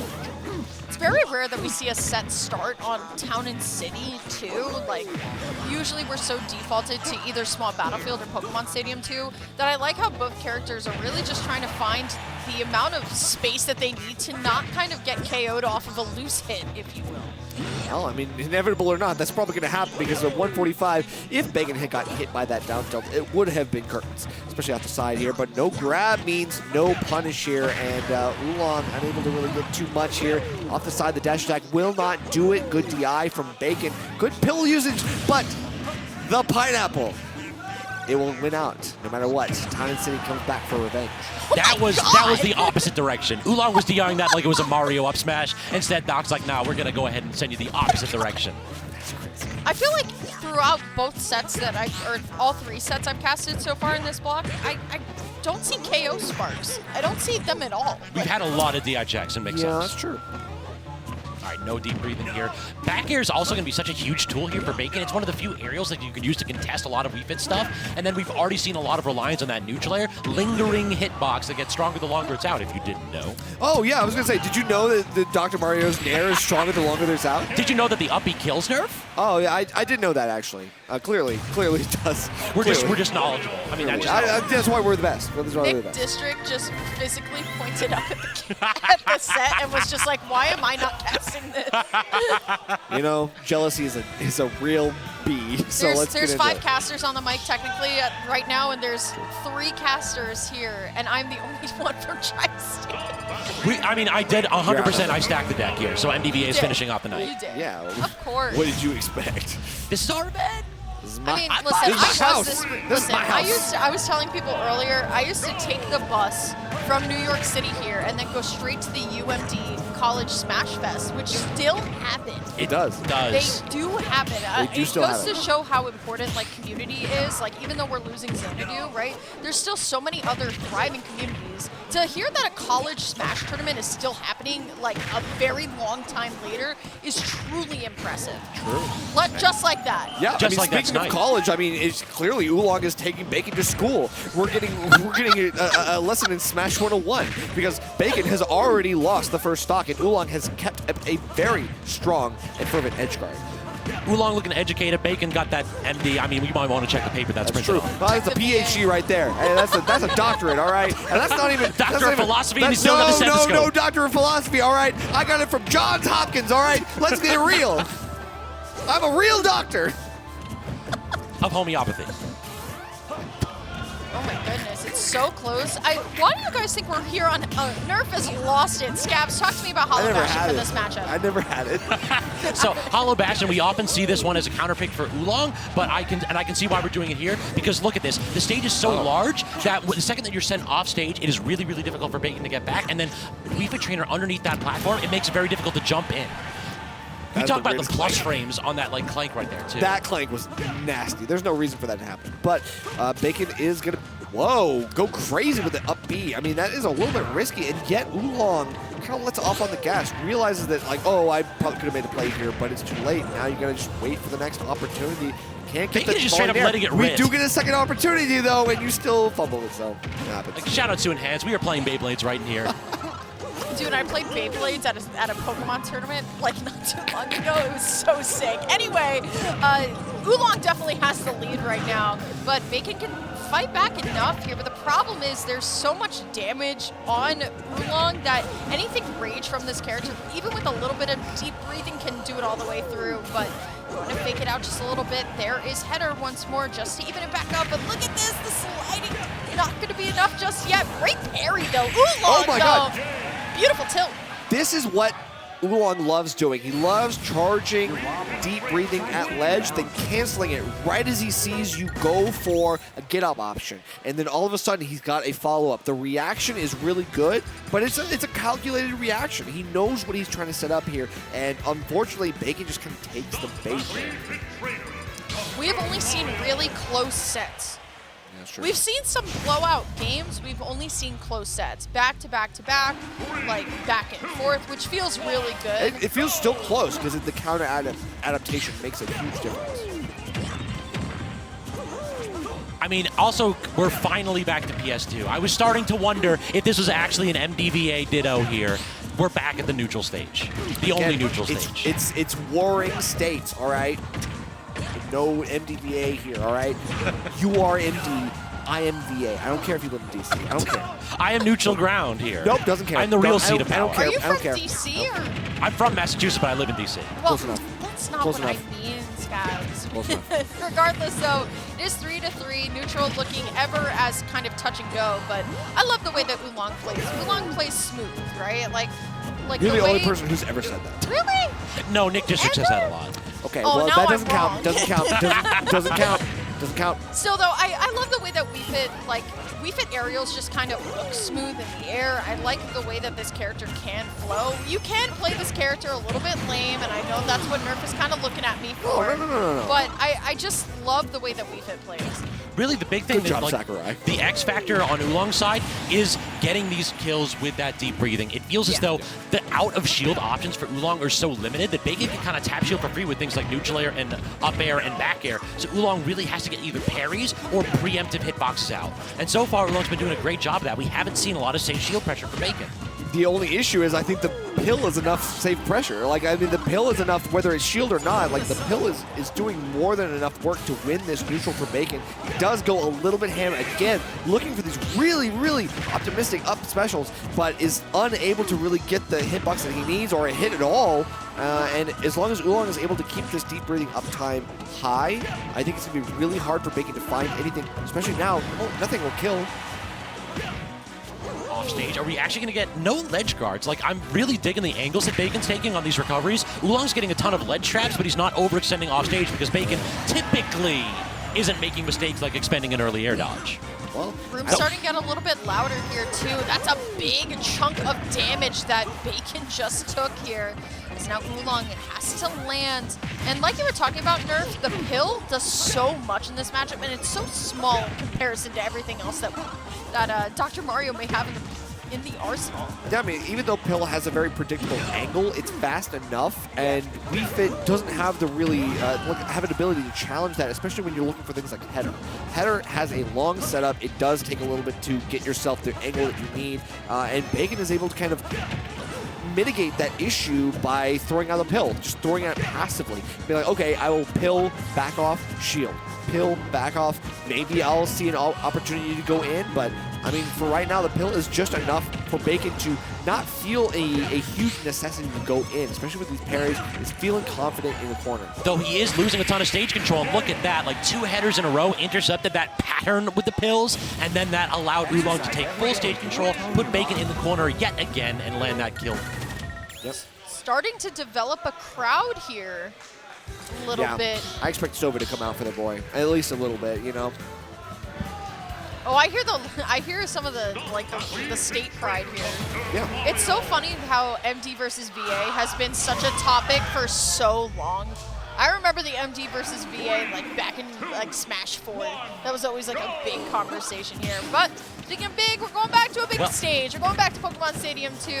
Now that I think about it, MD won the last Arcadian. If MD is the only one in top 8 for this, I guess we just call it MD sweep. Ooh, MD won the last crew battle too. You know, that was years ago, bro. I mean, the Arcadian was like a week ago. I don't care. I don't care. I don't care. It doesn't matter. You know what? You're going to have to hold it. I mean, despite the fact that this isn't Laurel, Maryland, it's on home turf. Was Smub there? Here? Yeah. The Arcadian. Yes. No, he but he didn't. But he didn't. Got him. Shut up. Got him. If Smub wasn't there, it didn't count. Smub is VA.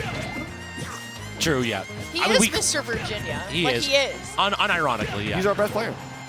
MDVA's favorite son. Yeah. VA's favorite son. I mean, MD has a few. They can't decide. They can't decide. True. You're a little indecisive.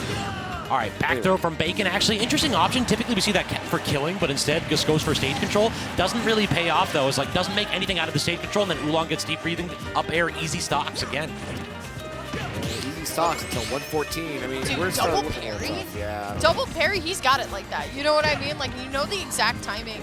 I've been like struggling to really find a tempo in casting this match, and I think it's been because the tempo itself is so odd and awkward, right? Like Nerf was describing this a little bit earlier, how it's like this touch, go, pill, shield, back up, and it's just such an awkward pace, but Oolong has been handling it so extremely well. Yeah, it's really start and stop.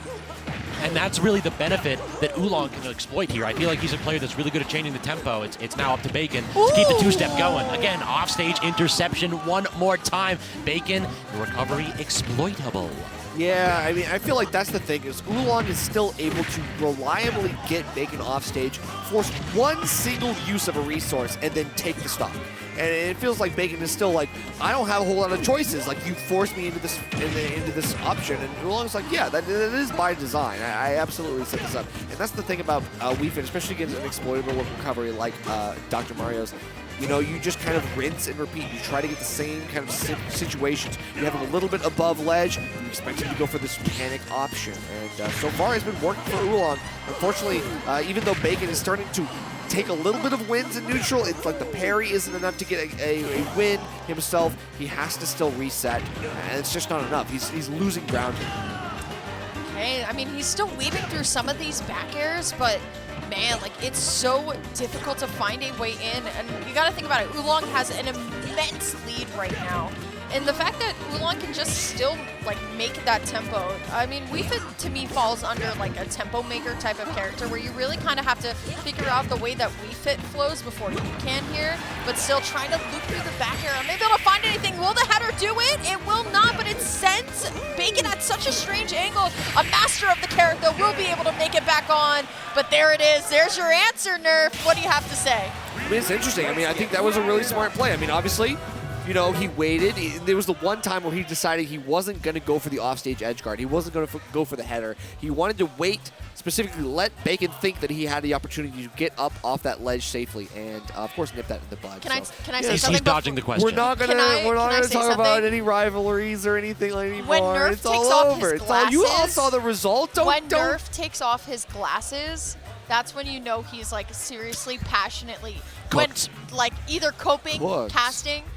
When we were casting Glitch Regen and it was Smub versus Jackal, you were that's like, true. you gotta let me have this, That's Emily. true, that's like, true, that's true. you gotta let me intro this match. Same thing with and then Enhanced you TV took versus, up, you were about versus, to cry. And then I was not Jackal about to like cry. 3-0'd Whoa, him. whoa, whoa, whoa, whoa. You were so Slander, happy. slander, everybody. Smub's biggest fan right here. I am Smub's biggest fan. All right. Honestly. Hold up. I'm holding. We got to pause for a minute here because I'm we have paused. a banger set coming up. We got Noodle and Chugs, and I already see my man Momo on the mic standing up. Do you want the me to DK Master. Do you want to get one with Momo?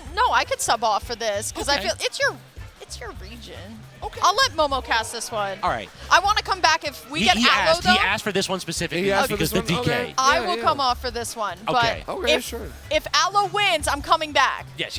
Perfect. Lovely. I'll be back. I love that we're all on the same page. Exactly. So, We are simpatico. Thank you so much, Lyric, for stopping on. Lyric will be back. and 100%. thank you all for joining us here for Xanadu Homecoming, the last hurrah. I know it's been a long time. Some of you have been watching Xanadu and VG Bootcamp for years. Others, maybe just today. Maybe this is your first time checking in on the stream. And we welcome you, one and all, no matter who you are, young or old. This is going to be Xanadu's final big tournament. Final event. Period. Final There's event. no more. This I is guess the last. that's true. There's no weeklies after this? Nope. This is That's nothing. over. Absolutely So nothing. that's it. So make sure you support VG Bootcamp in all of its endeavors in the future. Just saying. Momo's on the mic. Hi guys, I'm on the That's mic. him. How you doing? Beautiful people at home. I heard Noodle made top 8 winners. That's my guy. Winner semis. Hello. Winner semis. Guaranteed 5th. Nuts. Donkey Kong, 93rd seed. To all the doubters out there. What are you doing, Doug? What's going on? What are you Versus doing here? Hero? Versus Hero. Hero. Versus Chugs. Which, all right, I have my What? opinions of What? this. But What? I will Speak, say, speak. but What? the What? first Speak your thing, piece. the first thing that I have to say is, first of all, MDVA has a bit of a DK problem.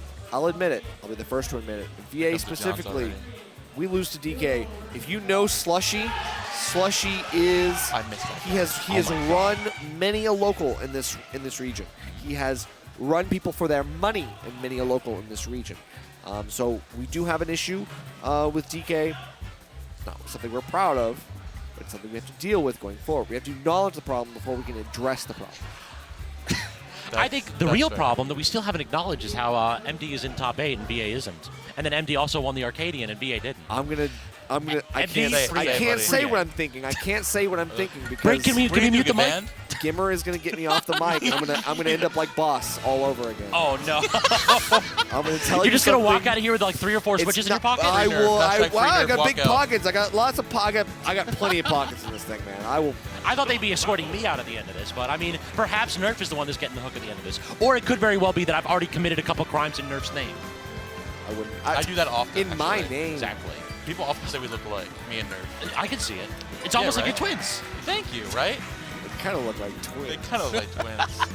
Ava, what were you saying? You might hate me for this. You kind of look like twins. Squid's mama actually said that to us too. Really? Yeah.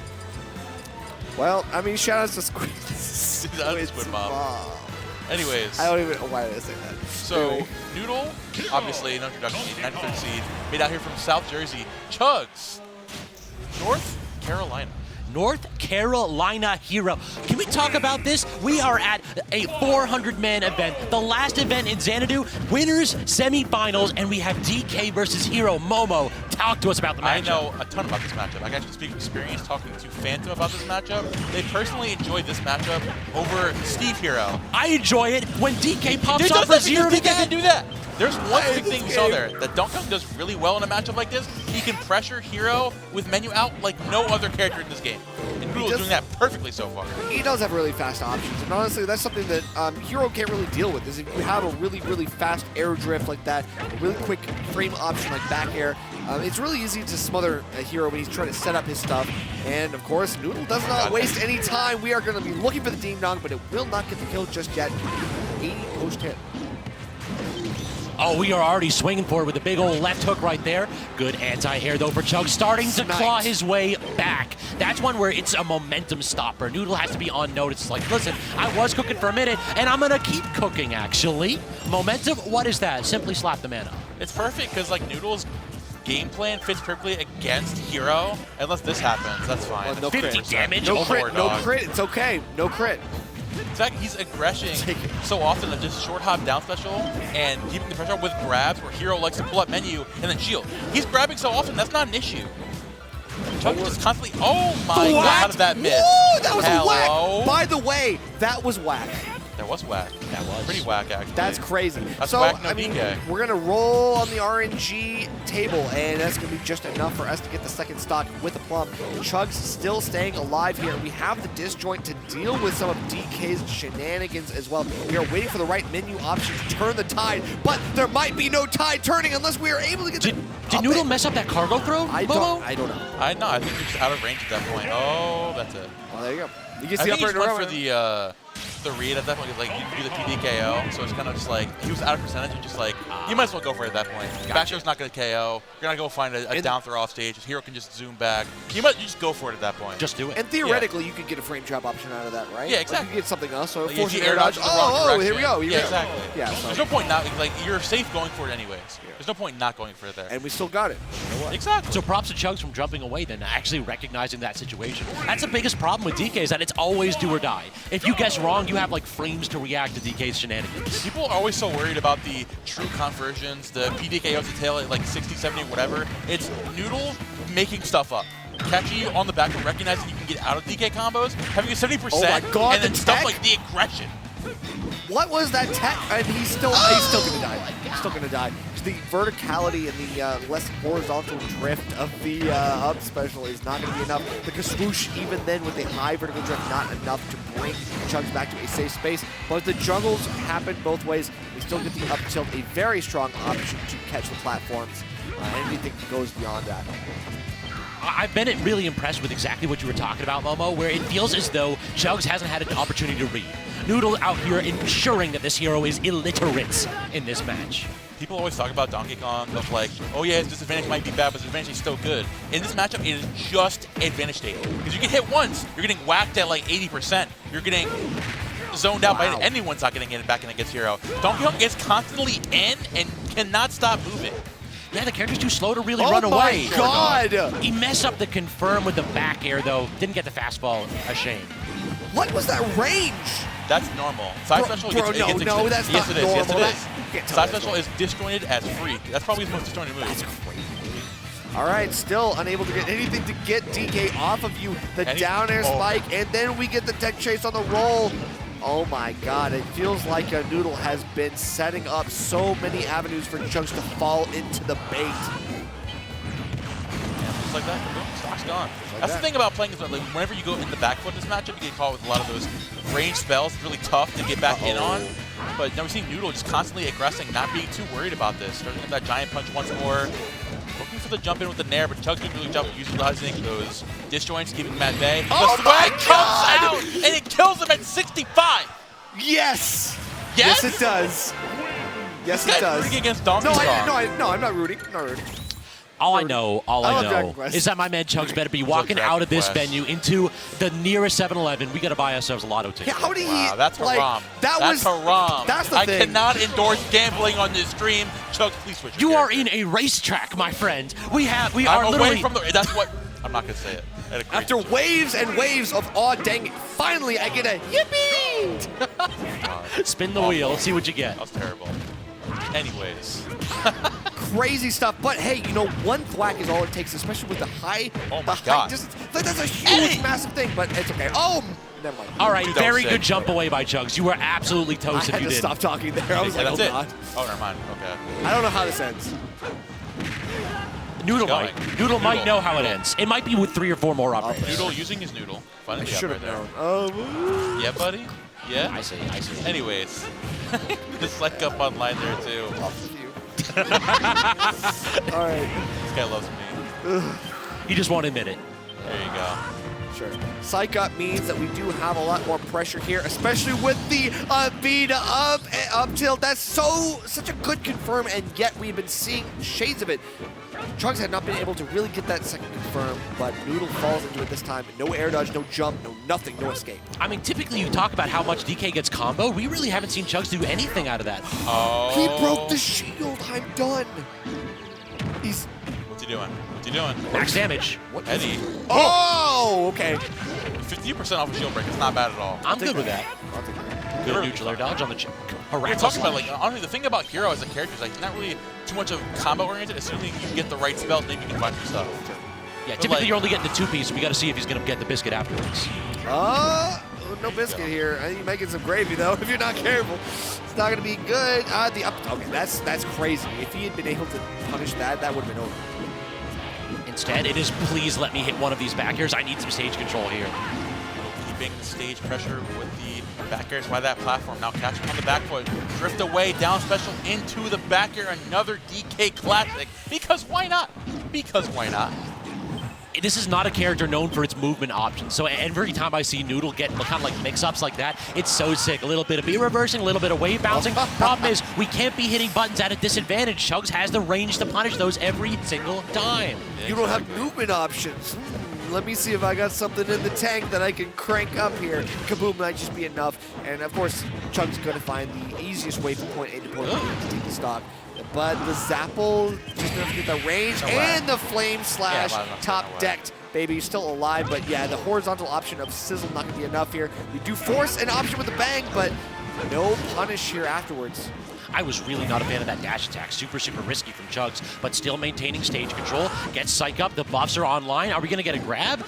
Resetting the situation in the corner. Sizzle not going to connect either. Oh, what a parry! No, absolutely needed that. That would have shield broken. That would have shield broken, but I mean, grab up throw would have been enough, and now he can't do it even though he gets the grab. That's the huge issue, is like now he's going to fish for another Psych up, fish for another reset, try to get a grab here. Still looking for a fast fall forward air. That's not enough. Flame Slash fading away from the ledge. I mean, I would have got hit by that. Yeah. I mean, it's a frame one option, so you might as well go for that there. Which is insane, by the way. I mean, real talk. But off a menu. Can we talk about how bold it was to not try to recover there? Like, you're low on MP. You immediately react to getting the Flame Slash. You toss out the aggressive option in that spot. If that misses, can you actually get back? Chugs might have just drifted to his death at that point because there's enough lag on the end of that, plus not a lot of MP to get the fully charged up B. It depends if Chugs knew that was Flame Slash or not. If you go for Flame Slash, knowing that it's Flame Slash, cool. You can up B afterwards, no problem. You can even zoom afterwards, and it's no problem. You can get a second menu if you really want to go for that. I wouldn't, but it's up to you. But at the same time, if you don't know that that's Flame Slash and you top-decked it, why? Why? Let her rip. I think the biggest adaptation we're seeing, as opposed to how Chugs is playing game one, is the fact that Chugs is playing, distancing himself, like looking at the menu every time away and under the platform, where Noodle cannot just jump and short hop down special and find a grab or anything to pop him back up. He has to earn every single hit he's getting, and if you don't find the perfect, like 50 to 0% whatever combo on DK, Chugs is gonna find the most damaging spell and after take your stock, you gotta find that. And Noodle perfectly take advantage and take stock number one in a perfect fashion. And then immediately comes down from the Angel platform. It's like, that was a nice stock. Let me get one in return immediately. Still 138, Noodle staying alive and with rage. I don't know what's going on. Okay, so up tilt will be enough. Noodle gets a little bit too close. I think might have not recognized like the situation. Like, okay, Chugs is going to be throwing out some bigger hitboxes right now. I got to get out of dodge real quick, but I don't know. The B reverses from Chugs. I'm not like I'm seeing the movement mix-ups. I'm not sure where we're going here. I want to see what the fruition here is. Now trying to catch Chugs on the back foot here. This Accelerado recognizing he's getting a little too overzealous with this movement. Noodle waiting for a landing gear again, just fading away with those aerials to get Crackle Slash, whatever. Now waiting patiently on the ground, unfortunately not going to find the grab there just yet. Chugs again, now patiently making it back there with the side special. Accelerado online, not going to get the whack whip just yet. Psych up, got the Christmas colors, we're a couple days too late. The buffs are solid, but I mean, we haven't really seen Chugs hitting too much. Like, it's a lot of whiffs so far. Noodle's like really doing a great job spacing-wise. Okay, good mash. Good mash. 96%, just under 100, still able to mash out.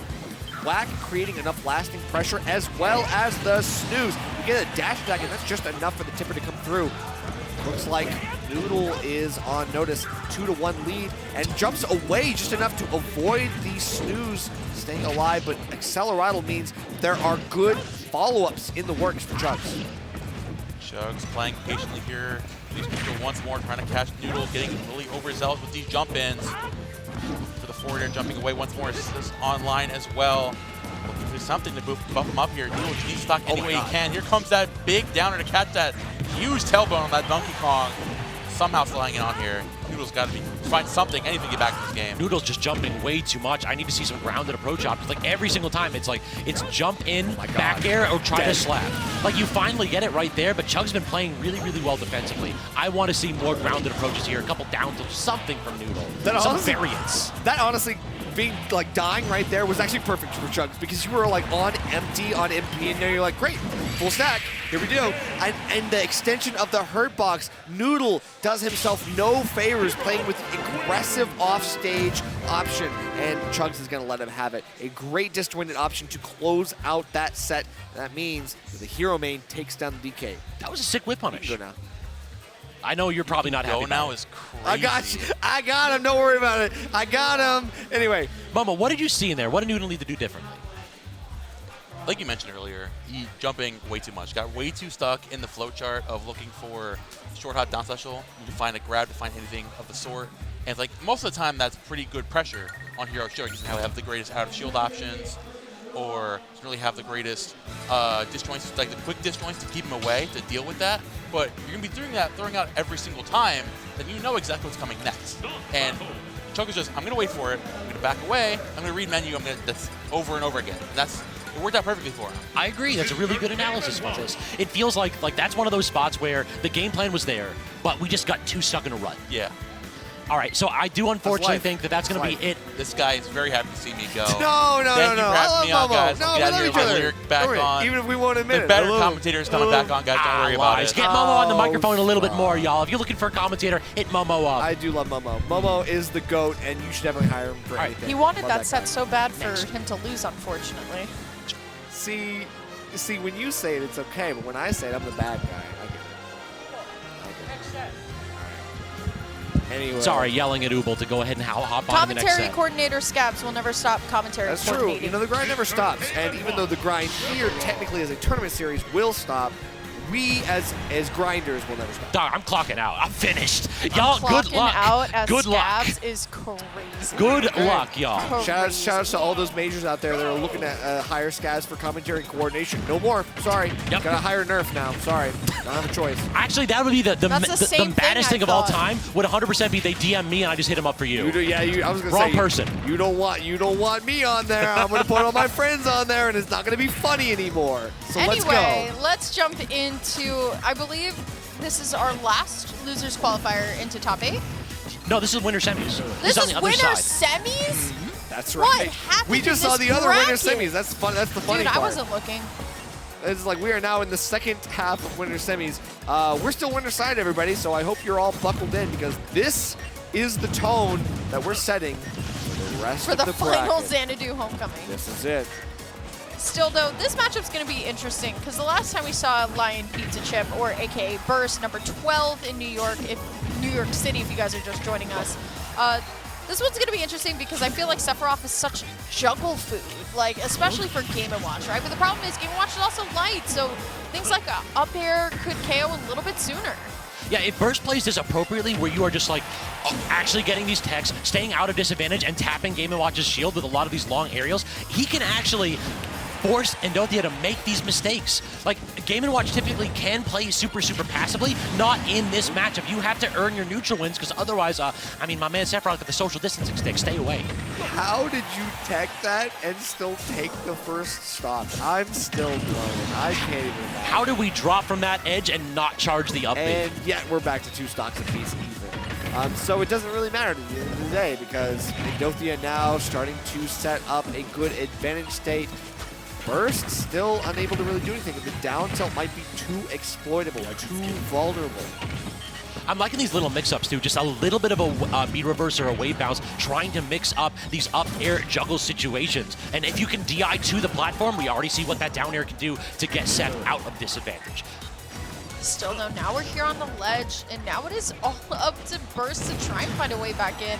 Like the dash attack here, powered thanks to the wing. Tilt not going to be enough. I love holding the shield, jumping in and jumping out. This was one of the things that we were praising Burst on at the beginning of this block, was how patient they are. And honestly, you need to be versus Game & Watch, because Game & Watch has 5 million actions per second.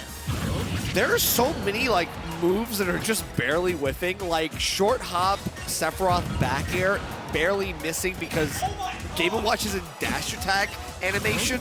Like, this is just a very weird matchup, and you might be asking yourself at home, like, why didn't that hit? I myself am asking the same questions. I'm with you.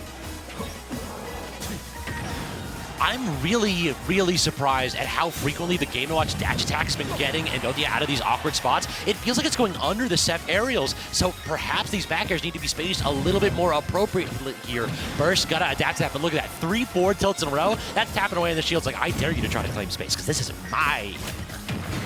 Beautiful spot dodge. Happened? So that was a spot dodge past the down smash into the F tilt scabs. Beautiful spacing. That was phenomenal. Like, this positioning on that, gorgeous. Yeah, that was clean. That was a nice back air. Like, still a whiffed grab, and we now have something to work with. Okay, we got Nair into reverse back air. Still looking okay. Backs off with the Scintilla, and we get a little Chef Mixins. I like that. Just making the preemptive Denny's run. That's really what this is. I hate you so much. You're wildin'. You guys, you both are wildin'. People out there, if you know the lore, you know the lore. Oh my God, he's almost dead. But Wink comes out, so it's all good. Yeah, that's the cool thing about Sephiroth. It's like, hey, I'm almost dead, and then all of a sudden, I'm actually a better character than ever. I stay alive. Go up a tier. It's so scary too. Fighting Game & Watch, the forward air is going to do it right from the plat. How many times do you get to see Game & Watch hit both hits of the forward air? Real talk, Endothea is really good with that. I see Endothea go for that as an approach option relatively frequently and hit it consistently. Good point. And that's one of those where if you do it correct, they combo into each other. Yeah. Yep.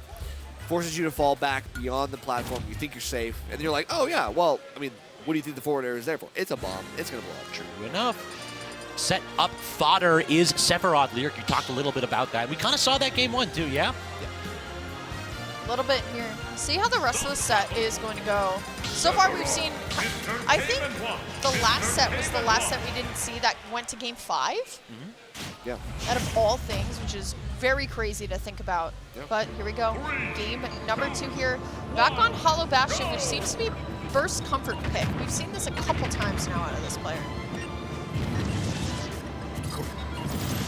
Oh, tried so hard to get around the Scintilla. I appreciate it, but yeah, sometimes you just gotta give that a wide berth and then punish afterwards. Like, you just gotta wait it out. There is a point after it. You know, there's a lot of end lag.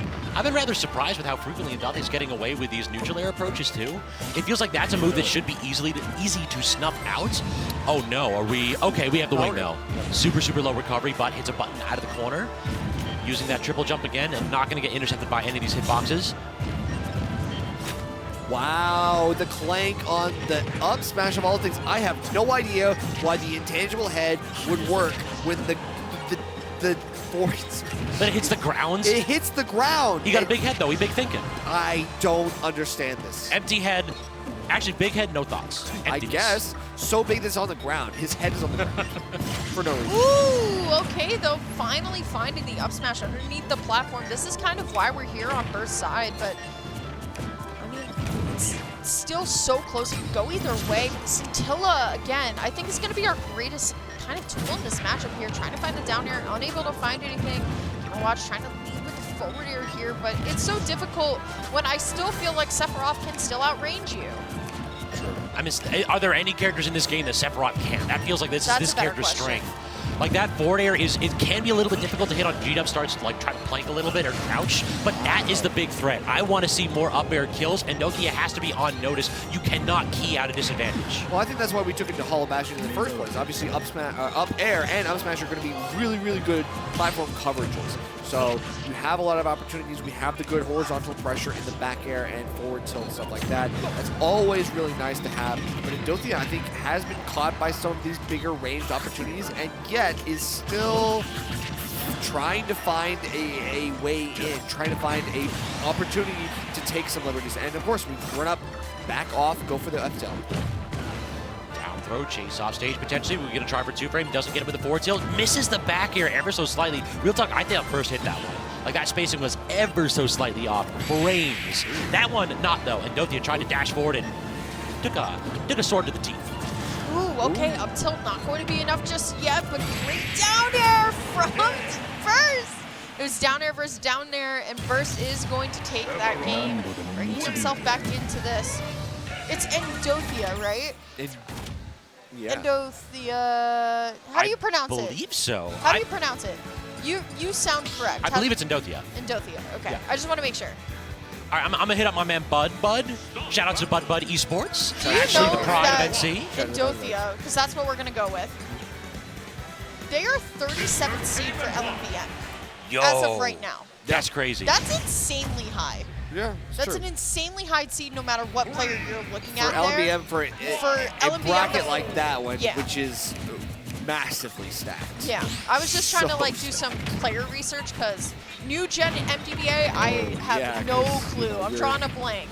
So I'm happy to see kind of like a new blood come out, but I'm like, who is this player? And then I just looked around a little bit, and they're 37th seed next week. That is really, really high. That's a great accomplishment. Yeah, and the accomplishments keep going as we are here in winter semis, keeping us even. It is a game apiece. Finally, Endothia gets the counter pick in game 3 on Battlefield, though, so we have a very good vertical stage. Lots of juggles here, lots of sharking that could be happening here. Endothia has already kind of set up that stuff, but Lion Pizza Chip obviously has set up a lot of these downers in response.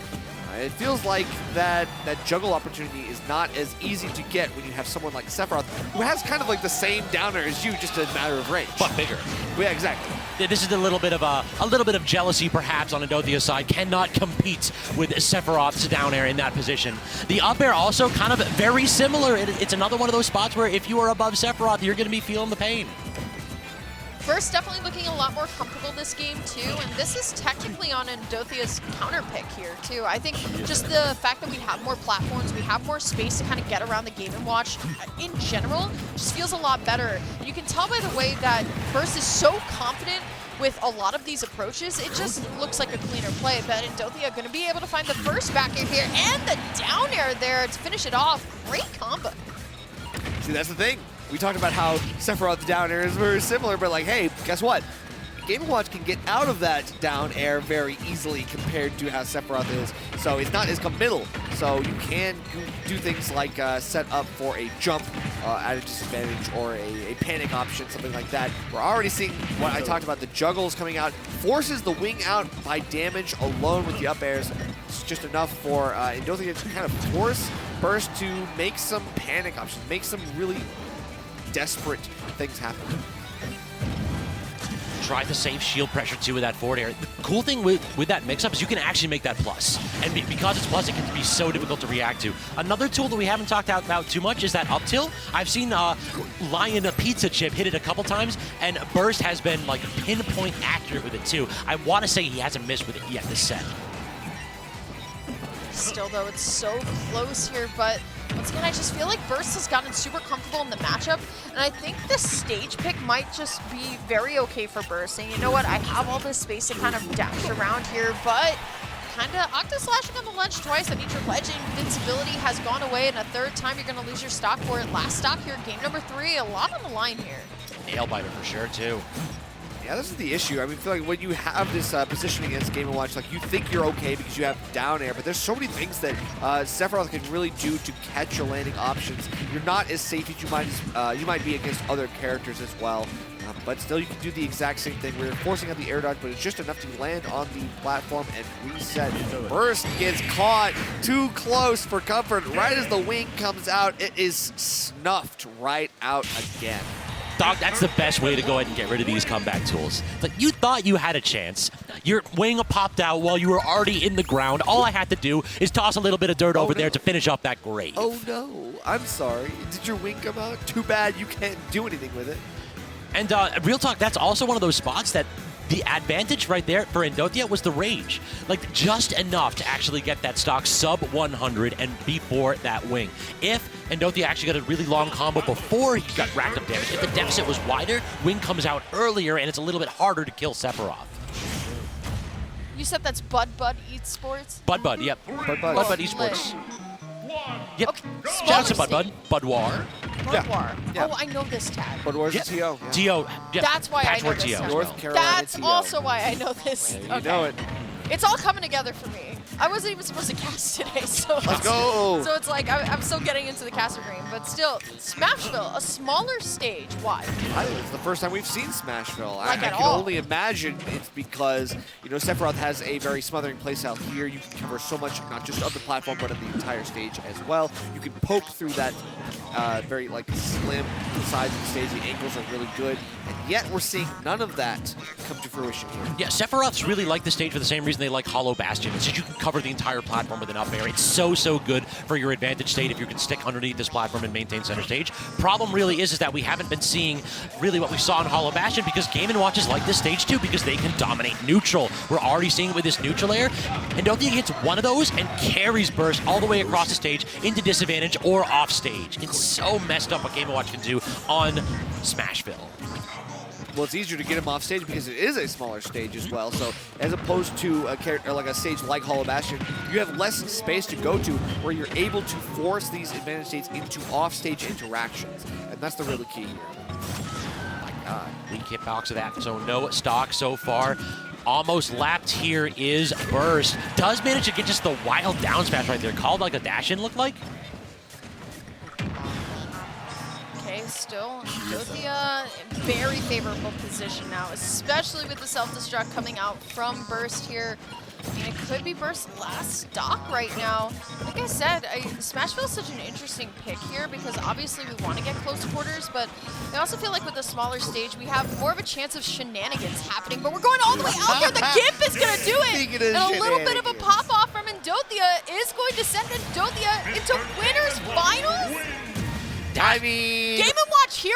One single interaction is all it takes, and a single boop off stage is just enough to cheese your opponent out of a winner's bracket, and we will continue our own here. So good stuff to Dothier. You want to get off for Ubel, or you want me to? You're gonna win. You're gonna win. I can hop off for Ubel. Oh, okay. Or what? Do you want to hop off? What do you want to do? Say again? I'll hop off. Okay, We're sure. trying to get we'll all the one casters like a set in top 8.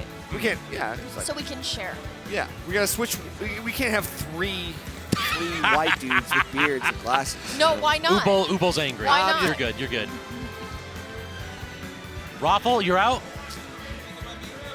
No. Okay. Why show don't the you folks. I was about to say, show the stream. We've had that up for like 8 years, and Raffle's saying, "All right, the venue's closing. I'm taking my toy back." You got any last words? Do you got any last words? I got tired of telling people to disconnect their Pro Controller, so I got my friend to draw this for me. I love that. That's my Yoshi on it. Any last words for Xanadu? Go ahead, Raffle. Sit down. Sit down right now. Honestly,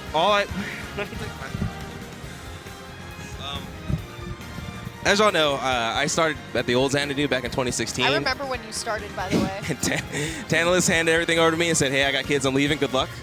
That's true. That's actually true. I was like, "Oh, I guess I'm just in charge now." It was fun. I ran the old end of an era there when we were leaving Car Shop for here. Sunfish took over for me when I retired in like 2022. I think I was getting old. I had other stuff I wanted to do in life. And honestly, the new Blood and Alt has been so good. There was no reason for me to stick around. They were more than capable at this point of doing it all on their own.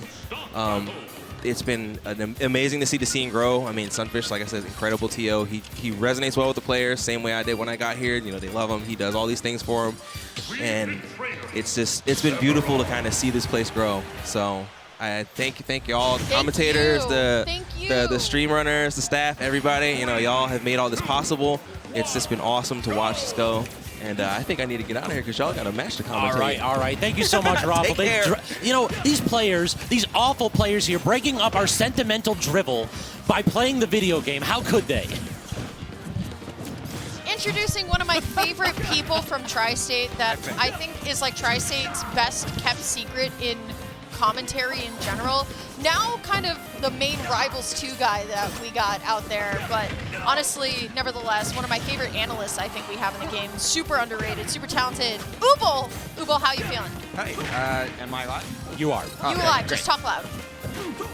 Sounds good to me. I am super upset with how that last set ended. Yeah, I can when it comes to Burst, one of my favorite Sephiroths to watch work because he's very methodical in a lot of how he goes through his progressions and goes through his setups.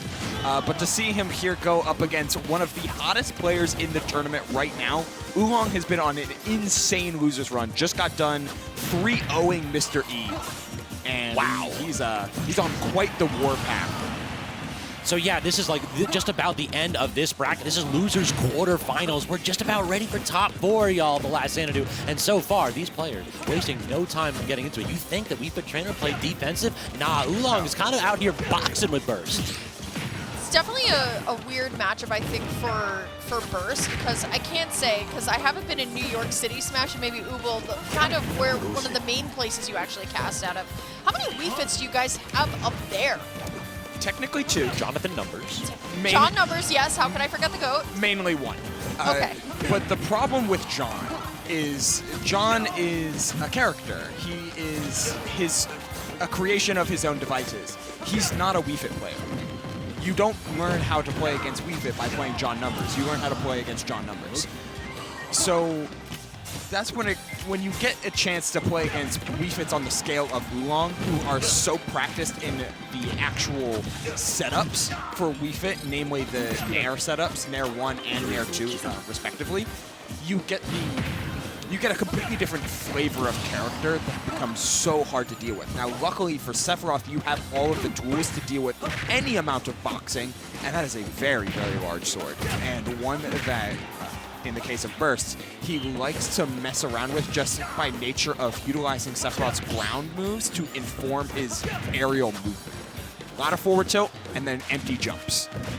So far, so good. It is really working out here for my man Lion Pizza Chip, my man Burst. The problem really is that if you're talking about that John Numbers matchup, it's like 6-17. John Numbers has had Burst's number. So the question is, can Oolong, perhaps the top-rated Wii Fit trainer in the country these days, make the response again?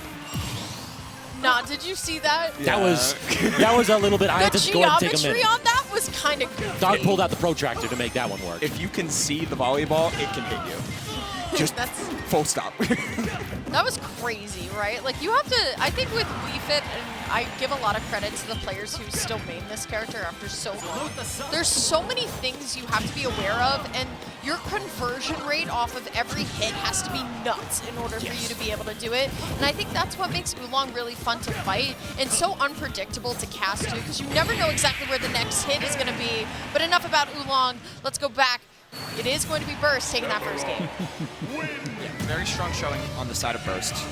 Had a lot of control by just utilizing forward air and forward tilt to establish horizontal space. And Sephiroth, by nature, is a very horizontal character in the way he augments neutral, right? Like, he's poking at you, poking at you, poking at you, and trying to get you to commit your resources and put yourself into the bad position. And that's where he strikes. I can see that, definitely. And then you actually mix it up either by like retreating backwards and tossing out another hitbox to try to whip punish, or tossing out the up air in one of those spots where you're just completely unprepared for it.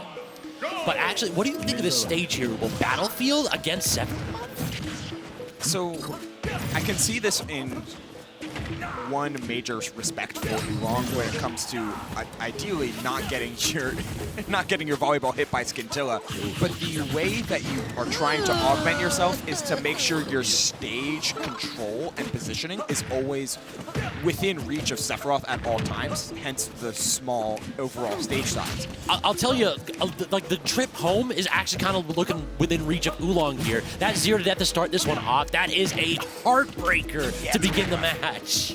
Nah, that definitely hurt my soul watching that. I was like, oh man, like, there's so many like crazy moments that just kind of appear out of nowhere, especially for this set too. But here we go, the deep breathing versus Wing. It is going to be the deep breathing that wins. And this set, both of these characters against each other are just so goofy. It's very modular in a way that it big word, Henry. Plays out. Yeah, Dog brought his thesaurus for this one. That's too big for me. Too many syllable. The trick when it comes to the secondary mechanics at play in a matchup like this is Wii Fit will always have the advantage, because Wii Fit's Wii Fit's secondary mechanic in deep breathing comes with complete agency. Sephiroth doesn't really have that. You have to take damage and then try to control the amount of damage you give out so you can maintain wing for as long as possible. It's weird, and it's never fully under your control. Meanwhile, Oolong can always have the buffs up when he needs it, can always choose where and when he looks to prioritize said buffs. But when it comes to just straight up stats for stats, numbers for numbers, almost nothing has Sephiroth's wing beat in terms of the sheer buff it provides. Oh, definitely true there. Like, deep breathing is super good, but one wing's got to beat. And we kind of saw it already. The mobility is so good, but the problem is eventually you have to come back from the corner, and Oolong is one of the best ledge trappers in MPVA. You got to be with this character, right? You're not using this character to its full potential unless you are literally putting your opponent in a catch-22 saying nowhere safe. But the problem is, speaking of nowhere safe, roll left, right, and burst, honestly, on such a terror right now. Down there to finish it. One game to go to continue on in this top 8. Man, the KOs are flying here. I thought this was going to be a more defensive game plan. I thought that we were going to see a little bit of back and forth here, perhaps. Oolong just hasn't had any chance to get any momentum. The feet haven't been set. After 3-0ing Mr. E, burst out here, putting MDV8 on notice, looking to put a stake through the heart of Oolong's bracket run. It's been an impressive run for sure. And it doesn't really seem like Oolong is out of gas. It just seems like Burst has the number on how Oolong likes to play, which is very approach heavy, get in your face, do a lot of immediate damage setups, and never really spend too much time establishing yourself off stage. I think it's also the fact that Burst is doing an amazing job of holding center stage and then just following up over and over again. Once again, the Masamune is a very big sword, so it covers a lot of space. And while Oolong inadvertently, just through the character itself, can do that with header, with other types of tilts, the fact that Masamune is just so big, it just works out really well. But so far, going into this game number 3, it's looking pretty even. I think both players are now trying to figure each other out how to kind of counter-adapt, if you will. Yeah, Oolong is used to having to fight from the corner, is used to having to fight from disadvantage, but the problem has been we haven't seen a lot of Oolong's parries, and that's such a key defensive tool here for Wii Fit Trainer, given that the outer shield options are relatively mediocre. It really has been that Burst has been keeping Oolong at such a distance that Oolong hasn't been able to respond accurately. Instead, it's been more and more of this, Oolong struggling to make it in, struggling to get openings with these projectiles, meanwhile Burst staying strong in shield and making every opening count. And you can almost see exactly why when you talk about parries here, Scabs, because we're seeing very, not necessarily high, but rising forward airs a lot of the time when it comes to how Burst is liking to augment these specific poking tools and then utilize forward tilt for any sort of coverage that forward air doesn't provide while mixing in back air as a timing mix out. That was a hell of a call out, and you're not making it back. With Rage and Deep Breathing, that actually spiked in a spot where you couldn't make it back at less than 50. Yeah. That is so strong. Octaslash is a really good attack. It's a really good both offensive and stalling tool. Recovery tool, meh, it's fine. It's fine. Sephiroth just so reliant on that wing in order to make in order to cover every weakness of the character. My whole thing with watching Oolong, and I think I've said this a couple times so far, watching the player, I just don't know what comes next. A lot of characters have a pretty decent flowchart to follow if you've played Smash Ultimate maybe 1, 2, or 4 times. But the problem is with Oolong is just, for example, that down air came out of absolutely nowhere.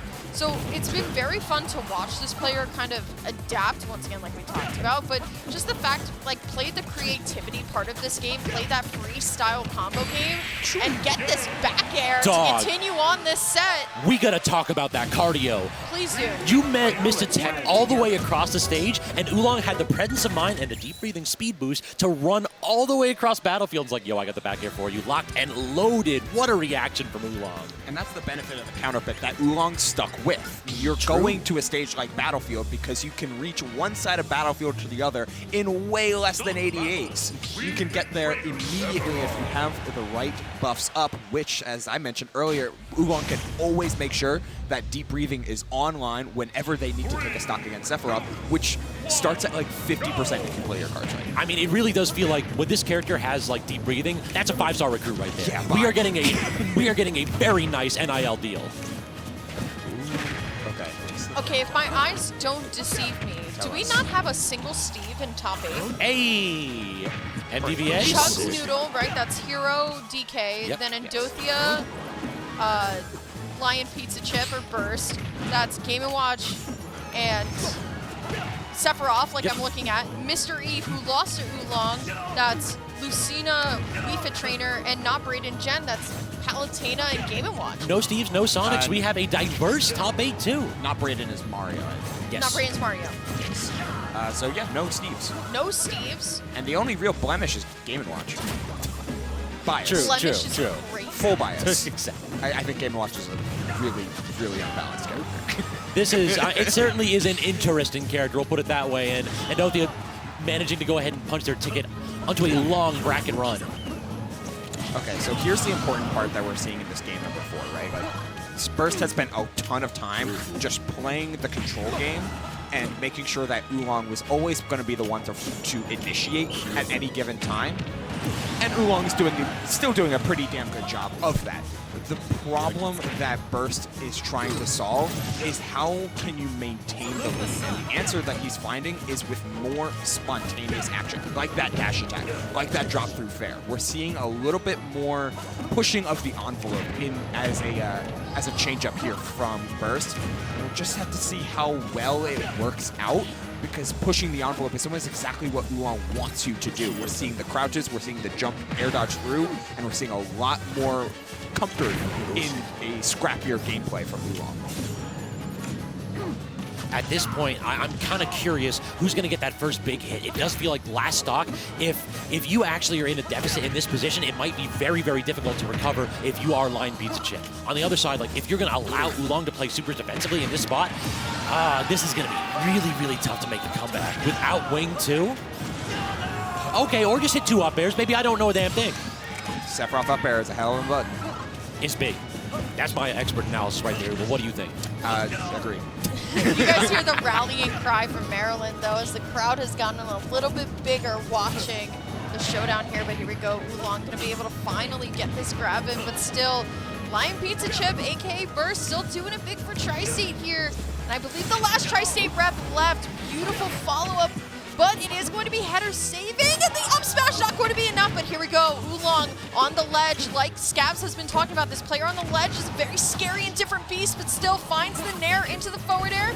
Neutral B not going to be enough. We're going to just charge it again, and it's now Burst trying to get into position to call out a jump, but it's so scary when Oolong moves so quickly, finds the grab. The down air not going to be it, but still, I believe that Burst is looking for something. Here's Wing. No deep breathing yet on the other side here, but has a sun salutation ready to go. Still, Burst is so close and will be able to find the back air to do it.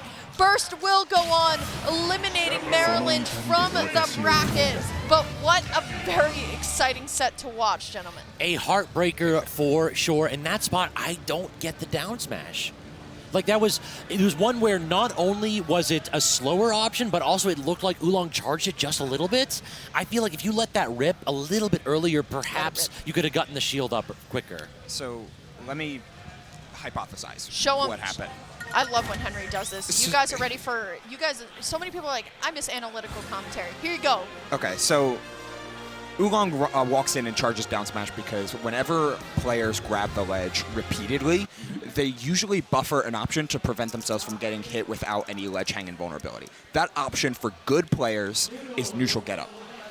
What Oolong is trying to do is hit neutral get up that he believes is coming off of a buffered ledge grab.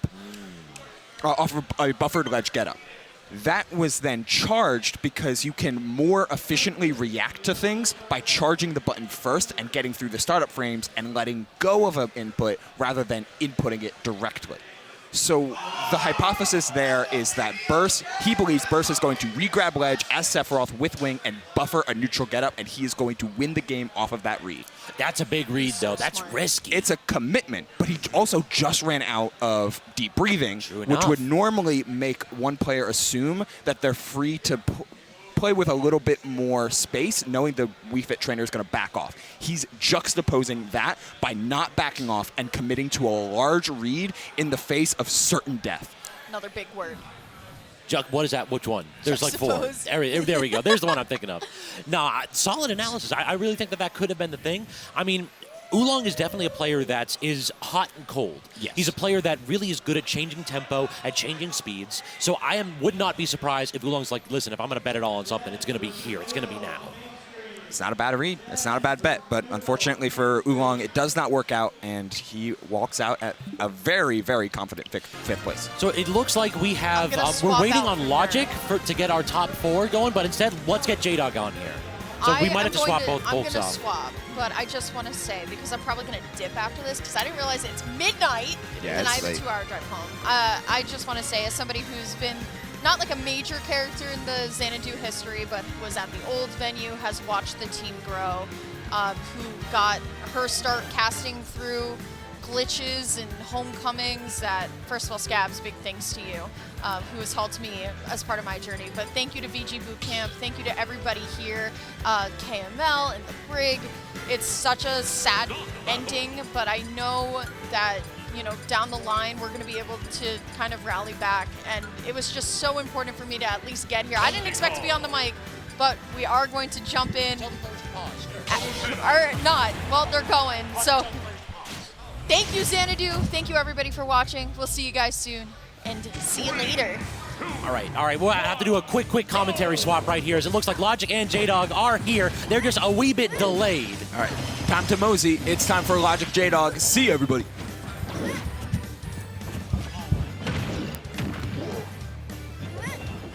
All right, so Noodle again starting up here. Yep.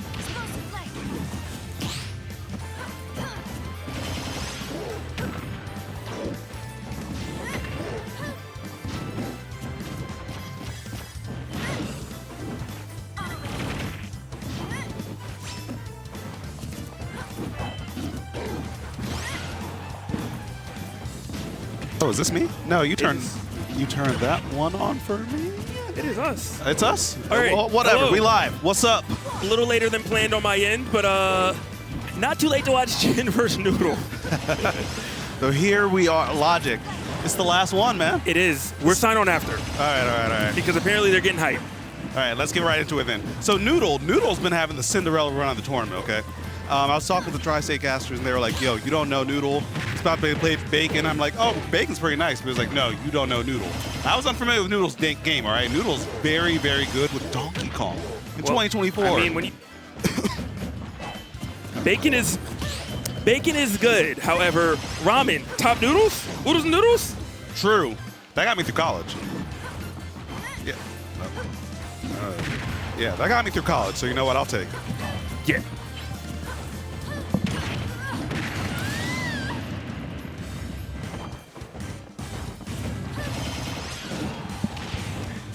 Definitely got us through college, and it's helping out some of us still now today. In this economy, I hear you.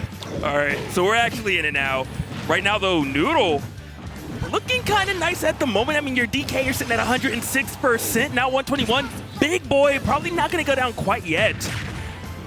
Oh, trying to go for the tech chase. That's the thing about Noodle, very opportunistic, especially on the ledge, and doesn't drop those confirms. Cargo throw, up air. You know he's got those on lock. All right, and now Noodle trying to make this hard recovery against Palutena, especially one as talented as Jen. You know, that's not an easy task to do. Yeah. So that trap just never seems to end, and just keeps on going coast to coast. Jen, ooh, beautiful read right there. Gonna punish that landing. You know what, and that's one of the things, DK, obviously you talk about the combo game, but also when it comes to the landing, it's such a big target. You can just put a hitbox out anywhere, and DK is liable to run into it. That is very true. I mean, Palutena has been known as the heavy killer for a lot of Smash Ultimate's lifespan. So the heavies had to step up and really develop their game plan and make sure every hit counts as much as it possibly can. And Noodle, doing just that, still has a little bit of a lead, but, you know, starting to get few and far between. But we are in confirmed territory. Jen cannot get grabbed. Yes, definitely want to avoid that. And it's one of kind of the important things. Oh my goodness, the forward smash? That's like the third one that Jin has thrown out, but missed the edge guard. You gave up all the stage control, and you died for it. Noodle finding an opening and saying, you know what? This is why I play heavies. Hit him with the Bulby combo right there. The slap, slap, slap, clap, clap, clap. Give him a round of applause right off the top. Noodle. I was unfamiliar with the game, Noodle, but I'm getting familiar real quick, and I'm liking what I'm seeing, okay? Look, there's a reason that pasta's everywhere, okay? Yeah. Every culture around the world is like, hey, wait, if you make some wheat with some egg, hold up. Wait a minute, hold up. Boil it for a minute or 2? Or 8? You know? It's great, it's great. I just saw that dude. Did you see that dude's hat? No, I was focused on the... Sorry, that was just the longest that brim. is That's the longest brim on my hat I've ever seen. We have to get a shot of that hat afterwards. We're going to bring it in. After this, it's going to be J-Dog and Logic featuring as a hat. I'm sorry, I got distracted. It's late. But I'm still hyped for this match, all right? Players have been whittling down all day. And I mean, in losers quarters, to have Donkey Kong, I mean, Jen's no surprise. Yeah. Well, but, yes and no. I mean, Jin's no surprise because we know how good Jin is. Yes. All the New York, New Jersey players are just so phenomenal. If I'm not mistaken, that's where Jin's from. Yeah, New York. But I haven't seen Jin in a while. So it's kind of refreshing to see kind of one of the vets at this point just still making a name, still doing things so well. Yeah, he's been mostly local for a while. He's still like competing in the local scene and like doing really well out there. But you know, going out traveling, I'm going to see him at Let's Make Big Moves. I think is next week. I think.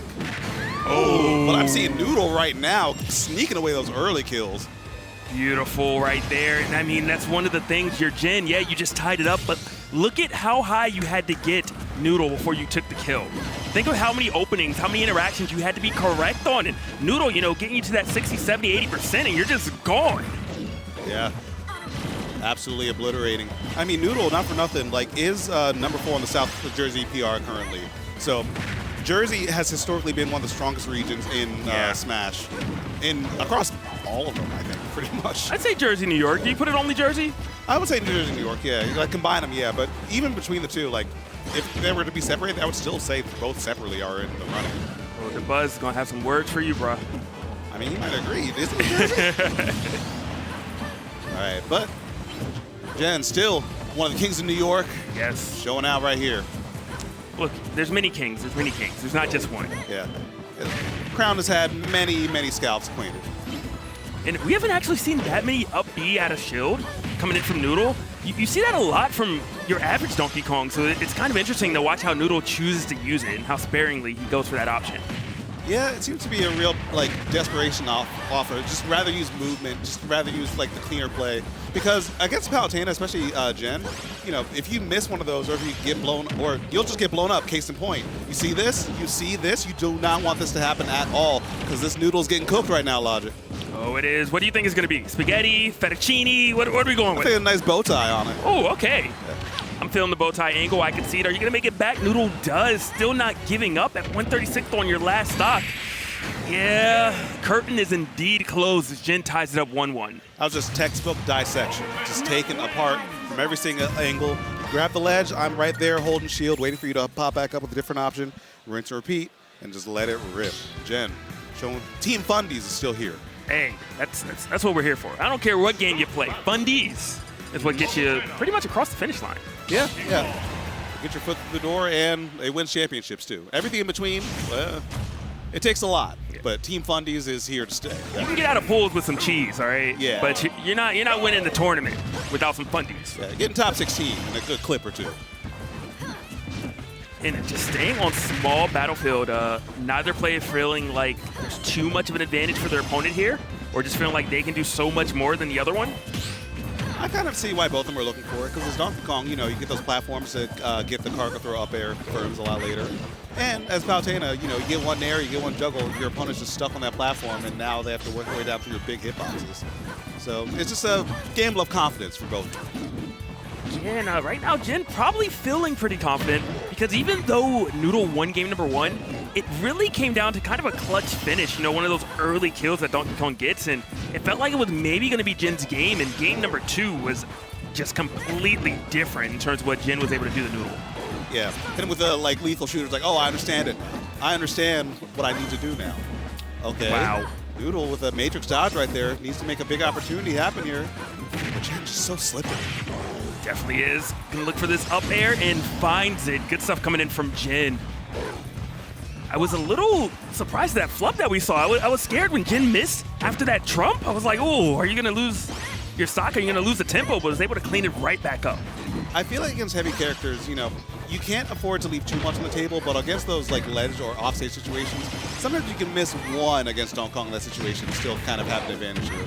Yeah. Good tech from Jen. Jen is going for these forward smashes, and it's starting to become ill-advised and misses the down smash right there. Not going to get punished, though. So not too bad right there, but if Noodle catches wind, oh my goodness, forget the smash attacks. The down air, just X marks the spot. Yeah, you can only get so many of those recoveries before the opponent starts to hit on those timings, hit on that tempo. And Jen, like a time bomb, but Noodle's like, okay, you get one, I get one too. I like what you did. Let me try that. Let's go, Oprah. Yeah. Everybody gets one. You get a down air. You get a down B. Gonna just fight his way across the ledge, manages to land on stage, but you're still trailing by so much, and Jen has to feel so comfortable at the moment. Well, you might need to feel a little less because those hits. Yeah, I was about to say, Noodle had the 9-wine ready to rock and roll. Okay, another parry, and actually, yeah, that is enough right there. You cannot rest against this character. Noodle's still cooking. Oh, you can rest. He's just gonna be in the heavens. Yeah, rest permanently. You know, you don't come back. All right, but 73, great parry into the smash attack. Talk about knowing the matchup. Talk about knowing exactly what you can do at any given moment. Jen looking fantastic at the moment and gonna 2-frame into the back air. Not able to take the stock quite yet, but no way you're coming back. That shield hitbox is strong, and Jen is up 2-1. Yeah, that was pretty much a layup right there. You know, there was no real way that Jen could miss that. Once you grab the ledge, and if you had time to kind of like drop down out of it, as soon as Donkey Kong starts at up B, you have to kind of commit or stall, and the back air would just cover all that. Yeah. Just hit the hand. Just smack that hand. Pretty textbook right there at that point. That's kind of what you expect to see a lot of Palutenas do, is just traditionally go for that kind of down tilt, try to cover the 2-frame, which for them it's more like 5. That move lasts forever, but we don't talk about that. Yeah, a little bit of privilege. Okay. She needs it. Well, frankly. Okay. And this in 2024, yes. We say that. You say that. I still have PTSD. I still remember what Palu has done to me, okay? It's true. She used to be a menace, but in this day and age now, script is flipped. All right, look at how hard she has to work. How hard does she have to work? Noodle right now is looking fantastic. Looking like he's not working at all. Jen just looking like a rag doll getting tossed around left and right. A little opportunity, though. Oh, wait. Big opportunity. What? Jen not leaving anything on the table, though. Just lying in wait until the perfect moment and sees it beautifully. Good gracious. All right, now the fun starts. Noodle doesn't have a jump right here, so he's going to have to make some gambles happen. Going to go for the, just up B and sneaks up with that up air, buying a lot of space for him at these high percentages. Nice. Gets that F tilt. Another one. That was actually really good spacing right there from Noodle. Using the crouch and just kind of scooching back a little bit. Pixel by pixel, the left traffic from Noodle is there. And the call out as well, knowing that Jen was looking for any opportunity to close stock, just to compound on the lead, and Noodle puts an end to that. Yeah, that was an interesting option because you got the kill, but you still took a lot of damage. And I wonder if Noodle's going to care. Noodle does not care, going to go for it all right there. Hits the up B, but sends Jen the wrong direction. I mean, the thing about this percent is that, like, especially as a heavy character, you know, you're kind of playing with house money anyways. You might as well just gamble a little bit with your percent and just try and make some more magic happen. And you know what? Magic, I'm starting to believe in some magic with Noodle. Overextending a little bit, looking for an air dodge from Jen. Jen, a veteran, not going to take that, but he is going to give that down air to Noodle. Ready and waiting. That was so unfortunate if you are rooting for Noodle. Noodle was trying to make the comeback, trying to mount it. It was doing so good. But just Jen, another down air, just putting a stop to it all. Wait a minute. Actually, yeah, that is just the right percent. As soon as I saw that grab, I was like, on small battlefield, I think that might just be enough. I'm a little worried right now. Can go either way. Are you feeling it game 5, J-Dog? You know what? My gut is saying game 5. Noodle was looking a little bit shaky at the start of last game, but has brought it back more and more, and I think the tempo, the momentum, starting to build for him. I think I'm going to agree with you. At first, I thought maybe the noodles were overcooked, but I'm thinking it's al dente. It's looking good at the moment. One back air hits, and not even he was in the air. He jumped, yeah, just out of the jump squat. I don't know if that was a reaction or Jen was going to do it anyway, just got lucky right there. Either way, Jen lives to die another day. Noodle has to fight his way back. Gonna have to grab the ledge, but that's a Death Sentence Donkey Kong. What are you gonna do? Gets dragged down, getting hit with all the little hits, looking like Jen is his shadow right now. Yeah, Noodle's starting to look a little nervous, and there, probably a mistake. I gotta imagine, did not mean to start charging a punch. Either way, the DI got hella mixed right there. Noodle will be falling to Jen right there. A little bit of New York coming through. New York has been really showing out today. New York and North Carolina. But it's been a hell of a top 8 so far. At the finals, Xanadu, the last hurrah, the last dance. Last hurrah! And you know what? Since it's the last hurrah, we got to bring in everyone through. Let it rain. Bring it in here. Come on, get Let it rain on this mic. Let it rain. Let it rain. I love you guys so much. I'm gonna miss this. Thank you for being a part of history. Love you too, man. Thank you for being a part of history. Thank you. You were part of it as well. I'm the new age. You're still part of history. Yeah. You know what I mean? Like, America is history, but, you know, England could have been like... A long tapestry has been woven here in these hollow halls, okay? I don't know what that analogy was. I was going to go somewhere where, like, England's history, but also America is. America's newer than England. That's where we're going, but I really like how you just were like, you just cut it off. And I was like, thank you. I needed that. See, that's the veteran stat. Like, you guys know you have that chemistry. You can help each other out. I've learned a lot from you guys over, like, what, 5-6 years now? It's been a while. Yeah, we've been doing it a hot minute. You've been here since, like, 2019? Beginning of 2019, I started rolling through. Yeah. Man, it's been a good time. It's been a pleasure. It's been an honor. Let me just say that. I have a question for you. Do you consider yourself more of a player or a caster at this point? Because I know that you've gone back and forth. Caster. I think I've always just been in it for the love of the game, and once I figured out that, like, yeah, this scratches a lot of good itches that competition doesn't quite do. And it's much more, it's cooperative, it's uplifting, it's building. It's not always about, it's much easier to get burned out in a competitive sense than it is in a casting sense, So the heart and soul belongs at this desk with some great casters like you guys. Well, and yourself as well. Xanadu has just produced a lot of quality casters that are just going places, doing things, and it's just kind of beautiful to see. I mean, it's been a lineage because, I got into casting back when it was like you, TK, EE, Coney, like doing every top, like 8 at the locals. And after that, I just kept on doing it. And then now it's like us, and now it's like, you're here, Nick District, there's like Scabs, Nerf. And it's like so many people just helping hold it down to make Xanadu the powerhouse that it is. We paid our dues in the blood, sweat, and tears of being here till 1 a.m. on those Tuesday and Friday nights. And I got one more in. I got one. I got one more in. Oh, it's a Saturday, baby. Today don't count. Last night was till 2:30. I'll do it again. I don't care. One more for the fans, folks. This is a fun matchup, guys. All right. This is why you hopped on. You were like, I like some hero. I like some RNG, baby. All right, so Endothea and Chugs. So Chugs has kind of been one of the Cinderella stories of this event, all right? North Carolina came out to play because also Endothea is from North Carolina as well. Yes. We've got a North lot Carolina winners finals. I'm just trying to figure out what game are we playing? Because is this a movie? I'm seeing a lot of apes, okay? They're showing up everywhere. Quite a planet of them. Oh my goodness. I mean, this is a slobber knocker of a set out the gate already. These are two fantastic, fun, exuberant characters that just bring the heat, bring the grounded spinning Kong to open up the set. I mean, come on, Logic, what more could you want? I wanted an RNG, okay? I wanted to see some hero play come into play. Yeah, let's go gambling. Just top deck it, Just top deck it, hope for the best. That's what I'm saying. Hey, there's a lot more time for magic to happen. We're only in Act 1 of the set, We got a lot of places to go. I mean, look at that, a little bit of boom action there on that fireball. Yeah, and as you were saying, it is a relatively explosive set, kind of back and forth throughout the snooze. Fortunately for Endothea, was not hit by that. Yeah, I mean, right?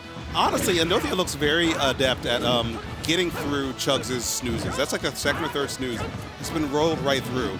Looks like the counterplay has been studied and learned. At the same time, solid game plan is the up throw, cargo throw, does the magic wonders. The claps coming in too. You love a little bit of pressure being put on. And again, 2 for 2 on the grounded spinning Kong. If it works, why not do it a second time, folks? Fantastic right there. And I wonder if there's something in particular that Endothea is scouting out when going forward, or if it's a position thing. But I guess we'll find out if a third one comes through. Yeah, it almost looks like reaction even. Because that level of consistency, that did not look like an accident by any Young stretch. man reaction time. Remember when we used to have that? Oh, I miss it. I still got it some days, but past 11 o'clock, no. We're in the late hour. We're in the dark hour, folks. You got to keep yourselves nice and tidy here. Absolutely brutal character. No, not going to get it quite this time. Oh! A little bit of a clap action. That's a powerful up smash. That's a statement and a half. It was something. It was something. And it's just interesting of just kind of watching the play of like kind of the setups because on one hand I wanted to say, you know, really you just can't be above them, but that's not really what did them in. It just did a lot of damage. And then at the edge, you're worried about that up B. If you're a hero, I don't know. You need a hero, okay? It's not you. Because like, you can't be above him, you can't be in front of him. It's like, where do you go? Where do you go? Yeah, I think maybe actually just try to outspace, and I hate to say this, camp. Oh, or put him to sleep. Crit! Crit! Ah, yeah, let's go 60 off the bat. Let's go gambling. Let's go gambling. Oh, hey, I won. I can't stop winning. It was earned. It was earned. True. Hero needs it. All right. Beautiful start right there for Chugs. You can't ask for much more. You said what I was going to ask for? That's what I can ask for. Right. Throws out that kind of forward air and just playing the distance game, and it's looking a lot better for Chugs right now, not taking any risk. Oh. You're still in range. Yeah. Okay. DK's here to scrap. At the end of the day, that's what we hear when we see DK players getting caught out by that lightning. And you talked about distance, you know? Distance might be the name of the game here because Hero can box out. You have that sword. That side B is deceptively strong and can wall you if you're not careful. And you have that up B, get out of jail free card kind of, you know? Someone's too close, just do it after your shield's hit. You get to go one way, your opponent goes somewhere else. And then just start that range again, as we're seeing right now. Just Endothiya struggling to get in, finally got a grab, but you have to make the most of it. And Zoom says, nope, you don't. Stage control, what is that? Grounded spinning calling, nope. Yeah, now the gambles are starting to get called out. I mean, the gambles at Endothiya, oh, never mind. Okay. Never mind. I was about to say, like, you can only get away with so many of those, but Endothiya said, I think I have one more, actually. I got one more in me. I got one more in me. I got two more in me. What a game plan. The change has been, well, just make sure you up B and just don't stop. Yeah. 3 of them connecting, looking fantastic right now. Still trailing by an entire stock, though, so Chug's still in a comfortable position, but I think you're probably 2 interactions away from being in grab range and possibly dying. Or, I was about to say, maybe even 1 on PS2 with the platforms there. Yeah, if that grab had connected and that down tilt had tripped, I think actually Endothiya would have been. Oh, Endothiya will say the hell out of this matchup. These parries going crazy. The hell out of this matchup. Going crazy mode. Oh my goodness. I love the level of play we're seeing from Endothiya. What a change. All right. But Chugs right now pretty powered up at the moment. Backer strings coming in from Endothiya. Not finally. I will say, Accelerator has not been. Oh, your shield! Oh, see you later. I'll see you. A little bit of a taunt. And I'll see you in game 3. Sayonara. Oh my, that's a good way to answer back after that game 1.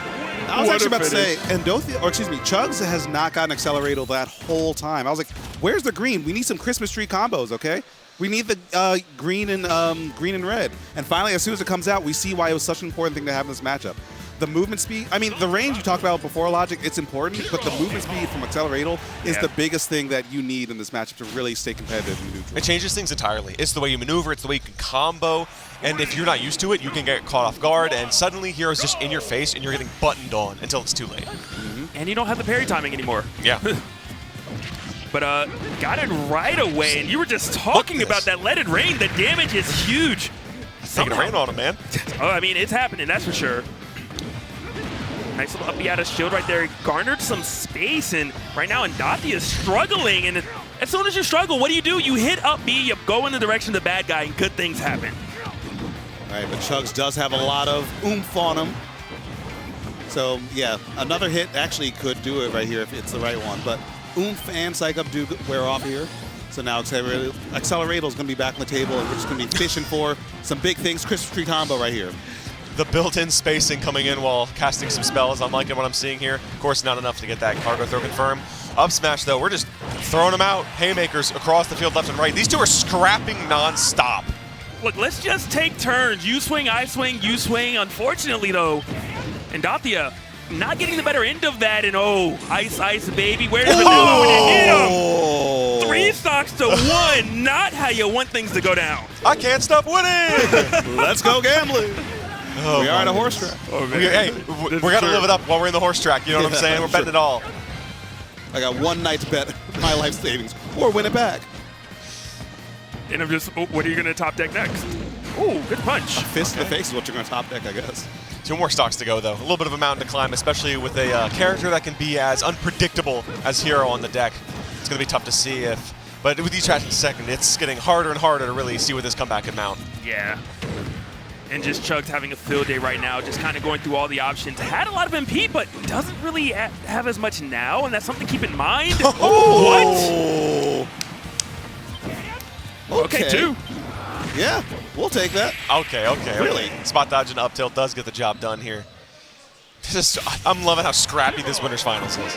They're pushing some buttons. They are pushing some buttons. So I'm no expert in North Carolina Smash, but I feel like, just based off of the type of shenanigans that I've seen, these guys might have played a couple times. Might have played a couple times before. Just a couple. I believe it. I believe it. It's just so much fun. And what more could it be than some fun oddball characters beating the hell out of each other to end some tournament brackets, you know? Oh, that's Smash Bros. Maybe a Game & Watch. You know what? A Game & Watch, 9-hammer. You know what? Just tack it on. Just keep it going. For the fans. Can we bring it out? I mean, Utopia does have all your MP. Say goodbye to your stocks. I mean, if you can get him off stage, this would be huge, but not able to find the mark, and the MP is... You got enough now to make it back with pretty much whatever you want at this point. And I gotta say, the one thing I just found interesting is that even on parry, Hero gets the MP back. Because normally if you're on shield, you get it, of course, but even on parry, you get it back. That's good to know. You can't just, be giving those away for free. We gotta earn every bit. Can we get a patch update, please? One more, Sakurai? Please. Pretty please. I have some notes. A little grab right there. Gonna take some stage control. Okay, grounded spinning Kong. Oh, how we love you so. If it works once, it'll work many, many times. Doesn't. Just such a good tool at DK's disposal.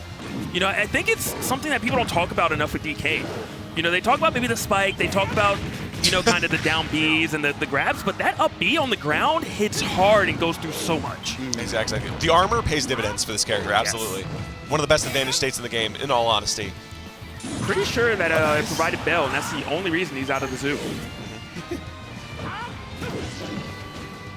Pretty even at the moment. Chugs running low on MP, but still has enough MP to make little plays happen. Nice, gets a lot back. The trap right now, the movement coming in from Chugs looking stellar. Absolute finesse. Maxing that agility stat for sure. He's the max a little bit more. You apparently. Oh no, not again! It could be you! It's a spinning ape. Watch out! Oh god! He's gonna go ape, folks. Oh my goodness. Monkey mode. No. No! Call him Caesar. My god. Oh, good tech chase in. And Chugs looking like a little frazzled right now, even with the buffs. Oh, okay. Hey, see you next stock, buddy. We're out. Bye, Anara. And goodbye. No crit needed. A little demoralizing, but you're still okay. I mean, when you play against Hero enough times, I feel like you just get used to whatever happens.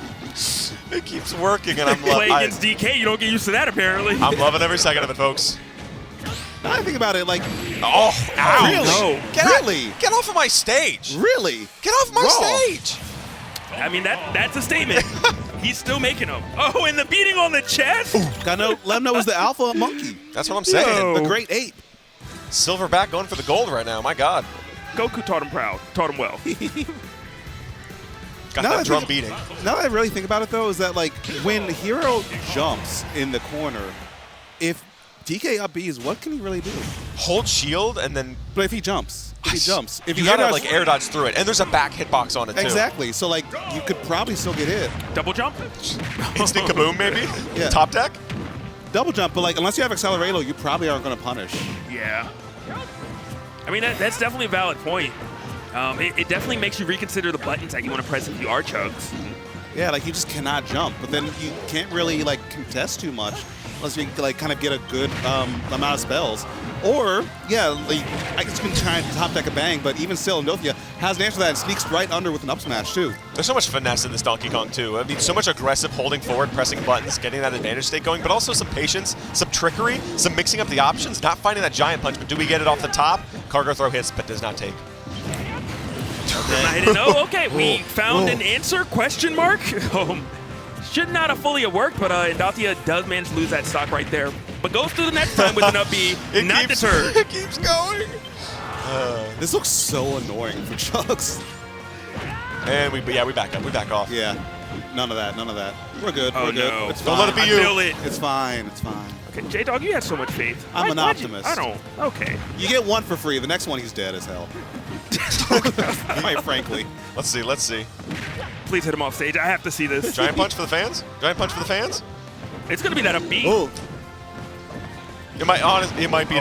We're seeing it in action. It was close. More grounded spinning Kong for everyone at home. I think the funniest thing is neither of them hit, but we both called the next move. We can guess, but it's up to them to actually hit him. You know. True. Okay, Bro, you're grounded. You're grounded. You're so bold. What? You're so bold. We're still here. This is because he wants the down air. He heard you, J-Dog. He wants the down air. Yeah. That's it.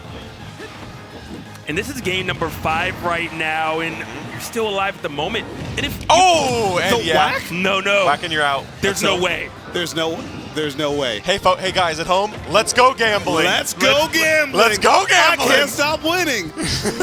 I can't stop winning. Yo, thwack. Thwack to the fans. Thwack 'em. Just thwack. I'm also worried about just a straight up crit. Gonna zoom, gonna land, gonna go right back in the skies. Oh, off the top it goes, and Dothia taking it. And a push. When push comes to shove, Chugs goes out with the shove. Man. Wow. But the wildest thing is that there was still a realm possibility where the dice just fall and Chugs actually manages to clutch that out in some way. There was a world. I am still thinking about that world. And how mad would you have been to have a lead like that?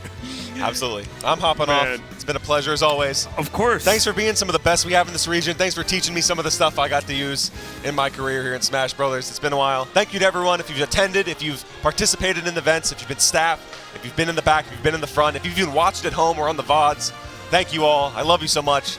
And Xanadu might be gone, but MDVA isn't. Proud to be here, folks. In fact, thank you. Always proud to have you let it rain. For the last hurrah. It is. Hopefully I get to work with you again soon because every time it's a blessing. It's always so fun casting with them. Yeah. I'm about to be joined by the next in the rotation, Nick District 14. I'm just saying my piece. Oh, all right. Okay, get out of here then. No, I'm messing with you. I would say I deserve it at this point. I spent the last 4 years learning from you, him, River Scabs. Yeah, just the 5 of you guys pretty much have been such like big mentors to me and helping me fully get better at this, push it. It went from simply like, I remember the first thing that you said to me after I did my first commentary with you was the people in the group chat like your commentary, which it went from that to I'm getting hired to major events because other people like my commentary. And that's awesome, and I simply wouldn't trade any of that for the world. I'm so glad I got to spend the last 4 years doing this and being here and honestly helping build some of the Xanadu culture because I've done my part. I can say I've done that at this point.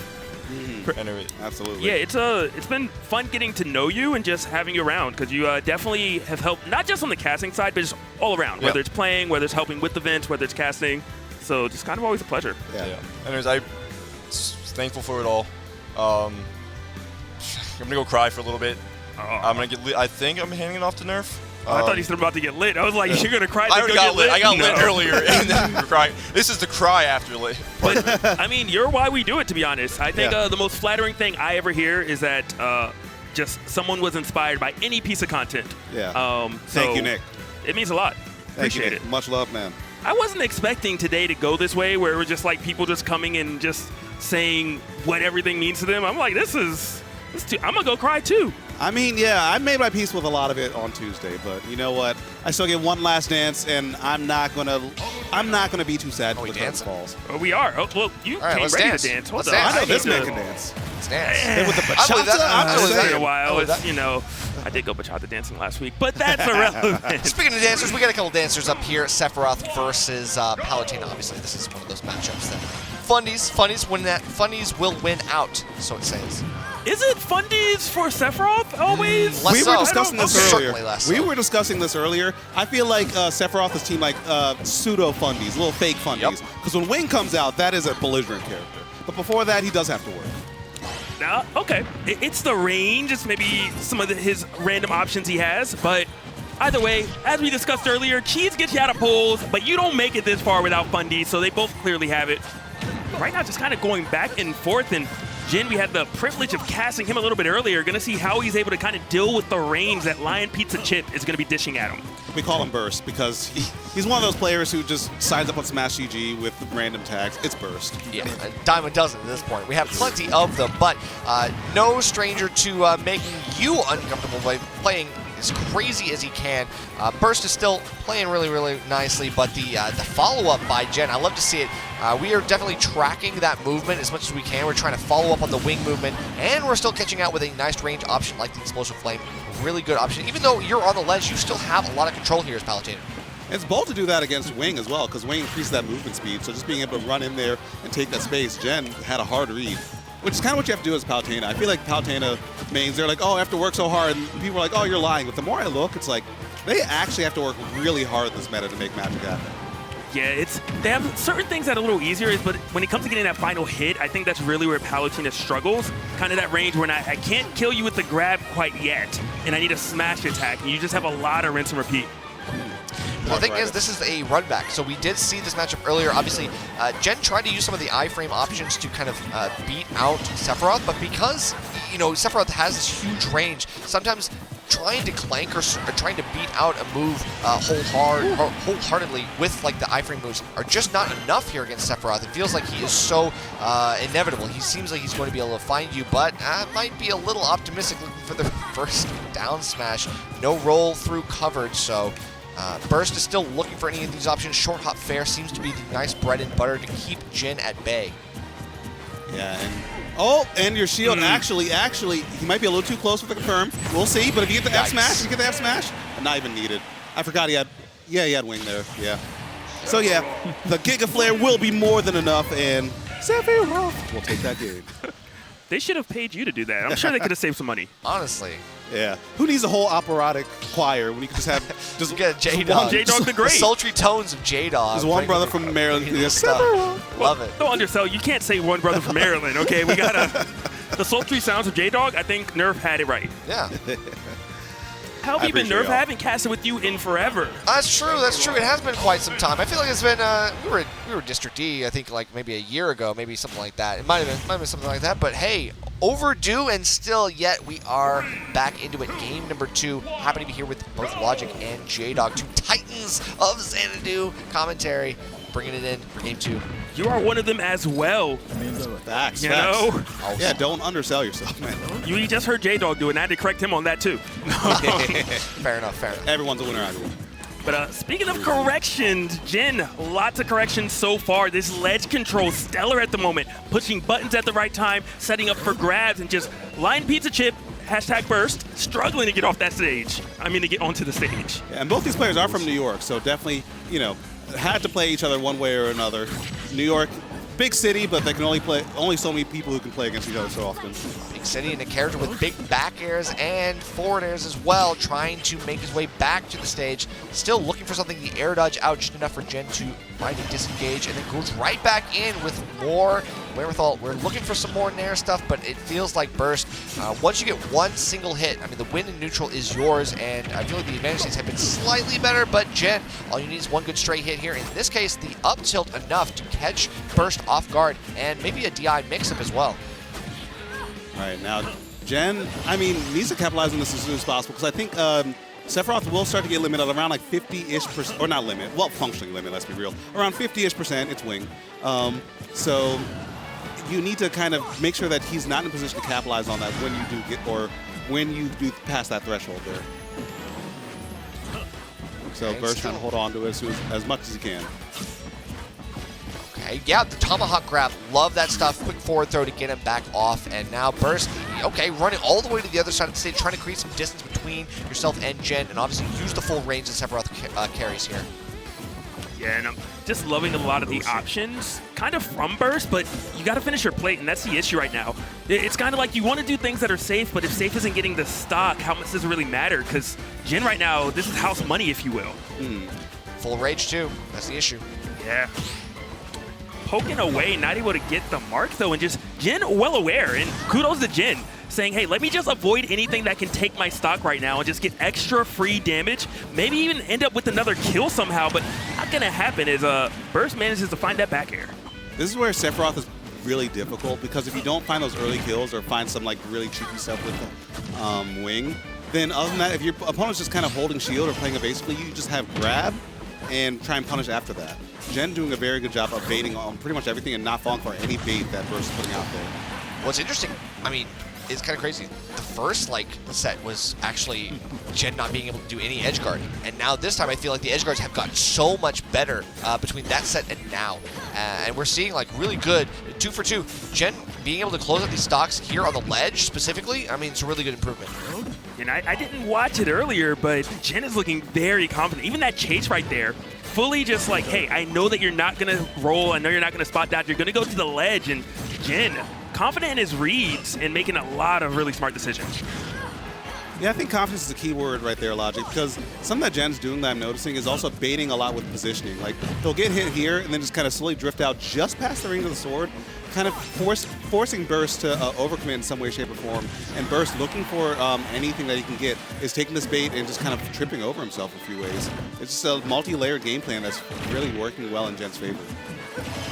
At least at range, the auto reticle is doing a lot of work here. We are catching a lot of nice quenches, but I mean the armor with the wing comes on the down smash. All these smash attacks have that armor as well, so another good turnaround grab. It feels like Jen is able to get some of these grabs. We are not at back throw kill percentage just yet, but we're getting very close. And of course, Sephiroth being a lighter character, we have some more movement and some more characteristics here that are stronger with the wing, but there you go. Yeah.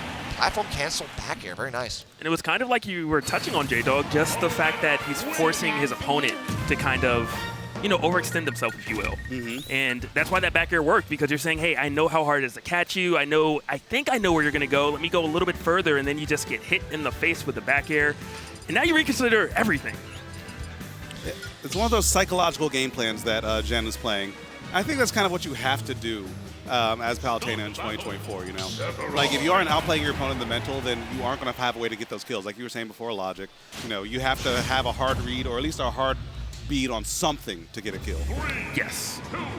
Yeah, I think it's crazy. You'd think that the range of Sephiroth alone would be enough to carry the day here in this matchup, and yet Jen starting off with a very, very strong advantage state, forces Burst off stage, but still cannot get any more than 46%. We see a quick reset, and Burst is right back into it. We're back on Hollow Bastion, a setting with low ceilings, which kind of opts for a lot more Sephiroth upward kill options, but also it's the coverage of this single platform I feel like is going to be super important for Burst going forward.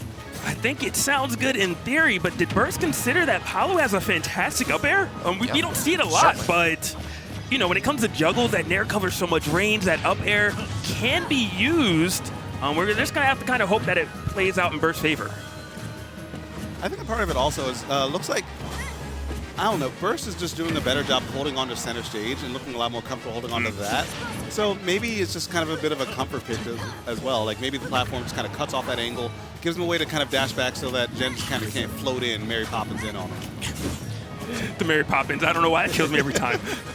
Always, you always gotta keep yourself keep your eyes peeled on this match, because we can see how quickly things can turn around. Like the reversals are potential to happen, but at the same time, Jen has been really good at being able to find some of these punishes on the Octo Slash, and this time we're gonna wait for the get up option there, which will not gonna do you any favors. So Burst still trying to find his way in to get this first stock.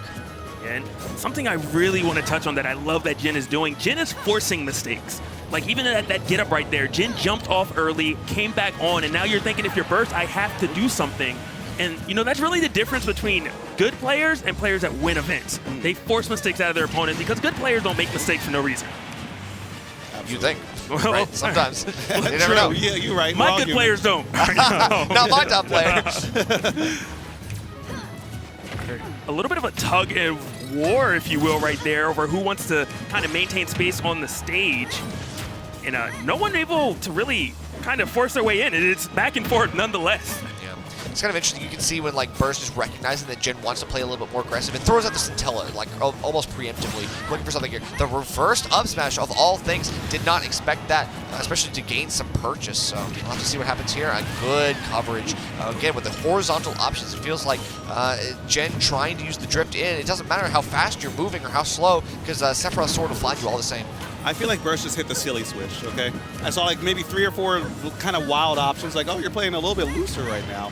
And when you play loose, especially as Sephiroth, you know, I feel like you have to play comfortable to kind of get those early kills and to really make the character work as intended.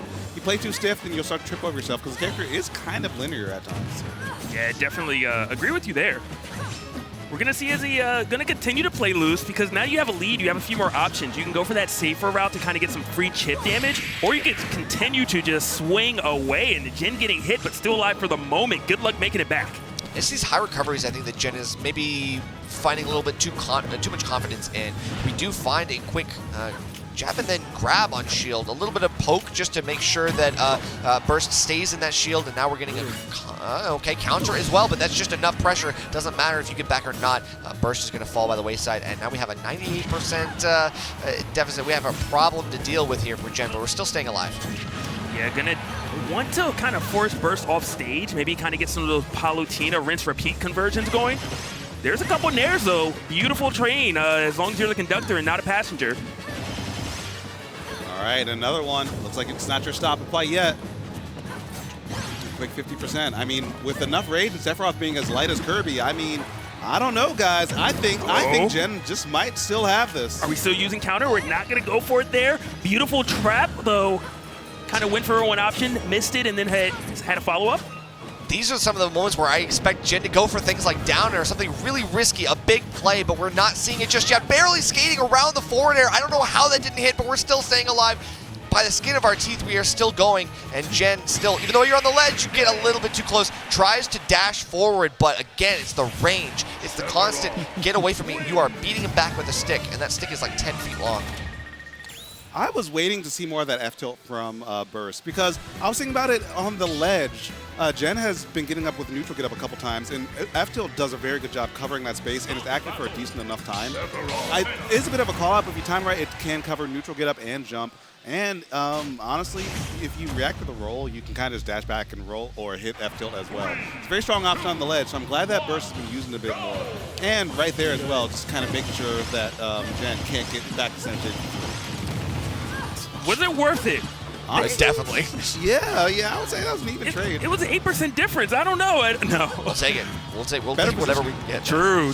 That's the long game. Especially after like that last game, it feels like both times that that Burst has won the game, so like both of the game wins, they've been results of late game, last hit scrambles in which one single outrange option is just enough to eke out the win.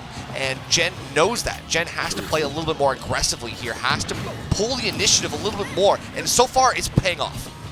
It's looking great. It feels like they have a similar game plan, just Jen's is at a different range. And right there, it's just kind of smothering. You know, we saw towards the end of the last game where Burst was just smothering Jen from a distance, and now Jen's doing it right back, and as you said, that more aggressive smother is paying off. But man, watch your toes. Get out of the skies. Burst is ready every time. I got hit by that. We all got hit. Yeah, because, I mean, there have been so many times where Jen's just been able to jump away pretty safe, but now the smash attack is starting to get ripped a bit more. And we got conversions off that, too. Oh, made it back. I don't know how. I just knew that Burst had some more cooking. I mean, that kind of forced a panic option out of Jen. Obviously, had to go for the higher recovery. Can't really do too much. The teleport is a linear option, and still, you gotta scout that stuff out. But it doesn't matter. This is looking great. Just these up airs right now. Just Jen struggling to hit the ground whenever he's up there. And what do? It's so terrifying. Oh, you wait, you jump, you be patient. Apparently, you don't press buttons. Buttons bad. Yeah. B for bad. Oh, what an air dodge right there from Burst, sneaking right back down through it. Wow, okay. Fastball into up tilt. No way! Okay, I didn't get hit. All right, I'm gonna say it. I did not get hit. I did not get hit by that. I'm just saying. I will be honest. I slightly was like, is that an up smash? For a moment. Oh, really? Yeah. Oh, okay, with the rear back? Okay. Yeah, turn the lean back. So I might have. Okay. My greedy behind would have been like, oh, I could punish this. Not realize there's a forward smash to the jaw. But especially with Wing, it's got armor on the smash attacks too. It's like there's no way you win that. There's no chance. Yeah, just explosive flame if you want to do something. Okay, off the top, that's cool. 168. I would expect that. Sephiroth super light, but we're back to last stock. Game 4. Yeah, and I mean, if you're Jen, you need to do it. You need to make some magic happen so soon. Down air out of shield? That's crazy. Counter doesn't hit anything, but not punished. Okay, and this time does not run into it. Said I'm jumping high. I played it safe. Hell no. As soon as I was like, oh no, not like this. I love this. Jen is just pressuring so much. Is that enough? No. Sep's still here. No rage on Paolo. That's the problem. If you get back in the stage, though, you're in trouble. There's that the wing. downer. I was waiting for it. Uh-oh. I'm hearing Latin. I'm hearing Latin chants, guys. Oh no! Yeah, the boss music, the final boss music, like the second phase has started. I'm not about this. Oh my God! The short hop nair, short hop back air. This is just so terrifying. It's so tense right now. Close to the jump, but we still have a second one in the tank. Oh no! And Burst is starting to make one come to it. Wow! Oh my God! There's no way. I heard the Latin. I heard the Latin. We did it. Sephiroth. Ouch. That one hurts. Wow. And I mean, if you're Jin, you feel like you were doing so many things correct for so long, but it only takes a moment. Yeah. And just, man. And what did I say? That was the third game. 3 games in a row. Last hit 10 situation, just outranged. Yeah. You just got outranged. You got too close, and not even really too close. You got like half a stage away, and you still got hit. Yeah, you didn't click close enough, actually. Yeah. Clearly, you didn't break the zone well enough, but because the zone was there, and you got a little bit too close for comfort, and it's over. Yeah. Just like that. Don't fly too close to the sun, ladies and gentlemen. It's still true today. Yep. Got to watch out for the sunbursts. I was wondering if we were going to see some more counters, because there was the one game where we saw it come out, and then we didn't see it that last game. And there were a lot of times when, Burst was hit really far away, and you could have set up a counter. And I'm a little, I don't know if it was something about the interaction, just works a little differently, or what exactly occurred there. Sure. But it looks like Chugs and Chip, Lion Piece and Chip.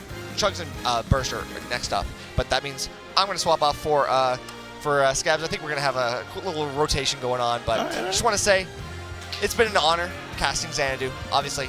I've been here. My first major was here, over in the back rooms. It's like my first major is. This is. It's kind of surreal to think about the fact that I really grew as a caster here, and that it's over, and it's heartbreaking. Honestly, because we are the last of a generation who are able to say we started the Xanadu, and I don't know where we go from here. I think that the Mr. Patches and the Rafts, where did they come from now in MDVA? Where do we get our home base? Where do we get our fundamentals of commentary from? And this was such an important stream for so many people. This was the first chance that people got to really have a fire under themselves, to be better, to work hard, to learn, and it really hurts to see that this is going away, because I feel like this was integral for me. The sense of pride and accomplishment that I got from casting here for my first major, and for every other weekly that I casted, monthly, regional, and everything else in between. I hope that everybody out there, I hope you find that same sense of pride and accomplishment in whatever you do. But I feel like if there's anything that we learned from the old Xanadu moving to the new Xanadu, we've already shown that Xanadu is more than just a location. Yeah.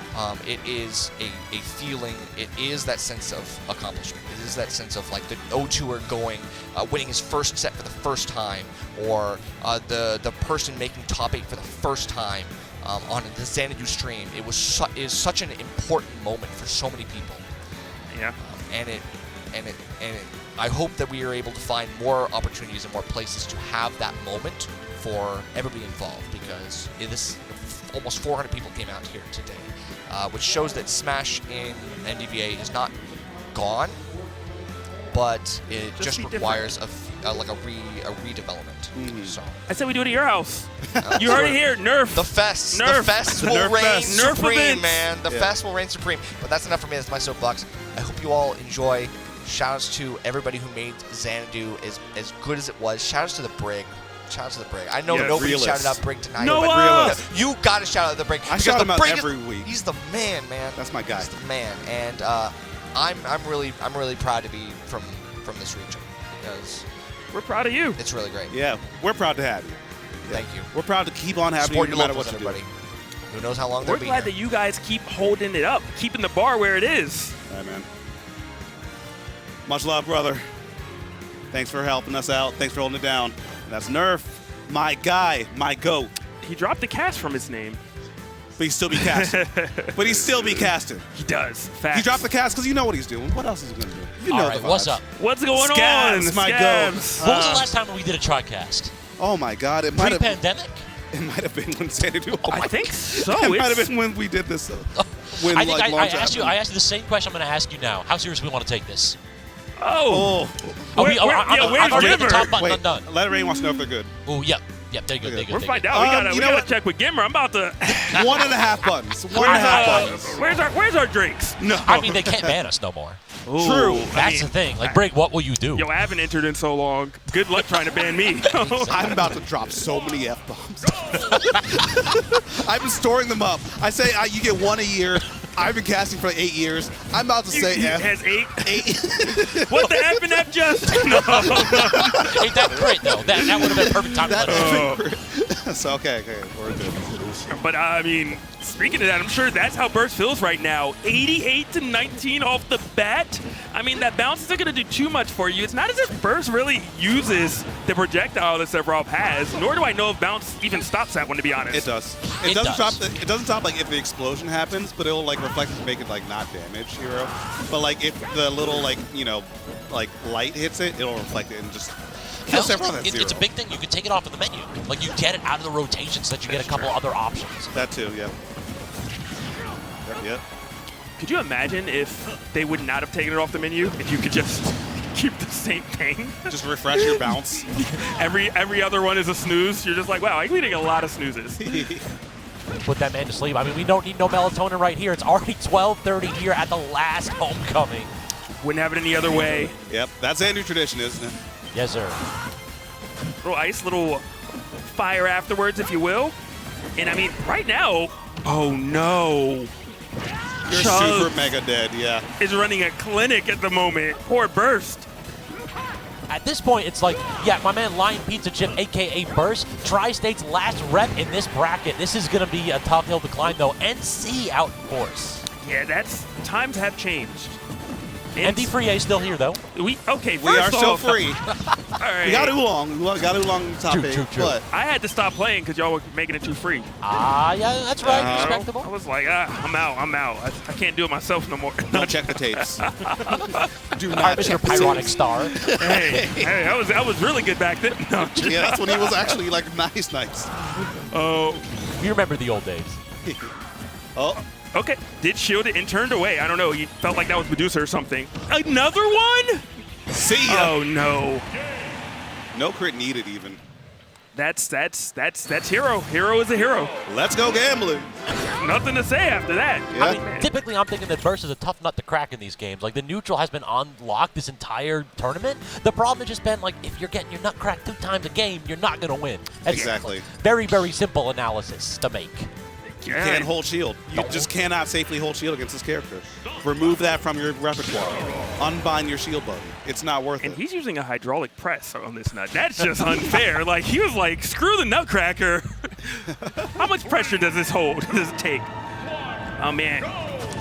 Just, I really don't know the answer at the moment. Didn't get to see enough just because there were so many shield breaks, which is really uncharacteristic, I think, of just anyone in top 8. But I mean, it's Hero, Every time I see Hero, a new situation happens, and this character is one of the funniest characters in this game for that reason. Like funny that to tech who? chase. Like, funny to for me? Okay, I'm all having a right, great okay. time. To the audience, as a player, I don't know. That's our why humor we're differs. here. True. We get to laugh at them. It's one of the tricks, one of the old man tricks. 100%. It's like, hey, game's getting a little bit frustrating. Pick up a mic instead. Hey, easy, done. Nice little forward air right there. Yeah, I mean, that stock taken. Look, I mean, Chugs is still doing the neutral game as well. Mixing some hero with neutral, really, really tough. I mean, tough to just kind of overcome. A little zoom action. Tries to call it out, but Burst not able to get right position in time. Chugs needs some more mana. He's going to have to scrap a little bit just to make sure that he can get the right spells on lock. Apparently doesn't care about the mana. Just opted to just say, hey, I'm just going to throw it out. Getting some back right now because he just keeps on getting hit. But still, only 9 left. Doesn't matter because your stock is gone. That's the best way to refresh it. Has been swinging a little bit out of the corner too much, though. It feels as though that's the strong spot for Burst. Burst tossing out those back airs, tossing out those forward tilts. You have to respect it. I want to see more shield, less menu in the corner. Yeah. Definitely agree with you there. That was so rude. Just ran up with the nair. Beautiful string right there. Burst finding an opening, making the most of it. 71 unanswered. Chugs struggling to reclaim anything. Yeah, the nairs are really starting to look like the kind of missing piece right here. Kind of giving a little 4-count, little jazz hands right there. Y'all like jazz? Little snap? Uh-oh. Oh, Not No! again. So what did we learn? Don't shield. But he only shielded for like a frame. Hey, too long. too long. You said unbound. True, Your yeah. dog should have listened. These coaching lessons come free, J-Dog. Eh? I should have trusted myself. Unbind shield. That's how you make top 8. And I mean, just Burst looking a lot better, but the stray swings are decent. It's really kind of once he gets an opening on Chugs and he doesn't let up the pressure, that Burst really seems to kind of garner a lead. All right, but Chugs still looking to close us out with the oomph as well. I mean, on shield, that could have spelled disaster. I'm surprised that Burst decided to shield at all there. At this point, yes. I'm digging these little up Bs to the platform, too. Definitely a powerful tool for Chugs. Good mix-up. Oh, no! What? I was just going to say I've never seen that happen in bracket. And we're going to get that at top 8 at the last Xanadu. Only in Xanadu! Only in Xanadu! Is it Tuesday? Is it Tuesday still? And Dexter reincarnate.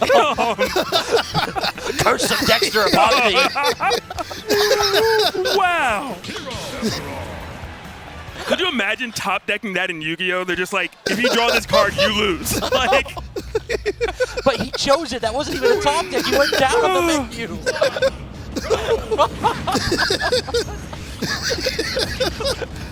all right.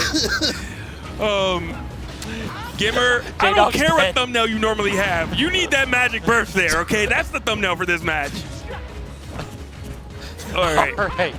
J-Dog was bursted out of the game as well. That magic burst was so strong, it took 2 stocks, all right? One of Chugs and one of J-Dog's. I'm dead. Oh, man. At this point, it's like anything with a K, we're not picking that one anymore, Chugs. We're done. Carackle Slash, no, that's off the menu. Kaboom, no thank you. All right, so quote-unquote even right now until that back air hit's not going to take the stock quite yet. Chug's going to opt for Zoom and gets caught on the way down.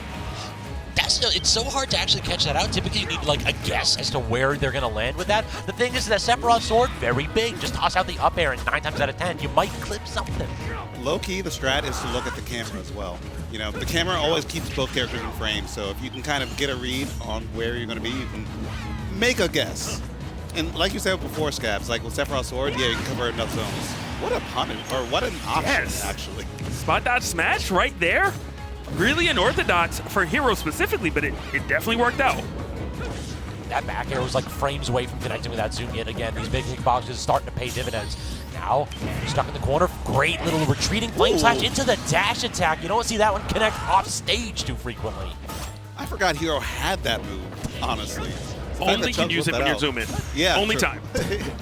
I've actually seen it. He actually hit that earlier for another shield break on another set in tournament today. Is there a counter? How many shields has Chugs broken today? Enough. That's what we really need. Yeah. Actually, more than I have if he makes career, it grand, then it'll be enough. Yeah, true. Just kind of swinging, just flailing at him, if you will. But I guess right now you're kind of in a decent spot. You have 2 stocks, you know. You don't want to lose it right now, but you got one to give. And the stray hits just seem to be paying off, and oof. Got the oomph, though. That was a bold little up B directly in. Like, that is interesting options. Kamikaze. Oh, okay. Just imagine, that actually, it might have worked. I'm just saying. He is up a stock. He is up a stock. It's more optimal than the last one. I want to see more Accelerate, to be honest. Yeah, Accelerate is one of the best spells, or one of the best moves in the game, frankly, in my opinion. Well, especially in this matchup, with someone with so much range that isn't necessarily the fastest, you know, being able to kind of bob and weave, go in and out. Oh my, you almost got the shield broken. Do it again, Burst, do it again. One more once, I'm begging you. Instead, just go to the thwack and then the jumping aerial directly after. People don't realize how little lag there is on that option. Once the animation's done, toss out another hitbox, you'll catch people fishing. You call it DLC, baby. Pay to play. I mean, for what it's worth, Hero does have a lot of end lag, a lot of other moves, and I feel like that's why the mix-up works. Yeah. pretty even set so far. It feels like when one player isn't like getting their stock deleted at 30%, then things tend to go pretty well. Yeah. I mean, it's all been 2024 going into 2025. Like, someone's going to die at 20%. As I always say on this microphone, I'm going to say one more time. If you aren't trying to commit grand larceny every single time you touch the sticks, are you really playing Smash Ultimate? No. Exactly. I mean, that's why we stopped playing. That's also true. I embraced it. I picked the heavy. Exactly. You keep telling yourself that was embracing it. I don't know. Scoreboard, my friend. Last time we played. Oh, got him. Oh, got him. I love talking about anomalies. all right, you got it. But speaking of you got it, Burst right now looking great. Oh, and the funny thing is, so you have a higher chance of getting Zoom when you're in the magnifying glass. Chugs was looking for Zoom the whole time, just had awful luck until the very last one. If he had top decked it, he would have got it. Didn't believe. Got to believe more, you know? Heart of the card, baby. Yeah. Oh, this belief, though, it only goes so far. The reading rainbow, if you will. Burst was looking great under that platform. I'm going to believe what I can see, and big hitboxes under platform, always a winning strategy in this game. That's your more free advice? All right, man, you got to start charging eventually. Yeah, I'll set up a Metafy after this one. We're good. Oh, I love that. Just scaring him right there with that up B. Probably wasn't going to do it for a self-destruct and kind of to take Chugs out with them, but threatened the option. Oh, no Zoom again. Chugs just having awful luck. Well, okay, that's your first problem. Are you trying to win based on luck? You're playing hero. We are playing hero. Okay, all Somewhat. right. Luck is going to be a factor no matter what. You mean to tell me it's not all skill for hero? Not 100%. It's not all skill in any facet. Yeah, we got to talk to Rap about this one. He'll agree. I don't think I've ever met a hero player who wasn't like a recovering gambler. Oh my gosh. Frankly. Let me hit up these slots after I hit up this menu. They're like, I'm not 21 yet. This is as close as I get. Exactly. Oh, beautiful 2-frame right there. Chugs having the air dodge, but that situation just reset. That roll was timed so well. He was almost done. Right, but Burst has still a massive lead. I'm feeling the game 5. I can't imagine a situation where we aren't, but Chugs might make me imagine something different. Chugs is definitely trying to, but the menu has not been doing any favors for Chugs this game. That is for sure. I mean, look at that Accelerado logic. You said you wanted to see that, and we got it, and Chugs made nothing out of it because Burst has been playing so well defensively. My man Lion Pizza Chip looking just ironclad defensively here. How did he get there so fast? Because of? Accelerate? Yeah. It's nice. It's nice. Like teleported. Got the zoomies. One back air, please. Can I buy one back air? I cannot believe how aggressive Chugs is right now. You're at 120 versus Sephiroth, and you're running at him just fearlessly. Talk about confidence. He hovered over that one for a little bit because Kamikaze was back up. Wait a minute. Chugs is doing great. And this is not hero. This is just straight up neutral. This is even. Sephiroth being so light. And we got the Christmas combo. Next hit can do it. Oh my goodness. Burst, this is not how you want to go out. You had such a big lead. The DI check, but no, great DI by Burst. The side B actually outspacing that landing aerial. 0 MP necessarily may not be needed here. Oh my god, that's so scary. Chugs is just looking for one single hit. Burst has been looking for one for the last 60 seconds, and Chugs finds it! With the Tims too, and Hero up air finishing this. Oh my lord, Chugs, what a win. Look, they wear a lot of Tims up in New York, okay? Chugs says I'll wear them too. Yep. Down North Carolina, we still got those down here. I gotta actually run off because Gimmer said he wanted to tap in for grands. You two good with that? Yeah. No! Okay. I'll tell him to screw off. I mean, yes, depends where my check clears. But all right, I'm gonna go. One second.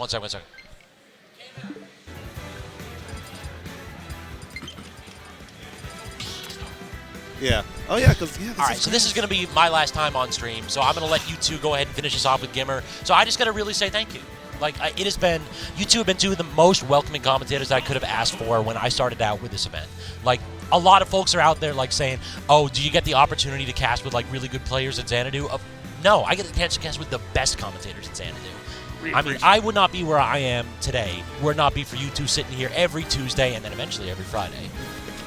And yeah, for everybody else out there, I just want to say thank you. If you came to a Xanadu, if you came to a homecoming, if you came to a grind ever, I mean, obviously we can't do this without you. We put this on because so many people turn out, especially all of the phenomenal commentators who stop by. I keep saying this. I can't believe that we got 40 applications for the last 2 Xanadu monthlies. Yeah, it does my heart good seeing the community that we built. Also, part of it is because of you. You know, you've kind of managed casters and commentators so well, and just it's always been a pleasure to work with you. Very accommodating, always kind of making sure you do a lot of check-ins. I know. I see that you didn't join the Discord. You had the notifications muted. I know. Listen, I gotta jump once. There's so many. I just can't. Look, it's too many. What can I say? I know. I'm just giving you rough. You've been doing this for long enough that I don't need to bug you. Appreciate it. I mean, maybe tonight, maybe at a weekly, but not in majors, all right?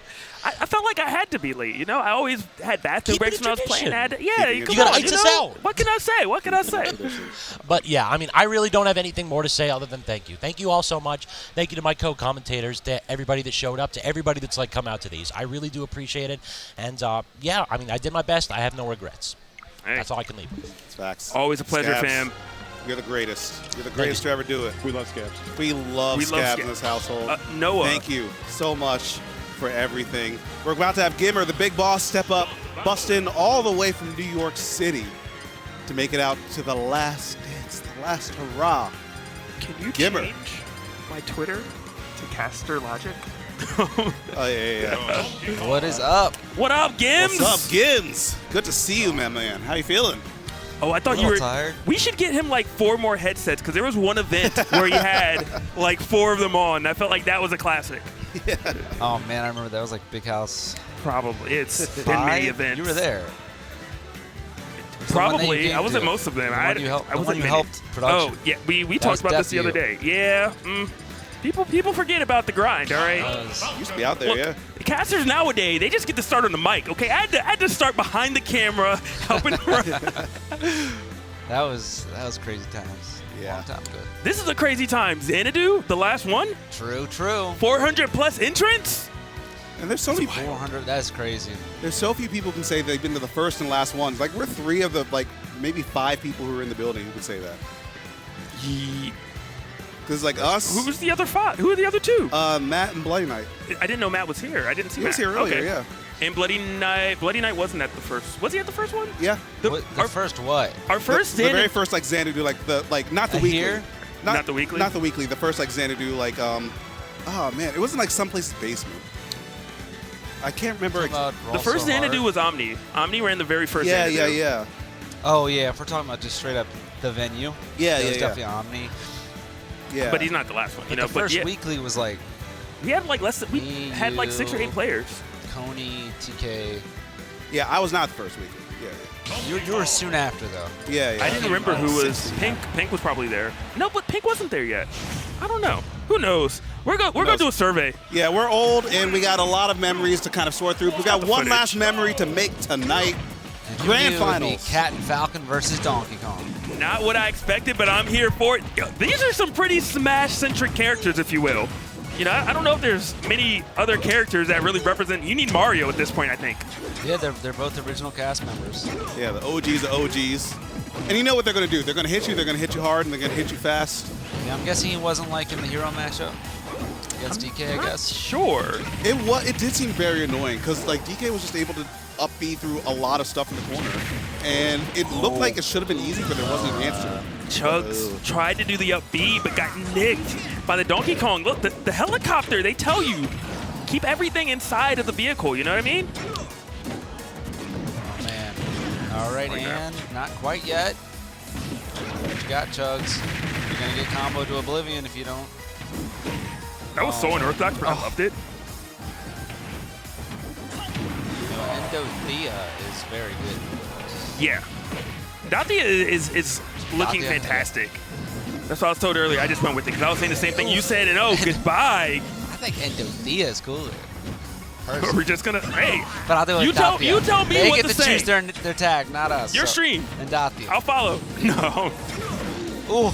But maybe the hero didn't look that good. Maybe it was difficult. But I mean, this Captain Falcon. Yeah, but he could get a 0 to death any sec. That is Captain Falcon in a nutshell. However, it is also Captain Falcon in a nutshell to get 0 to death. That is true. That's what I'm thinking right away. Oh, no, this might be it. Oh, there it was.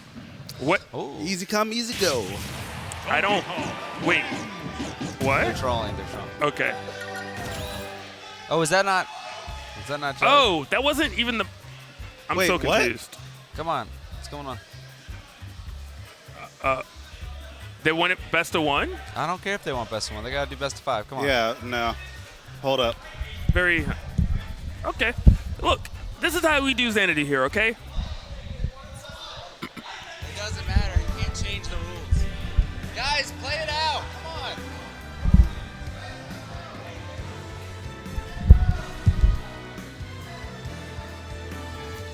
All right. So right now, drama alert. Hear it here first. They want to do a best of 1. So they did 1 game, and then he's like, all right, it's over. But that's not how we're getting down for the final Xanadu. There were over 400 entrants. The people want to see you play. You sit back down in that chair, you run the match. So hopefully they still try. We'll see what occurs. Very surprising, very odd. I don't know exactly what that was about, but that is that. And they're playing. They are playing. All right, here we go. I'm gonna need a Captain Falcon ditto. I was about to say, it was like, come on. Come on. Also, by the way, why did they think that was okay? Like, who just? They're in this. I think they drove a long way. Yeah, they like. They're trying to go home, but I understand, but come on. Come on. Come on. At least give us 1 set. Like, if y'all are like, oh, we're just gonna play 1 set, it's like, yeah, sure, fine, I understand. But 1 game, you can do better than that. I mean, could you imagine the Super Bowl? They were like, yo, we only want to do 1 set of downs, 1 quarter. Yeah. We changed our mind. Get out of here. Get out of here. I mean, look, I think we just DQ them both and just let the runner-up play. Let me take the money. You know? That's what I was about to say. I didn't have the jurisdiction, but if it was Raw Fox, I was like, you're not getting paid. I would have just been like, so who got 3rd and 4th you guys played? Oh, my, that was beautiful. All right, but enough about that. We should also let them know that this will be online forever, so if you get clipped, that's your legacy. Oh, my God. We're going to say it was all intentional. Yeah, all footstools are intentional, don't you know? Oh, okay. Get down here, though. All right. Get back. Come back a little bit. Not like this. Not like this. Not like this. They're really trying to go home. Tag one of us in. Let us play. And if we win, we get the money. They're really trying to go home. Wow, with that. Although I will say this. Do you know how big our event has to be for people to do this? The only other time this happened was at EVO. True. I'll let it go. Oh, my goodness. You remember when EVO started at like 5 a.m.?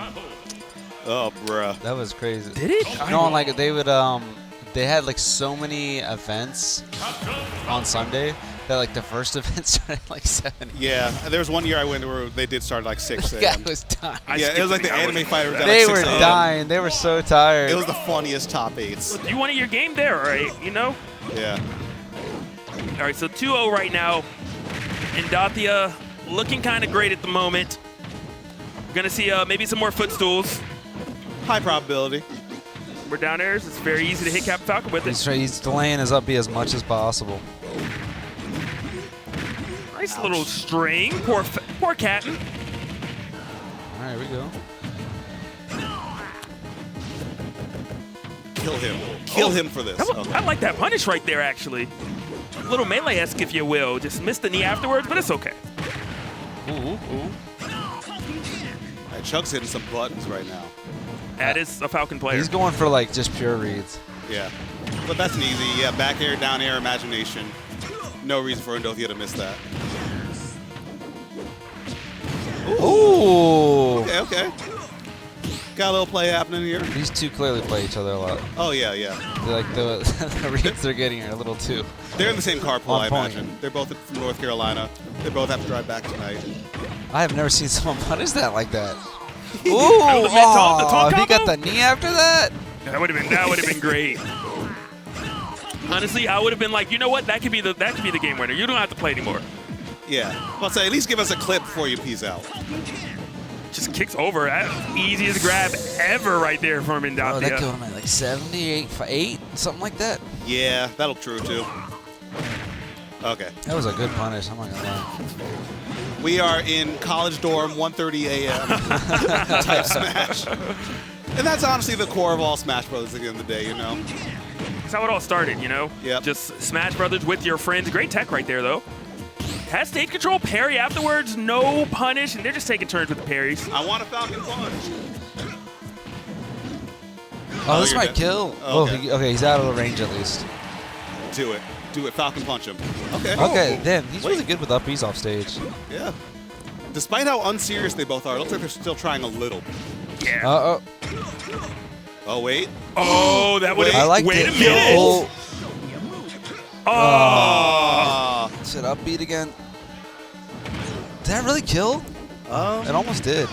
That did. It did. It did. Yeah, it did. Well, guys, and just like that, the last Xanadu's in the books, the last chapter is penned, and the last winner is Indathia. Indathia, right? Indathia, that's what we're told. All right, which one of you want to do the winner's interview? Do they deserve it? I don't think so, but... I would, like, quite frankly, do they? We both could do it. We could, They clearly want to go home. Yeah, you can't want to go home and do the winner's interview. You want me to just be like, hey, yo, come over here. Come over here, young buck. You can go interview Let me him in the talk to you corner. real quick. Which one of you guys want to do it? I can rock it if you want. Doesn't matter. Yeah, make it I'm quick. down as well. I'm going to jump on at the end. Okay. Do you want us both to just do it? Yeah, let's go ahead. do it, yeah. Hopefully you guys were entertained. Yeah, I mean, even for an unserious grands, you know, that was still a good time. Yeah. So Captain Falcon, Donkey Kong, they're both just like scrapping and all. So, Swing for the fences. Yeah. So Gamer's probably going to try and grab. And he's going to be like, we want the best one. You real want me to quick. interview too, bro? Like, Yeah. Can I do 1 minute? No. Look, I mean, they needed the treatment. You don't get to come to Xanadu and go home early. Come on now. Yeah. It's Xanadu. Yeah. If they, it looks like he's cool with it. All right. So see them coming over, or Indathia coming over. So we'll keep it short and sweet for them, but you know, it's been a wild ride, hasn't it, Logic? It has. It has. I didn't realize how much I valued sleep until I stopped coming here as much. Yeah, but Indathia. That was the first question. Yeah. One, clarification. It is Indathia. Indathia, yes. I was in the whole time. Indathia. So one, congratulations on winning the final Xanadu homecoming, the final Xanadu, getting your name in the history books for the last time. And first, how you feeling? How you feeling about that win? It hasn't really set in yet because I kind of like woke up at 4 in the morning and I was like, okay, I'm just go through the motions of this tournament. Have some practice for LMBM, but I'm very, very happy to win, obviously. Probably the biggest tournament I've won yet, and hopefully not the last. I'll continue to try to push myself as a competitor, as a person, to become the best person I can be. Yeah. First off, can we sponsor him off of that alone? This is what you need your players to say, okay? Motivational stuff like this. I can see this on a Wheaties box. At 4 a.m. Sheesh, I can see why you want to go home now. I understand, but thank you for sticking out for that grand finals. It's been like you've been an amazing player to watch the whole day. What were some of the hardest matchups, kind of getting you through all the way? No, you lost. What were some of the hardest matchups of this bracket for you today? We could do one after. Living in North Carolina, it's I believe the only fully Steve banned state. Not fully officially, but no Steve's really allowed there. So having to play Steve, going into that, I'm kind of like, okay, I'm just not going to win this. I'll try my best, obviously, because I don't want to throw away the effort that people have taken to help me get here. But I was just like, yeah, I don't really get to play this character very often, so I'll just see what happens and try to perform the best I can. Is this your first time in this venue? Yes, I have. The only MDVA tournaments I've been to have been Stick Drift and SmashCon. Wow. I think there is a possibility that you are the only player to have a 100% success rate at Xanadu. Actually, I don't know anyone that's so yeah, wild. I think that's actually true. You are the only undefeated player at Xanadu. Yeah, which is kind of wild in hindsight. How long have you been playing? I've been playing since the beginning of the game. I was around 12 years old when my brother bought a coverage of Super Smash Bros. Ultimate for me. I was very happy on that day, but I've only been competing on offline for about 2 years now. Oh, wow. Sheesh. Yeah, so you had a kind of a meteoric rise so far. So you mentioned practice for LMBM coming up pretty soon. So what other tournaments are kind of in your sights coming up in the next I do plan on going to Frosty Faustings in the future. And North Carolina itself is having a event ran by Hobbs 2 called the Peanut Formal. Series of events ran under Peanut's name, or in Peanut's name in the Carolinas region, and I do try to plan my best for that. Awesome. Is there any shout-outs you want to give? Anyone you want to thank? I want to thank my sponsor, Bud Buds, sponsored by Budwar. I obviously wouldn't be here without them. They have helped me financially very much and helped me transport to everywhere, basically. I want to thank Jordan, Master, Mess, or Eric, Cam, and basically everyone. I mean, the support I've had today is something very dear to me. It's something I'm never going to forget in my life, but those are the main ones that have physically helped me get here, so probably them. That's awesome. Yeah, awesome stuff. Awesome work today, Endothea. I mean, you said you've been up since 4 a.m., so I completely respect your grind, respect the mentality, respect the hustle. I had one more question. What's up? The best of one. Was that because you were ready to go home, or what inspired that? Jordan is in my carpool. Obviously, we do play very often in region, so it's just like, plus we have to drive 6 hours to get back, and we were kind of just ready to hit the books. Just get a hotel room. You guys got the extra money now. I don't know if I got that money, but gotta save this. Yeah, smart. Put that in savings, yep. All right. Congratulations. Thank you. Like, stellar performance, and doing it with your character is not particularly easy. So that's a very, very few amount of players can actually say they have won tournaments with Donkey Kong, and many players have tried. So definitely kudos to like your hard work and just fundamentals overall. As someone considered the best Donkey Kong on the East Coast, you know, it's very, very rewarding. Yeah. I mean, after today's performance, I doubt you'll hear any naysayers there. Yeah. Yeah. All right. So, Endothea, big congratulations. Thank you for big having pleasure. me. Thank you for coming through to Xanadu. Thank you for joining us at the last Xanadu. Been a pleasure to watch you play, my friend. And get home safely. Yes. Drive safe for sure. For sure. All right. He wanted to know if he could have an interview. The other person? No, yes. Huh? I said the second place person asked if he could have an interview. Now he It's wants your to call. say. Oh, second place wants an interview? Yeah, it's your call. What? You give him a 1 minute. A 1 minute? All right, let him. Already got 60 seconds. I did ask him. I was like, he said he wanted an interview. Yeah. Like, I got back. I came here from work and I have a tournament in 12 hours. That's why Grand Finals went the way it did. I really need to leave. I'm really tired. We also live in North Carolina, so I'm really far away. 6-hour drive. It's pretty late. It's pretty late. Yeah. Believe it or not, you have not. I used to actually go to a couple events in North Carolina. Really? When I was competing. Which ones? Some stuff in Greensboro. I mainly. That's where I live. Kind of. I go to school there. I live was in back Winston. when Kadaj was kind of running things. Kadaj? Kadaj. Oh, Kadaj. No, that's way before my time. It might be before you were born. I don't. Maybe it probably still in Brawl. Yeah. And maybe only a few Smash 4. It was mainly back in Brawl. Yeah. Ethan won the tournament. I think the highest seed he beat was an 8 seed. That's really embarrassingly bad. Like, genuinely. Well, not exactly. I might have been that 8 seed, but I don't think that counts. Oh, that's no indictment on me. It's how the cookie crumbles sometimes. Yeah, lots of there's a lot of things that are hard to predict, especially with 400 entrants. No, it wasn't bad seeding at all. It's just who could predict bracket luck, you know? Yeah. It happens to everyone. Some of us have really hard brackets. Some of us have really easy brackets. Do you think you had a hard bracket? I mean, it was like average. It's like whatever. I mean, I won this. I won every set I played except for against my carpool. It was fun. I had a good time. I wish I didn't have to fight him in grand finals, but I also didn't want him to not make grand finals. So it's like it's like bittersweet. Yeah, Bittersweet, exactly. If you will. Yeah, mostly sweet. Is there anyone you want to kind of thank? Yeah. Shout out Andrew. Got me as far as I did. I've been improving a lot recently. I mean, at least I hope so. And he's like the main motivator. Why? He's like my little mini coach. Oh, that's what's up. Yeah, he was here, but he had to play against Steve. So. Be like that sometimes. That is rough. Yeah. How do you feel about that? That Steve is banned in your states, which means you don't get to practice against the character. However, also you could argue that it's a healthier scene. I was the only ranked Steve in our region, and then he got banned. So I don't really care. I was the best. People can still ask me for practice. I'll never say no. But I don't care that he's banned. I think it makes our regionals really fun. And when Steve doesn't make top 8, the regionals are still fun, but you run the risk of everything else. Yeah. Yeah, I mean, also, I beat the Steves I play against. I don't think You're that's like, that I important. do this. Sounds like a skill issue to me. I'm just saying. Hey, I would never use such negative language. I would just say that. I would. I'm a visual learner. I don't need to play against it, I guess. Fair enough. Love that. Yeah, it's probably like it, right? So, probably, because I know he's trying to get out of here. Yeah, I could tell. But congratulations. Thank Second, you. I mean, just making it this far out of this many players is already just a feat in of itself. Well, congratulations on placing top 8 at the event at the finals Xanadu. It's okay.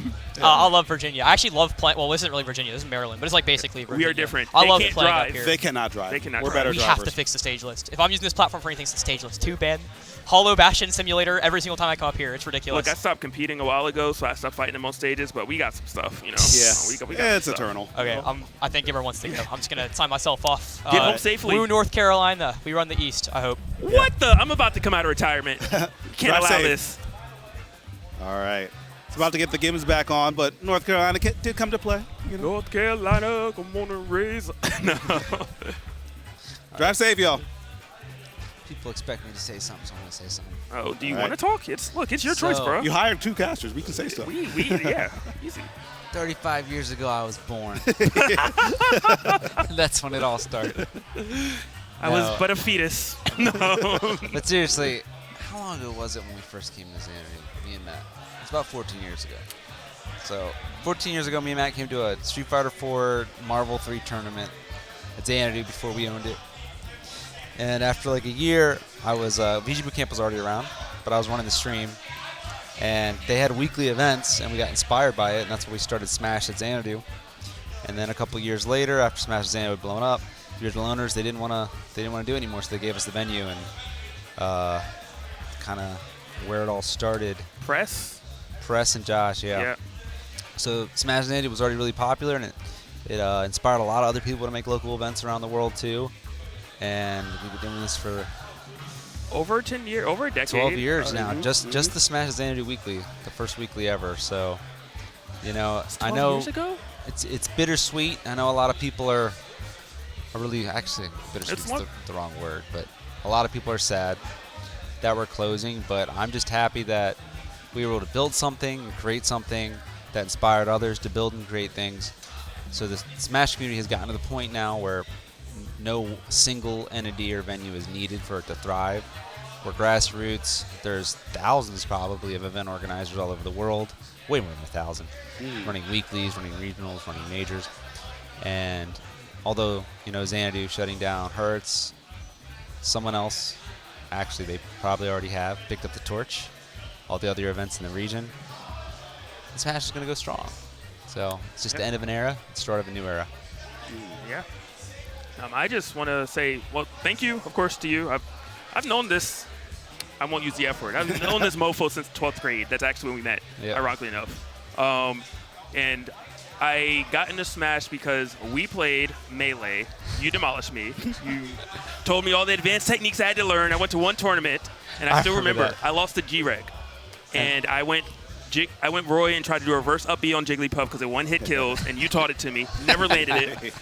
And then I was just like, F this, gonna just and then play you saw Brawl. me do bad too. Yes. And you're like, damn. There's was, no way. I was like, we're waiting for Brawl. But just a lot of people don't know, but like Xanadu started super small. Like we struggled to have 8 people for a bracket. I remember I actually didn't always want to enter, but we didn't have enough people if I didn't enter. And it just has produced so many great names, you know, a bunch of household names. Even if some of the players are not the best at their character, they were presented every week. And it just, I think, really catapulted the scene to where it was. Call me biased, but in terms of consistency, you know, I think the scene really was missing consistency, missing a place for everyone to come. And from that, we've had players everywhere. As you said, plenty of weekly events everywhere. The casters, just so many casters. TK, Coney, EE, me, you, Nerf, Let It Rain, Scabs. Like, there's just so many casters that have come from Xanadu, and I think behind that is just all the players. I think that this is the quick sentimental moment. You never really know what someone's going through, whether it's at their house, at school, what they're stressed with, work. And like Xanadu gave a home where you could just come. It didn't matter what was happening outside the world or outside. It doesn't matter if you didn't like what president you have. Doesn't matter if you got bad grades. Like, none of it matters. For those couple hours, you have a family, you have a home, and you all are just tied by a passion that you all have together. And I just think it's done so much for so many people, so many friends that people have now, so many opportunities, so much growth. I've traveled so much because of Smash.